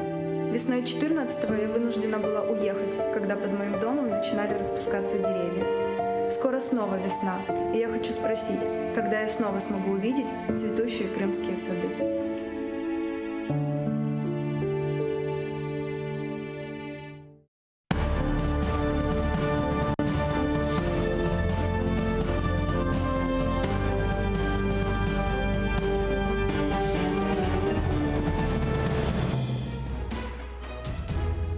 Ассаляму алейкум, хайрлы кунлер, витаю в эфире телеканала АТР. Мы продолжаем информационный день.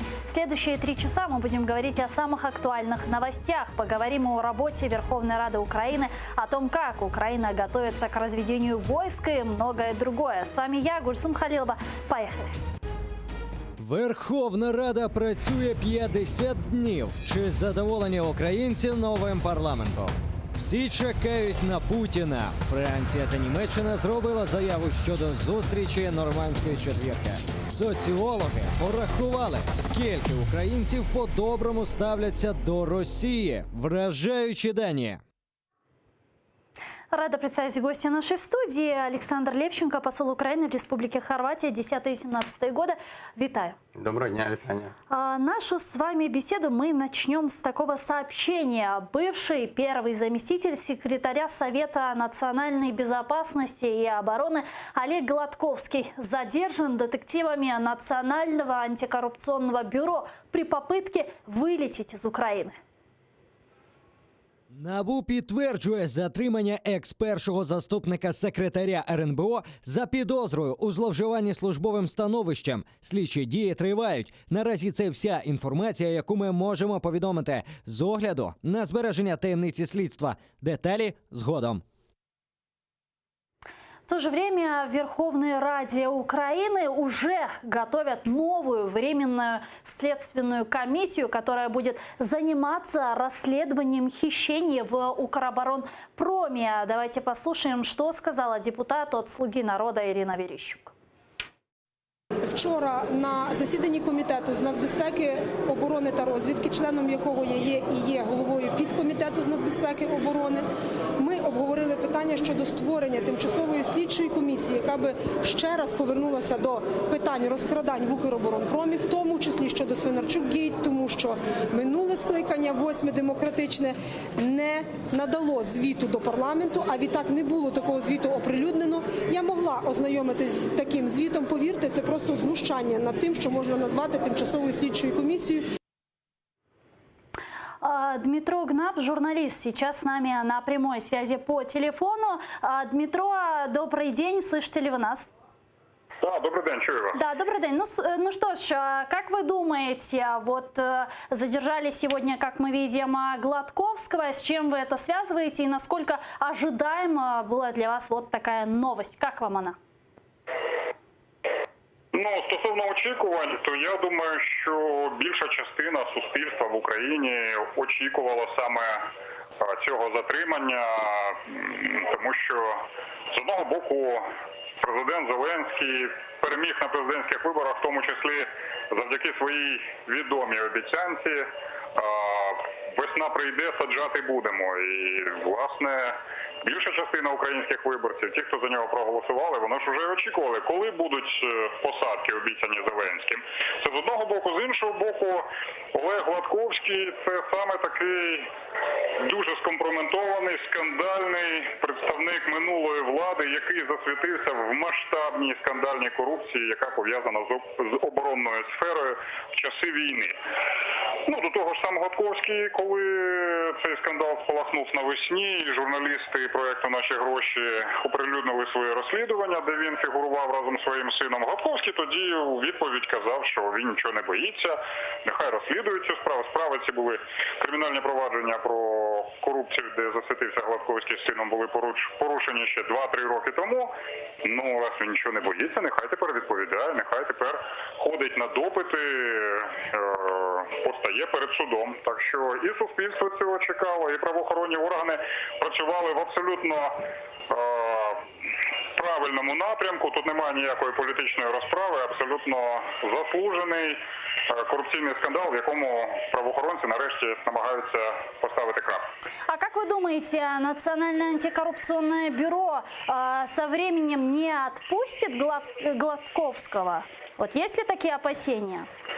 Дивіться, не воно це вирішує, тому що зараз, після вручення підозри, я сподіваюся, Гладковському вручать підозру, суд буде вирішувати, що з ним робити.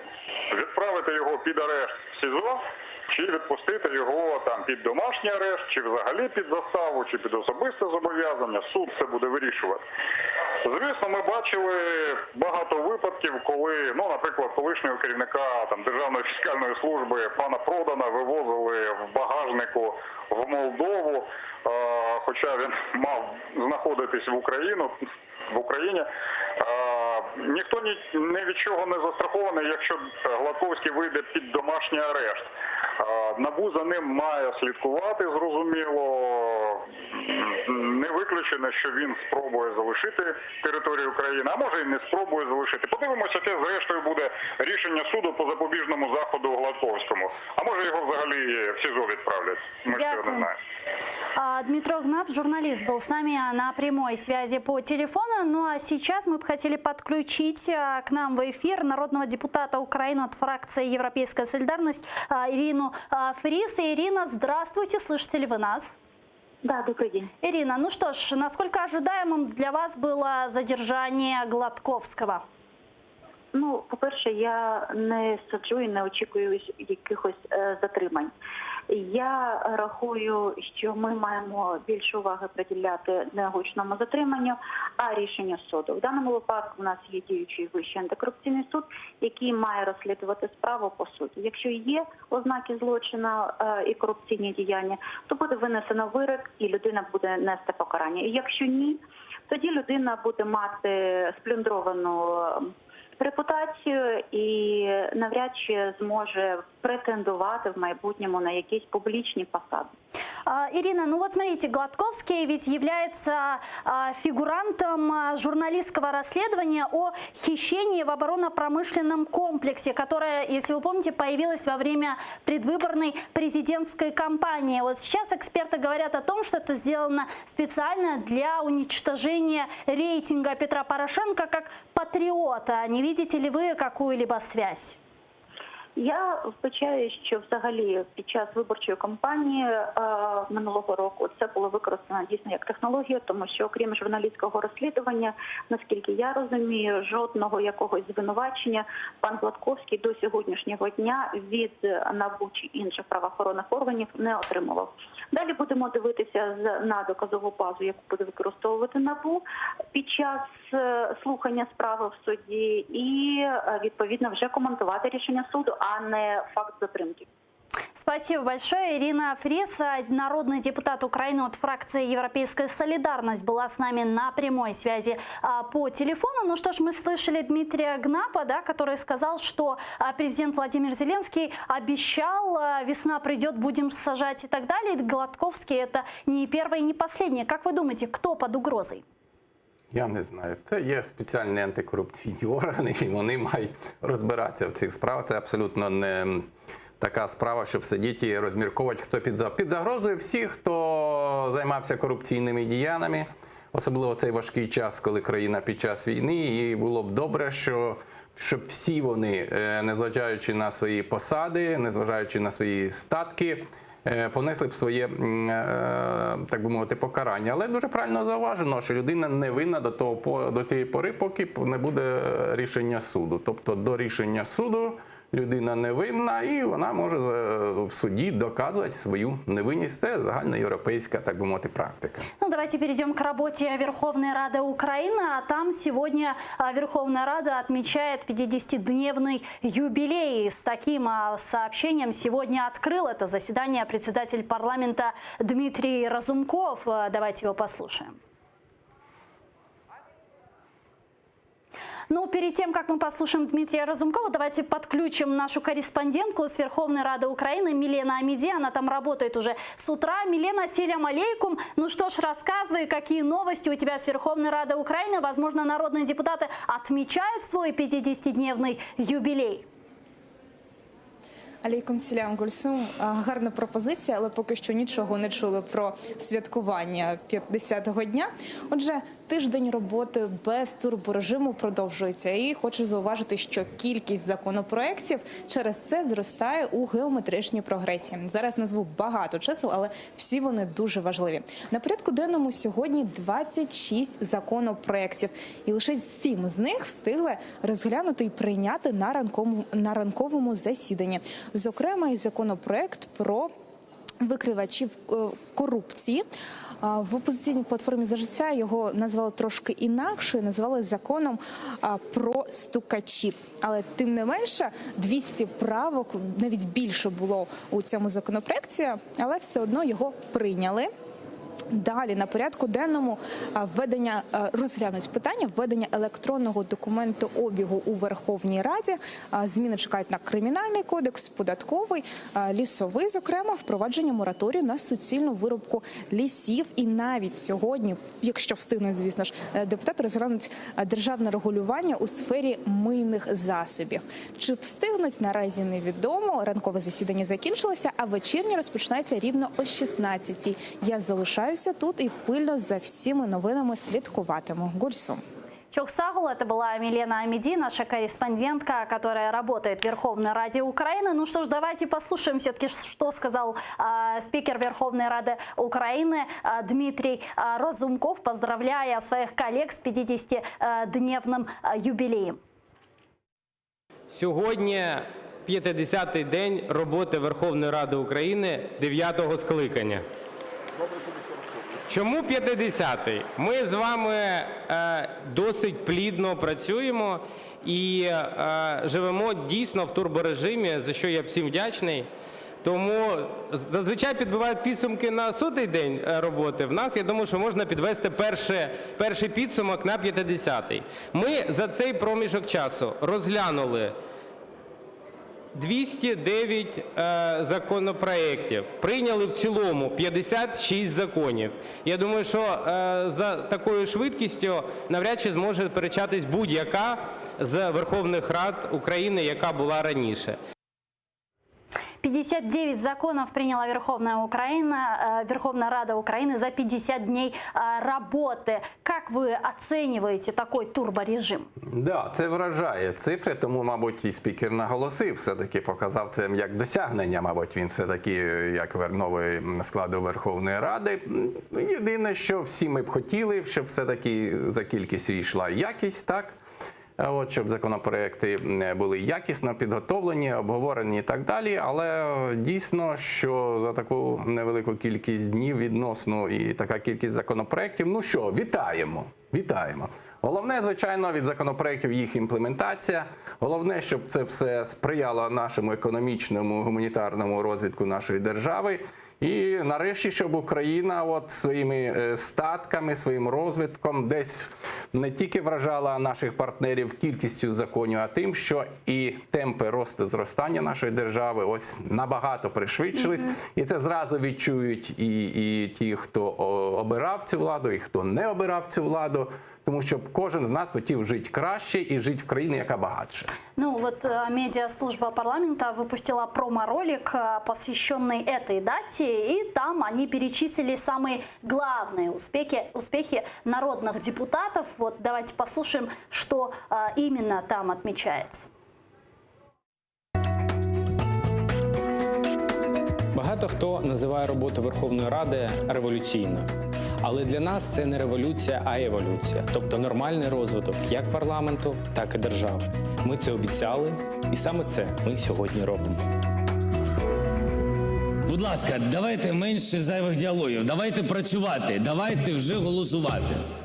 Я вас дуже прошу, народ чекає. Законопроект про столицю – це перший крок до поновлення нормального європейського самоврядування у місті. Колеги, я вас прошу, сядьте, будь ласка, і нажимайте, а потім будуть знову питання, чому хтось за вас натиснув, да? Дякую залу Верховної Ради за консенсус для того, щоб ми могли захистити права громадян.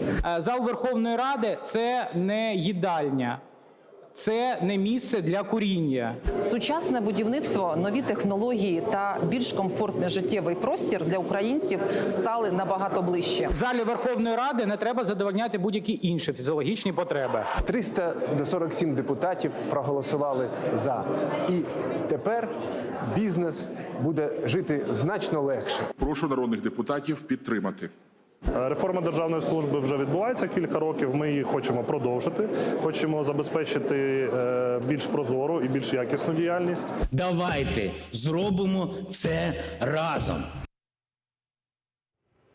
Ну, работу Верховной Рады Украины за последние 50 дней мы все-таки обсудили. Я бы хотела перейти к более серьезным темам, к международной политике и к войне, да, которая идет в нашей стране. И Германия, Франция приветствуют прогресс в Минском процессе и ждут Путина в Париже. Слушаем сообщения правительств стран. Ми вітаємо недавні позитивні зрушення в реалізації мінських угод і з нетерпінням чекаємо наступної зустрічі у нормандському форматі в Парижі, яка повинна домогтися прогресу у врегулюванні конфлікту на сході України. Ми підкреслюємо нашу позицію про те, що анексія Криму Росією є незаконною. Ну, понятно, что Франция и Германия в очередной раз выразили поддержку Украины и заявили, что никогда не признают аннексию полуострова, но тем временем они позитивно оценили действия, шаги, которые делаются в Минских соглашениях. Почему? Почему Германия и Франция так торопятся, торжествуют, когда принимается формула Штайнмайера и когда вот идут какие-то разговоры по поводу Минска, разведения и так далее? Ну, вони констатують, що ось ситуація змінилася на краще. І добре, що ось прийнята та пропозиція, коли була вона висунута, мовно, 3 роки тому. Українська сторона її підтримала. І бажає, і крім цієї формули, яка є частиною Мінського процесу, Мінського плану, вона абсолютно не виходить за рамки Мінського плану. Тобто я вже казав, що якщо ви підтримуєте Мінський процес і мирне врегулювання, то ви підтримуєте формулу Штайнмайєра. Якщо ви загалом проти Мінського процесу, проти Мінського врегулювання, звісно, вам не відповідає формула Штайнмайєра, і ви можете її називати, що вона невигідна Україні, чи це капітуляція, чи це зрада. В розумінні Парижа і Берліна це не є капітуляція і зрада. В розумінні багатьох людей, які хочуть використати механізм Мінська для того, щоб повернути ще 3 мільйони населення в конституційно-правовий простір України, теж це важливий крок. Його привітали. Добре, але ще ж питання за Путіним, да? Тому що ви розумієте, що повернення Донбасу не є інтересом Кремля прямим, так? Тому, звичайно, будуть якісь речі для того, щоб його торпедувати, щоб заважати розведенню, щоб режим тиші вогню не зберігався і так далі. До цього треба бути готовим. Але дуже добре, що в всякому випадку тепер уже всі дивляться на Кремль. Очікуємо вас прибути на цей саміт і обговорити низку важливих питань. Что правда, в России сказали, что Крым обсуждать там не хотят. А Крим же ж не входить в Мінський процес, ви це знаєте. Добре, що вони заявили, що Крим – це анексія, яку ніколи ніхто не визнає.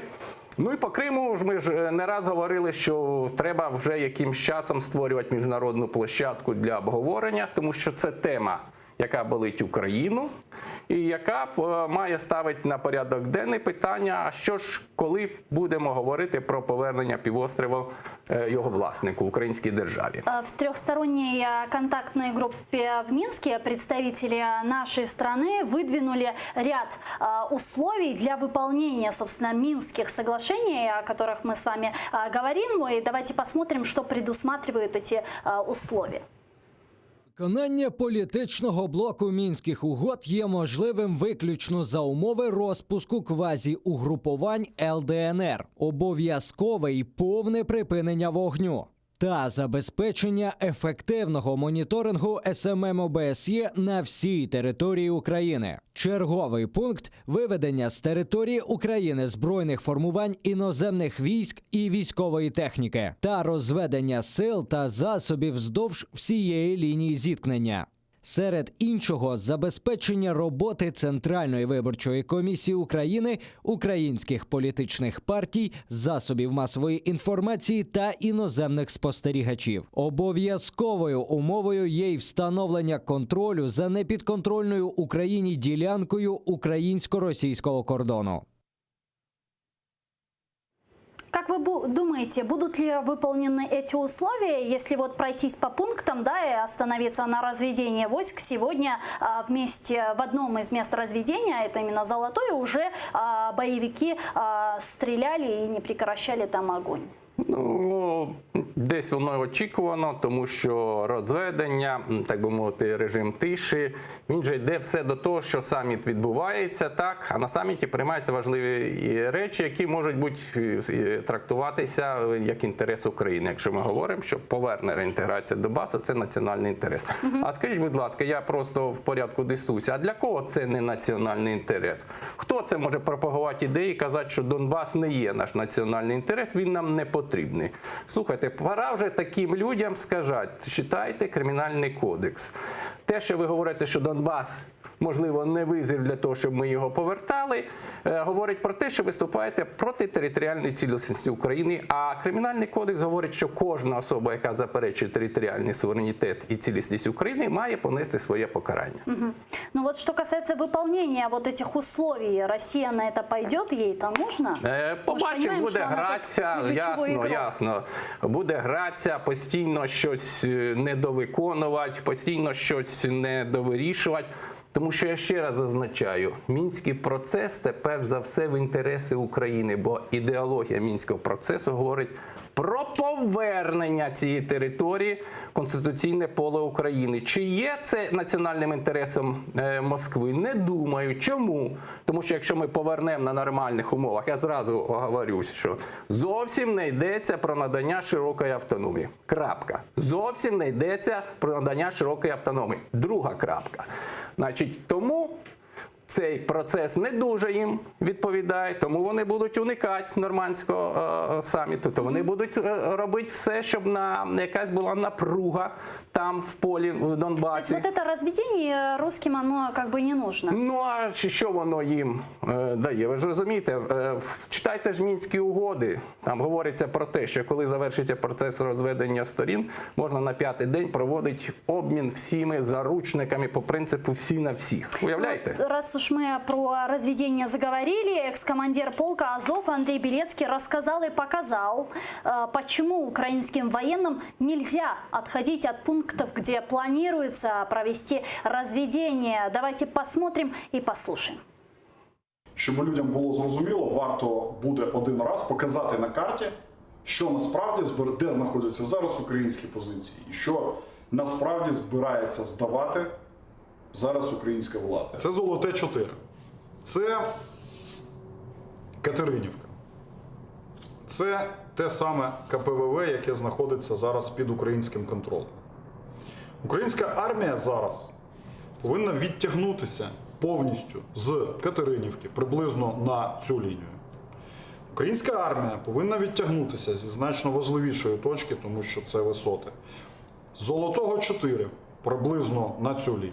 А також відійти з КПВВ і зайняти позиції за, не перед КПВВ, а за КПВВ в лінії.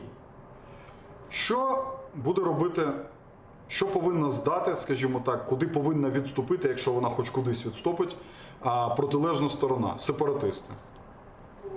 Вона повинна відступити на домінуючу висоту, яка знаходиться за цією дорогою. Українська сторона здає населені пункти і важливі висоти, а в той же час проросійські бойовики здають декілька сотень метрів чистого поля.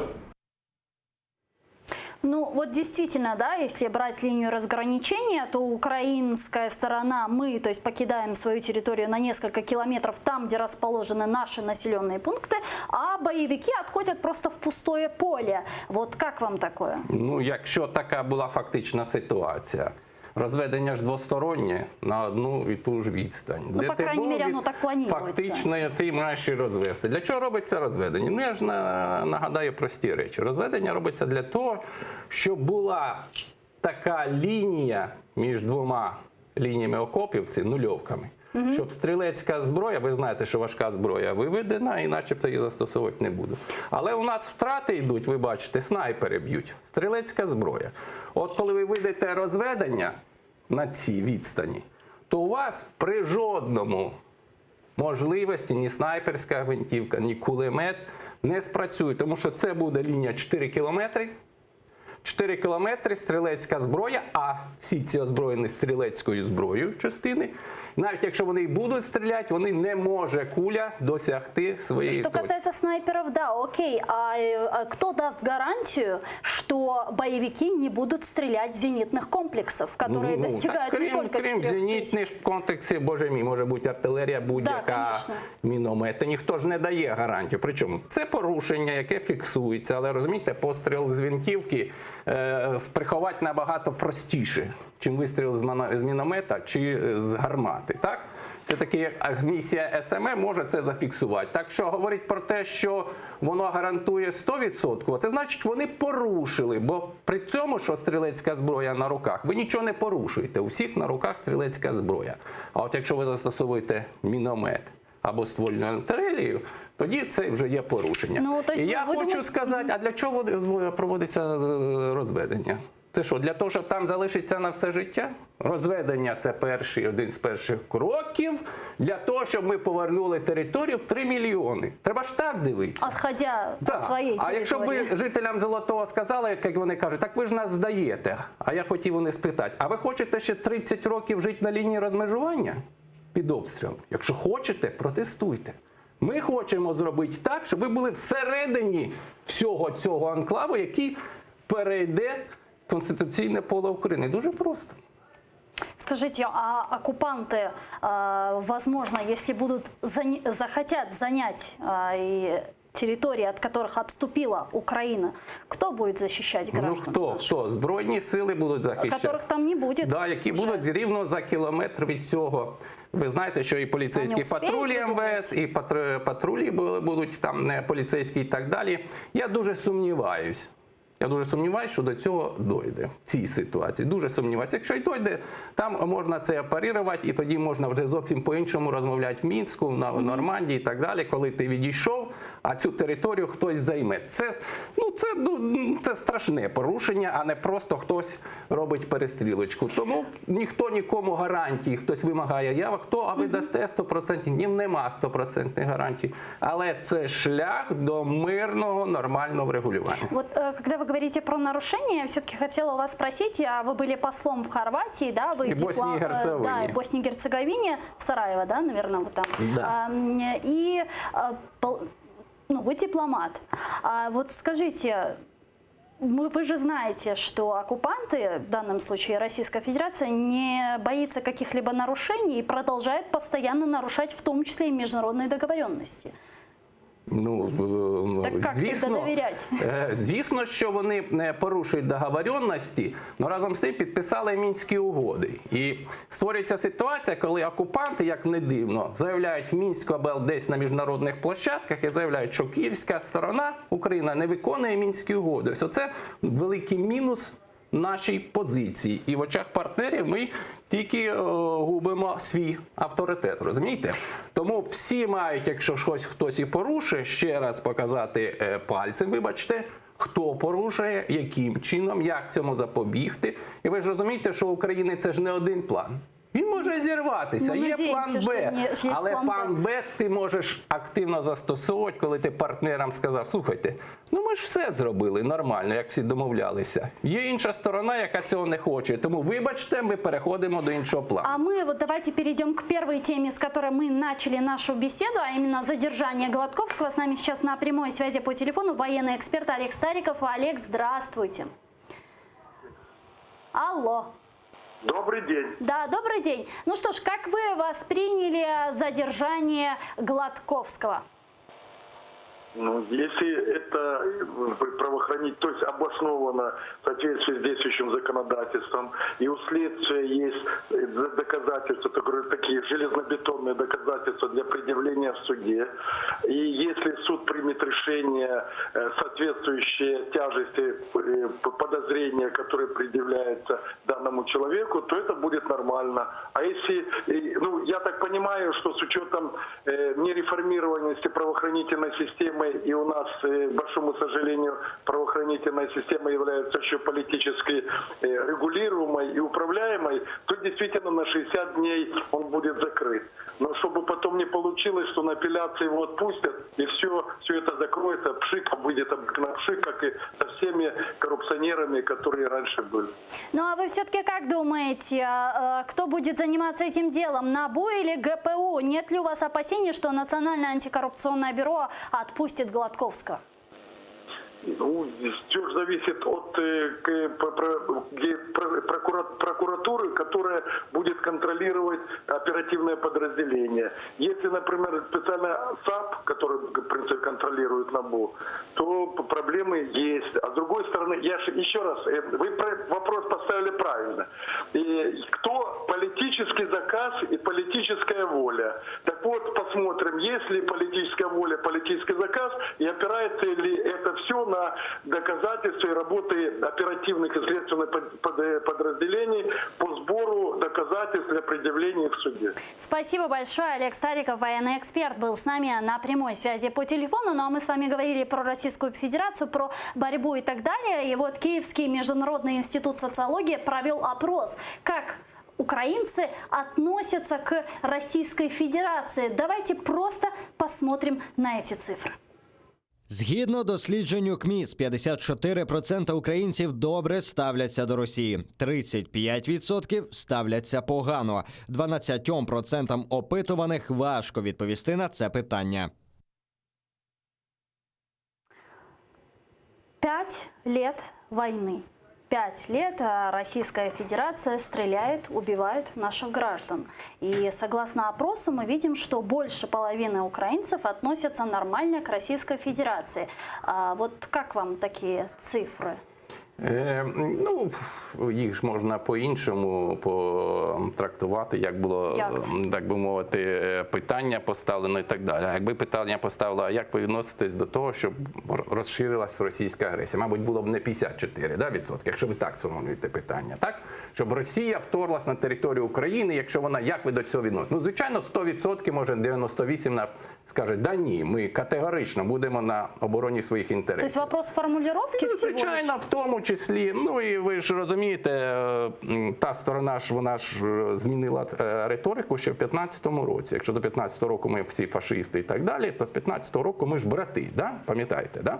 Це постійно говориться, ми брати. На офіційному рівні. В інтернеті ви там не дуже то хороші люди і так далі, але це питання пропаганди, яка ведеться, яка хоче показати, що в принципі от Росія добре ж до нас відноситься, які принципи інформаційної війни. Треба замінити тези. І вони ж постійно говорять, да ми ж не з українцями воюємо, ми воюємо з Сполученими Штатами на території України, які хочуть свої тут інтереси, розумієте? А ви просто жертва з цього нашого зіткнення. Це в тому числі результат проросійської пропаганди. Звичайно. Він а дуже... возможно, власть наша не доработала як-то? У нас, я хочу сказати, що ми програємо інформаційну війну.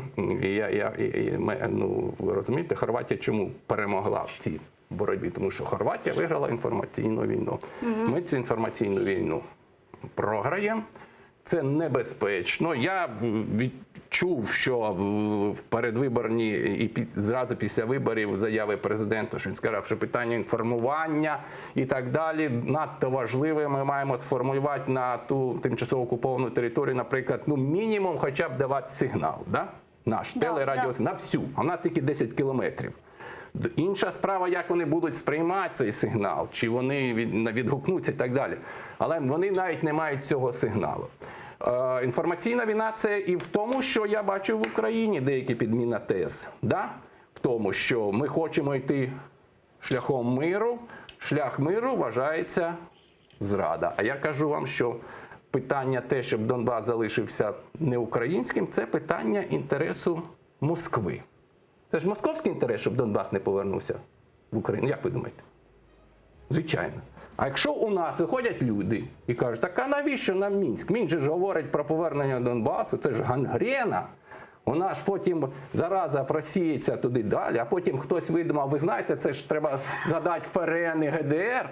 ФРН має досягти такого рівня, це ми, Україна, досягнемо тоді рівня, а потім це ГДР ми візьмемо. І то ФРН 20 років переварювало ГДР. А я кажу, ви знаєте, воно переварювало 20 років, тому що 40 років жили окремо. Спасибо. Якби жили разом, хоча б не разом 5-6 років, це процес реінтеграції відбувся за 2-3 роки. Олександр Левченко, посол України в Республіці Хорватія, 10-17 годы. Дякую вам. Дякую.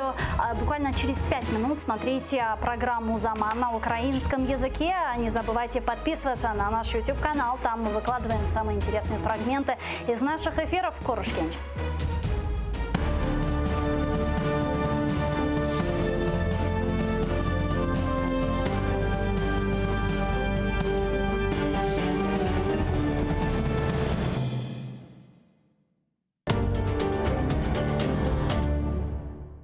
Нова Рада працює 50 днів. Що було зроблено за цей час і що планує змінити в подальшому? Які законопроекти народні обранці розглядатимуть цього тижня?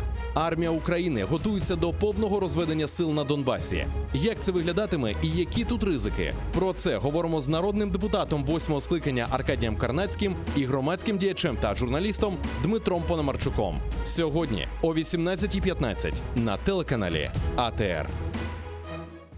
Права людини в окупованому Криму. Як захищати їх від переслідувань окупаційного режиму?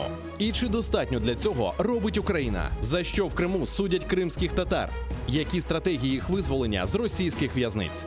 І поки Київ бореться за Донбас, чи не забула Україна про Крим? Про це говоримо з ветераном національного руху кримських татар Сінавером Кадировим. Сьогодні о 19:30 на АТР.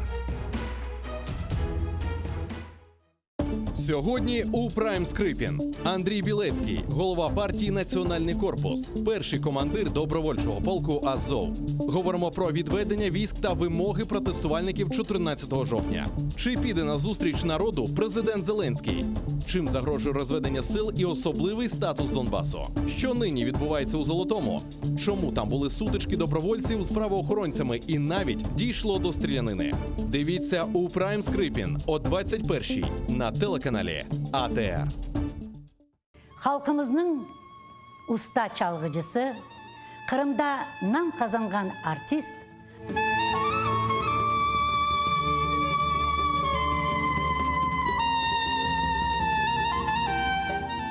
Sanat için can küldüreydi. Bizim halkımızın arasına bir acayip bir türkücü var idi bile. 18 Mayıs gecesinde prikaz okuldu. Bugünkü hikayemiz Alim Osmanov'a bağışlanan. Baksaray bizimdir de çevreçite yüzümüdür. Ah seni sevdirin iki de kara gözünüdür. Baksaray bizimdir de çevreçite yüzümüdür. Ah sana sevdirin iki kara gözünüdür. 1988 senesi yanvar-aprel ayında Kırım Tatarlarının kütlevi nümayişleri devam etedi. Onlar Krasnodar ülkesindeki Abinsk, Taşkent, Bekabad, Samarkand, Almazar, Yangiyul, Özbek Sovet Sosyalistik Cumhuriyeti'ndeki Almalık, Ahmedjit, Novorossiysk'te geçti. Nümayişçilerinin talabı denişmedi. Kırım Tatarlarını vatanına kaytarmak, Cumhuriyetini yanartmak ve Kırım Tatar siyasi mahpuslarını azat etmek. Hükümet vekilleri böyle nümayişlerge narazılık göstermek tırışkan edi. Lakin Kırım Tatarlarının hareketini toxtatmak endi imkansız oldu. 1988 senesi olgan Kırım Tatarlar tarixinde denişu devrinin vakıyalarını Gulnara Bekirova ile Tarih Sedası programmasında hatırlatmağa devam etemiz. Oktyabr'ın 20'de Bazar günü saat 18'de ATR telekanalında seyretiniz.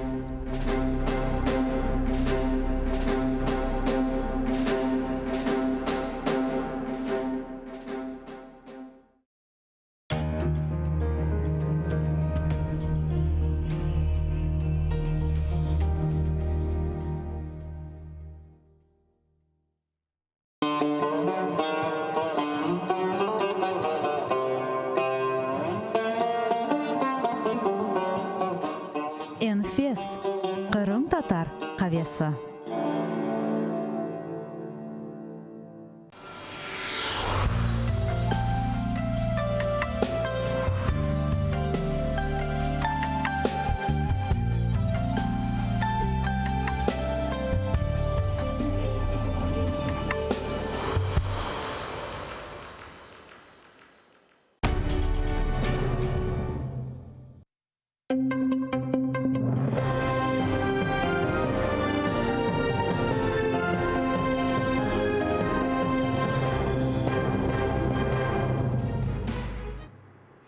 Assalamu alaikum, эфирде заман. Бүгін октябрьнің 17-сі студияда сілер үшін мен Шевкет Анатулаев чалышам.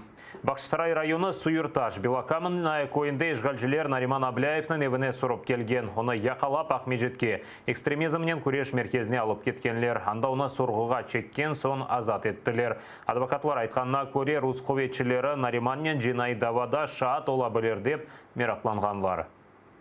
Его опросили. Никаких обвинений к нему предъявлено не было, у него ничего дома в ходе обыска изъято не было. По моей информации, есть уголовное дело в отношении родственников, как я понимаю, Наримана. Вот, и в рамках этого уголовного дела был допрос. Эти его родственники находятся за пределами Крыма. Шикает кері қайтарылды. Қырымнан юқары Рос махкемесі Дилевер Гафаровқа шығарылған 10 жылы қапыс мұддеті қарарыны деңіштірмеді. Руслар оны қанунсыз арби құрылышта иштирак етті деп жезалады. Санки Дерсен Нуман Челебеджихан адына батальоннан ве аскер жемат бірлешмесінен азасы олған. Августның 28-інде Ислам Терек район махкемесі оңа қабатлав хукумына сеслендірді. Гафаров қабатыны танымай. Аскердеді генштің бұл құрылышқа алақасы олғанына рет етелер. Мутихасыз олмаған ФСБ экспертлері Ростовта Русияның арби махкемесінде Энвер Сейтосмановның давасы бақылмасы девам етті. Адвокатлар Имайджи тарафынан шаатларына сорғыдан кечірділер. Бұне берабер ФСБ топлаған делилер эсассыз дейлер, чүнки оларны ишғалжылерінің сымарышына епқанлар. Қырым татарына кечкен сене май сайында тұтып, Хизбут Тахрирге алақасы бар деп терроризмді қабатлайлар. Показали, что экспертиза ФСБ, она абсолютно не научна, научно не обоснована. Сами эксперты далеко выходили за рамки своих полномочий, отвечали на юридические вопросы. И тот эксперт, который представился религиоведом при заключении экспертизы, он вообще не владеет информацией по поводу Хизбут Тахрир, ее деятельности, ее основных постулатов и литературы, которая пользуется Хизбут Тахрир и так далее, и так далее. Все это подробно объяснил Дмитрий Дубровский в сегодняшнем допросе. Біркішлік камера вет тешік канализация бөле шарайтлерді енді бір айдан берлі терроризмде қабатланған фуаль Сервер Мустафаев тұтыла. Бұл ақтауының адвокаты Лилия Гемиджи білдірді. Онашымды Краснодарның бірінші сезосында тұталар сияси мабызке мектуб ве газеталарыны біле бермейлер. Сервер Мустафаевны 2018 сенесі май сайында тұтып Хизбут Тахрирге алақасы бар деп терроризмде қабатлайлар. Через день то сооружение, которое должно именоваться санузлом, оно извергалось фонтаном фекалий в камеру. И эти фекалии растекались по полу во дворе следственного изолятора. Скапливается гора пищевых отходов. И тот гнилостный запах, который исходит от этой горы, он постоянно подвергается в камеру. Каждый день отключали подачу воды, через день давали свинину. Естественно, и серверы, все остальные фигуранты этого дела отказывались от этой еды. Чекашов бала көз яшлары ве ишғалжылерінің апсханесінден бабасының бекленуі. Белял Адиловнан айлесі ярым елдан берлі бабасыз яшай. Оны ишғалжылер март айында кечірілген көтлеве тентөвлер девамында тұтты. Оны апске алынғанымен Ростов СИЗОсына юлладылар. Ишғалжылер Белял Адиловна терроризмде қабатлап, оны 20 елға қадар азатлықтан марум әте біле. 8 балашымды бабасыз осе. Тәпсіләтлуджа левқамызда сейретіназ.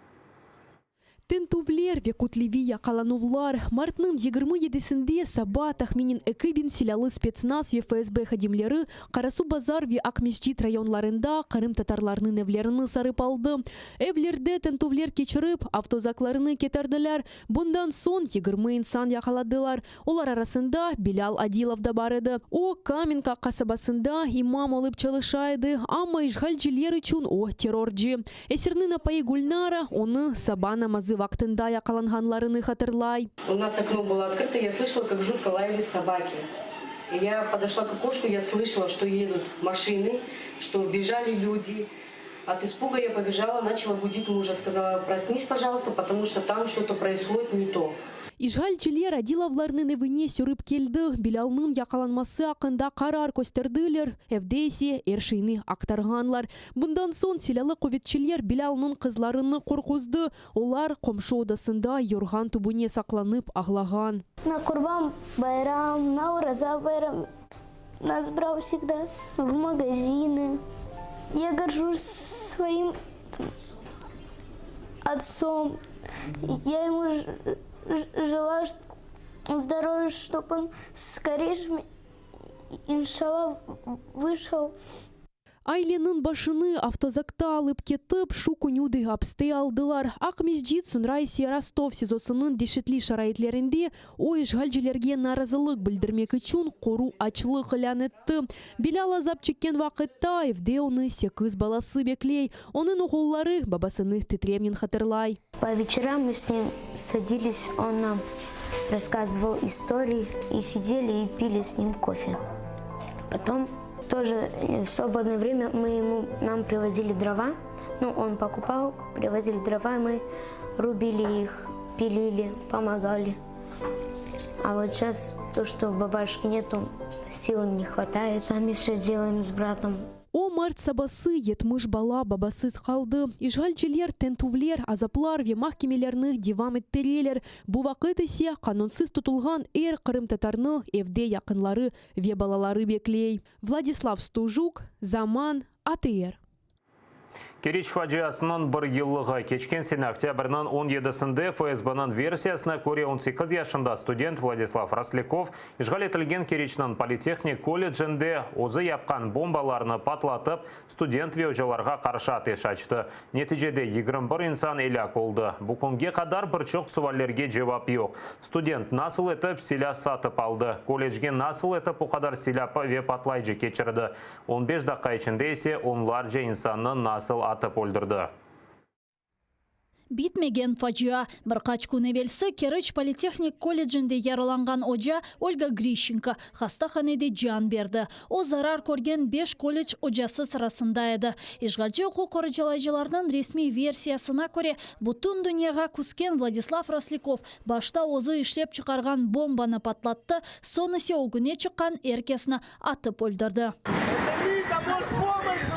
Ольга Грищенко яраланған сон бір ел девамында тедавилене еді. Ләкин ойледі аяққа тұрып оламады. Юз берген фажиадан сон дигер ожалар аледа тедавилене. Студентлер ісе хастаханелерде реабилитация кече. Бір ел кечкеніне бақмадан фажиа еле бағлы бір чоқ суалер açık қалды. Ишгалчы оқу қорчалайжылар жинайчыны ақылдан азғын деп адландырса да, аледа тибби малюматнамесіз насыл етіп ресмиже силясатын алғаныны аңлатып оламайлар. Проходит медосмотр, вероятно, не посещая ни нарколога, ни психиатра. Такая справочка у нас стоит 4800. Насыл етіп ойлы олды ке, ишғал етілген Қырымда санкет-терроризмнен күрешкен созды акимиет генч баланын соқақларда селяве құршун толы экі торбанен жүргеніні көрмеді. Как пронести можно было эту дуру? Как это можно было вот это вот все это? Как это, зачем ученик зашел в техникум с 2 сумками? Я не понимаю. 18 yaşındaki genç boylu етіп атеш açmaға қайдан огренді. 15 dakika içinde o 20 insanını atıp öldürdü ve onlarca yaraladı.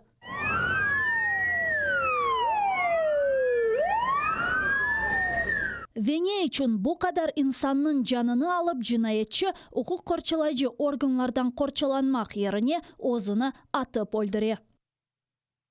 İşgal etilgen Kırım'da bu davаны terakt maddesinden 2 ve 2'den ziyade insan öldürüp maddesine çevirdiler. Gençnin bu hareketlerinde açuvны ve Amerikanın izlerini bile gördüler. Sanki Rosляковны özüne mod kıyafet alıp alamağını için arkadaşları aşağılaydı. Ukrayna kıtasında da terakt boyunca dava açtılar. Lakin belli olgan sebeplerden tahqiqat alıp barmağa imkan yoktur.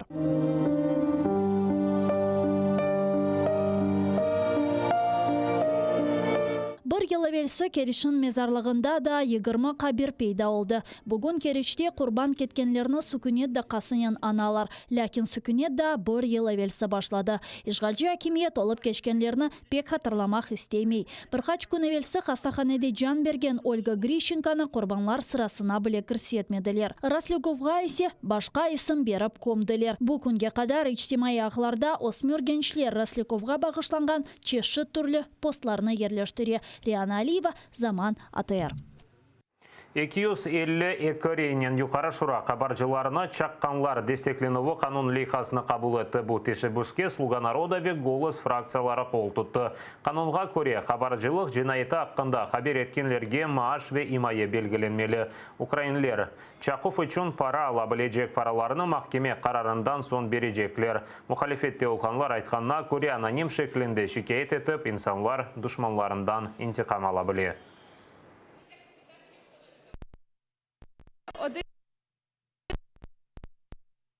із основних моментів цього законопроекту є грошова винагорода, якою українська держава буде забезпечувати тих викривачів, які надали важливу інформацію і фактаж для розкриття найбільших корупційних злочинів. Йдеться про злочини від 10 мільйонів гривень і вище. На нашу точку зору, це виведе корупцію. Це виведе боротьбу з корупцією на новий рівень. Тепер фактично агентом під прикриттям може стати будь-який громадянин. Тут прописані так звані анонімні викривачі. А оце я не розумію, що хто такі анонімні викривачі? Оце анонімки? Ну тоді це дійсно якийсь 37-й рік. Тобто це, як на мене, перетворить нашу державну владу на якийсь поток анонімок, тому що хтось не сподобався комусь, хтось не дав підвищення, когось неприязнені особисті стосунки, а хтось хоче зайняти місце цієї людини. І оце буде просто поток якогось лайна. Игормар Беви арбиярекетлер ветеранлары Украинаны бойсунмағанлар ойыны 2020 ярышында тақдим етежеклер. Сечім комиссиясында бұл ойынлар арбилерінің реабилитациясына музбет тесір етейдейлер. Украинаны тақдим етежек иштиракчылар еңгіл атлетика, аяқмашна спорты ве ялдақ спорты чештілерінде ярышыжақ. Бойсунмағанлар ойыны кележек сене майыс айында Гаагада кешірілежектір. Украина бұл халқара ярышта екінші кере иштирак етежек. Кечкен сене украинлер 20 медаль кетірді. В цьому проєкті спорт розглядається як інструмент реабілітації і соціалізації такої непростої, дуже непростої, але важливої спільноти. Лише 10% у нас така позиція на спортивний результат. І в цьому випадку це правильно, на мій погляд, це правильна позиція, що не обирати тільки за спортивним результатом. За спортивним результатом було б достатньо просто. Бұсат қазір олған соңки хаберімізді фирмазына Гүлсум Халилова еле бүгін яйны девам етемен сесілерінен кележек яйынларымызға қадар сауықлашан көрішкенже.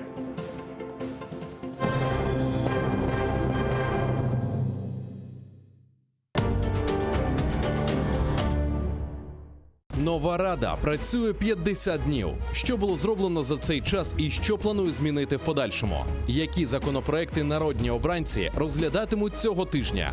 Армія України готується до повного розведення сил на Донбасі. Як це виглядатиме і які тут ризики? Про це говоримо з народним депутатом 8-го скликання Аркадієм Карнацьким і громадським діячем та журналістом Дмитром Пономарчуком. Сьогодні о 18:15 на телеканалі АТР.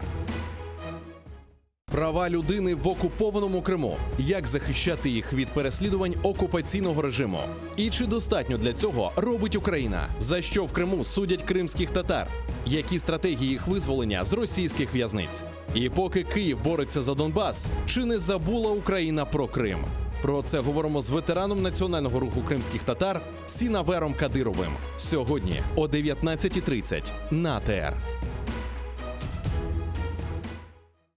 Сьогодні у Прайм Скрипін Андрій Білецький, голова партії «Національний корпус», перший командир добровольчого полку «Азов». Говоримо про відведення військ та вимоги протестувальників 14 жовтня. Чи піде на зустріч народу президент Зеленський? Чим загрожує розведення сил і особливий статус Донбасу?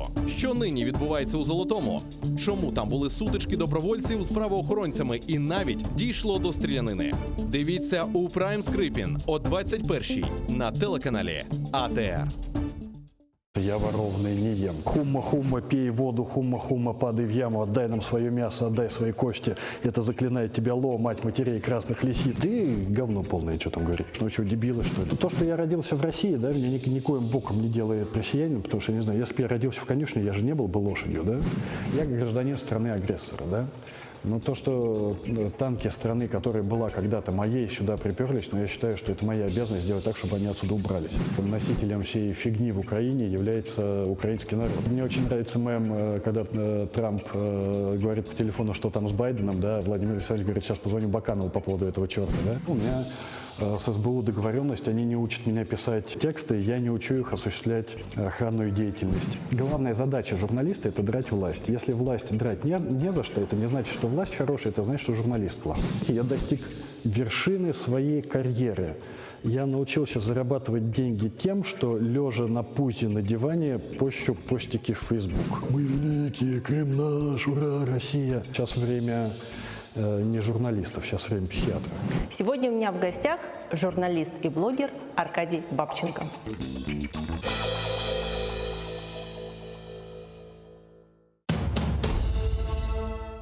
Как началось второе правление Менглигерая-хана? Какие новые территории он окончательно закрепил за своими потомками? И кто добровольно присягнул крымскому хану на верность? А главное, какую роль в его жизни сыграла ногайская княжна Нурсултан Мангытская? В конце 15 века в Крымском ханстве начинается настоящий строительный бум. Мингли-Герай инвестирует деньги в строительство новых крепостей и восстанавливает старые, особенно на берегу реки Днепр. Об этом смотрите в программе «Алтын Девир» в новом цикле «История династии Гераев». В эту субботу, 19 октября, 17:35 на телеканале АТР, 7-я серия. Мингли-Герай. Хан-реформатор. Часть 4.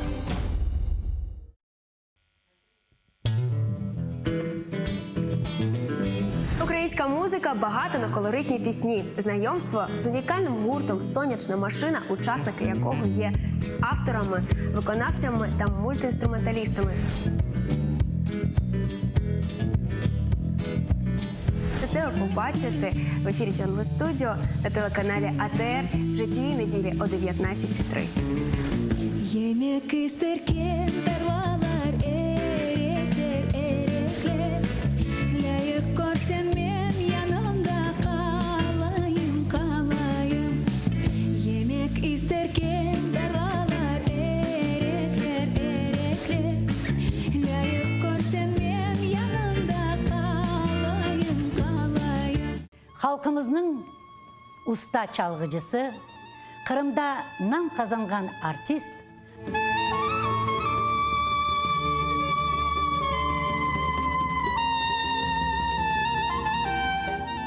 Sanat için can küldüreydi. Біздің халқымыздың арасына бір ажайып бір түркіжі бар еді біле. 18 Mayıs gecesinde prikaz okulda. Бүгінгі hikayemiz Алим Османовқа бағышлана. Baksaray bizimdir de çevreci yüzümdür. Ah seni sevdirin iki de kara gözündür. Baksaray bizimdir de çevreci yüzümdür. Ah sana sevdirin iki kara gözündür. 1988 senesi yanvar-aprel ayında Kırım Tatarlarının kütlevi nümayişleri devam etedi.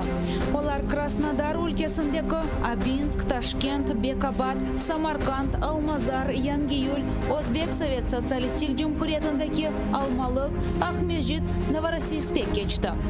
Nümayişçilerinin talabı denişmedi. Kırım Tatarlarını vatanına kaytarmak, Cumhuriyetini yanartmak ve Kırım Tatar siyasi mahpuslarını azat etmek. Hükümet vekilleri böyle nümayişlerge narazılık göstermek tırışkan edi.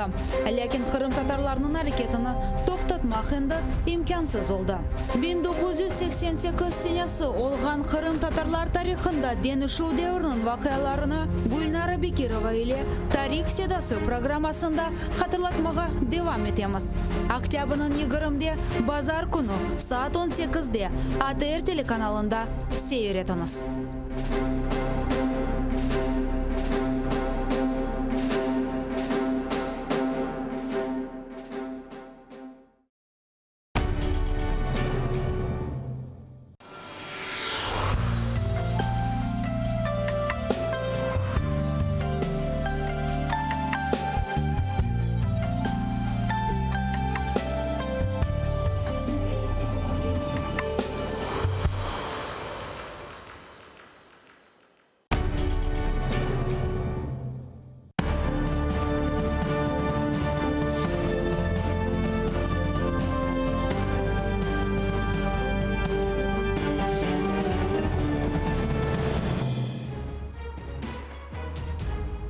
Ассаляму алейкум, хайрлы шамлар. В эфире телеканала АТР мы продолжаем информационный день. Следующие полчаса мы будем говорить о самых актуальных новостях, которые появились в информповестке дня, и поговорим о работе Верховной Рады Украины, о том, как Украина готовится к разведению войск и многое другое. С вами я, Гульсум Халилова. Поехали! Верховна Рада працює 50 днів. Чи задоволені українці новим парламентом? Всі чекають на Путіна. Франція та Німеччина зробила заяву щодо зустрічі нормандської четвірки. Соціологи порахували, скільки українців по-доброму ставляться до Росії. Вражаючі дані. Госстудия политолог Олег Саакян. Приветствую. Добро. Бывший первый заместитель секретаря Совета национальной безопасности и обороны Олег Гладковский задержан детективами Национального антикоррупционного бюро при попытке вылететь из Украины. НАБУ підтверджує затримання екс-першого заступника секретаря РНБО за підозрою у зловживанні службовим становищем. Слідчі дії тривають. Наразі це вся інформація, яку ми можемо повідомити з огляду на збереження таємниці слідства. Деталі згодом. В Европейской солидарности уверяют, Гладковский сотрудничает со следствием. Давайте послушаем. Після того, як пан Гладковський був попереджений, що в нього є певні обмеження на пересування, він спокійно сів в автомобіль і поїхав з аеропорту Бориспіль додому. Але це ламало сценарій шоу, тому почалися затримання і так далі. Також хотів би вам відкрити страшенну таємницю, що пан Гладковський не тільки співпрацював зі слідством, а за останні декілька місяців неодноразово виїжджав до України і повертався в Україну. І взагалі, що стосується цього розслідування, то і Петро Порошенко, і наша політична команда перш за все, і більше навіть за інших, зацікавлені завжди в прозорості і ефективності будь-яких розслідувань. Ну вот, собственно, мы послушали Артура Герасимова, который говорит, что Гладковский сотрудничал со следствием. Вот вы видите какие-то предпосылки этому? Ну, нам невідомо його дуже багато перемінних поки що в цій справі. Тим паче, що теза, що на сьогодні не затримують Гладковського, це, по-моєму, не стосується справи славнозвісної з поставками зброї. Там пам'ятаємо цю всю історію пресловуту, а це, по-моєму, пов'язано більше з закупками Богданів, якщо не помиляюся. Тобто це по іншому епізоду. Тому поки що замало даних для того, щоб говорити, чи дійсно співпрацював, чи не співпрацював. Що саме стало причиною, що його зараз затримали. Причому не одразу затримали, а спочатку повідомили просто, а потім через час вже затримали. Мені здається, що на ці всі невідомі мають відповісти профільні служби для того, щоб ми могли ефективно аналізувати. Інша справа, що це зараз буде показово взагалі з точки зору дій влади. Якщо Гладковський дійсно по ньому доведуть і ця справа знайде свій вирок, то частину суспільства це буде сприйнято як ті самі посадки, про які обіцяв пан Зеленський, розпочалися.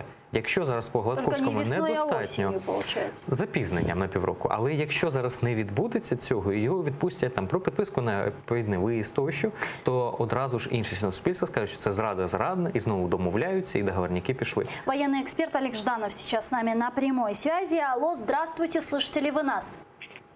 Добрый день, да. Да, добрый день. Как вы восприняли новость о задержании Гладковского, Свинарчука, да, и как вы думаете, почему именно сейчас такое произошло? Но он сам, в принципе, судя из той информации, которая есть, он сам спровоцировал свое задержание тем, что пытался вылететь за пределы Украины. И поэтому, видимо, было принято решение его задержать. Задержали его, кстати, по-моему, по статье превышения служебных полномочий. Поэтому, как дальше будет развиваться событие, вот абсолютно согласен с вашим гостем в том контексте, что если расследование пойдет в ключе коррупционного дела производства о хищениях в Укроборонпроме, то тогда, да, тогда мы увидим с вами громкое коррупционное дело. Если же все может закончиться так, как раньше, развалится обвинение, то тогда надо задавать вопросы к действующей власти. Ну вот, в Европейской солидарности говорят, что Свинарчук сотрудничал со следствием. Вот может ли такое быть, как вы думаете? Самый интересный вопрос, по какому эпизоду и по какому уголовному делу Свинарчук сотрудничал со следствием. Вот это, да, он мог вполне сотрудничать.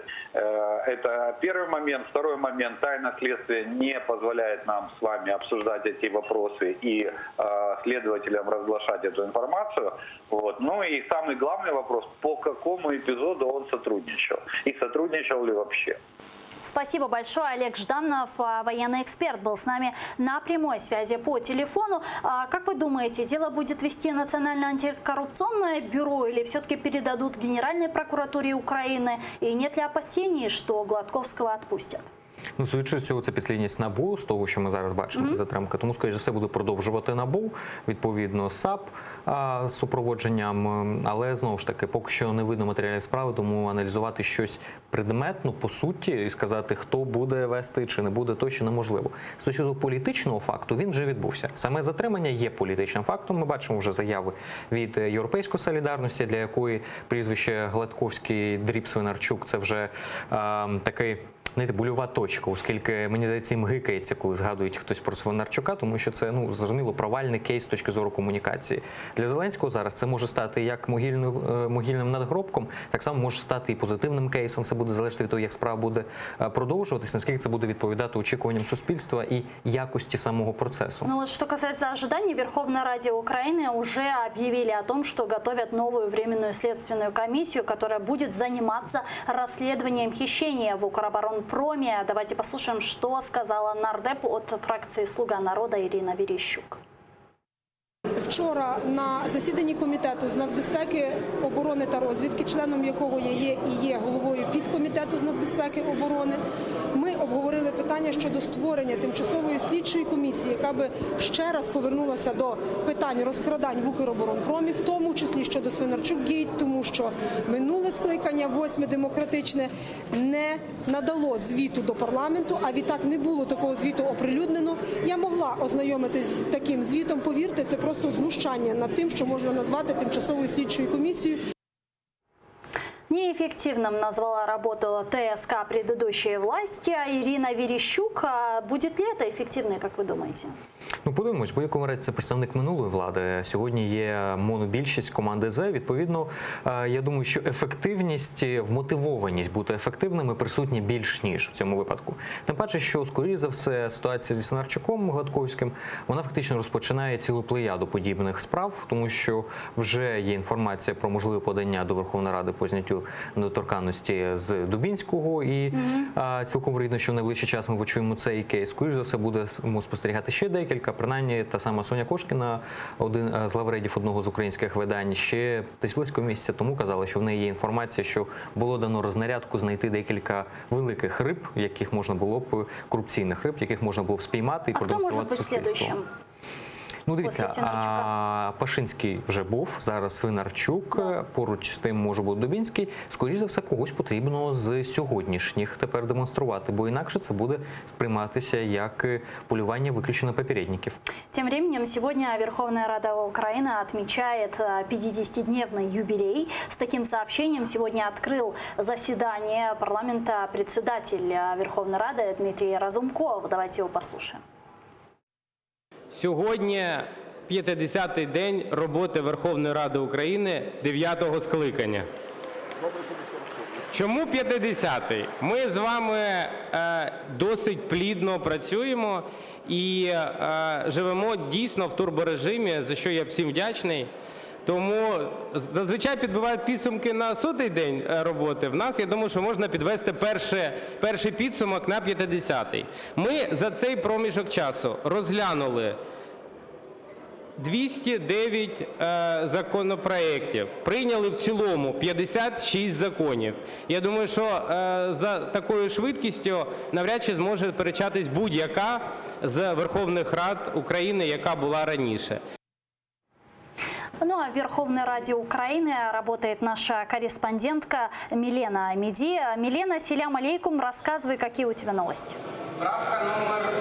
Алейкум селям Гульсум. Отже, зараз депутати обговорюють законопроект про депутатські запити. 371 народний обранець зареєструвалися у залі засідань. Власне, трошки поменшало, порожніють місця Батьківщини і Європейської солідарності.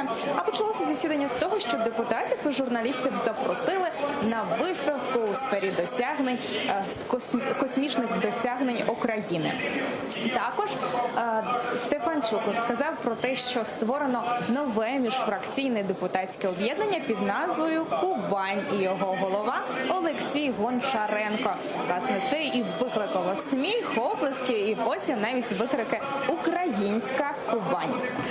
Вже 8 за сьогоднішній день законопроєктів прийнято з 26.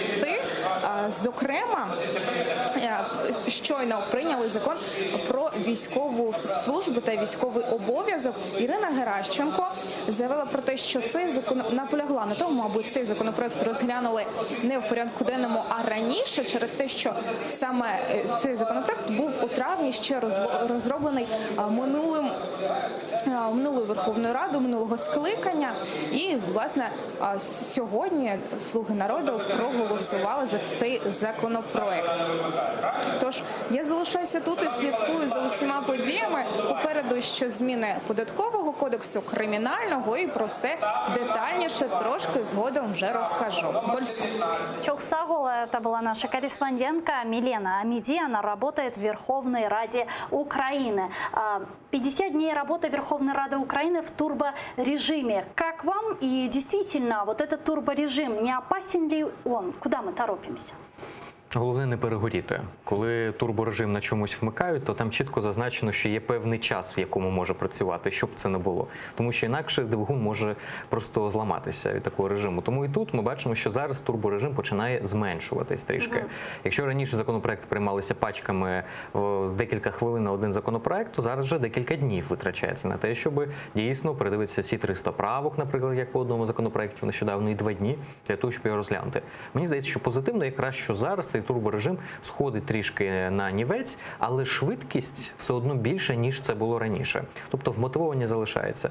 Якщо оцінити сам цей турборежим, то мені здається, що він мав собі і позитивні ознаки, тому що багато речей було прийнято, ті, які раніше би не приймалися впродовж років фактично, але потім якість, на жаль, багатьох із них залишає бажати найкращого. Тому дуже багато з цього, як все, знаєте, пострадянське, в радянську добу писалося після зборки обработати напильником. От багато з цих законопроєктів ще прийдеться вручну дооброблювати напильником. Верховная Рада Украины так празднует 50-дневный юбилей, что даже медиаслужба парламента выпустила специальный видеоролик. Давайте посмотрим часть того, что они там нарезали. Багато хто називає роботу Верховної Ради революційною. Але для нас це не революція, а еволюція. Тобто нормальний розвиток як парламенту, так і держави. Ми це обіцяли, і саме це ми сьогодні робимо. Будь ласка, давайте менше зайвих діалогів, давайте працювати, давайте вже голосувати. Я вас дуже прошу, народ чекає. Законопроект про столицю – це перший крок до поновлення нормального європейського самоврядування у місті. Колеги, я вас прошу, сядьте, будь ласка, і нажимайте, а потім будуть знову питання, чому хтось за вас натиснув. Да? Дякую залу Верховної Ради за консенсус для того, щоб ми могли захистити права громадян. Зал Верховної Ради – це не їдальня. Це не місце для куріння. Сучасне будівництво, нові технології та більш комфортний життєвий простір для українців стали набагато ближче. В залі Верховної Ради не треба задовольняти будь-які інші фізіологічні потреби. 347 депутатів проголосували за. І тепер бізнес буде жити значно легше. Прошу народних депутатів підтримати. Реформа державної служби вже відбувається кілька років, ми її хочемо продовжити, хочемо забезпечити більш прозору і більш якісну діяльність. Давайте зробимо це разом.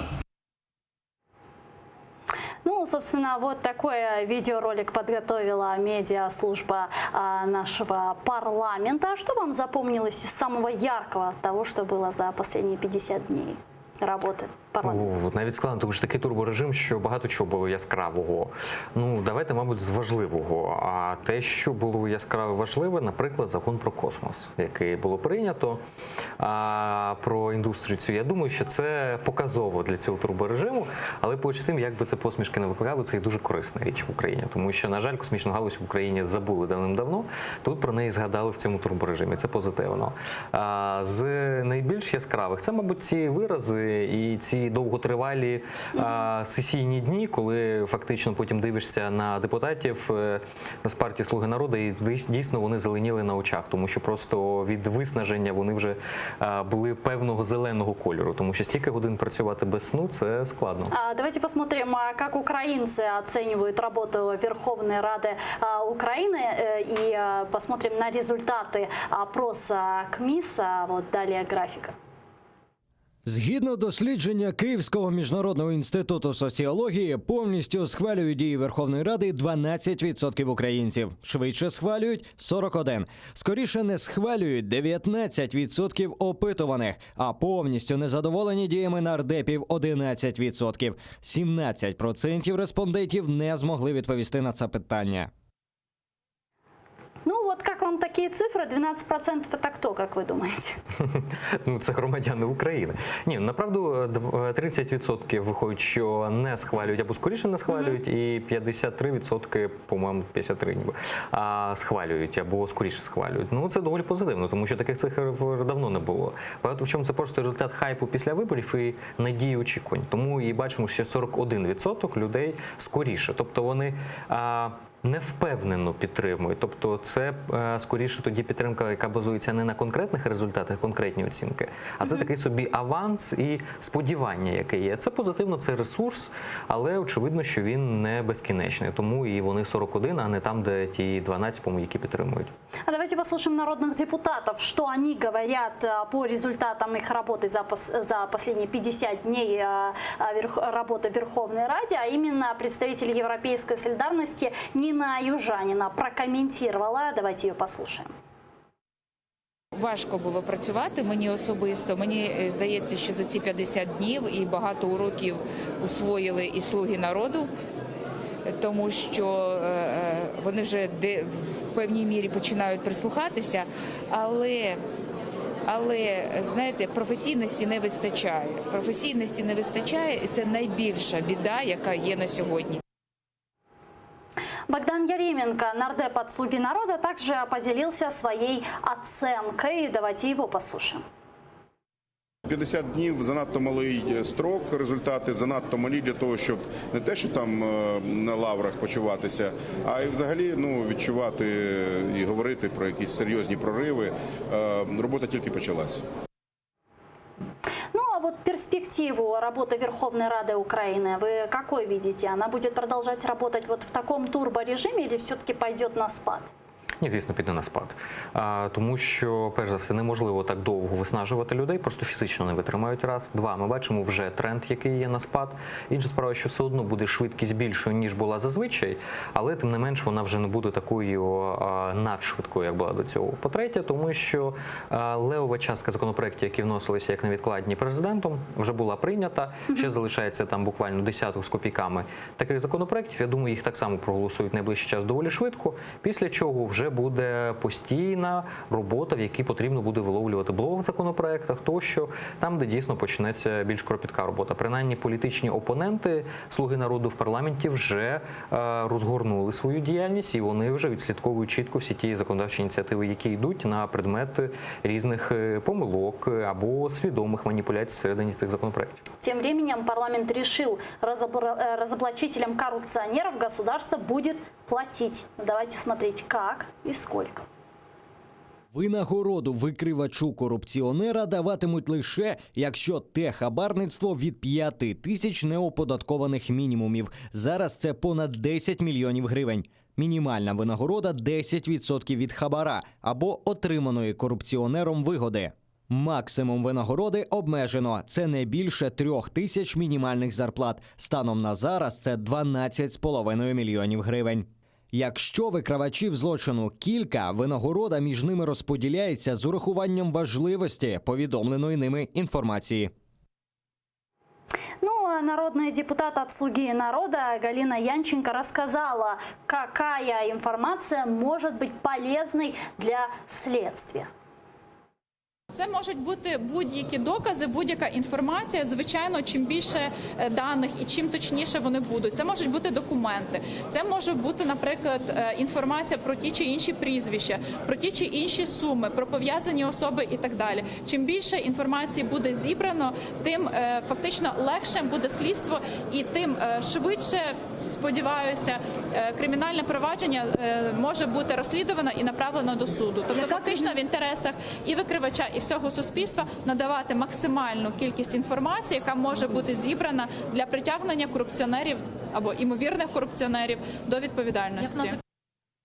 А вот в Батьківщине инициативой платить разоблачителям коррупции недовольны. Давайте слушать народного депутата Сергея Власенко. Привіт, 37-й рік. Hello. Welcome back to the 37-й рік. Тобто при цьому вони дають право викривачу в подальшому не свідчити. Ну, тобто, грубо кажучи, людина написала донос на когось, почався розгляд справи, людину тягають, потім приходять до викривача, він каже, а я свідчити взагалі не буду. Ну, тобто це абсурд повний. Ну, вот некоторые народные депутаты также разоблачение коррупционеров, эту идею, инициативу назвали стукачеством. Вот как вы восприняли это и каковы плюсы и минусы принятого законопроекта? Ну, дивіться, я розумію тих депутатів політичних сил, які обурюються через те, що законопроект достатньо сирий. Там є багато речей, які недопрацьовані, і, зокрема, з анонімністю тощо. Але поруч з тим, я, наприклад, вважаю, що це якраз добрий рух вперед, щоб було прийнято такий закон. Чому? Тому що фактично з'являється на сьогоднішній день можливість не тільки того, що гроші отримати, це ж лише вершина айсбергу, про яку говорять. Там захищено людину, яка, наприклад, повідомляє про таку корупцію в органах влади, тощо, від того, що її звільнять. Від того, що її можуть позбавити якихось надбавок тощо і так далі. Тобто забирається страх і захищається та людина, яка зсередини системи готова порвати кругову поруку і готова свідчити стосовно тієї корупції, яка є. Бо на сьогоднішній день, якщо хтось з системи хоче повідомити про корупцію, він завжди ризикує з тим, що ще й на нього всіх собак повісять, а потім це стане відомо впродовж декількох годин, тому що перетелефонують кум, брат, сват, і відповідно цю людину звільнять, або ще й гірше з нею щось трапиться. Відповідно, немає жодних запобіжників на сьогодні, тепер вони з'являються. Те, що є і ця норма стосовно грошей, які отримує людина, так це ще додатковий стимул. Стукачество – це якщо хтось здає когось свого. І це можливо під час війни, якщо в окопах. Це можливо, якщо люди протистоять чомусь поганому. А коли хтось краде у кожного з громадян України кошти, то це конкретні життя людей, це конкретні дополучені кошти в медицині, в обороноздатності країни тощо. І якщо його викривають, і хтось з громадян допомагає цьому викриттю, то це не стукачество, це навпаки виконання свого громадянського обов'язку. І цей законопроект таку можливість дає. Звісно, недостатньо там все регламентовано. І я думаю, що будуть депутати подавати і правки до цього закону. Принаймні, спілкуючись з декількома нардепами, я розумію, що вже такі ініціативи з'являються. Спасибо. И вот вы выше вспоминали народного депутата от «Слуги народа» Дубинского. Не только вы его вспоминаете в эти дни, вспоминает его и экс-министр здравоохранения Ульяна Супрун. Медицинские советы от замминистра Ульяна Супрун рассказала о недуге, проиллюстрировав сообщение фотографии народного депутата. Смотрим, что за болезнь и за что, собственно, депутат. Найближчим часом повідомлю про успіх у судовому процесі щодо фейків Дубінського. Але поки розповімо про наближену тему – геморой. Наші поради стандартні. Аби не було геморою, більше рухайтеся, контролюйте вагу, їжте більше овочів та цільнозернових злаків, вчасно звертайтеся до лікаря та менше читайте новини в туалеті та від туалетних медіа. Мы поинтересовались состоянием здоровья депутата Дубинского. Вот что он ответил. Я думаю, що якщо у людини є геморой, вона про нього пише. Якщо немає, то не пише. Думаю, так. Подождіть, ну вона ж жінка. А фотографія ваша? Буває геморою? Фотографія ваша. Чому саме? Ваша. У мене немає. Як значить в неї є? Что это было? це був політичний тролінг. Ну, я, до речі, згадував в ефірі не Дубінського, а Дубневича, але тим не менше і Дубінського також варто згадати. Направду, хороший тролінг, реальний політичний тролінг, причому зверненням уваги на суспільну резонансну проблематику. Я маю на увазі не хворобу, а я маю на увазі те, що дуже часто в нас медіа використовуються як хейтери, кілери інформаційні тощо. Ну і тут пані Уляна Супрун красиво схрестила дві проблематики. Те, в чому вона фахівець, і те, в чому вона не є фахівцем, але тим не менш страждає від чого. Тому кожен може, звісно, для себе визначитись, від чого з цих двох речей вона страждає, в чому вона є фахівцем, тому що такий якісний інформаційний тролінг, це, звісно, багатьом потрібно повчитися навіть тим людям, які є фахівцями в комунікації. Ну, давайте перейдем к более серьезным темам и новостям, именно к войне. Германия и Франция приветствуют прогресс в Минском процессе и ждут Путина в Париже. Давайте послушаем сообщения правительств двух стран. Ми вітаємо недавні позитивні зрушення в реалізації Мінських угод і з нетерпінням чекаємо наступної зустрічі у нормандському форматі в Парижі, яка повинна домогтися прогресу у врегулюванні конфлікту на сході України. Ми підкреслюємо нашу позицію про те, що анексія Криму Росією є незаконною. В нашей студии публицист Борис Райсшустер из Германии сказал, что Франция и Германия и Украина настолько надоело, что они уже хотят любым путем урегулировать процесс в Украине и решить вопрос войны. Вы согласны? Я би не сказав, що набридла, я би сказав, що присутня втомленість. Втомленість в якому плані? Так само, як в українському суспільстві від війни існує втомленість, тому що люди не знають, чим вони можуть зарадити, а коли є певний подразник, якому ти не знаєш, як зарадити, то психіка людини блокує і витісняє цей подразник, для того, щоб просто не зійти з розуму. Приблизно так само і Україна сьогодні є нагадуванням постійним до недієздатності європейської колективної системи безпеки протидіяти сучасним викликам. І скільки існує російсько-українська війна, стільки Франція і Німеччина розуміють, що вони нічого не можуть зробити з Росією. І це весь час тяготіє і створює психологічний навіть тиск і певну некомфортність для європейців. Більш того, Україна за ці роки не змінила свого образу з країни-жертви на країну борця, який наступає, який здатен виборювати, а не тільки боротися, яка пропонує відповіді, зокрема і на ці загальноєвропейські виклики. І тому перетворити нас в successful story, в ту країну, якій Німеччина і Франція могли би створити історію власного успіху в протистоянні Росії, так само за ці роки не вдалося. На жаль, Свинарчуки цьому хороша ілюстрація, що велика кількість грошей тонули в корупції, політичні еліти українські далеко не завжди демонстрували себе як державники. Питання по переселенцях, по Криму, по Сходу в нас не вирішується настільки ефективно, скільки хотілося б. Все це створює дійсно певну втомленість, але Україна не надоїла. І точно Україну облишати ніхто не збирається. Ну вот пока Франция и Германия поздравляют Украину, в том числе в прогрессе в Минских соглашениях, Украина выдвигает в ТКГ свои условия выполнения этих же Минских соглашений. Вот давайте посмотрим, какие именно условия. Виконання політичного блоку Мінських угод є можливим виключно за умови розпуску квазі-угрупувань ЛДНР, обов'язкове і повне припинення вогню та забезпечення ефективного моніторингу СММ ОБСЄ на всій території України. Черговий пункт – виведення з території України збройних формувань іноземних військ і військової техніки та розведення сил та засобів вздовж всієї лінії зіткнення. Серед іншого, забезпечення роботи Центральної виборчої комісії України, українських політичних партій, засобів масової інформації та іноземних спостерігачів. Обов'язковою умовою є й встановлення контролю за непідконтрольною Україні ділянкою українсько-російського кордону. А вот официальный представитель МИДа Российской Федерации Мария Захарова прокомментировала условия Украины в части про распуск так называемых ЛДНР. Давайте ее послушаем. Подобных заявлений много, и насколько они способствуют движению в направлении консолидации и не только общества, но, собственно говоря, страны на базе Минска, никому не известно. На наш взгляд, подобные заявления наносят удар именно по первичной задаче, а именно реализации Минских договоренностей и создание, ну, по крайней мере, не создание, но приближение к формированию некой новой, обновленной атмосферы доверия между людьми, которые проживают на территории Украины в различных регионах.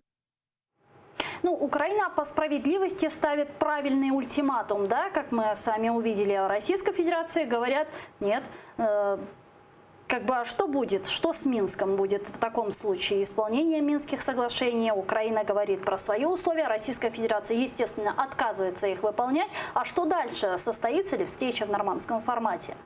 Ну, зустріч в нормандському форматі під питанням, оскільки Україна із свого боку все зробила, що потрібно було, і Російська Федерація виставляла пряму вимогу. Ну, вот эти условия, они не сорвут эту встречу? Так от в цьому то й в цьому то й проблема, що Російська Федерація виставляла вимогу чітку, що потрібно узгодити формулу Штайнмаєра. Україна узгодила визначення, що ми розуміємо під формулою Штайнмаєра, сказали, що без проблем, але спілкуватися про те, яким чином, коли, куди і так далі, які кроки, ми будемо в нормандській зустрічі.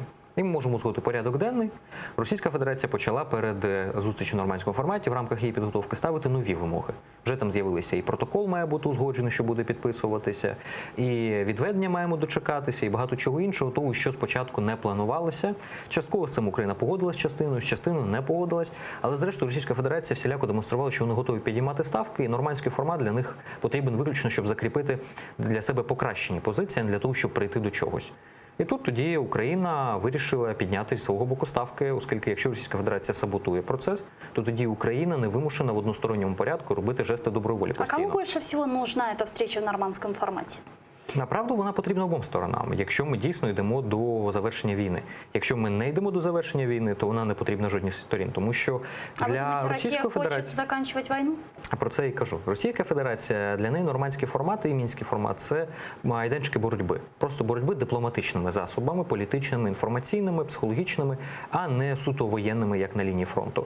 Для них важливо перемогти український суверенітет. Для них важлива перфорація українського суверенітету, окуповані території вони використовують для того, щоб максимально цей суверенітет розпорушити український, то щоб боротися з самим існуванням України. Для України нормандський формат мінський – шанс на те, щоб завершити війну мирним дипломатичним способом і повернути свою територіальну цілісність і свій суверенітет. Тобто це для нас майданчики для знаходження миру і повернення цієї цілісності. Для західних країн цей майданчик – це як мінімум недопущення самого катастрофічного сценарію, тобто повномасштабної війни, якою на теренах Європи дуже серйозно бояться. Тому що кількість біженців може бути катастрофічною, і велика війна посеред Європи для і Німеччини, і Франції – це пряма загроза їх национальной безопасности. А вот мы с вами несколько раз затронули тему с разведением войск на Донбассе. Экс-командир полка Азов Андрей Белецкий рассказал и показал, почему украинским военным нельзя отходить от пунктов, где планируется провести разведение. Давайте его послушаем. Щоб людям було зрозуміло, варто буде один раз показати на карті, що насправді де знаходяться зараз українські позиції, і що насправді збирається здавати зараз українська влада. Це Золоте 4. Це Катеринівка. Це те саме КПВВ, яке знаходиться зараз під українським контролем. Українська армія зараз повинна відтягнутися повністю з Катеринівки приблизно на цю лінію. Українська армія повинна відтягнутися зі значно важливішої точки, тому що це висоти. З Золотого 4 приблизно на цю лінію. А також відійти з КПВВ і зайняти позиції за. Не перед КПВВ, а за КПВВ в лінії. Що буде робити, що повинна здати, скажімо так, куди повинна відступити, якщо вона хоч кудись відступить, протилежна сторона, сепаратисти. Вона повинна відступити на домінуючу висоту, яка знаходиться за цією дорогою. Українська сторона здає населені пункти і важливі висоти, а в той же час проросійські бойовики здають декілька сотень метрів чистого поля. Андрей Белецкий будет сегодня в гостях на Prime Скрипин. Смотрите в 21:00, не пропустите. Ну что ж, Андрей Белецкий говорит, что вот мы оставляем наши населенные пункты, а тут пустое поле. Не зрада ли это? А в Петрівському навпаки, з того боку ціла низка населених пунктів, а з нашої сторони виключно поле.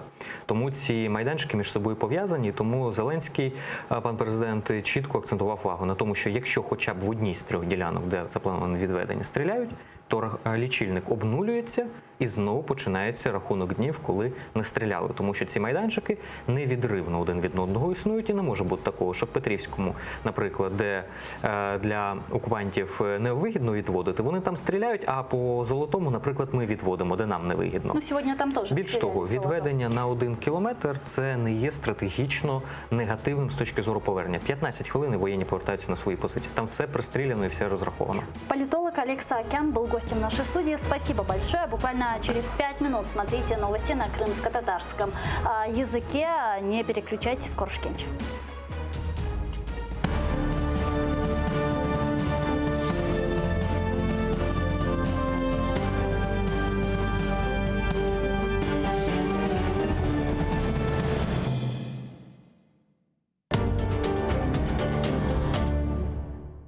Нова рада працює 50 днів. Що було зроблено за цей час і що планує змінити в подальшому? Які законопроекти народні обранці розглядатимуть цього тижня? Армія України готується до повного розведення сил на Донбасі. Як це виглядатиме і які тут ризики? Про це говоримо з народним депутатом 8-го скликання Аркадієм Карнацьким і громадським діячем та журналістом Дмитром Пономарчуком. Сьогодні о 18:15 на телеканалі АТР.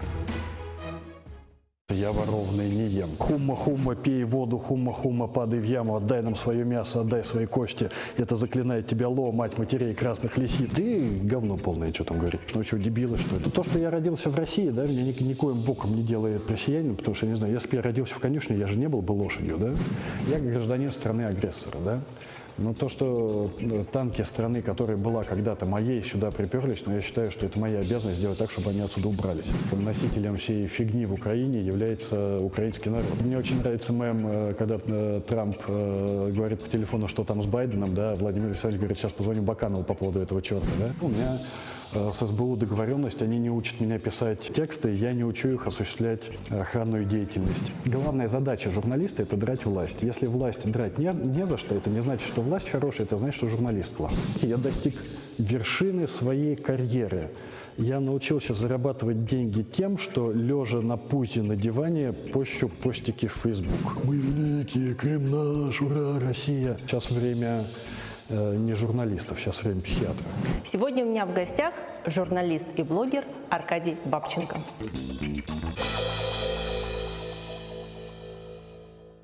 Права людини в окупованому Криму. Як захищати їх від переслідувань окупаційного режиму?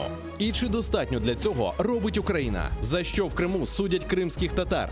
Які стратегії їх визволення з російських в'язниць? І поки Київ бореться за Донбас, чи не забула Україна про Крим? Про це говоримо з ветераном національного руху кримських татар Сінавером Кадировим. Сьогодні о 19:30 на АТР.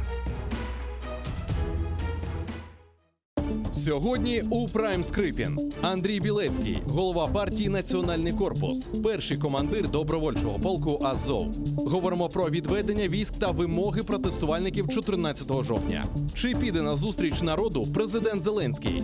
Чим загрожує розведення сил і особливий статус Донбасу? Що нині відбувається у Золотому? Чому там були сутички добровольців з правоохоронцями і навіть дійшло до стрілянини? Дивіться у Прайм Скрипін о 21-й на телеканалі АТР. Как началось второе правление Менглигерая хана? Какие новые территории он окончательно закрепил за своими потомками? И кто добровольно присягнул крымскому хану на верность? А главное, какую роль в его жизни сыграла ногайская княжна Нурсултан Мангытская? В конце 15 века в Крымском ханстве начинается настоящий строительный бум. Менглигерай инвестирует деньги в строительство новых крепостей и восстанавливает старые, особенно на берегу реки Днепр. Об этом смотрите в программе «Алтын Девир» в новом цикле «История династии Гераев».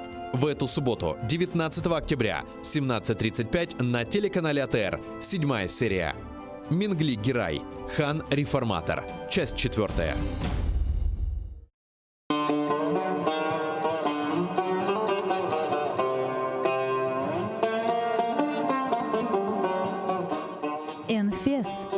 Кырым-татар кавесы.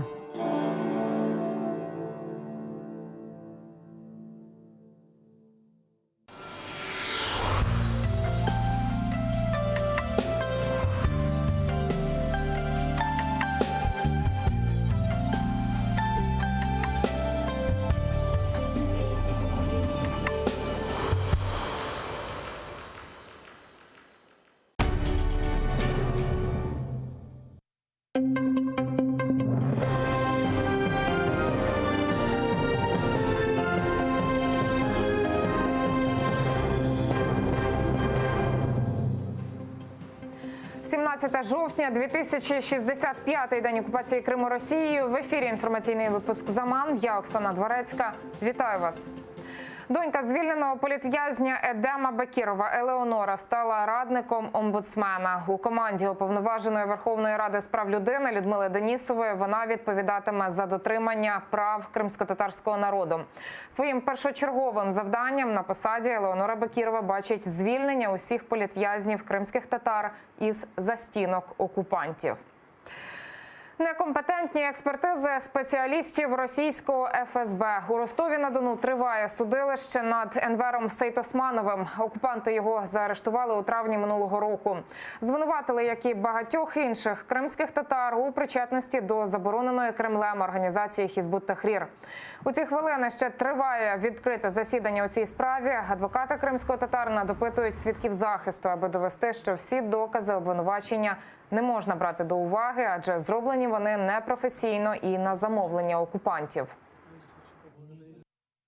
Показали, что экспертиза ФСБ, она абсолютно не научна, научно не обоснована. Сами эксперты далеко выходили за рамки своих полномочий, отвечали на юридические вопросы. И тот эксперт, который представился религиоведом при заключении экспертизы, он вообще не владеет информацией по поводу Хизбут-Тахрир, ее деятельности, ее основных постулатов и литературы, которая пользуется Хизбут-Тахрир и так далее, и так далее. Все это подробно объяснил Дмитрий Дубровский в сегодняшнем допросе. Одиночна камера, в якій постійно прориває каналізацію. У таких умовах вже місяць утримують фігуранта так званої справи про тероризм кримського блогера Сервера Мустафаєва. Про це розповіла його адвокат Лілія Гамеджі. До етапування в Ростов-на-Дону Сервера Мустафаєва транзитом утримують у Краснодарському СІЗО номер 1. Бранець перебуває в повній ізоляції, йому не передають листи та газети. Нагадаю, Сервера Мустафаєва затримали у травні 2018-го. Йому закидають участь у забороненій Кремлем організації Хізбут-Тахрір. Через день то сооружение, которое должно именоваться санузлом, оно извергалось фонтаном фекалий в камеру. И эти фекалии растекались по полу, во дворе следственного изолятора. Скапливается гора пищевых отходов. И тот гнилостный запах, который исходит от этой горы, он постоянно подвергается в камеру. Каждый день отключали подачу воды, через день давали свинину. Естественно, и серверы, все остальные фигуранты этого дела отказывались от этой еды. Страждання, дитячі сльози і очікування батька із в'язниці окупантів. Родина Біляла Ділова вже півроку без годувальника. У березні під час масових облав у Криму його і ще 20 кримських татар затримали ФСБівці. Потім судилище і переведення до Ростовського СІЗО. Окупанти вимагають для Біляла 20 років колонії і звинувачують його в тероризмі. Тим часом дружина і 8 дітей чекають і сподіваються на повернення голови родини. Як виживає багатодітна сім'я політв'язня? Далі в сюжеті. Облави і масові затримання. Вранці 27 березня близько 2000 озброєних спецназівців і ФСБівців оточили будинки кримських татар в Білогірському і Сімферопольському районах. Обнишпорили всі оселі по периметру і підігнали автозаки. Тоді затримали 20, серед них Біляла Ділов. Він імам, але для окупантів – терорист. Дружина бранця Гульнара згадує, тоді саме збиралися на вранішній намаз. У нас окно было открыто, я слышала, как жутко лаяли собаки. И я подошла к окошку, я слышала, что едут машины, что бежали люди. От испуга я побежала, начала будить мужа. Сказала, проснись, пожалуйста, потому что там что-то происходит не то. Окупанти вдерлись до оселі Аділових, показали постанову на затримання Біляла і перевернули житло догори дригом. Тоді озброєні силовики налякали доньок Біляла. Вони сховались під ковдрою в сусідній кімнаті і плакали. На Курбан Байрам, на Ураза Байрам нас брал всегда в магазины. Я горжусь своим отцом. Я ему желаю здоровья, чтобы он скорее, иншаллах, вышел. Голову родини кинули до автозаку і того ж дня взяли під варту. У нелюдських умовах Сімферопольського СІЗО, а пізніше й Ростовського, він оголосив сухе голодування як протест окупантам. Поки батька мордують в ізоляторі, вдома на нього чекають 8 дітей. Сини Біляла з теплотою згадують батька. По вечерам мы с ним садились, он нам рассказывал истории, и сидели и пили с ним кофе. Потом тоже в свободное время нам привозили дрова. Он покупал, привозили дрова, мы рубили их, пилили, помогали. А вот сейчас то, что бабашки нету, сил не хватает, сами все делаем с братом. Того березневого ранку без батьків залишились 70 дітей. Окупанти продовжують жорстокі облави, тортури та судилища. А тим часом кожного незаконно затриманого кримського татарина вдома чекають рідні і діти. Владислав Стужук, Заман, АТР. Тріумфи та панцирі у дії. Росіяни в Криму вкотре брязкають зброєю. Там тривають чергові військові навчання «Грім-2019». Розпочалися вони ще на початку тижня. Сьогодні окупанти задіяли зенітно-ракетні комплекси, аби перевірити систему протиповітряної оборони. Свої тріумфи та панцирі після анексії півострова росіяни розмістили поблизу приморських міст Євпаторії, Феодосії, Севастополя і Джанкоя. Про інші події в окупованому Криму далі в огляді. Відкриття вантажного залізничного сполучення Керченським мостом відкладається. Окупанти планували його на грудень. Офіційна причина перенесення – проведення археологічних розкопок. Начебто на під'їзді до мосту знайшли древньогрецьку садибу. Однак деякі експерти припускають, міст просто не готовий до навантаження, адже у вересні там обвалився залізничний тунель. Тож росіяни просто бояться його експлуатувати. Автомобільну частину мосту окупанти відкрили у травні минулого року, витративши на будівництво 7 мільярдів рублів, а це 109 мільйонів доларів. Незаконна вирубка. 15 червонокнижних дерев знищили браконьєри поблизу окупованої Ялти. Йдеться про унікальне фісташкове дерево. У Криму воно росте від Сімферополя до Коктебеля, а також в районі Бахчисарая.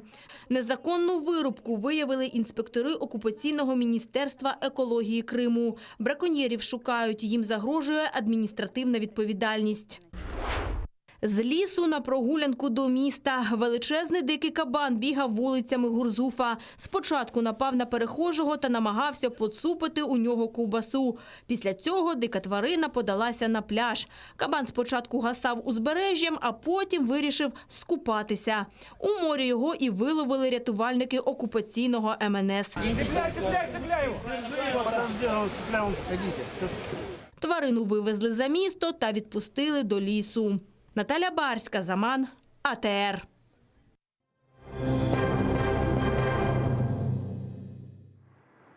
Перший повний інформаційний збірник про порушення прав людини в окупованому Криму підготувала прокуратура Автономної Республіки Крим.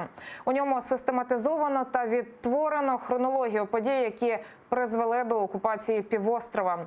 Зазначені українські та міжнародні документи, які порушила Росія, також описані факти порушень прав людини окупантами. Зокрема, облави на будинки кримських татар та незаконні арешти. В збірнику також є перелік правозахисних організацій та пам'ятка, куди звертатися в разі порушення прав окупаційною владою. Збірник доступний на сайті прокуратури Автономної Республіки Крим.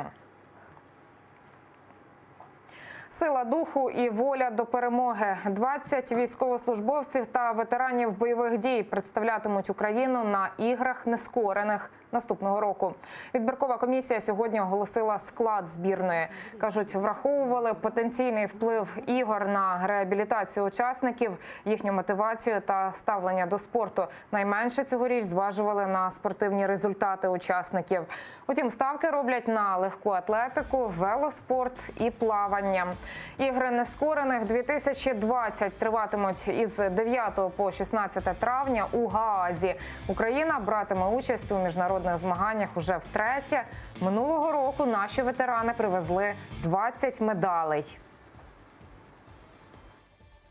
В цьому проєкті спорт розглядається як інструмент реабілітації і соціалізації такої непростої, дуже непростої, але важливої спільноти. Лише 10% в нас така позиція на спортивний результат. І в цьому випадку це правильно, на мій погляд, це правильна позиція, що не обирати тільки за спортивним результатом. За спортивним результатом було б достатньо просто. Не виправдав довіри. На Байкалі знесли бюст Путіна. 2 місяці тому його поставили на острові Ольхон місцеві жителі, щоб скаржитися на всілякі негаразди. Така собі стіна плачу. А першопричиною появи бюсту Путіна стала незгода людей з тим, що місцевого голову району кинули за ґрати за нібито перевищення службових повноважень.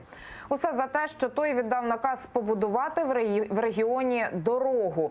Людей це обурило, і появою бюсту Путіна вони хотіли привернути увагу президента до свого протесту, бо інакше достукатися до господаря Кремля не могли. Утім, коли оскаржити вирок колишній глава району не зміг, хвиля народного обурення обрушилася на пам'ятник. Бюст Путіна зняли і повезли в невідомому напрямку.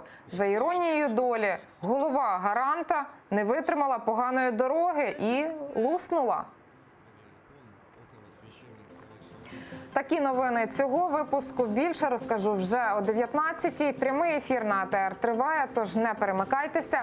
А найцікавіші фрагменти нашого ефіру переглядайте на YouTube-каналі АТР. І підписуйтесь, щоб зменшити шанси Роскомнагляду блокувати нас у YouTube. Дякую вам за увагу. До зустрічі.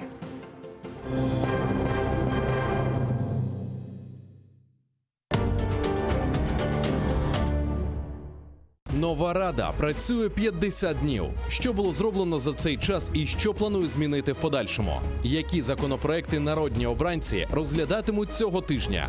Армія України готується до повного розведення сил на Донбасі. Як це виглядатиме і які тут ризики? Про це говоримо з народним депутатом 8-го скликання Аркадієм Карнацьким і громадським діячем та журналістом Дмитром Пономарчуком. Сьогодні о 18:15 на телеканалі АТР.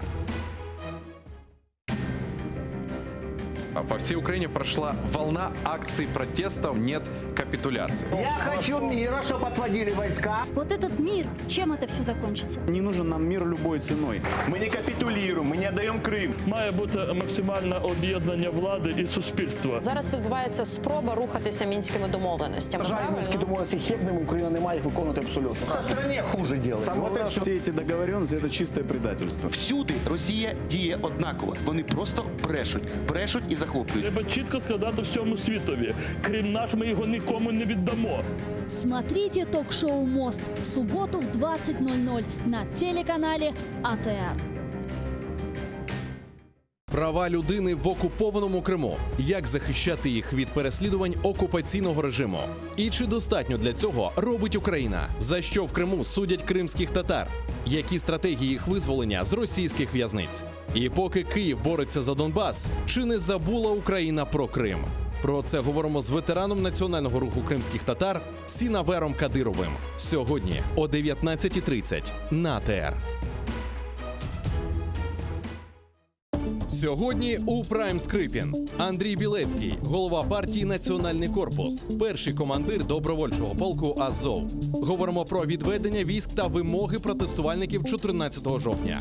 Чи піде на зустріч народу президент Зеленський? Чим загрожує розведення сил і особливий статус Донбасу?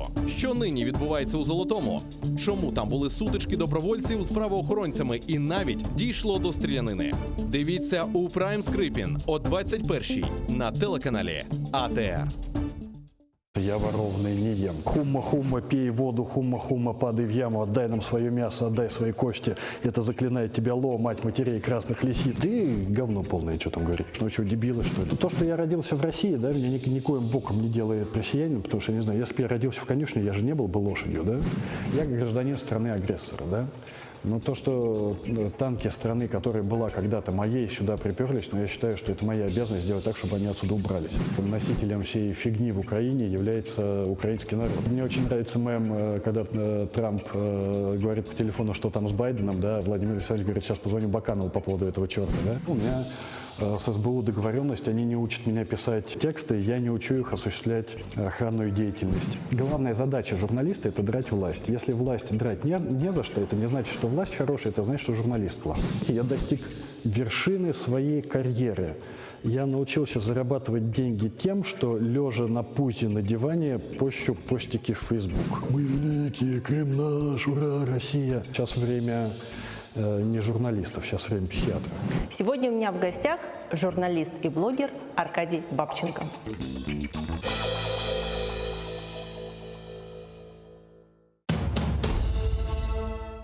Как началось второе правление Менглигерая хана? Какие новые территории он окончательно закрепил за своими потомками? И кто добровольно присягнул крымскому хану на верность? А главное, какую роль в его жизни сыграла ногайская княжна Нурсултан Мангытская?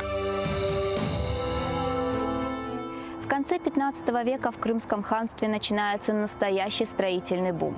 Менглигерай инвестирует деньги в строительство новых крепостей и восстанавливает старые, особенно на берегу реки Днепр.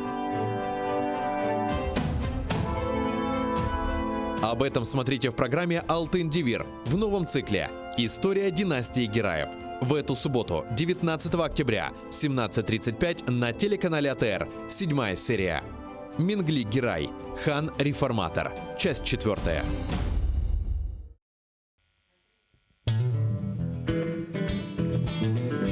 Українська музика багата на колоритні пісні. Знайомство з унікальним гуртом «Сонячна машина», учасники якого є авторами, виконавцями та мультиінструменталістами. Все це ви побачите в ефірі Джанглу Студіо на телеканалі АТР вже цієї неділі о 19:30. Yemek isterken tarlalar erekler erekler. Layık görsen men yanımda kalayım kalayım. Yemek isterken tarlalar erekler erekler. Layık görsen men yanımda kalayım kalayım. Halkımızın usta çalgıcısı, Kırım'da nam kazangan artist,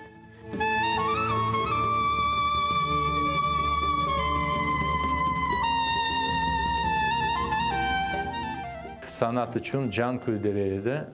Bizim halkımızın arasına bir acayip bir türkücü var idi biliyor. 18 Mayıs gecesinde prikaz okulda. Bugünkü hikayemiz Alim Osmanov'a bağışlanan. Bakış saray bizimdir de çevreci yüzümüdür. Akı seni sevdirin iki de kara gözünüdür. Bakış saray bizimdir de çevreci yüzümüdür. Akı sana sevdirin iki kara gözünüdür. 1988 senesi yanvar-aprel ayında Kırım Tatarlarının kütlevi nümayişleri devam etedi. Onlar Krasnodar ülkesindeki Abinsk, Taşkent, Bekabad, Samarkand, Almazar, Yangiyul, Özbek Sovet Sosyalistik Cumhuriyeti'ndeki Almalık, Akmejit, Novorossiysk'te geçti. Nümayişçilerinin talabı denişmedi. Kırım Tatarlarını vatanına kaytarmak, Cumhuriyetini yanartmak ve Kırım Tatar siyasi mahpuslarını azat etmek. Hükümet vekilleri böyle nümayişlerge narazılık göstermek tırışkan edi. Lakin Kırım Tatarlarının hareketini toxtatmak endi imkansız oldu. 1988 senesi olgan Kırım Tatarlar tarixinde denişu devrinin vakalarını Gulnara Bekirova ile Tarih Sedası programmasında hatırlatmağa devam etemiz. Oktyabr'ın 20'de Bazar günü saat 18'de ATR telekanalında seyretiniz.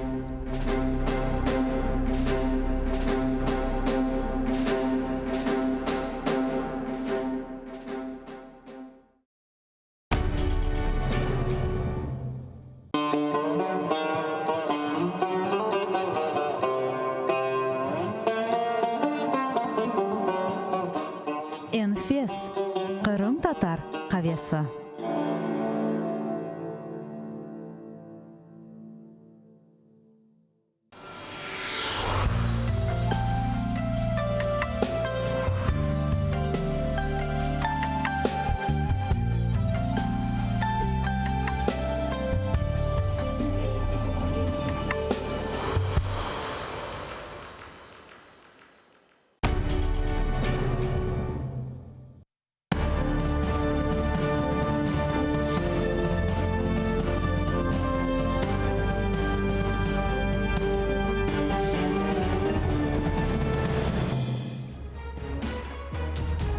Ассаляму алейкум, хайрлах шамлар, витаю! В эфире телеканала АТР. Мы продолжаем информационный вечер. В следующие полчаса мы будем говорить о самых актуальных новостях. Поговорим о работе Верховной Рады Украины, о том, как Украина готовится к разведению войск и многое другое.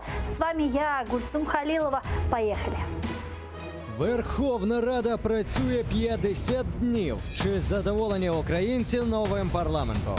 Всі чекають на Путіна. Франція та Німеччина зробила заяву щодо зустрічі Нормандської четвірки. Соціологи порахували, скільки українців по-доброму ставляться до Росії. Вражаючі дані. Политический эксперт Валентин Гладких, гость нашей студии. Витаю. Добрый вечер. Бывший первый заместитель секретаря Совета национальной безопасности и обороны Олег Гладковский задержан детективами Национального антикоррупционного бюро при попытке вылететь из Украины. Давайте послушаем, что говорится в НАБУ. НАБУ підтверджує затримання екс-першого заступника секретаря РНБО за підозрою у зловживанні службовим становищем. Слідчі дії тривають. Наразі це вся інформація, яку ми можемо повідомити з огляду на збереження таємниці слідства. Деталі згодом. А вот в Европейской солидарности уверяют, Олег Гладковский сотрудничал со следствием. Після того, як пан Гладковський був попереджений, що в нього є певні обмеження на пересування, він спокійно сів в автомобіль і поїхав з аеропорту Бориспіль додому. Але це ламало сценарій шоу, тому почалися затримання і так далі. Також хотів би вам відкрити страшенну таємницю, що пан Гладковський не тільки співпрацював зі слідством, а за останні декілька місяців неодноразово виїжджав до України і повертався в Україну. І взагалі, що стосується цього розслідування, то і Петро Порошенко, і наша політична команда перш за все, і більше навіть за інших, зацікавлені завжди в прозорості і ефективності будь-яких розслідувань. Как вы восприняли новость о задержании Гладковского? Видите ли вы какой-то политический подтекст? Позитивно сприйняв. Тому що той скандал, який тоді спалахнув в Укроборонпромі, де фігурував, зокрема, і цей персонаж, і його синуля, і головне, друзі його синулі, він викликав шквал невдоволення. Ну і тому так. Вы имеете в виду журналистское расследование, Журналістське розслідування і, відповідно, політичний скандал, який тоді спалахнув. На превеликий жаль, тоді це не потягло за собою відповідних правових наслідків. Хоча в суспільстві було і очікування, що все-таки правоохоронні органи ретельно вивчать ту ситуацію. А почему именно сейчас? А якщо було б вчора, питання було б таке саме, чому вчора? Було б завтра, питання було б, а чому завтра? А чому не за часів, коли президентом був Петро Олексійович Порошенко? У мене інше запитання. Так на те запитання, на жаль, є відповідь. Мабуть, тому що тоді сама політична ситуація в країні унеможливлювала розгляд цієї справи за суттю в правовому полі. На сьогоднішній день, після того, як ситуація помінялася, вище військово-політичне керівництво в Україні, мабуть, правоохоронні органи отримали більше свободи для того, щоб притягати до відповідальності подібних персонажів. Але я наголошую, що це все є лише суб'єктивною оцінкою. Тому що є склад злочину, є доказова база, є вимоги Кримінального процесуального кодексу. І мені хотілося, щоб все-таки правоохоронні органи якомога менше звертали увагу на медійну складову, якомога менше звертали увагу на політичні інтерпретації і якомога більш ретельно підходили до належного виконання своїх функцій, який полягає в тому, щоб в спосіб, визначений Кримінальним процесуальним кодексом, збирати доказову базу, яка може бути достатнім підґрунтям для того, щоб в судовому розгляді, який має мати відкритий характер, змагальний характер, довести винуватість фігурантів цієї справи і запроторити їх за грати. Якщо це станеться, я думаю, що більшість українців буде задоволена. Але наголошую, питання не помсти. От просто дехто говорить, що українці хочуть крові, що просто там посадити. Ні, не так. Якщо люди дійсно скоювали злочини, їх треба притягати до відповідальності і карати. Якщо насправді це була лише просто медійна складова і за нею не було реальних протиправних дій, тоді не треба все зводити до того, щоб давайте посадимо Свинарчука в будь-яку ціну. Так також не треба. На результати поживемо, увидим, посмотрим. Безумовно, тому мені не хотілося, щоб ми політизували цю справу. В Верховной Раде Украины готовят новую временную следственную комиссию, которая будет заниматься расследованием хищений в Укроборонпроме. Давайте послушаем народного депутата Украины от фракции «Слуга народа» Ирину Верещук. Вчора на засіданні комітету з нацбезпеки, оборони та розвідки, членом якого я є і є головою підкомітету з нацбезпеки оборони, ми обговорили питання щодо створення тимчасової слідчої комісії, яка би ще раз повернулася до питань розкрадань в Укроборонпромі, в тому числі щодо Свинарчук-Гейт, тому що минуле скликання, 8-ме демократичне, не надало звіту до парламенту, а відтак не було такого звіту оприлюднено. Я могла ознайомитись з таким звітом, повірте, це просто знущання над тим, що можна назвати тимчасовою слідчою комісією. Неэффективную работу Временной следственной комиссии назвала Ирина Верещук, но вот создается новая. Будет ли она эффективная, по крайней мере, нужно ли на это рассчитывать? Ні, не буде. Тому що Чому? коли створювали перший раз цю комісію, тоді наша організація «Слово і діло» підготували велику інфографіку. Ми взяли і подивилися, які тимчасові слідчі комісії створювалися Верховною Радою України за кілька останніх скликань, принаймні ті, де є про них інформація, і проаналізували, чим завершувалася робота цих тимчасових слідчих комісій. Нічим. Нічим. І в переважній своїй більшості жодних наслідків це не мало, окрім медійних і політичних наслідків. Включаючи ту саму комісію, яка була присвячена із вбивством відомої активістки. Гандзюк. Так само вона ж нічим не закінчилася. Але треба також усвідомлювати, що насправді це закономірний результат роботи подібних комісій. Тому що вони в своїй діяльності не підмінюють слідчі органи. Вони можуть лише здійснювати якийсь, я не знаю, політичний нагляд, якщо так можна сказати, щоб не було там втручань певних суб'єктів політики з метою захисту своїх інтересів. І просто, безумовно, стимулюють правоохоронців працювати. Бо правоохоронці, вони також, на превеликий жаль, в нинішніх умовах не дуже, як то кажуть російською мовою, рвуть мотор і не дуже працюють. Але думати, що депутати, вони ж не мають функцій і повноважень слідчих органів. Тобто вони, за великим рахунком, мають право звертатися до слідчих органів для отримання відповідної інформації. Мають право робити якісь гучні політичні заяви. Але підмінити і, скажімо так, що депутатську депутатська комісія може краще провести розслідування, ніж там НАБУ, ну чи я не знаю, там СБУ, ну то звичайно це неможливо. Вот вы вспомнили про результаты работы народных депутатов, и сегодня ровно 50 дней, как начала работать Верховная Рада Украины, и там отмечают 50-дневный юбилей с таким, собственно, сообщением. Сегодня открыл заседание председатель парламента Дмитрий Разумков. Что он сказал, предлагаю послушать.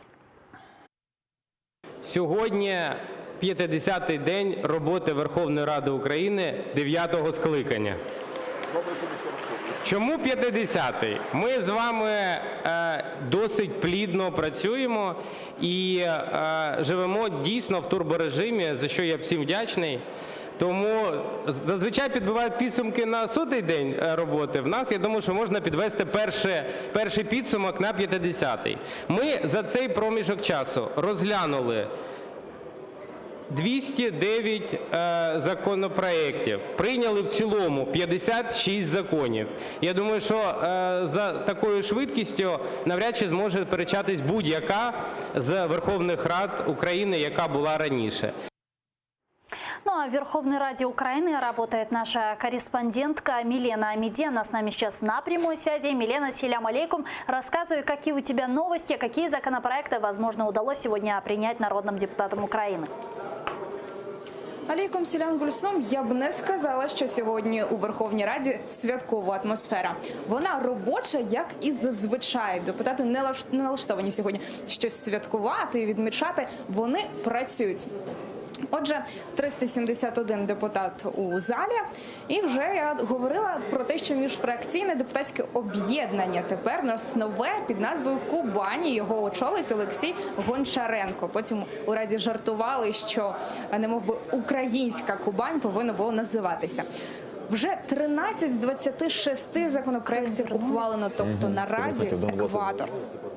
Серед них, нарешті, електронні документи у Верховній Раді таки запровадять. Цей законопроект вже 3 дні чекає на те, щоб його розглянули, і таки вдалося. Зокрема, про депутатські запити також прийняли законопроект про виконання військового обов'язку та ведення військової служби. Там мається на увазі нові військові звання за стандартами НАТО. Також посилили кримінальну відповідальність за закупівлі за рахунок державних коштів неякісних ліків. А от таким чином проходить вже тиждень роботи Верховної Ради без турборежиму. Далі буде податкове законодавство розглядатися, лісове і державне регулювання у сфері мийних засобів. Тож я залишаюся тут і за всім пильно слідкую. Сагул, это была Милена Амиди, наша корреспондентка. Она работает в Верховной Раде Украины. Как вам результаты 50-дневной работы народных депутатов в Верховной Раде? Ви позитивно оцінюєте цю роботу? Ну, швидше позитивно, ніж негативно. Ну, тому що якщо ми порівнюємо з попередніми скликаннями, то там люди 30 днів не могли коаліційну угоду підписати, поділити комітети, сформувати уряд. А ці достатньо оперативно з цим впоралися. Інша справа, що в принципі їм не треба було формувати коаліцію, у них була монобільшість, так що це полегшувало стартові умови.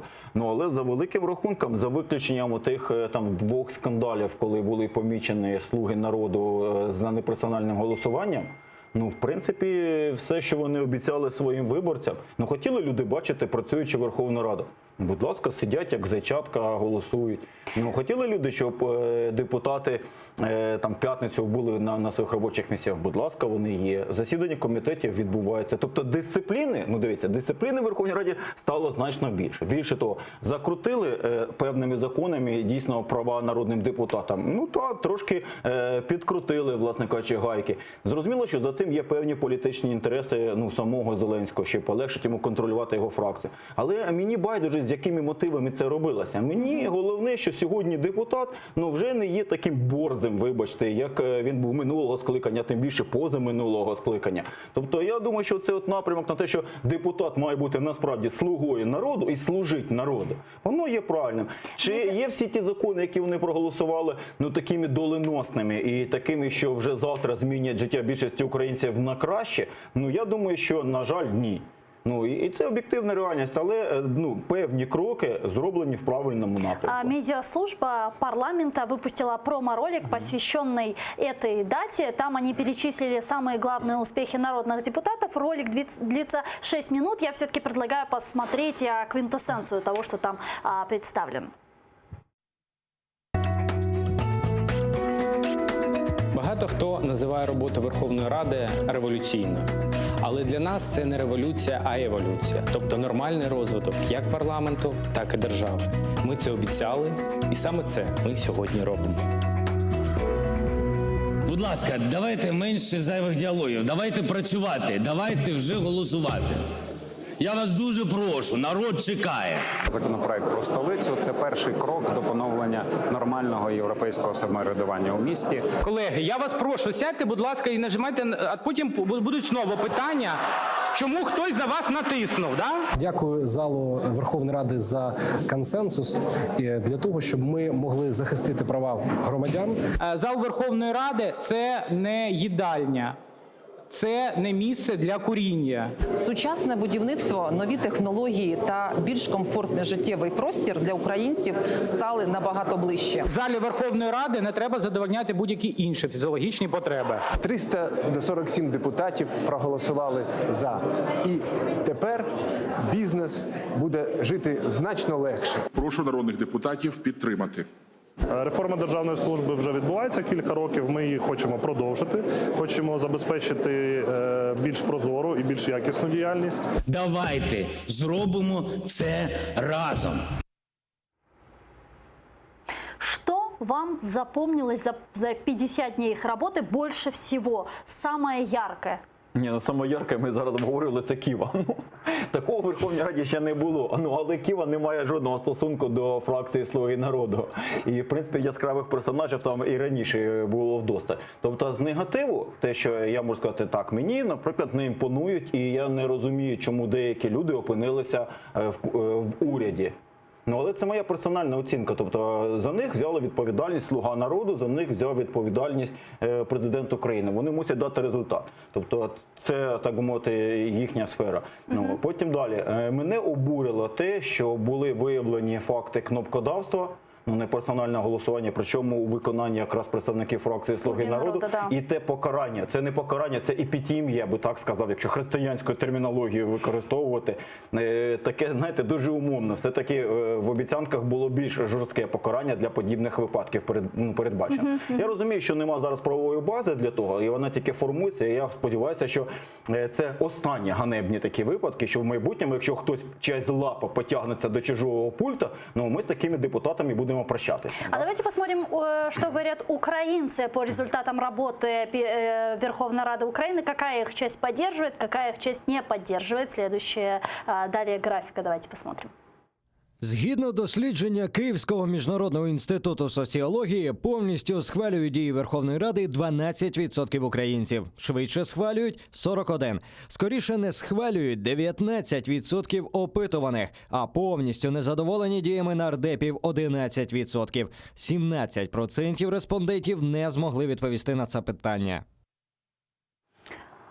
Вот такие, собственно, цифры. 41% украинцев, скорее всего, удовлетворен работой Верховной Рады Украины. А вообще такие цифры были или же все-таки это беспрецедентная поддержка?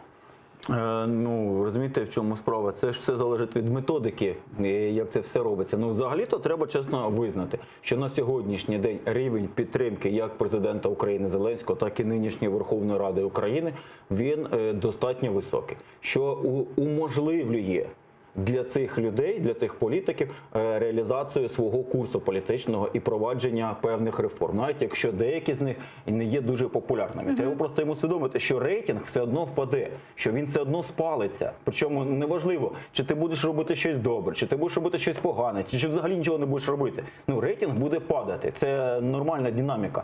І проблема полягає в тому, що чи встигнуть ці люди поки їхній рейтинг достатньо високий, зробити щось корисне для держави і для суспільства. От я сподіваюся, що так. Тому належу до тих 41%, які швидше позитивно, ніж негативно оцінює їхню роботу. Ну вот сегодня в Верховной Раде Украины приняли законопроект о разоблачении коррупционеров, и в результате чего государство будет платить тем, кто разоблачил коррупционеров. Давайте посмотрим, как и сколько будут платить.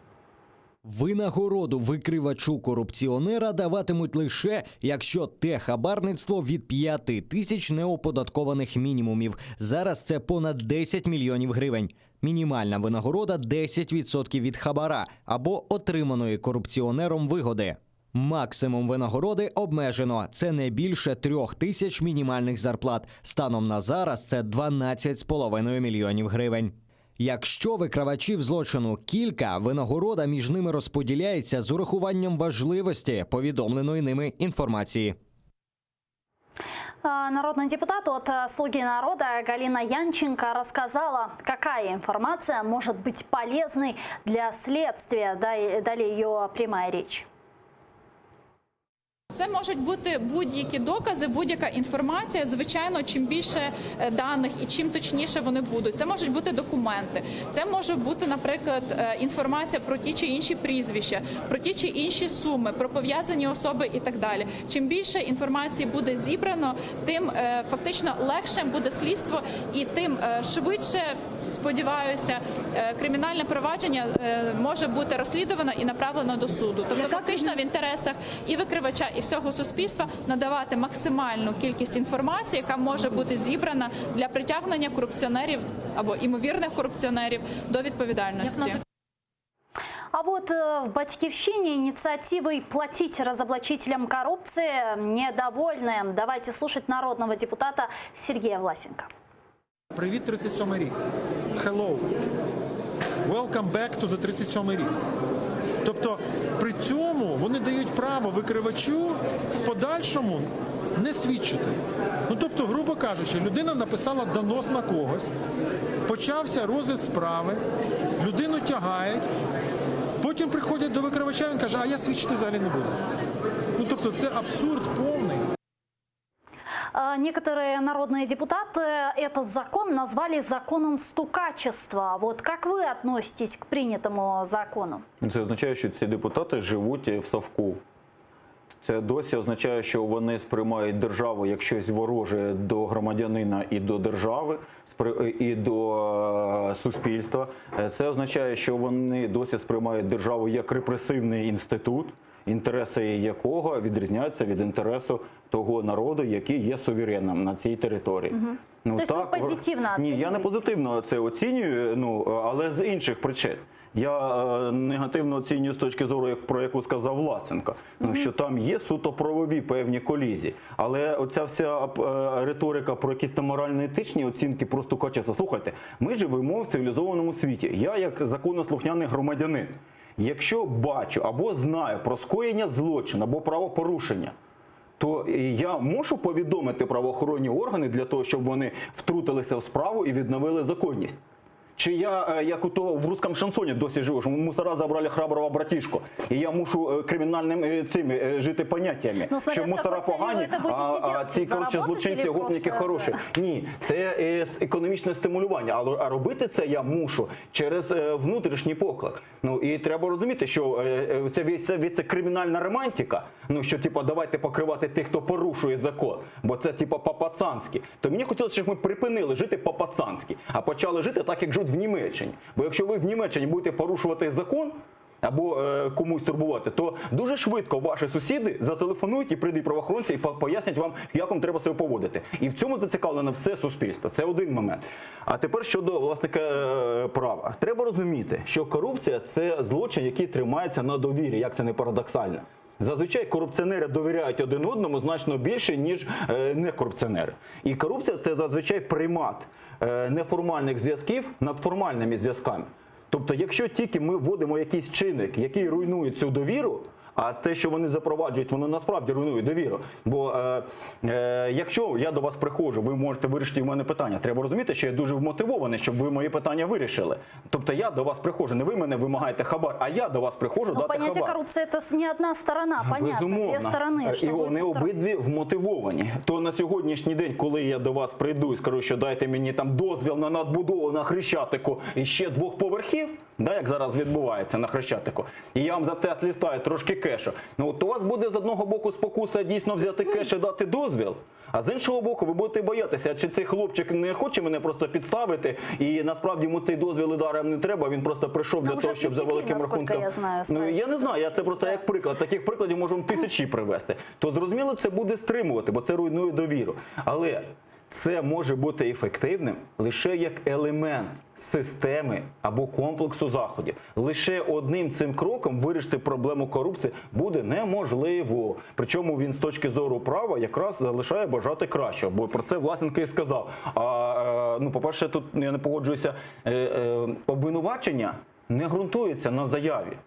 Ну, воно ґрунтується на наявності або відсутності доказів. А докази повинні бути збирати ці правоохоронні органи. Тобто не приватні особи, це не я повинен збирати докази, потім з готовою доказовою базою прийти в НАБУ і передати їх. Бо який статус цих доказів? Я їх збирав у відповідності до вимог Кримінального процесуального кодексу чи ні? Ну, розумієте, там є суто багато правових таких колізій. Але з точки зору просто руйнування довіри між корупціонерами, може бути корисним. Медицинские советы экс-министра здравоохранения Ульяна Супрун рассказала о недуге, проиллюстрировав сообщение фотографии народного депутата. Смотрим, что за болезнь и что за депутат. Найближчим часом повідомлю про успіх у судовому процесі щодо фейків Дубінського. Але поки розповімо про наближену тему – геморой. Наші поради стандартні. Аби не було геморою, більше рухайтеся, контролюйте вагу, їжте більше овочів та цільнозернових злаків, вчасно звертайтеся до лікаря та менше читайте новини в туалеті та від туалетних медіа. Мы поинтересовались состоянием здоровья депутата Дубинского. Вот что он ответил. Я думаю, що якщо у людини є геморой, вона про нього пише. Якщо немає, то не пише. Думаю, так. Подождіть, вона ж жінка. А фотографія ваша? Буває геморою? Фотографія ваша? Чому саме? Ваша, у мене немає. Як значить в неї є? Что это было, как вы думаете? Це просто рівень політичної, правової культури в українському суспільстві. Я розумію, тут і сарказм, і вся ця іронія, але мені здається, що це не зовсім коректна поведінка. По-перше, це що? Безумовно. Тобто це стигматизація хворих, тобто це що, бути хворим на геморой – це соромно? Чи це є проблема якась? Розумієте, в чому справа? Тобто, давайте, ми ж не сміємося, я не знаю, з людей, які мають якісь інші хвороби. Мені здається, що для людини, яка з медичної сфери прийшла, це просто некоректно. Якщо вона хоче когось там образити, чи обстібати, вибачте за вислів, то, думаю, можна знайти якісь інші інструменти. А з іншого боку, пан Дубінський ж також, давайте не будемо лукавити, недалеко пішов і так само іноді дозволяє собі поведінку і заяви, які перебувають за такою нічанською по ту сторону добра і зла. За словом в карман не полезет, да. Мені хотілося, щоб цього просто не було, якось люди тримали себе все-таки принятного. Давайте перейдем к более серьезным темам, а именно Германия и Франция приветствуют прогресс в Минском процессе и ждут Путина в Париже. Слушаем сообщения правительств стран. Ми вітаємо недавні позитивні зрушення в реалізації Мінських угод і з нетерпінням чекаємо наступної зустрічі у нормандському форматі в Парижі, яка повинна домогтися прогресу у врегулюванні конфлікту на сході України. Ми підкреслюємо нашу позицію про те, що анексія Криму Росією є незаконною. Как бы вы это прокомментировали? Позитивная оценка Франции и Германии прогресса в Минских соглашениях. Як позитив, безумовний. Просто некоторые эксперты говорят о том, что Германии абсолютно уже надоела Украина, да, и они хотят хоть каким-то образом, чтобы Минск был выполнен, чтобы конфликт в Украине был урегулирован и так далее. То есть для них любое действие – это позитивный шаг? Нет? Не думаю. Якщо б сьогодні динаміка відбувалася у зворотньому напрямку до ескалації конфлікту на Донбасі, я думаю, реакція би Франції, Німеччини була діаметрально протилежною. Ну, треба розуміти, що всі в світі, наголошую, всі в світі зацікавлені в тому, щоб цей конфлікт було вирішено. Але виникає наступне запитання. І навіть Росія? І навіть Росія. Мова йде лише про те, на яких умовах вирішено.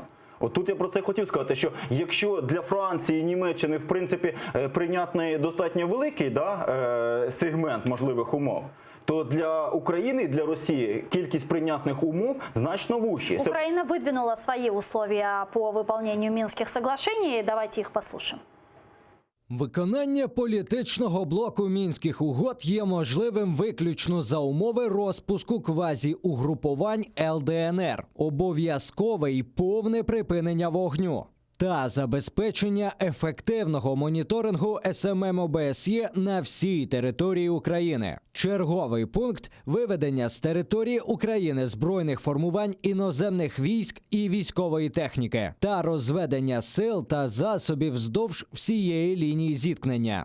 Серед іншого, забезпечення роботи Центральної виборчої комісії України, українських політичних партій, засобів масової інформації та іноземних спостерігачів. Обов'язковою умовою є й встановлення контролю за непідконтрольною Україні ділянкою українсько-російського кордону.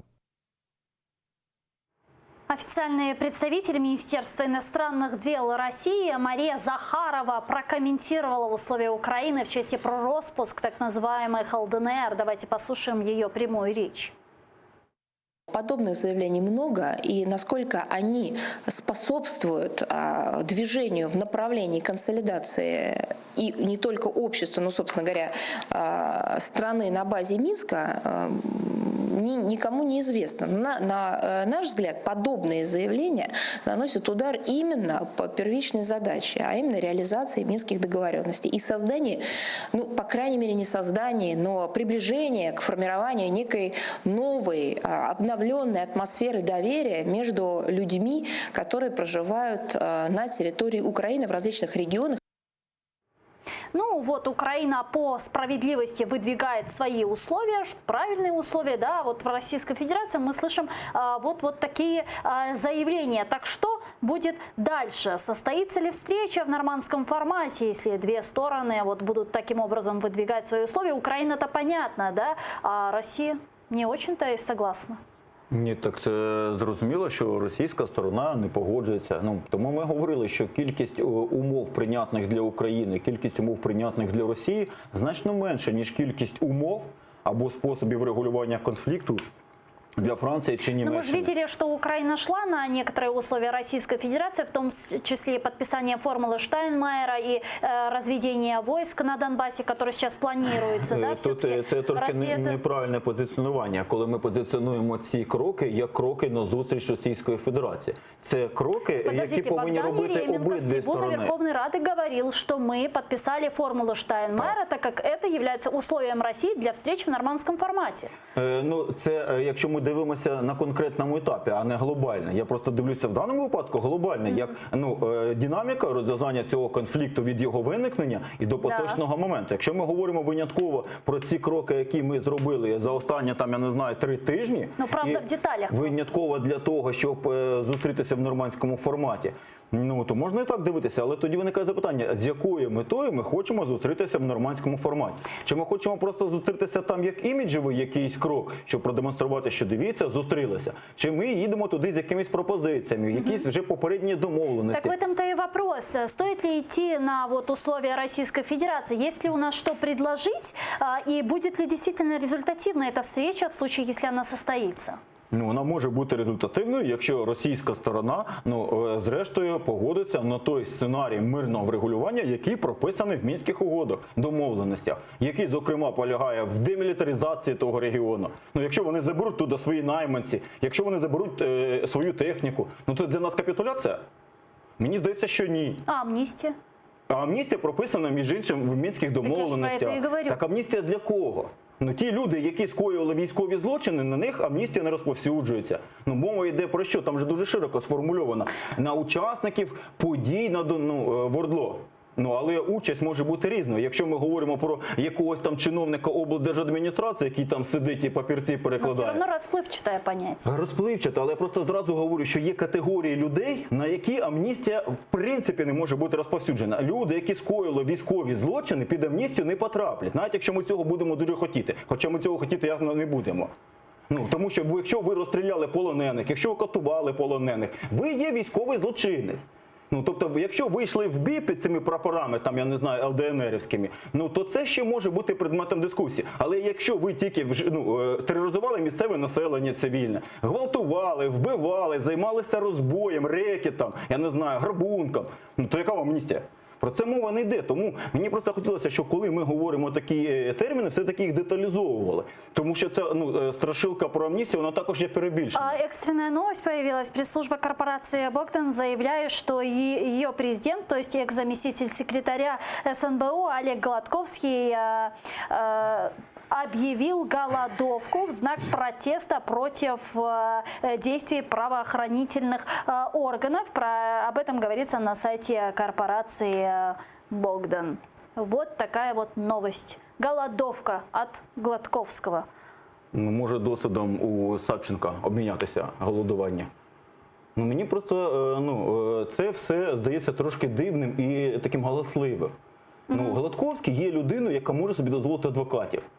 І адвокати значно ефективніше, насправді, можуть виконати функцію щодо його захисту в правовому полі, ніж оці символічні кроки. Він серйозно думав, що сьогодні хтось сказав, Гладковський почав голодувати, і українці просто серце защемило, і вони почали йому співчувати. Та достатньо просто фотку показати його синочка, його друзів десь на лакшері-курорті, щоб люди були сказати, та йому корисно поголодати. Так в этом-то и вопрос. Голодовка в данном случае – это эффективный метод? Думаю, що ні. Протест? Думаю, що ні. Ну, і я просто повторюю, що це просто якісь, ну я не знаю, неадекватні кроки, але це його проблема. Мене його проблема мало цікавить. Мене цікавить лише одне, щоб органи слідства, правоохоронні органи в своїй діяльності дотримувалися вимог чинного законодавства. Щоб вони його не катували, не били, там, не фальсифікували докази, розумієте, щоб не підганяли, власне кажучи, слідство під заздалегідь відомий результат.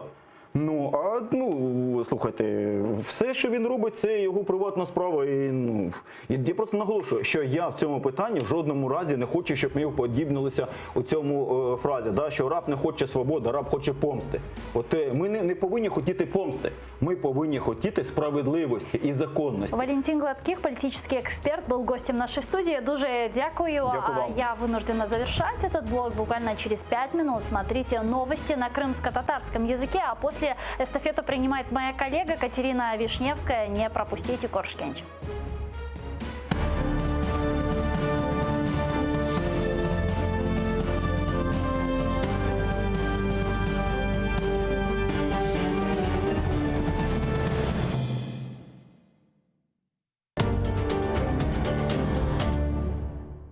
Нова рада працює 50 днів. Що було зроблено за цей час і що планує змінити в подальшому? Які законопроекти народні обранці розглядатимуть цього тижня? Армія України готується до повного розведення сил на Донбасі. Як це виглядатиме і які тут ризики? Про це говоримо з народним депутатом 8-го скликання Аркадієм Карнацьким і громадським діячем та журналістом Дмитром Пономарчуком. Сьогодні о 18:15 на телеканалі АТР. По всей Украине прошла волна акций протестов «Нет капитуляции». Я хочу мира, чтобы отводили войска. Вот этот мир, чем это все закончится? Не нужен нам мир любой ценой. Мы не капитулируем, мы не отдаем Крым. Має бути максимальне об'єднання влади і суспільства. Зараз відбувається спроба рухатися мінськими домовленостями. Мінські домовленості хибними, Україна не має їх виконувати абсолютно. В стране хуже делать. Саме що всі ці договоренності – це чисте предательство. Всюди Росія діє однаково. Вони просто брешуть і захоплюють. Треба чітко сказати всьому світові. Крим наш, ми його нікому не віддамо. Kopör programmasını Cumartesi günü saat 20'de ATR телеканалının yayınında seyretiniz. Права людини в окупованому Криму. Як захищати їх від переслідувань окупаційного режиму? І чи достатньо для цього робить Україна? За що в Криму судять кримських татар?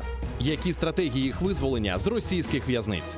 І поки Київ бореться за Донбас, чи не забула Україна про Крим? Про це говоримо з ветераном національного руху кримських татар Сінавером Кадировим. Сьогодні о 19:30 на АТР. Сьогодні у Прайм Скрипін Андрій Білецький, голова партії «Національний корпус», перший командир добровольчого полку «Азов». Говоримо про відведення військ та вимоги протестувальників 14 жовтня. Чи піде на зустріч народу президент Зеленський? Чим загрожує розведення сил і особливий статус Донбасу? Що нині відбувається у Золотому? Чому там були сутички добровольців з правоохоронцями і навіть дійшло до стрілянини? Дивіться у Прайм Скрипін о 21:00 на телеканалі АТР. Инсаниятлик, мейраметлик ве ачык йүрек бүгүнкү жашайышыбызда эң керекле, ләкин кет-кете эң раз келген табият чизгисидир. Ләкин бу эле инсанлар бар. Олар эч бир шеге бакмадан дайыма жардымга келмеге азырдыр. Интернетте көресің, хаста бала чыха, сон яшлар чыха. И бет ажисың уларны. Сон волонтерлар айталар ма, айшытыда ярдым етейік, айшытыда ярдым етейік. Юректе бар бізде, ханымызда бар ярдым етме адамларға.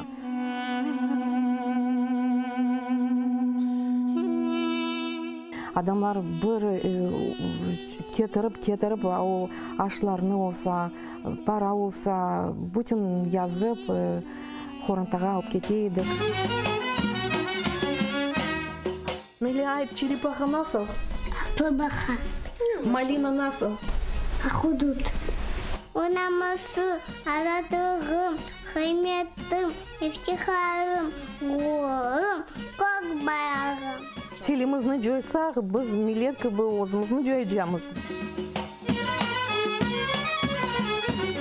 Біздің бабамыз айта, чоқ чара бала тапын, біз ананин ярдым етежеміз. Не қадар чоқ олса, о қадар яқшы. Не қадар чоқ олса, бізге яқшы. Яшы жесір милеттім, бірлік олса, олыр бізге, әм келечек қызметтім.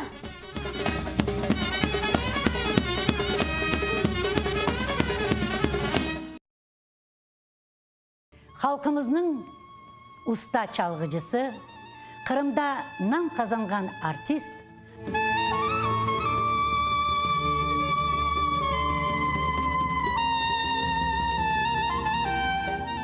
Sanat için can küldüreydi.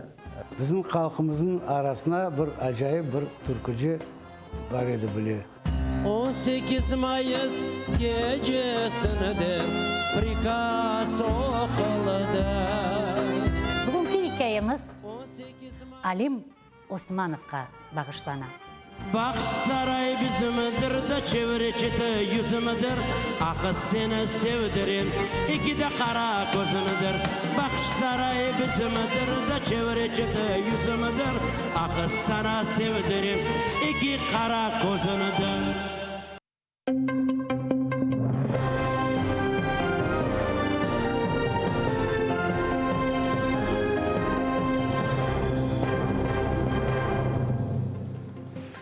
Assalamu alaikum, эфирде заман. Бүгін октябрьнің 17-сі студияда сілер үшін мен Шевкет Наматулаев чалышам. Шикаят кері қайтарылған Қырымның юқары Рус махкемесі Дилебер Гафаровқа шығарылған 10 жылы қапыс мұддеті қарарыны деңіштірмеді. Руслар оны қанунсыз арби құрылышта иштирак етті деп жезалады. Санки дерсін оғыныман Челебеджихан адына батальоннан ве аскер жемат бірлешмесінің азасы олған. Августның 28-інде Ислам Терек район махкемесі оңа қабатлав үкіміні сеслендірді.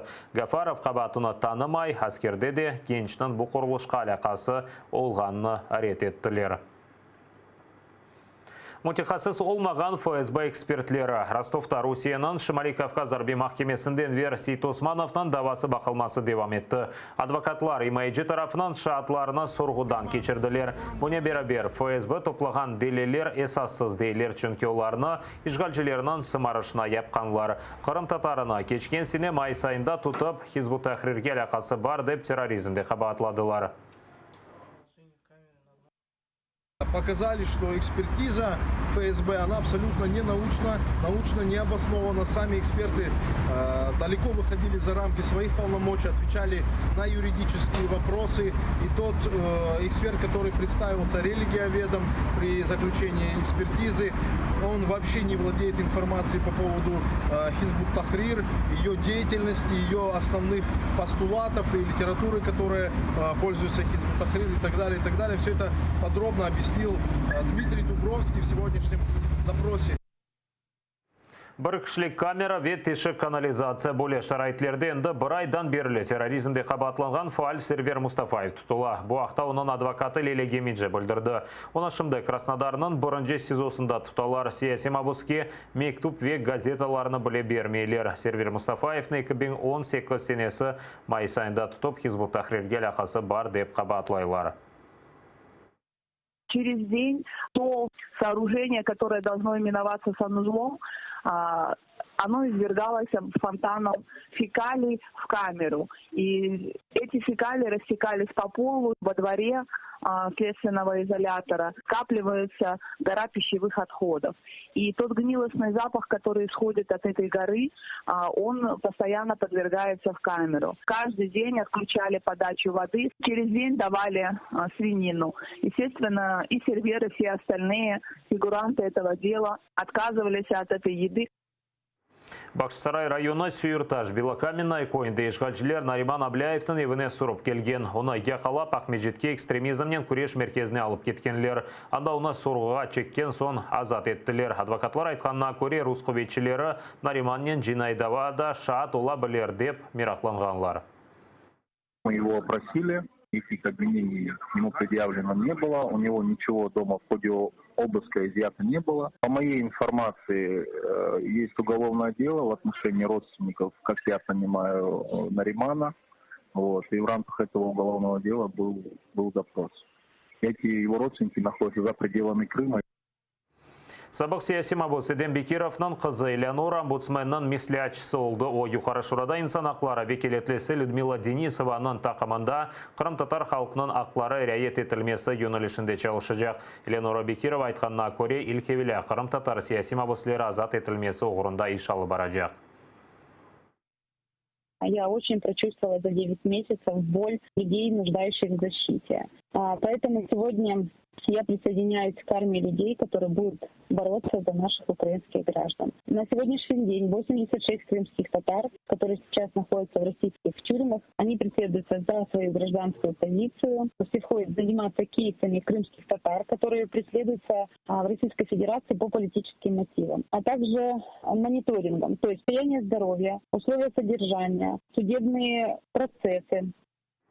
Чекышев бала көзияшылары ве ишғалжылерінің апсханесінден бабасынан бекленуі. Белял Адиловнан айлесі ярым елдан берілі бабасы яшай. Оны ишғалжылер март айында кешірілген күтлеви тінту девамында тұтты. Оны апске алғанынен Ростов СИЗОсына кешірділер. Ишғалжылер Белял Адиловны терроризмде қабатлап, оны 20 елға қадар азылтықтан маром ете біле. 8 балашымды бабасы зосе. Тәпсілетлуджа Левхамызда.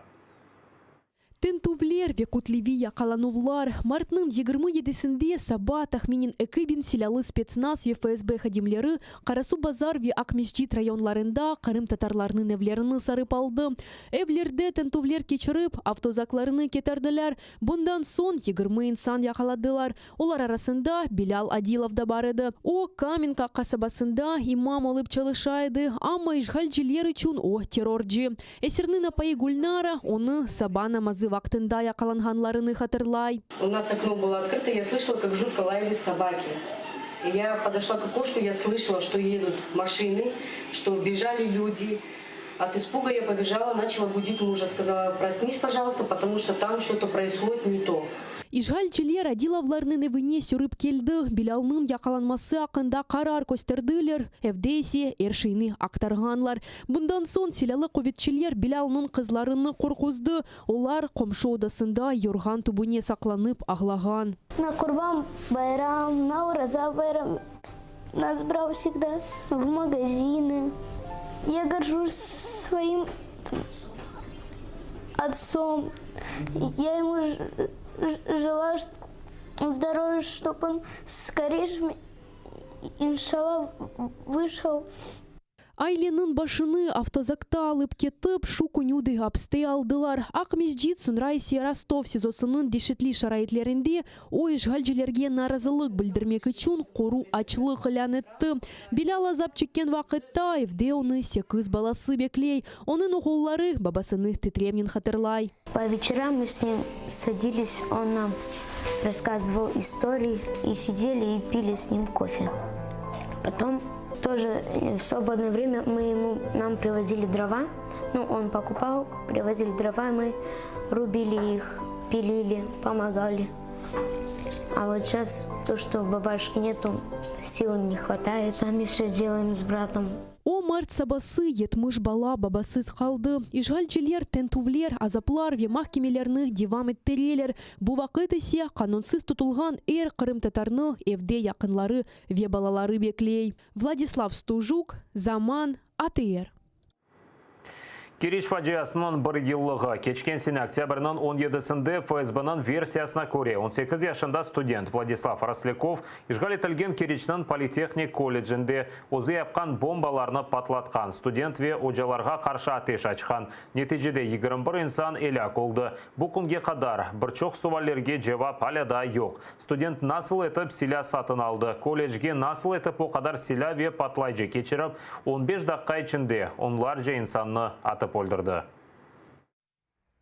Битмеген фажиа. Бірқач күн евелсі Керіч политехник колледжінде яраланған ожа Ольга Грищенко хастаханеде жан берді. О зарар көрген 5 колледж ожасы сырасында еді. Ишгалчы оқу қорыжалайжыларының ресми версиясына көре бұтын дүнияға күскен Владислав Росляков башта озы ішлеп чықарған бомбаны патлатты, сонысы огыне чыққан еркесіні атып өлдірді.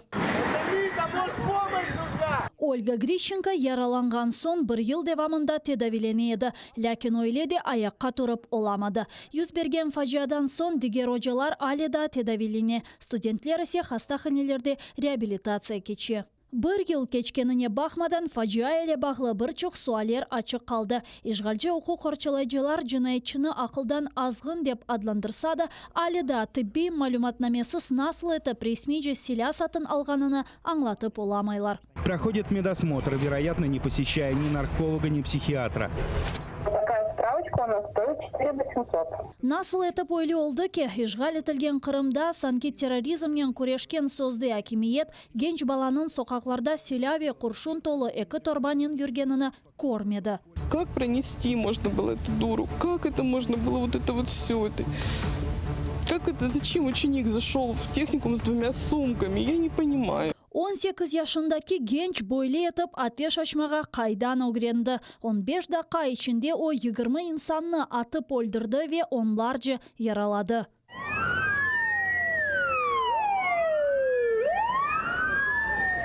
Ve ne için bu kadar insanın canını alıp cinayetçi hukuk korçalayıcı organlardan korçalanmak yerine ozunu atıp öldürüyor. İşgal etilgen Kırım'da bu davаны terakt maddesinden 2 ve 2'den ziyade insan öldürüp maddesine çevirdiler. Gençnin bu hareketlerinde açuvны ve Amerikanın izlerini bile gördüler.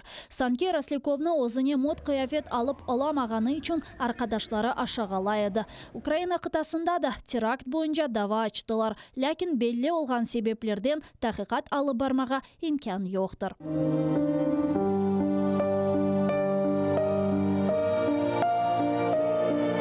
Bir yıl evvelsi Keriş'in mezarlığında da 20 kabir peyda oldu. Bugün Keriş'te kurban ketkenlerini sükunet dakasının analar. Lakin sükunet da bir yıl evvelsi başladı. İşgalci hakimiyet olup geçkenlerini pek hatırlamak istemey. Birkaç gün evvelsi hastahanede can bergen Olga Grishenko'nı kurbanlar sırasına bile kirsetmediler. Rosляковға ise başka isim berip komdiler. Bu günge kadar içtimai ağlarda osmür gençler Rosляковға bağışlangan çeşit türlü postlarını yerleştiriyor. Риана Алиева, Заман, АТР. Триумф ve Panzerler Ruslar Kırım'da Grom 2019 adlı orbit alimlerini devam etti. Ular hafta başından beri ötkürülü. Bugün işgalciler zenit raketa komplekslerini kullanıp hava müdafaa sistemalarını sınay. Kırım'ı işgal etip Ruslar Triumf ve Panzer sistemalarını Kezlev, Kefi, Akhyar ve Jankoy civarlarında yerleştirdi. Kırım'da olgan bu ve diğer vakıyalar hakkında nevbeti kelif hamız. Керич көпірінден юг тренлері кечмесі мудетіні кенеде узаттылар. Ишгалжелерінді демир yolunu декабрь айына ішке түшірмеге планлаштыра.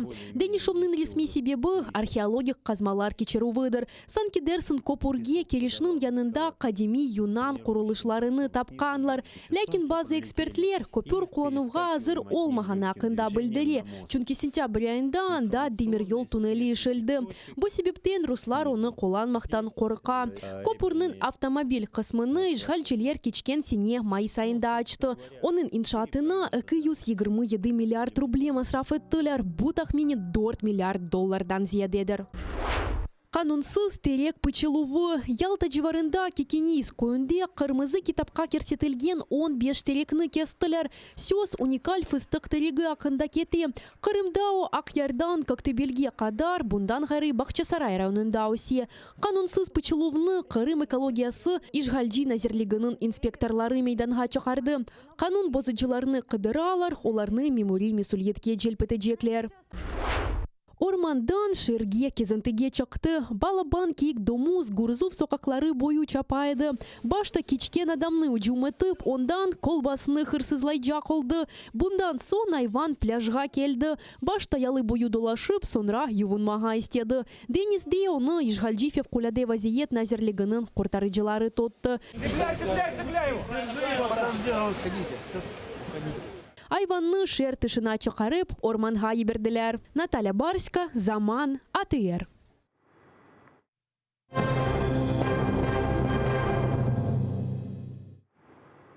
250 көрейінен юқары шура хабаржылықны чаққанлар дестекленуі қанун лейхасына қабыл етті. Бұл тешебузке Слуга народа ве голос фракциялары қол тұтты.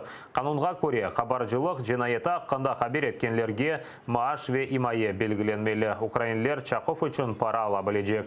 Параларны махкеме қарарындан сон бережеклер. Мұхалифетте олғанлар айтқанына көре аноним шекілді шекейт етіп, инсанлар душманларындан интиқам ала біле.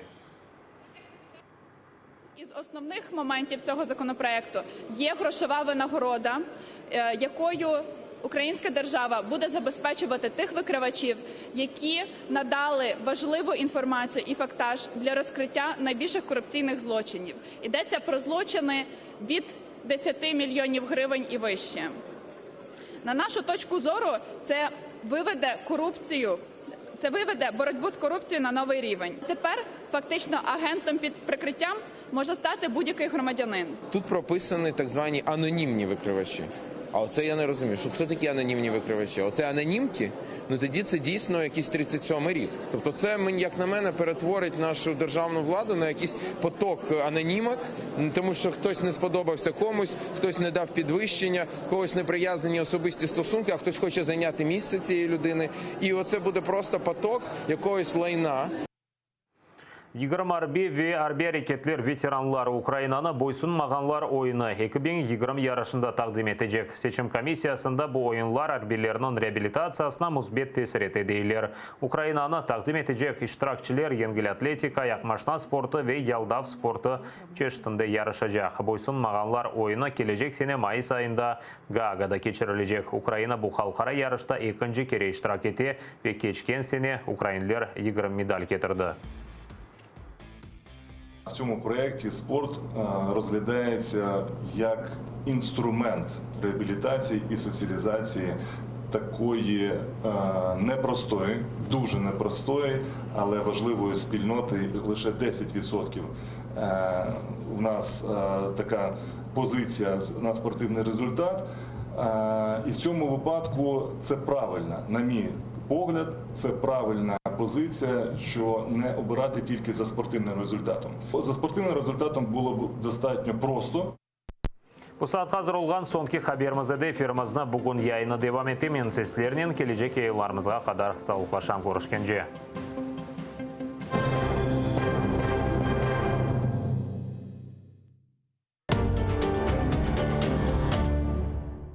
Права людини в окупованому Криму. Як захищати їх від переслідувань окупаційного режиму? І чи достатньо для цього робить Україна? За що в Криму судять кримських татар? Які стратегії їх визволення з російських в'язниць? І поки Київ бореться за Донбас, чи не забула Україна про Крим? Про це говоримо з ветераном національного руху кримських татар Сінавером Кадировим. Сьогодні о 19:30 на АТР. Сьогодні у Прайм Скрипін Андрій Білецький, голова партії «Національний корпус», перший командир добровольчого полку «Азов». Говоримо про відведення військ та вимоги протестувальників 14 жовтня. Чи піде на зустріч народу президент Зеленський? Чим загрожує розведення сил і особливий статус Донбасу? Що нині відбувається у Золотому? Чому там були сутички добровольців з правоохоронцями і навіть дійшло до стрілянини? Дивіться у Прайм Скрипін о 21:00 на телеканалі АТР. Я воровный не ем. Хумма-хумма, пей воду, хумма-хумма, падай в яму, отдай нам свое мясо, отдай свои кости. Это заклинает тебя Ло, мать матерей красных лисиц. Ты говно полное, что там говоришь. Ну что, дебилы, что ли? То, что я родился в России, да, меня никоим боком не делает россиянином, потому что, не знаю, если бы я родился в конюшне, я же не был бы лошадью, да? Я гражданин страны-агрессора, да? Но то, что танки страны, которая была когда-то моей, сюда приперлись, но я считаю, что это моя обязанность сделать так, чтобы они отсюда убрались. Носителем всей фигни в Украине является украинский народ. Мне очень нравится мем, когда Трамп говорит по телефону, что там с Байденом, да, Владимир Александрович говорит, сейчас позвоню Баканову по поводу этого черта, да. У меня с СБУ договоренность, они не учат меня писать тексты, я не учу их осуществлять охранную деятельность. Главная задача журналиста – это драть власть. Если власть драть не за что, это не значит, что власть хорошая, это значит, что журналист плохой. Я достиг вершины своей карьеры. Я научился зарабатывать деньги тем, что, лежа на пузе на диване, пощу постики в Facebook. Мы великие, Крым наш, ура, Россия. Сейчас время не журналистов, сейчас время психиатров. Сегодня у меня в гостях журналист и блогер Аркадий Бабченко.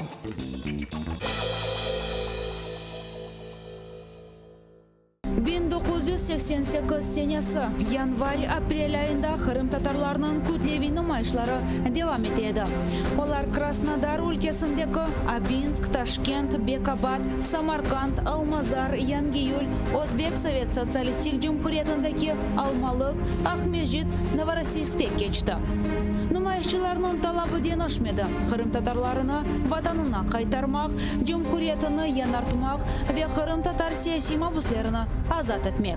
Hükümet vekilleri böyle nümayişlerge narazılık göstermek tırışkan edi. Lakin Kırım Tatarlarının hareketini toxtatmak endi imkansız oldu. 1988 senesi olgan Kırım Tatarlar tarixinde denişu devrinin vakıyalarını Gulnara Bekirova ile Tarih Sedası programmasında hatırlatmağa devam etemiz. Oktyabr'ın 20'de Bazar günü saat 18'de ATR telekanalında seyretiniz.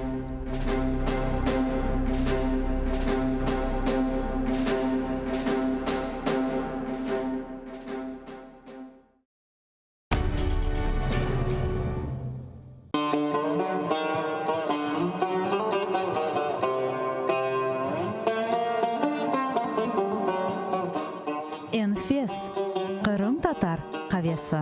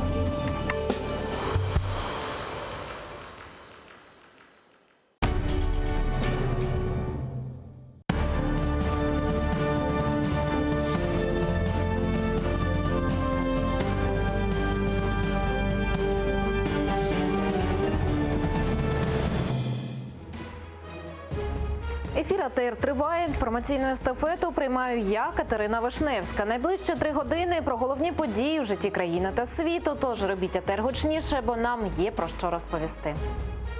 НАБУ затримало Гладковського Свинарчука. Яке покарання світить як заступнику секретаря РНБО? Верховна Рада працює 50 днів. Чи задоволені українці новим парламентом? Соціологи порахували, скільки українців по-доброму ставляться до Росії. Вражаючі дані. Вітаю всіх, хто долучився до прямого ефіру телеканалу АТР. Катерина Вишневська разом з вами до 21-ї години задля обговорення найактуальніших тем. Я вітаю наших гостей. Аркадій Карнацький, народний депутат України 8-го скликання. Добрий вечір. Добрий вечір. Та Дмитро Пономарчук, громадський діяч. Добрий вечір. Екс-заступник секретаря РНБО Олег Гладковський, якого сьогодні затримали детективи НАБУ, оголосив голодування у знак протесту. Про це повідомляє сайт корпорації «Богдан». Давайте послухаємо цитату. Олег Гладковський називає незаконним його затримання та на знак протесту проти свавілля правоохоронних органів оголошує голодування. За його словами, жодних обмежень на виїзд за кордон ніколи не було. Повісток із викликами на допит чи проведення слідчих дій не надсилалось. Називаючи брудним піаром сьогоднішнє затримання, Гладковський наголошує на політично вмотивованому незаконному переслідуванні, яке не має нічого іншого на меті, аніж створення картинки для телебачення. Ну, власне, найголовніше, звичайно ж, не те, що він оголосив голодування, а саме затримання Олега Гладковського. От розпочнемо з того, як ви особисто сприйняли цю новину. Аркадій, прошу ваш коментар. Ну, як будь-який юрист, безумовно, я можу розцінити це як беззаконня. Тому що для того, щоб людину затримувати, повинні бути певні підстави. Ці підстави повинні бути процесуальними, тобто передбаченими Кримінально-процесуальним кодексом України. Тобто ця особа повинна мати певний статус у кримінальному провадженні, вона повинна мати певне зобов'язання дотримуватися певного місця проживання, тобто не покидати межі якоїсь адміністративно-територіальної одиниці або своєї квартири, або країни. Ну, наскільки мені відомо, нічого подібного стосовно пана Гладковського чи то Свинарчука не застосовувалося. І тому я погоджуюся з позицією його чи то його адвокатів, що це практично піар-акція, на яку були дуже великими мастаками, як ми пам'ятаємо, наші правопохоронці у попередні роки, коли звозили, наприклад, вертолітами з усієї України, тратячи величезні бюджетні кошти і так далі. Зрозуміла. Оце щось таке приблизно. Думку, пане Дмитре, ви що скажете з приводу затримання? Є 72 години, і правильно каже пан юрист, чи будуть ці докази надані суду, але слава Богу, що ми живемо в правовій країні і виділено лише 3 доби, щоб розібратися судові, в якому він зараз має перебувати статусі, чи заарештований, чи затриманий, чи може... І мені швидше видається, що вони все ж таки мають підставу. От так мені видається. Я лише не буду грати в прогнозування. Якщо дозволите, 72 години надається слідчому, який затримав людину, щоб звернутися до суду з його арештом. Але підстави для затримання повинні бути окремо. Це не для затримання повинні бути підстави, передбачені Кримінально-процесуальним кодексом, про що я сказав. Якщо вони були б, це значить, що він уже повинен розписатися десь, що він не має права покидати Київ або Україну. Давайте зараз послухаємо, що з приводу цього затримання сказав народний депутат від Європейської солідарності Артур Герасимов, співголова фракції, і повернемося до обговорення. Прошу пряму мову. Після того, як пан Гладковський був попереджений, що в нього є певні обмеження на пересування, він спокійно сів в автомобіль і поїхав з аеропорту Бориспіль додому. Але це ламало сценарій шоу, тому почалися затримання і так далі. Також хотів би вам відкрити страшенну таємницю, що пан Гладковський не тільки співпрацював зі слідством, а за останні декілька місяців неодноразово виїжджав до України і повертався в Україну. І взагалі, що стосується цього розслідування, то і Петро Порошенко, і наша політична команда перш за все, і більше навіть за інших, зацікавлені завжди в прозорості і ефективності будь-яких розслідувань. Ну, власне, як буде це розслідування тривати, на що можна сподіватися, бо завтра от уже буде перше судове засідання? В публічній сфері досить мало інформації про здобутки слідства. Ми знаємо, що було розслідування телевізійних журналістів-розслідувачів, які виявили начебто грубі порушення фінансові при закупівлях, де був, начебто, брав участь син Гладковського старшого, а батько був на керівних посадах. Оце все, що ми знаємо. І за той час, можливо, дотримуючись таємниці слідства, а можливо, просто не маючи що сказати суспільству, жодної інформації з цього приводу не було. Принаймні, я її не чув.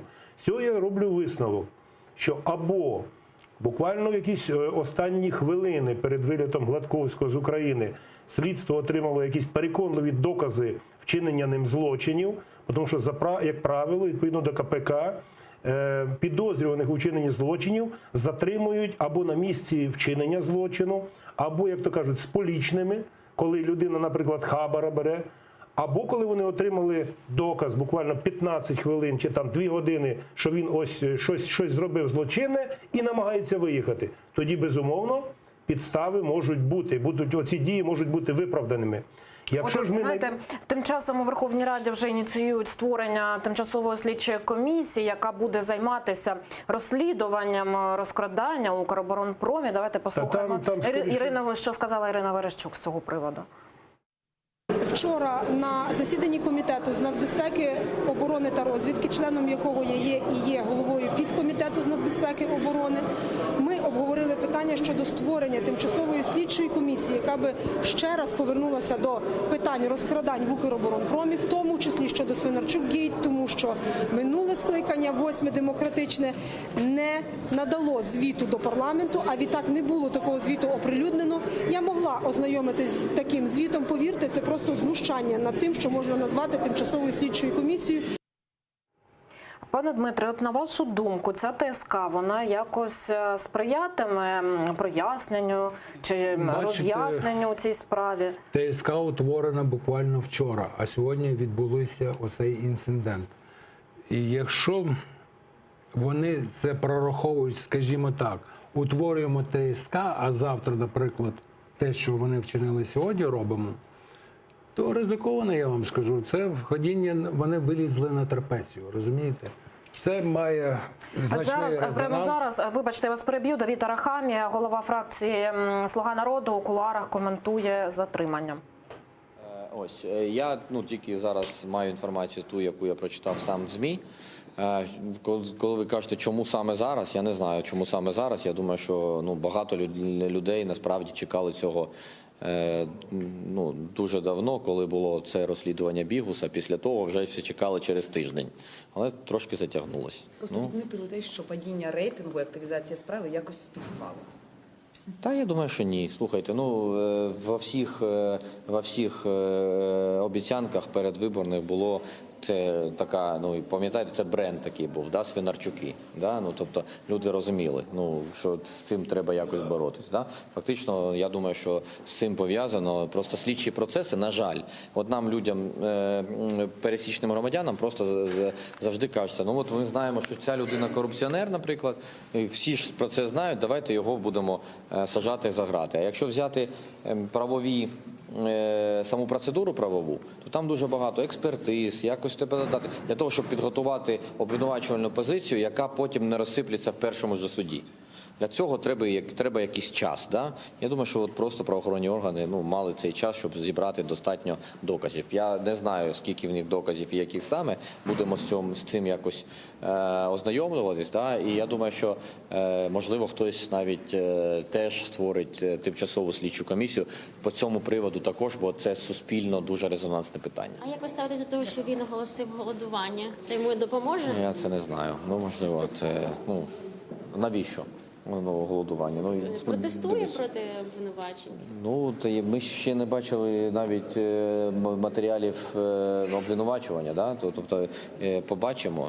Всі зазвичай це такі є хід оголосити голодування, я не знаю. Ну, подивимось, що це до цього це Щодо дає. ТСК по територіальній цілісності, навіщо її Так, пам'ятаєте, коли було- створити і Це- чи буде працювати комісія? Це не Хамія, голова фракції «Слуга народу», коментує затримання Олега Гладковського зараз у кулуарах Верховної Ради. Повернемося до обговорення. От дійсно, чому саме зараз це відбулося і хто надалі буде займатися власне цією справою? Аркадій, прошу вашу думку. Ну, займається цією справою НАБУ. І воно буде проводити розслідування? Безумовно, воно й далі. Якщо детективи НАБУ, чи один детектив, чи там, можливо, група, вважають, що вони мали підстави для такого затримання, причому публічного, гучного, то, звичайно, вони до слідчого судді протягом цих 72 годин, які вони мають для того, щоб звернутися до суду з питанням арешту або обрання іншого запобіжного заходу, вони повинні принести слідчому судді докази. І ми вже побачимо із рішення слідчого судді. Ми можемо не узнати обставин справи, тому що це таємниця слідства. Але якщо суддя прийме рішення, ще дуже важливо буде, де це буде розглядатися, в якому суді.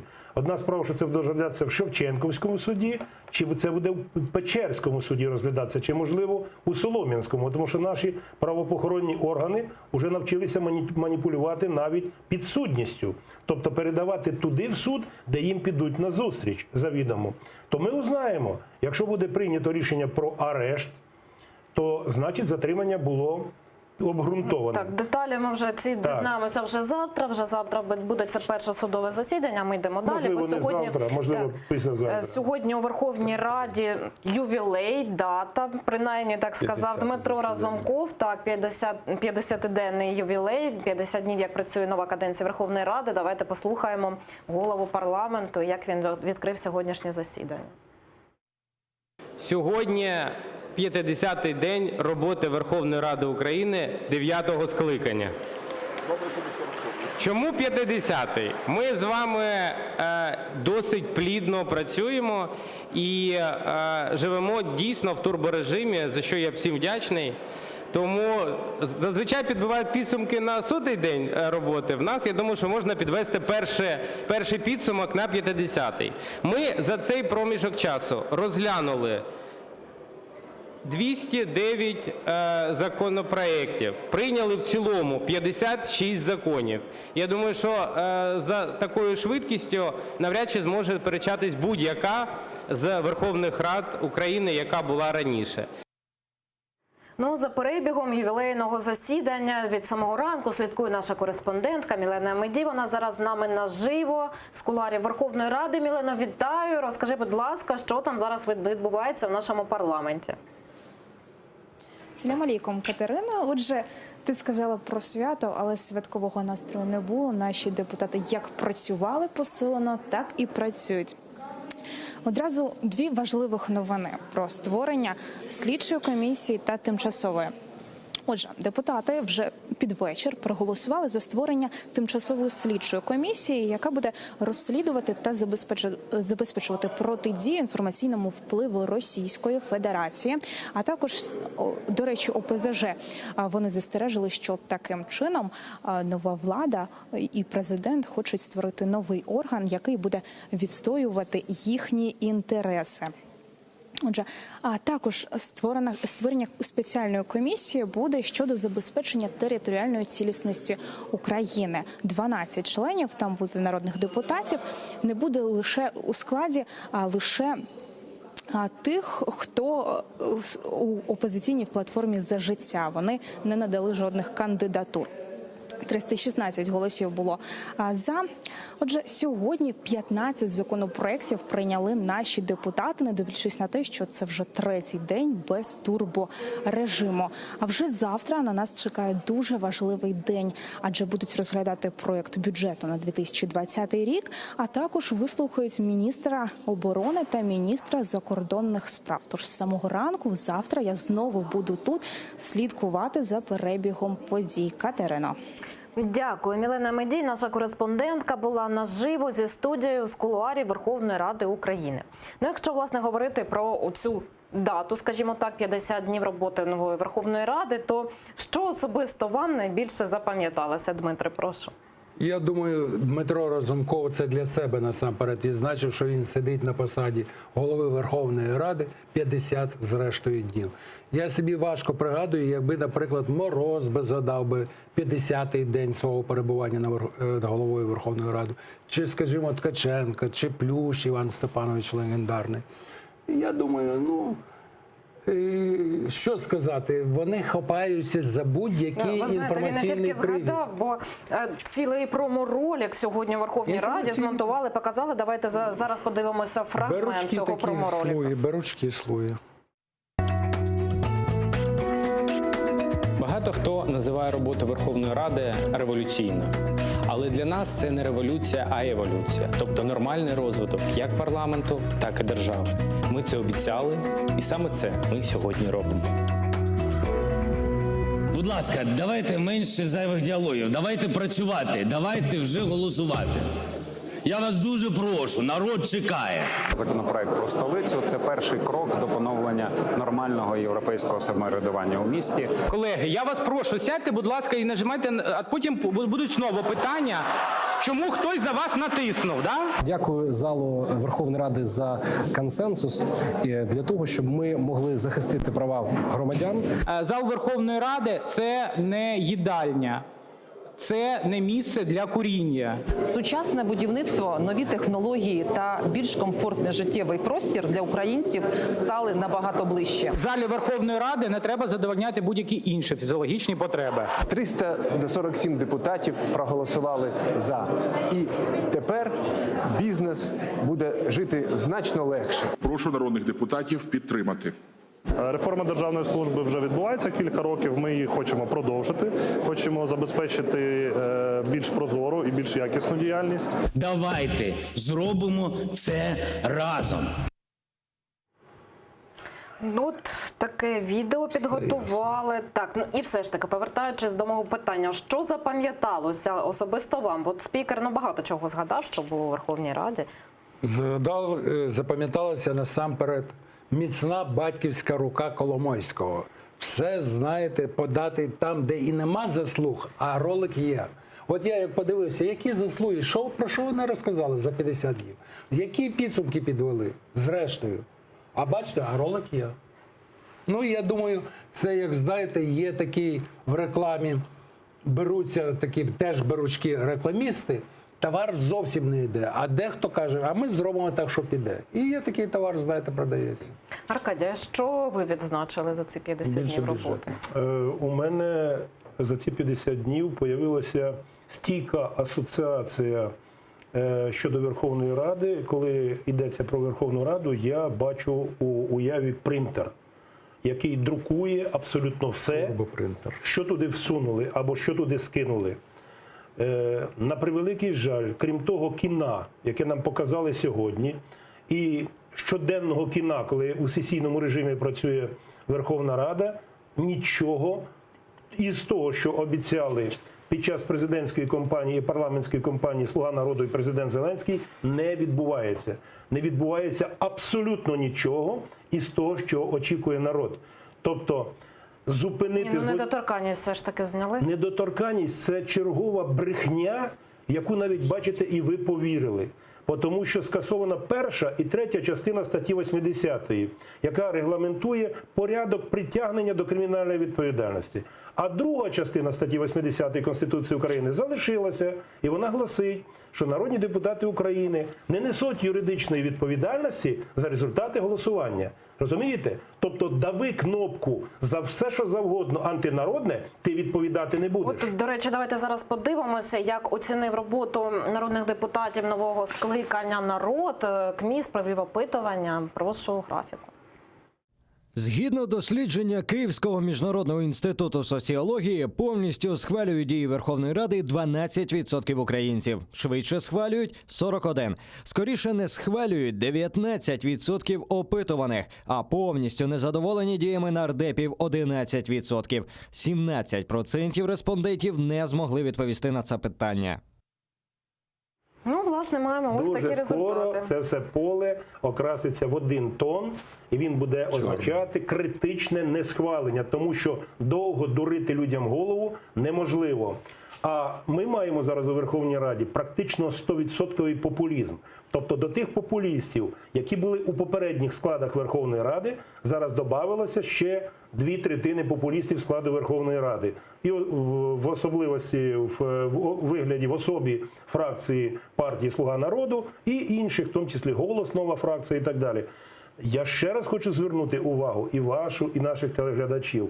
Жодного потрібного для народу, для країни законопроекту не прийнято. А можна було б прийняти його за 1 день. Наприклад, коротенький з декілька слів законопроект, яким припинити бюджетну дискримінацію сільрад, яким здійснити повне і абсолютну децентралізацію влади. Тобто повернути повноваження на місця. Натомість ми бачимо, що знищується народовладдя навіть у Києві. Коли розглядається законопроект про Київ як про столицю, і цим повністю знищується народовладдя. Згадали вони і у ролику, зокрема, у ролику було, тому я згадав. А, пане Дмитре, ви теж, я так розумію, не дуже оптимістичні щодо збереження такого рейтингу довіри? Цифри, які зараз були КМІСом оприлюднені, взагалі безпрецедентні. Я от зараз перебираю в голові за 30 років, я не пам'ятаю такої кількості довіри в Верховній Раді. Не пам'ятаю просто. Та не було її. Ніколи такого не було, і я думаю, воно і фізично не могло бути. Верховна Рада завжди, це не те, що різнокольорові політичні сили, завжди складається так. Якщо меншість у Верховній Раді, більшість не довіряє виборців Верховній Раді. Якщо більшість у Верховній Раді, все одно більшість не задоволена Верховною Радою. Тобто ці цифри, де взяв КМІС, мені просто цікаво. Хто там директор, як вони опитують і який нарід вони опитують. Якщо вони опитали, вибачте, Кривий Ріг, можливо, там ці цифри відповідають дійсності. Але я глибоко сумніваюся, щоб, скажімо, на Кіровоградщині такі цифри показали би в опитуванні, чи Київ. Невдоволення наростає насправді. Це дуже сумнівно. бурхливо. Якщо так звані соціологи КМІСу хочуть прислужитися новій владі, то це дуже сумнівний, я вам скажу, їхній вибір. Воно вже, я би пригадав би зараз кілька таких соціологічних кампаній, які дуже згоряли, коли от подавали от такі от результати. Ми вже то в історії хай як залишиться. кажуть, поживемо, побачимо. Втім, не всі 100% українців позитивно сприймають Верховну Раду. Зокрема, медичні поради екс-міністерки охорони здоров'я Уляна Супрун розповіла про хворобу, проілюструвавши це повідомлення світлиною чинного народного депутата. От давайте зараз подивимося, що за хвороба і хто ж цей депутат. Найближчим часом повідомлю про успіх у судовому процесі щодо фейків Дубінського. Але поки розповімо про наближену тему – геморой. Наші поради стандартні. Аби не було геморою, більше рухайтеся, контролюйте вагу, їжте більше овочів та цільнозернових злаків, вчасно звертайтеся до лікаря та менше читайте новини в туалеті та від туалетних медіа. Ми поцікавилися станом здоров'я народного депутата Дубінського, і ось що він відповів. Я думаю, що якщо у людини є геморой, вона про нього пише. Якщо немає, то не пише. Думаю, так. Подождіть, ну вона ж жінка. А фотографія ваша? Буває геморою? Фотографія ваша? Чому саме? Ваша, у мене немає. Як значить в неї є? Ну, от таку мали дискусію сьогодні. Ну, власне, є думки, що це політичний тролінг такий. Що думаєте ви про цю Пані Супрун ситуацію? зарахована. Я скажу, цей матч вона виграла блискуче, знімаю капелюху і правильно дала відповідь. І дуже тонко, я вам Вибачте, я скористаюся нагодою, яку застосувала сама пані Супрун. Скажу, що вона сама є дуже великим геморроєм для України. Дуже великим, тому що всі її так звані реформи, вони не варті нічого, окрім осуду. Більше того, це злочини. Тому що внаслідок цих реформ, я мовчу про закупівлі, які начебто дещо здешевили. Не бачу моменту здешевлення. Послухайте, саме головне, що робиться – знищення медичної системи країни. знищення можливостей для українців на отримання медичної допомоги. Це по всій країні. Ви розумієте, що Але село... зараз міністерство очолює Зоряна Скалецька. Почекайте, не Зоряна пані Скалецька – вірний продовжувач справи Супрун.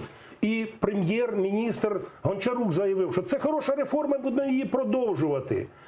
Україна здебільшого складається із сільських територій. 98% території України – це сільські території. Так от, на цих 98% території України понад третина громадян України, які там проживають селяни, вони вже позбавлені медичної Добре, допомоги. але ми не про Супрун зараз говорили. Ну, ми вона говорили дала привід. про політику взагалі. Ну, дійсно, давайте до більш серйозних тем, бо Німеччина і Франція привітали прогрес у мінському процесі та чекають Путіна у Парижі. Давайте послухаємо повідомлення урядів цих країн. Ми вітаємо недавні позитивні зрушення в реалізації Мінських угод і з нетерпінням чекаємо наступної зустрічі у нормандському форматі в Парижі, яка повинна домогтися прогресу у врегулюванні конфлікту на сході України. Ми підкреслюємо нашу позицію про те, що анексія Криму Росією є незаконною.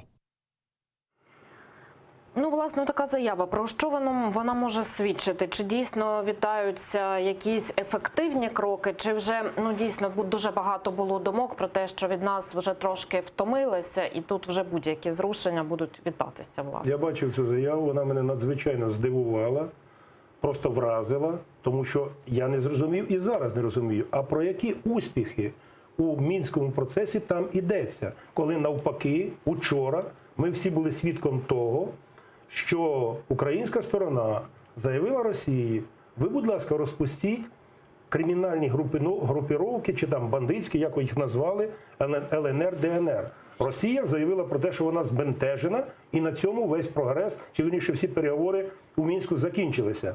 На лінії зіткнення, вірніше на лінії фронту, ми знаємо, ніяких покращень немає. Сьогодні загинуло два українських бійця. Про це ми трошки згодом поговоримо докладніше. Пане Дмитре, ваша думка щодо цієї заяви Я якраз Німеччини і схильний Франції? поділяти думку тих міжнародних правників, які категорично кажуть, не називайте оце угодами. Це лише протокол домовленостей.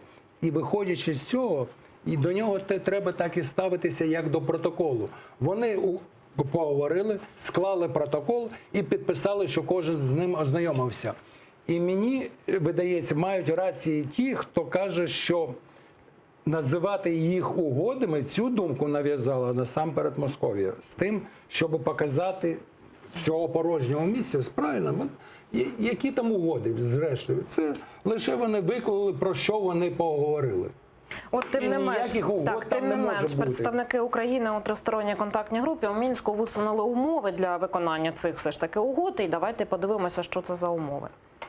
Виконання політичного блоку Мінських угод є можливим виключно за умови розпуску квазіугрупувань ЛДНР, обов'язкове і повне припинення вогню та забезпечення ефективного моніторингу СММ ОБСЄ на всій території України. Черговий пункт – виведення з території України збройних формувань іноземних військ і військової техніки та розведення сил та засобів вздовж всієї лінії зіткнення.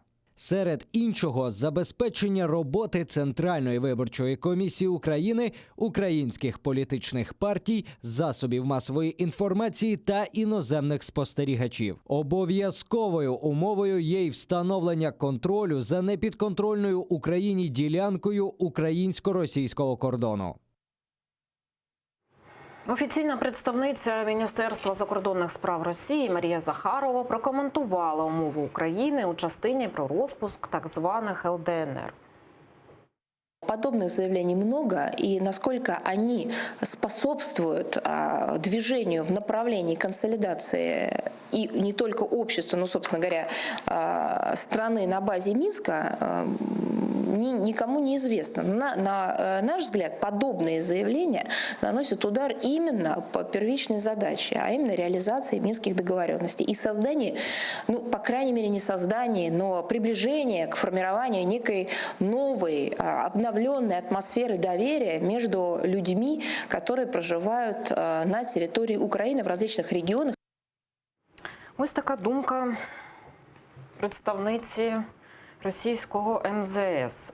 Вчора там Дмитро Пісков також заявляв, що незрозумілі якісь умови ні для кого. От, власне, що зараз Росія нам цим говорить, з такими заявами? Я можу тільки сказати, що такі подібні коментарі, які ми тільки що почули, вони дійсно свідчать, як це не дивно, про певне збентеження тієї сторони.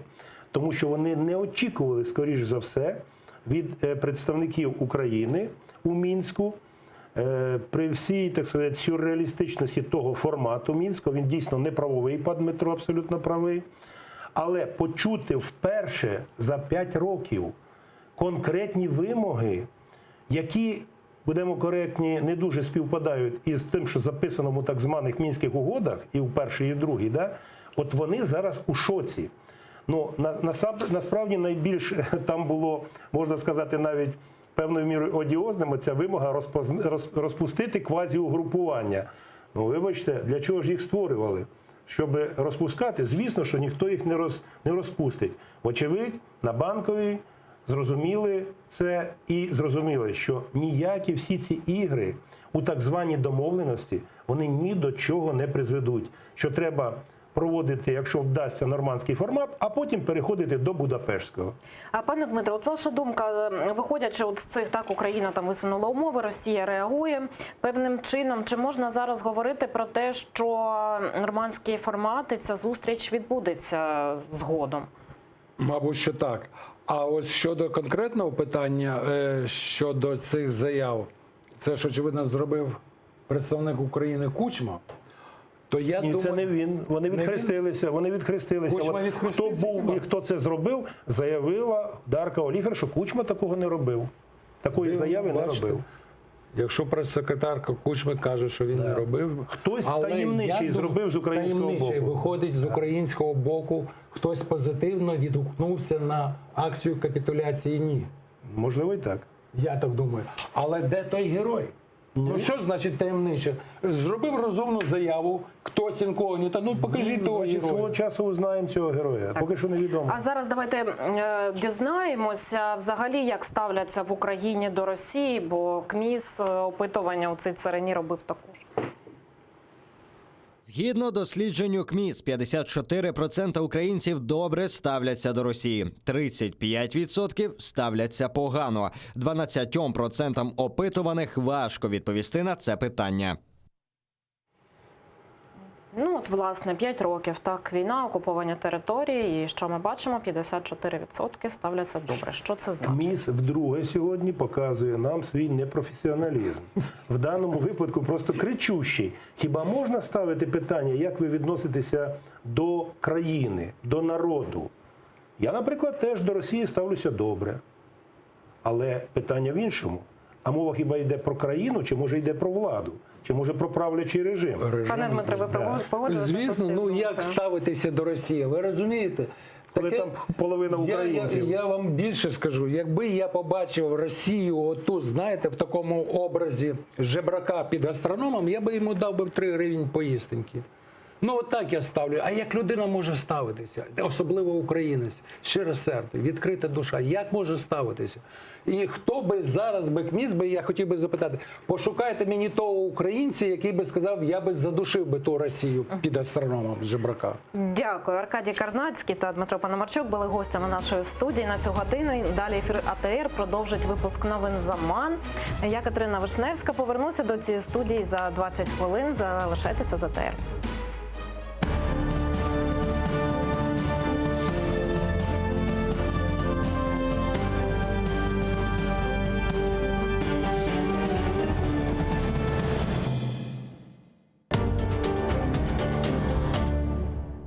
Права людини в окупованому Криму. Як захищати їх від переслідувань окупаційного режиму?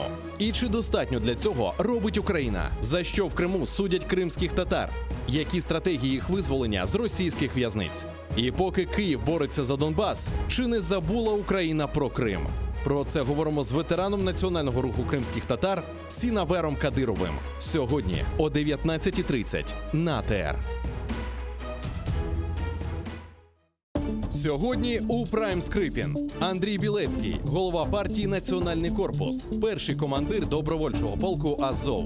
Говоримо про відведення військ та вимоги протестувальників 14 жовтня. Чи піде на зустріч народу президент Зеленський? Чим загрожує розведення сил і особливий статус Донбасу? Що нині відбувається у Золотому? Чому там були сутички добровольців з правоохоронцями і навіть дійшло до стрілянини? Дивіться у Прайм Скрипін о 21-й на телеканалі АТР.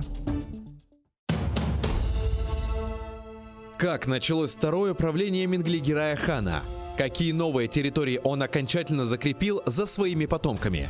И кто добровольно присягнул крымскому хану на верность? А главное, какую роль в его жизни сыграла ногайская княжна Нурсултан Мангытская? В конце 15 века в Крымском ханстве начинается настоящий строительный бум. Менглигерай инвестирует деньги в строительство новых крепостей и восстанавливает старые, особенно на берегу реки Днепр. Об этом смотрите в программе «Алтын Девир» в новом цикле «История династии Гераев». В эту субботу, 19 октября, 17:35 на телеканале АТР, 7-я серия. Менглигерай, хан-реформатор. Часть 4. Инсаниятлик, мейраметлик ве ачык юрек бүгүнкү жашайышыбызда эң керекли, ләкин кет-кете эң раз келген табият чизгисидир. Ләкин бойлы инсанлар бар. Олар эч бир шейге бакмадан дайыма ярдымга келмеге азырдыр. Интернетте көресің, хаста бала чыха, сон яшлар чыха. И бет ажисың уларны, сон волонтерлар айталар ма, айшетада ярдым етейік, айшетада ярдым етейік. Юректе бар бізде, ханымызда бар ярдым етме адамларға.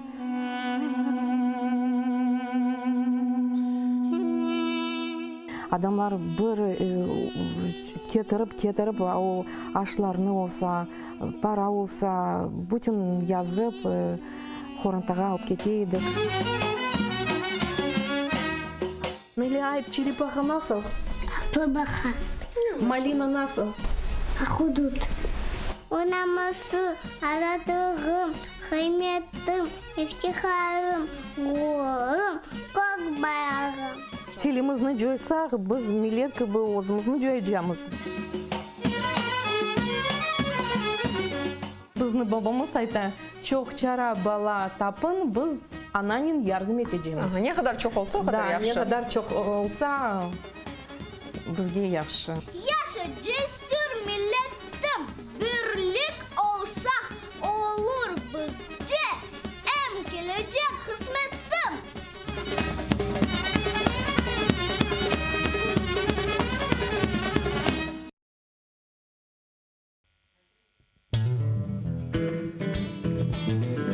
Українська музика багата на колоритні пісні. Знайомство з унікальним гуртом «Сонячна машина», учасники якого є авторами, виконавцями та мультиінструменталістами. Все це ви побачите в ефірі Джангл Студіо на телеканалі АТР вже цієї неділі о 19:30. Yemek isterken tarlalar erekler, erekler. Layık görsen men yanımda kalayım, kalayım.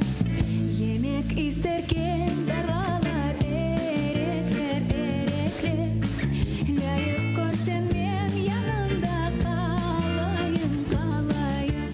Halkımızın usta çalgıcısı, Kırım'da nam kazangan artist,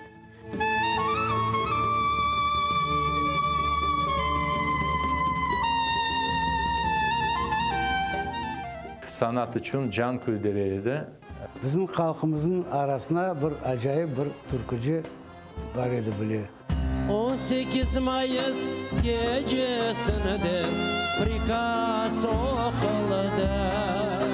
Bugünkü hikayemiz Alim Osmanov'a bağışlana.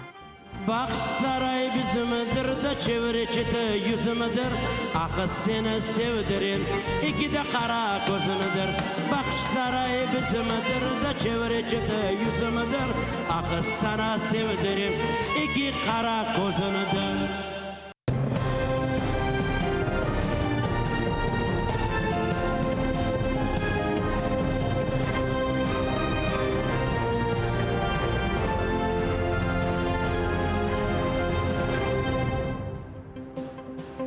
17 жовтня, 2065-й день окупації Криму Росією. Підбиваємо інформаційні підсумки дня сьогоднішнього. Я, Оксана Дворецька, вітаю вас і далі розкажу, зокрема, про таке. 2 десятки загиблих і понад півсотні поранених. Рік тому 18-річний Владислав Росляков влаштував криваву бійню у Керченському коледжі. Після розслідування трагедії залишилося чимало питань. Історія родини політв'язня. Після затримання окупантами кримського татарина Біляла Аділова без годувальника залишилися 8 дітей. Розкажемо, як виживає родина без чоловіка і батька та про надію на його повернення. Сила духу і воля до перемоги. Відбіркова комісія визначила 20 ветеранів бойових дій, які наступного року представлять Україну на іграх нескорених. Хто поїде до Гааги та як визначали переможців. Обстріли бойовиків на Донбасі не припиняються. З початку доби російські найманці тричі відкривали вогонь по наших позиціях. На Луганському напрямку неподалік Новозванівки та Золотого. На Донецькому поблизу Павлополя. Втрат серед українських військових, на щастя, немає. Але один військовослужбовець поранений. Він підірвався на замаскованому вибуховому пристрої ворога. Ну а сьогодні у Києві відправили панахиду за загиблою Ярославою Никоненко. 36-річна жінка-боєць загинула на Донбасі від кулі ворожого снайпера 2 дні тому. У Ярослави залишилася сиротою 13-річна донька. Після панахиди в столиці тіло Ярослави Никоненко повезли в її рідний Миргород. Там її поховають.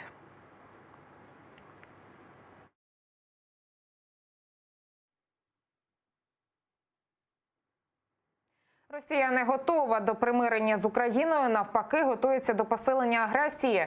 Про це свідчить, зокрема, кількість обстрілів на Донбасі і відмова Кремля відвести війська. За словами екс-представника України у тристоронній контактній групі в Мінську Романа Безсмертного, умови, які Україна висунула під час останньої зустрічі, були зафіксовані у мінських документах раніше, ще в 2015 році, а їх виконання ламає усі плани Кремля і змушує Росію повернутися до мінського процесу як безпосереднього учасника. Москва ж у цьому не зацікавлена. Ці передумови сформульовані противній стороні, тобто Російській Федерації.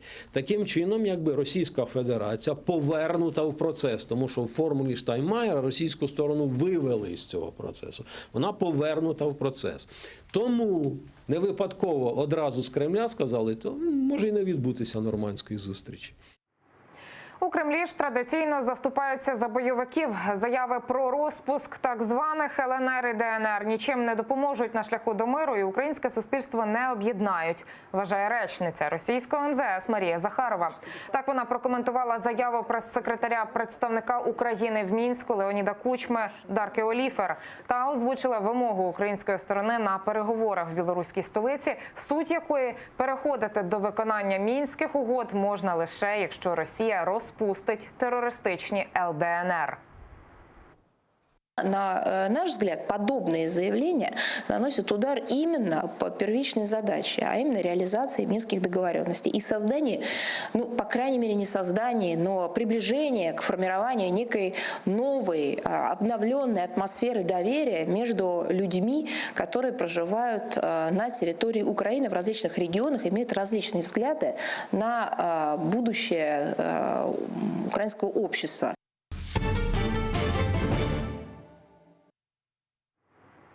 Некомпетентні експертизи спеціалістів російського ФСБ. У Ростові-на-Дону провели чергове судилище над Енвером Сейтосмановим.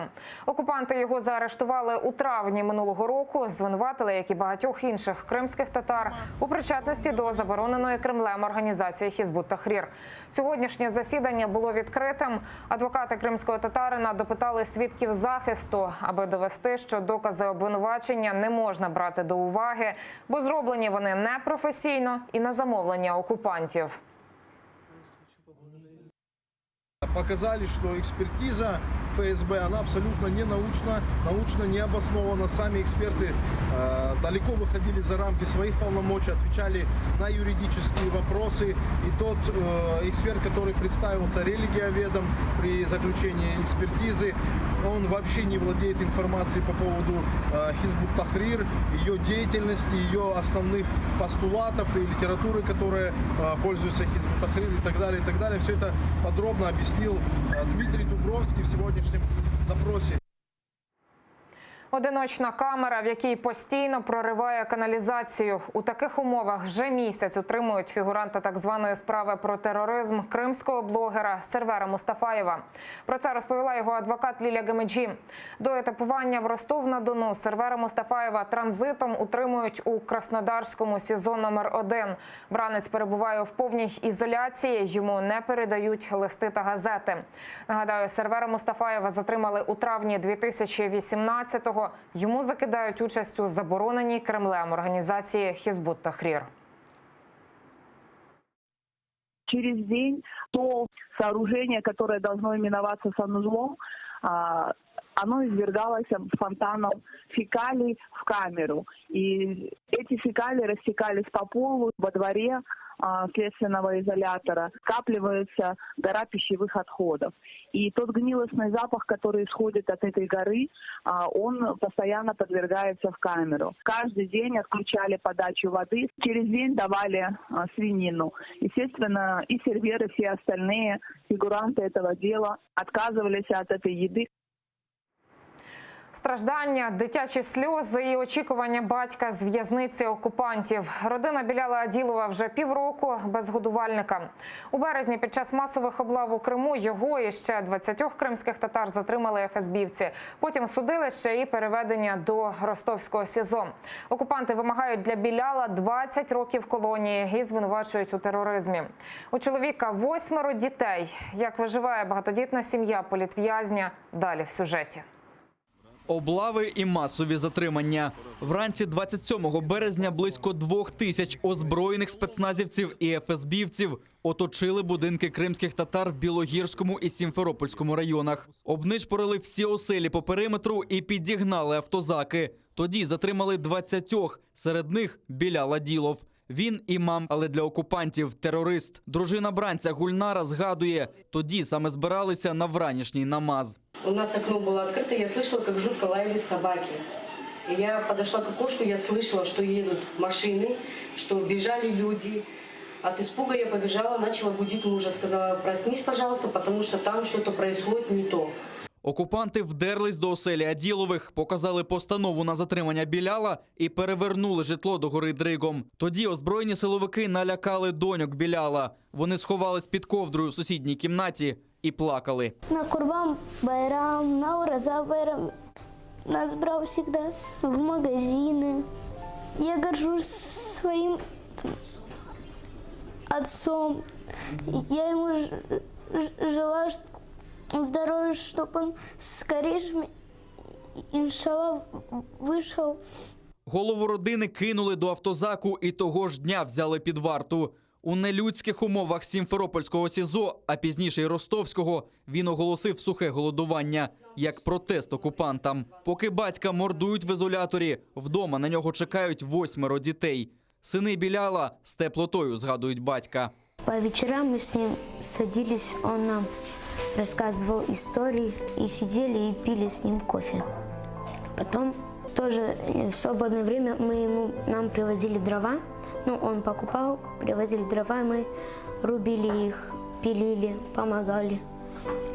А вот сейчас то, что бабашки нету, сил не хватает, сами все делаем с братом. Того березневого ранку без батьків залишились 70 дітей. Окупанти продовжують жорстокі облави, тортури та судилища. А тим часом кожного незаконно затриманого кримського татарина вдома чекають рідні і діти. Владислав Стужук, Заман, АТР. Донька звільненого політв'язня Едема Бекірова Елеонора стала радником омбудсмена. У команді Уповноваженої Верховної Ради з прав людини Людмили Денісової вона відповідатиме за дотримання прав кримськотатарського народу.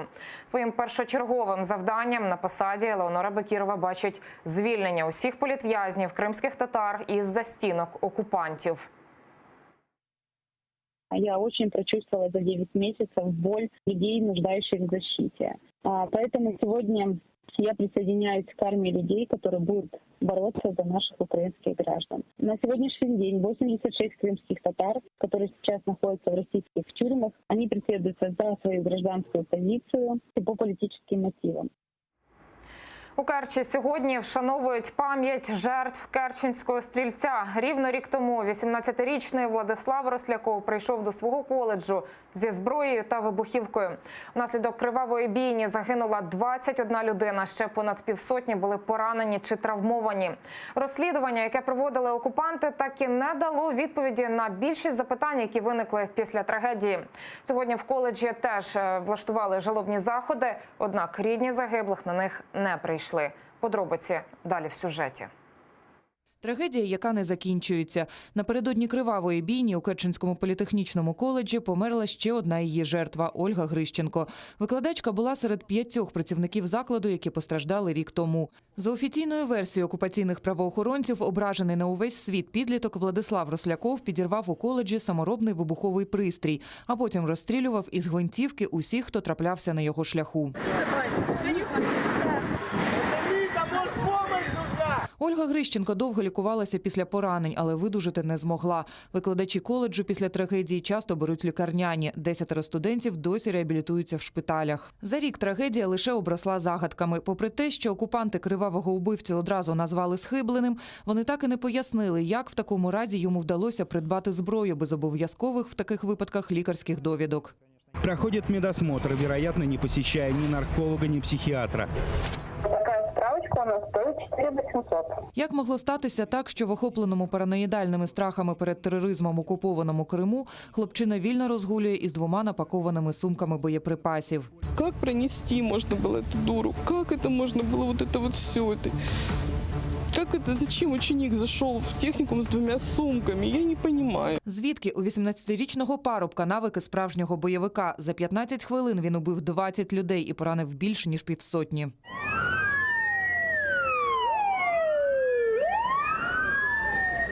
І чому озброєний до зубів і здичавілий від крові убивця навіть не намагався оборонятися від правоохоронців, а просто застрелив себе?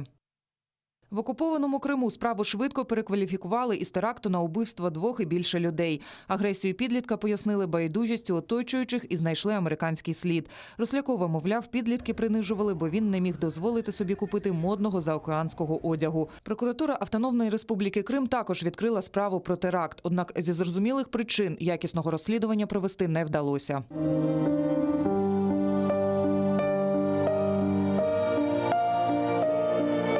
Рік тому за один день Керченський цвинтар розрісся на цілий ряд зі свіжих могил. Сьогодні у Керчі вшановують жертв хвилиною мовчання. Але мовчання почалося ще рік тому. Окупаційна влада і ЗМІ неохоче згадують про те, що сталося. Ольгу Грищенка, яка померла від ран кілька днів тому, до списків жертв не внесли. Самого Рослякова поховали під чужим прізвищем. А от в інтернеті він все ще живий. Сотні підлітків створювали групи зі співчуттями для вбивці. Ріана Алієва, Заман, АТР.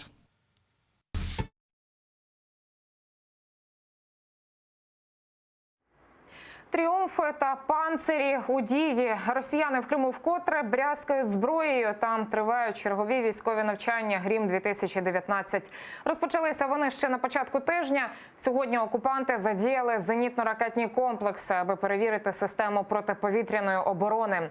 Свої тріумфи та панцирі після анексії півострова росіяни розмістили поблизу приморських міст – Євпаторії, Феодосії, Севастополя та Джанкоя. Про інші події в окупованому Криму дивіться далі в огляді. Відкриття вантажного залізничного сполучення Керченським мостом відкладається. Окупанти планували його на грудень. Офіційна причина перенесення – проведення археологічних розкопок. Начебто на під'їзді до мосту знайшли древньогрецьку садибу. Однак деякі експерти припускають, міст просто не готовий до навантаження, адже у вересні там обвалився залізничний тунель. Тож росіяни просто бояться його експлуатувати. Автомобільну частину мосту окупанти відкрили у травні минулого року, витративши на будівництво 227 мільярдів рублів, а це 3,5 мільярди доларів. Незаконна вирубка. 15 червонокнижних дерев знищили браконьєри поблизу окупованої Ялти. Йдеться про унікальне фісташкове дерево. У Криму воно росте від Сімферополя до Коктебеля, а також в районі Бахчисарая. Незаконну вирубку виявили інспектори окупаційного міністерства екології Криму. Браконьєрів шукають, їм загрожує адміністративна відповідальність. З лісу на прогулянку до міста. Величезний дикий кабан бігав вулицями Гурзуфа. Спочатку напав на перехожого та намагався поцупити у нього ковбасу. Після цього дика тварина подалася на пляж. Кабан спочатку гасав узбережжям, а потім вирішив скупатися. У морі його і виловили рятувальники окупаційного МНС. Тварину вивезли за місто та відпустили до лісу. Наталя Барська, Заман, АТР. Перший повний інформаційний збірник про порушення прав людини в окупованому Криму підготувала прокуратура АРК. У ньому систематизовано та відтворено хронологію подій, які призвели до окупації півострова. Зазначені українські та міжнародні документи, які порушила Росія. Також описані факти порушень прав людини окупантами, зокрема облави на будинки кримських татар та незаконні арешти. У збірнику також є перелік правозахисних організацій та пам'ятка, куди звертатися в разі порушення прав окупаційною владою. Збірник доступний на сайті прокуратури Автономної Республіки Крим. Тікав від правосуддя, але не встиг. Співробітники Національного антикорупційного бюро затримали колишнього заступника секретаря РНБО Олега Свинарчука-Гладковського. Екс-урядовця затримали в аеропорту Бориспіль перед вильотом до Брюсселя. Йому закидають зловживання службовим становищем. Нагадаю, в лютому цього року журналісти викрили корупційну схему за участю Олега Гладковського, його сина Ігоря і посадовців Укроборонпрому. Вони буцімто продавали українським оборонним заводам російські комплектуючі через фірми прокладки. За підрахунками журналістів, державі було завдано збитків щонайменше на 250 мільярда гривень. Ще одне сирійське місто взяли під контроль турецькі військові. У ніч проти четверга вони зайняли Айн-ель-Араб, повідомив Сирійський центр моніторингу за дотриманням прав людини. І доки там точилися бої у Нью-Йорку, за зачиненими дверима ситуацію в Сирії обговорювала Рада безпеки ООН. Там вважають, через наступ Туреччини гуманітарна ситуація в регіоні може погіршитися, і це зіграє на руку терористам. Подробиці далі. 9-й день протистояння на північному сході Сирії. Рахунок загиблих пішов на сотні. Кожна зі сторін називає свої цифри. Турецьке Міноборони заявило про більш як 600 знищених терористів. Сирійські курди наполягають, під удар потрапило й мирне населення. Вбитих 218, поміж них зо 20 дітей. Для більш як 160 тисяч людей тимчасовою домівкою впродовж останніх кількох днів стали автобуси і фургони. Одні їдуть в міста, які турки взяли під контроль, інші тікають від бомбардувань. Ми вже 2 дні в дорозі. Ми тікаємо від бомбардувань та повітряних атак в Камішлі. Це не операція проти сирійських курдів загалом, запевняє міністр закордонних справ Туреччини Мевлют Чавушоглу. В статті для американської газети «Нью-Йорк Таймс» пояснив, регіон хочуть очистити від озброєних курдів, які, зокрема, допомагають боєприпасами і вибухівкою турецькій робітничій партії Курдистану. Її Анкара вважає терористичною. Туреччина почала операцію задля своєї нацбезпеки, усуваючи ті ризики, які створюють терористи вздовж прикордонних районів. Ця операція звільнить сирійців, що там живуть, від тиранії терористичних організацій, а також позбудеться загроз територіальній цілісності і політичній єдності Сирії. Ці 2 події будуть сприяти безпечному і добровільному поверненню сирійських біженців на батьківщину. Сирійські курди раніше воювали на боці американських солдатів, допомагали боротися з бойовиками угруповання «Ісламська держава». Штати вивели свої війська з регіону якраз напередодні турецького наступу. Нині Палата представників Конгресу США визнали, це рішення Дональда Трампа було помилковим. Сам він ще минулого тижня написав турецькому президенту Реджепу Таїпу Ердогану листа, попросив сісти за стіл переговорів з сирійськими курдами. Сирія проводить переговори з Туреччиною. Ми робимо те ж саме. Ми запровадили масштабні санкції. Якщо чесно, вони працюють краще, аніж бої. Як повідомило наше Міністерство закордонних справ, ми відреагуємо на будь-які санкції. Міністерство вже готується, воно працює над цим. Туреччина не лишить все це без відповіді. Чи не стане спроба Туреччини створити зону безпеки для біженців в Сирії черговим ударом по гуманітарній ситуації? Відповідь на це питання шукали під час закритого засідання Ради безпеки ООН в Нью-Йорку. Думки розділилися. Росія каже, довіряє Анкарі, Європа наступ засуджує. Якщо говорити про геополітичні наслідки, ми повинні визнати, роль Росії та Ірану в регіоні посилилася після відходу американських солдатів. І ми не можемо сьогодні спрогнозувати, якими можуть бути наслідки.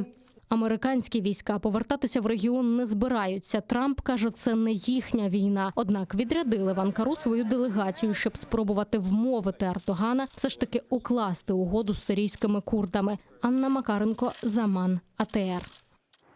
Протести в Каталонії. На вулицях іспанських міст цієї ночі знову палав вогонь. Не обійшлося без сутичок з поліцією. Постраждалих з обох сторін майже сотня. Найжорстокішими зіткнення були в столиці буремного регіону Барселоні. Люди перекривали дороги і залізничні колії, трощили дорожні знаки і автомобілі. Протести не припиняються з понеділка, відколи Верховний суд Іспанії відправив за ґрати лідерів каталонських сепаратистів. Їх звинуватили в організації незаконного референдуму 2017-го, коли влада Каталонії проголосила незалежність регіону від Іспанії. Щоразу, коли прихильники загратованих політиків виходять на акції протесту, усе обертається сутичками з правоохоронцями. З початку тижня поліцейські затримали вже 30 протестувальників. Паломники-мусульмани загинули в ДТП на заході Саудівської Аравії. Вони саме їхали до місця поховання пророка Мохаммеда в провінції Медіна. На трасі автобус не розминувся з вантажівкою. Після удару він спалахнув. Загинули 35 людей, ще 4 поранені, їх забрали в лікарню. Поміж пасажирів були громадяни кількох арабських і азійських країн, яких саме в поліції регіону не уточнили. Сказали, що сталася аварія через поламку автобуса. Сила духу і воля до перемоги. Відбіркова комісія сформувала українську збірну, яка поїде наступного року на Ігри нескорених. Вони, нагадаю, відбудуться у Гаазі. Честь України на змаганнях представлять 20 ветеранів війни на Донбасі. Хто поїде та за якими критеріями визначали учасників, розкаже Вікторія Козуб. Їх зареєструвалося 262, однак пощастило потрапити до національної збірної лише 20. Серед тих, хто цьогоріч представлятиме Україну на Іграх нескорених 2020 військовослужбовці та ветерани бойових дій. До списку щасливчиків потрапив ветеран ЗСУ Ігор Безкаравайний. У 2015-му він потрапив на протитанкову міну і втратив нижню кінцівку. Цьогоріч, каже, вже втретє проходить відбірковий етап. І вперше успішно. На міжнародних змаганнях у Гаазі веслуватиме. А ще цьогоріч відкрив для себе плавання. У власну перемогу вірить, однак, каже, участь в Іграх нескорених для нього більше не про медалі. Мені, насправді, більше цікава участь в цьому русі, розвиток якихось таких горизонтальних соціальних зв'язків, адаптація до, скажімо так, до ветеранської спільноти, бо після шпиталю я намагався абстрагуватись від цього, бути звичайним громадянином. Цьогоріч учасники відбирали за оновленими критеріями. Зокрема, відбіркова комісія врахувала потенційний вплив ігор на реабілітацію учасників, їхню мотивацію, ставлення до спорту. Найменше зважували на їх спортивні результати. Однак ставки роблять на легку атлетику, велоспорт, плавання та веслування. Invictus Game – не лише про спорт, каже Сергій Конюшок. Цьогоріч він тренуватиме національну збірну. В цьому проєкті спорт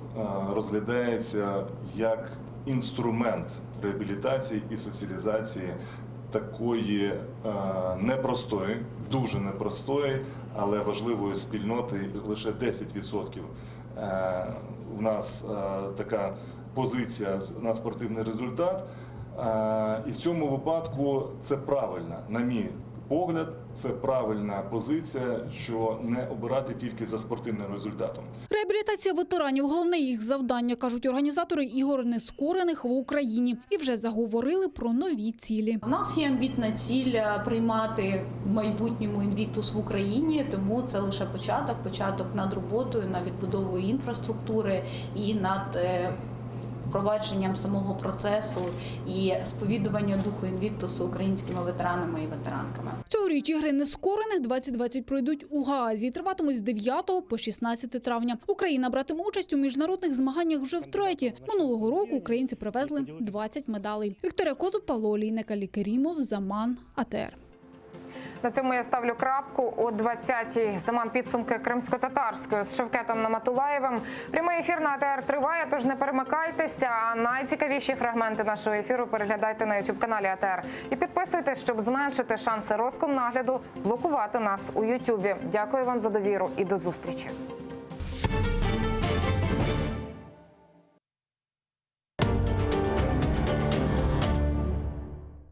Сьогодні у Прайм Скрипін Андрій Білецький, голова партії «Національний корпус», перший командир добровольчого полку «Азов». Говоримо про відведення військ та вимоги протестувальників 14 жовтня. Чи піде на зустріч народу президент Зеленський? Чим загрожує розведення сил і особливий статус Донбасу? Що нині відбувається у Золотому?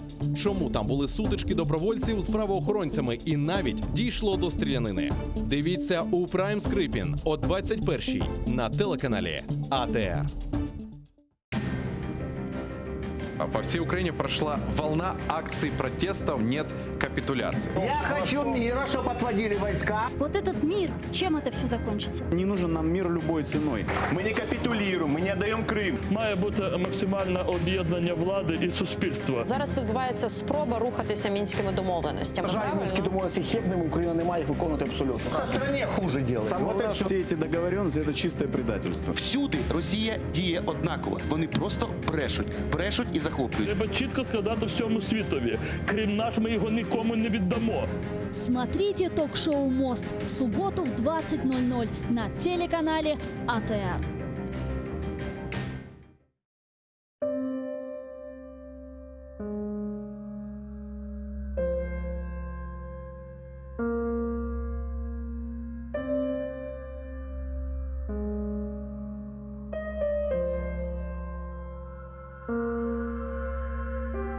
Nasıl bir kunlerge kaldık kardeşler.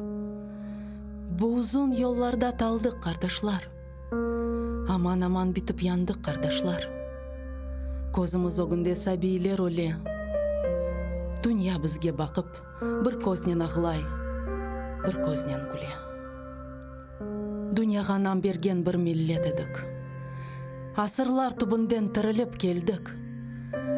Vatanға көз тікіп құрбанлар бердік. Бізді кене бөлелер бір шына еле. Дүния бізге бақып бір көзнен ақлай, бір көзнен күле. Қалмады арамызда бірлік кеңеші. Шуның чүн қыздырмай ватан күнеші. Шуның чүн юрушме ей халқым ишім. Шуның чүн бағырыңны ханжерлер тіле.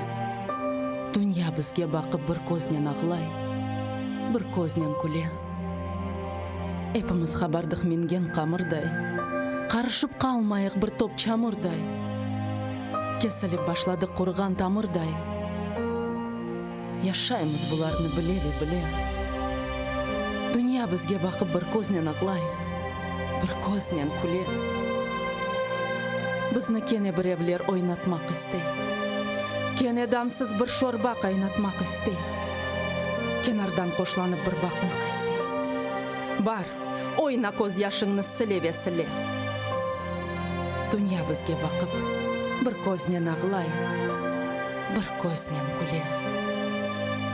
Санки душман олдық бір-бірімізге. Урмет жоқ не өлі не тірімізге. Не олды, қардашлар? Не олды бізге? Кене дерсін бір белялар бастырып келе. Дүния бізге бақып бір көзнен ағылай, бір көзнен күле. Алладан берілген güzel bu toprak, көзлеріміз кібі корланған чоқрақ, тереклерімізде сарарған япрақ, бізі кібі чекмекте ферият венале. Дүния бізге бақып бір көзнен ағылай, бір көзнен күле. Эй, фелек, ішіңе ақыллар етмей, татарның башында düşünce бітмей. Бір küçük арзым бар, ақылымдан кетмей. Өмірлер біте, ве өмірлер келе. Демесінлер, дүния бізге бақып, бір көзнен ағылай, бір көзнен күле.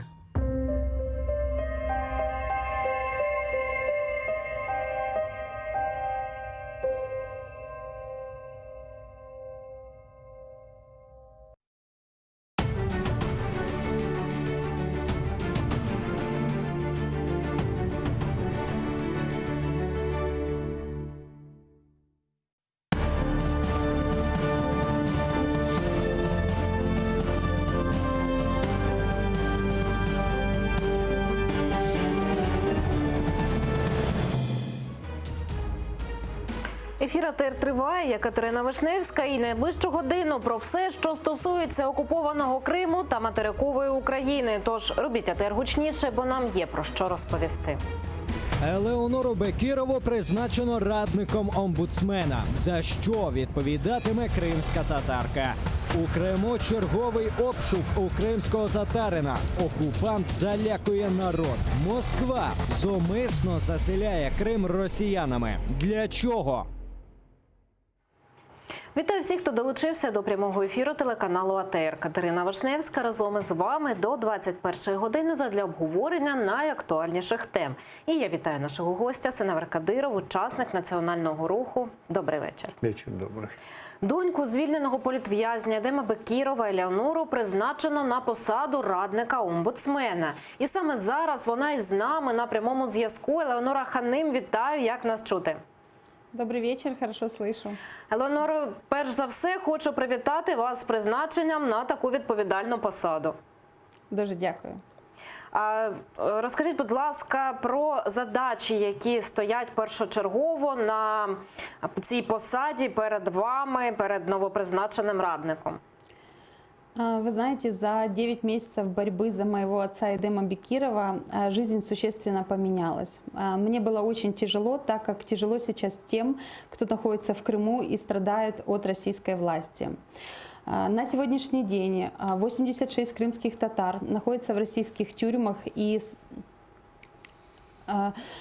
преследуются за свою гражданскую и религиозную позицию. Около 200 детей остались без отцов. Я, как никто другой, прочувствовала эту боль людей, которые нуждаются в защите. Поэтому сегодня я присоединилась к команде людей, которые будут защищать наших украинских граждан. Елеонора, а щодо завдань, які перед вами стоять, от що будете, які задачі будете вирішувати? Заниматься в первую очередь это кейсами крымских татар, которые находятся в Российской Федерации. Также мониторить, то есть заниматься мониторингом условия содержания, состояния здоровья, оказания медицинской помощи, наблюдение за судебными процессами. То есть я приложу максимум усилий, чтобы каждая семья смогла также обнять своего отца, мужа, брата. Это те эмоции, которые должна прочувствовать каждая семья. Дякую і бажаю вам успіху на цій посаді. Елеонора Бекірова, новопризначений радник уповноваженого з прав людини, була з нами наживо. Сенавер Ага, як вам це призначення? От наскільки важлива ця посада зараз у наших реаліях? Ну, я тоже присоединяюсь к поздравлениям. Думаю, это назначение действительно есть посыл для Крыма, что те политзаключенные, граждане Украины в Крыму, не останутся вне тех списков, если будут, скажем, подготовлены эти списки по обмену заключенных и полоненных, скажем так, да? По крайней мере, со стороны Украины они будут включены в список. А как будет проходить сам процесс, это, я думаю, что уже связано даже не с представителем президента и его, скажем, офисом, а в целом с политикой государства и деятельностью международной общественности в отношении Росії. Ну, от якщо взагалі говорити так про цю посаду, що радниця, яка займатиметься суто питаннями захисту прав кримських татар, от наскільки це було важливо, чи дійсно ми не затягли В данном случае немножко, знаете, наверное, неправильно говорить по защите прав крымских татар, а просто в данном случае она помощник омбудсмена, в ее сферу отвели вот этот вот кусок, который называется Крым, и со всеми этими политзаключенными, которые находятся в Криму. Ну, в будь-якому разі буде ділитися досвідом і допомагати. Однозначно, Так, да. і до теми наступної, бо в окупованому Криму затримали кримського татарина Нарімана Абляєва. Після допиту силовики окупантів його відпустили. Зараз з нами на зв'язку адвокат Назім Шейхмамбетов. Назім ага, вітаю, як нас чути? Доброго вечора, добре чути, дякую. Салям алейкум, Снерга. Алейкум салям. Назім ага, що зараз відомо, для чого затримували, чому прийшли з обшуком і що зараз от з затриманим? По просьбе моего доверителя я буду максимально обтекаемо говорить и информацию предоставлю исключительно общую.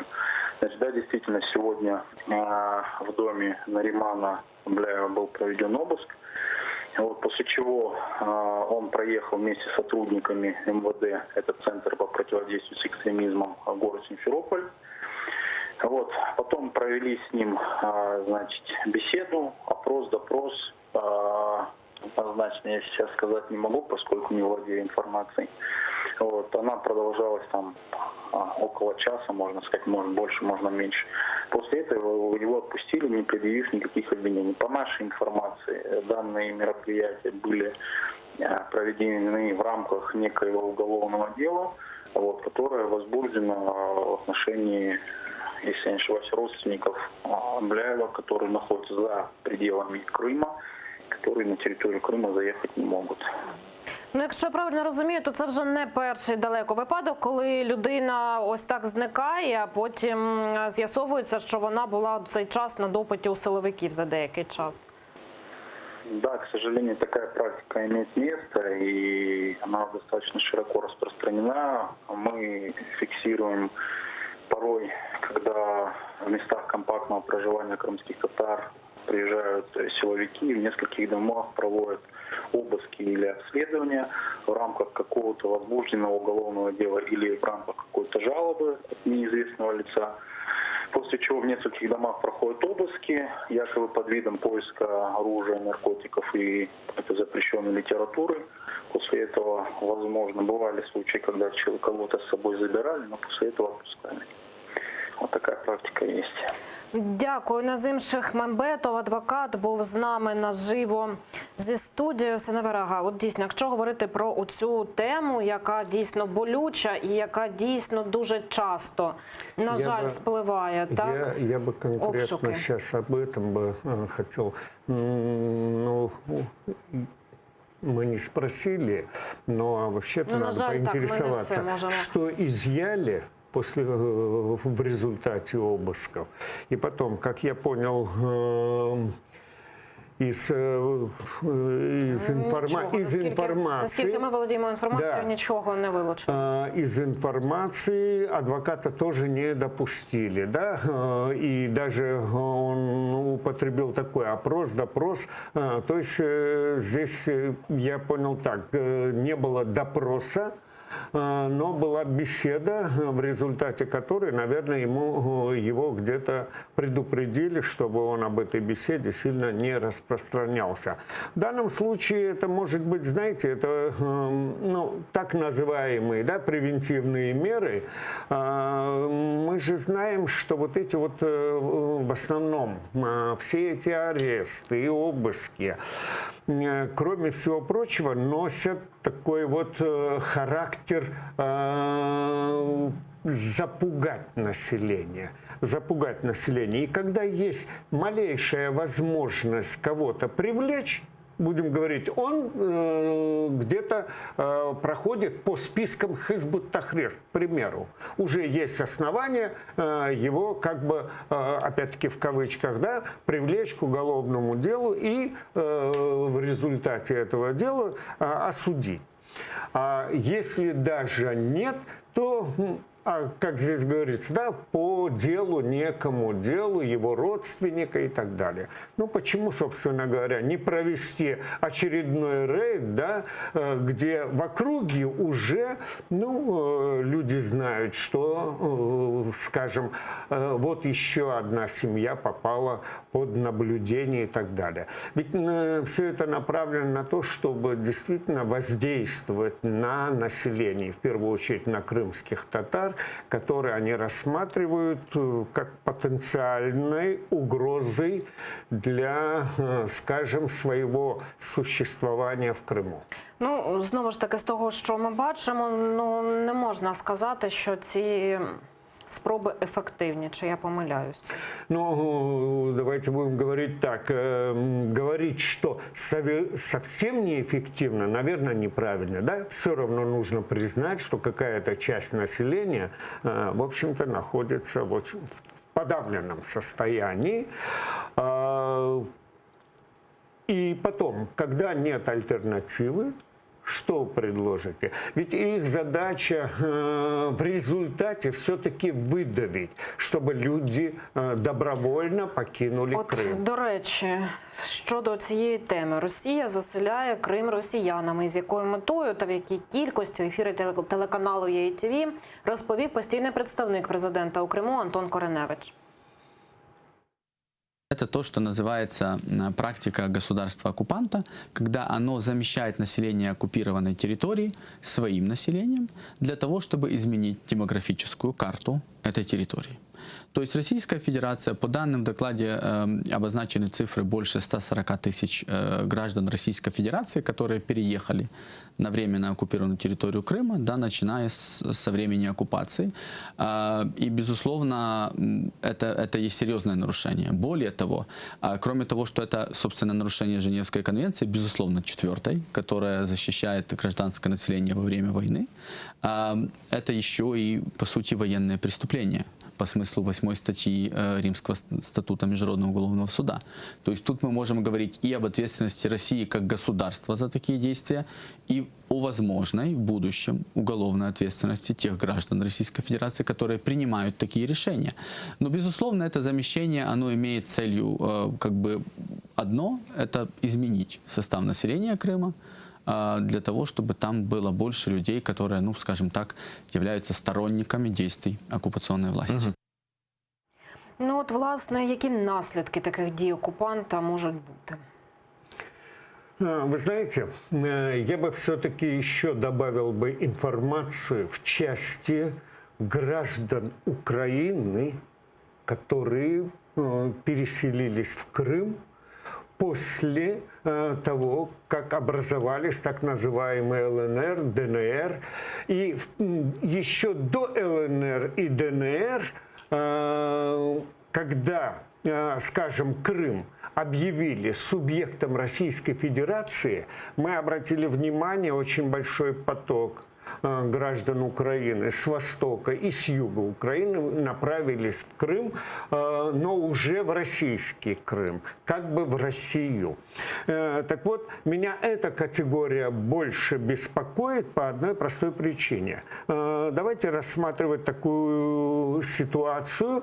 Крым возвращается в состав Украины, или же, скажем, пришли к такому, остановились на таком варианте, что проводится, скажем, новый референдум, но участники данного референдума исключительно граждане Украины.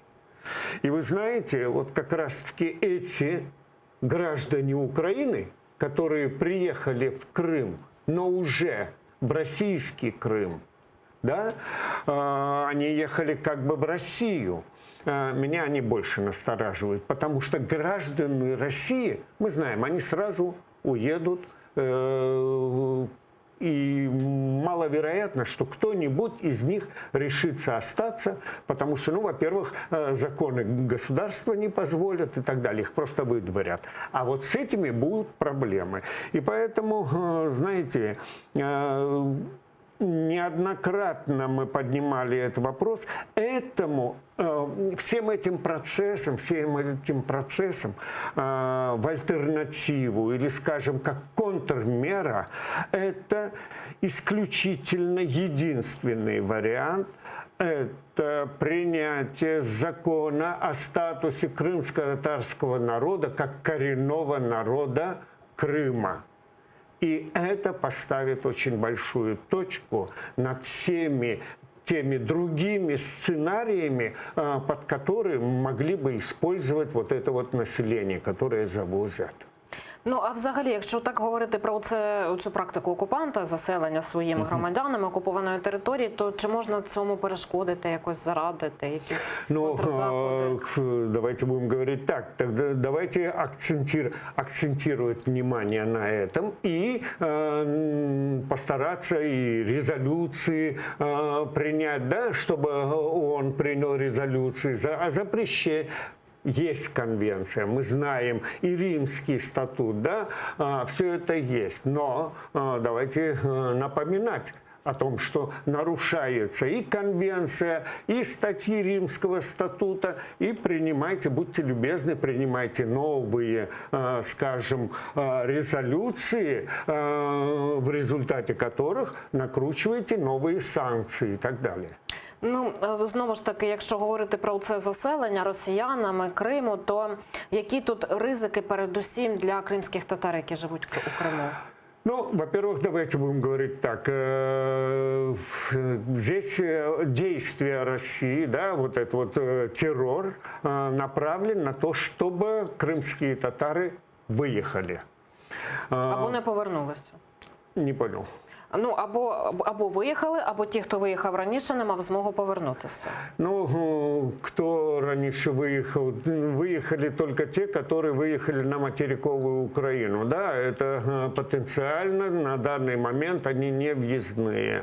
Не въездные в силу разных обстоятельств. И в первую очередь, поскольку небеспечно их нахождение там, а вот что касается сегодняшней задачи, они, вы знаете, в вопросе, да, кому принадлежит Крым, все-таки последнее слово, согласно международного права, оно все-таки остается за крымскими татарами.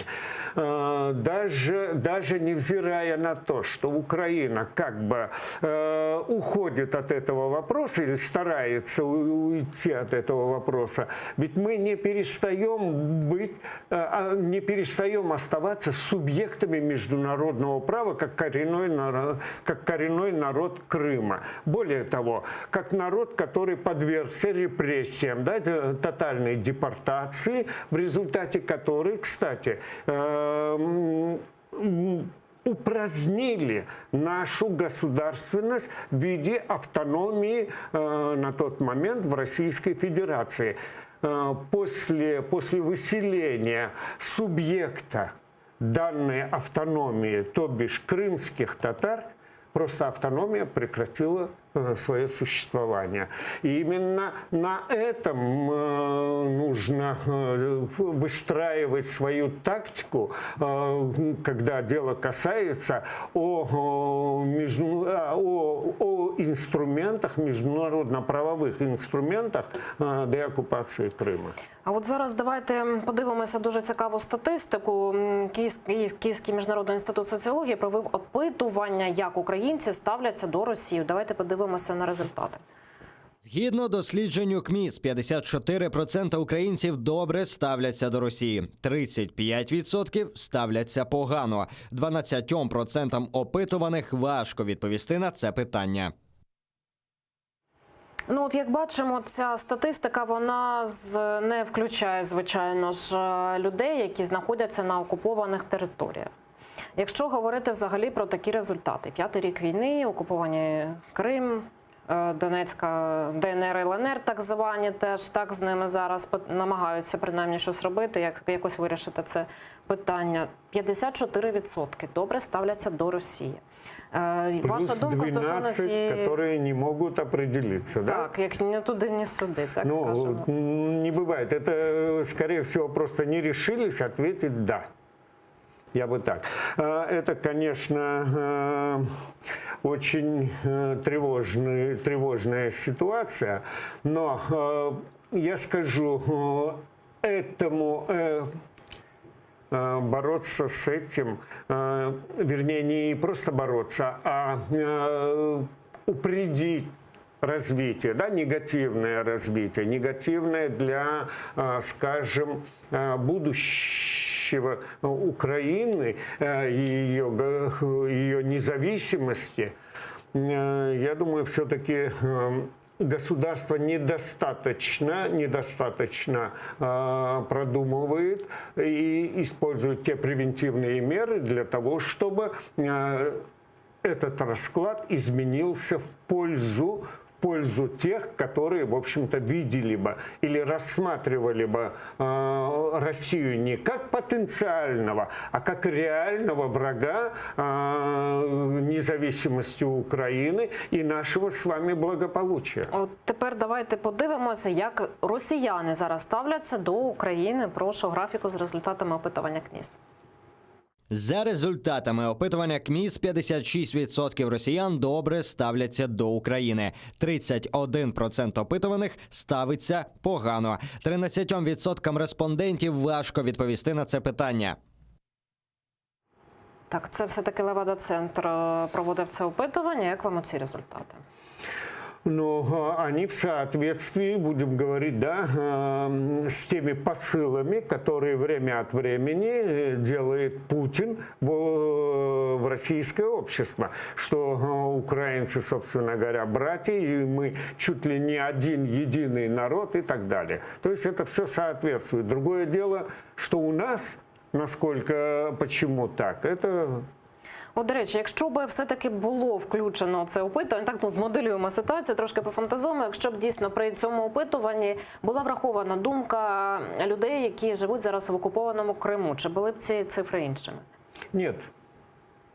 Я думаю, что как раз-таки число тех, которые ставятся прекрасно до россиян, как раз-таки увеличилось бы за счет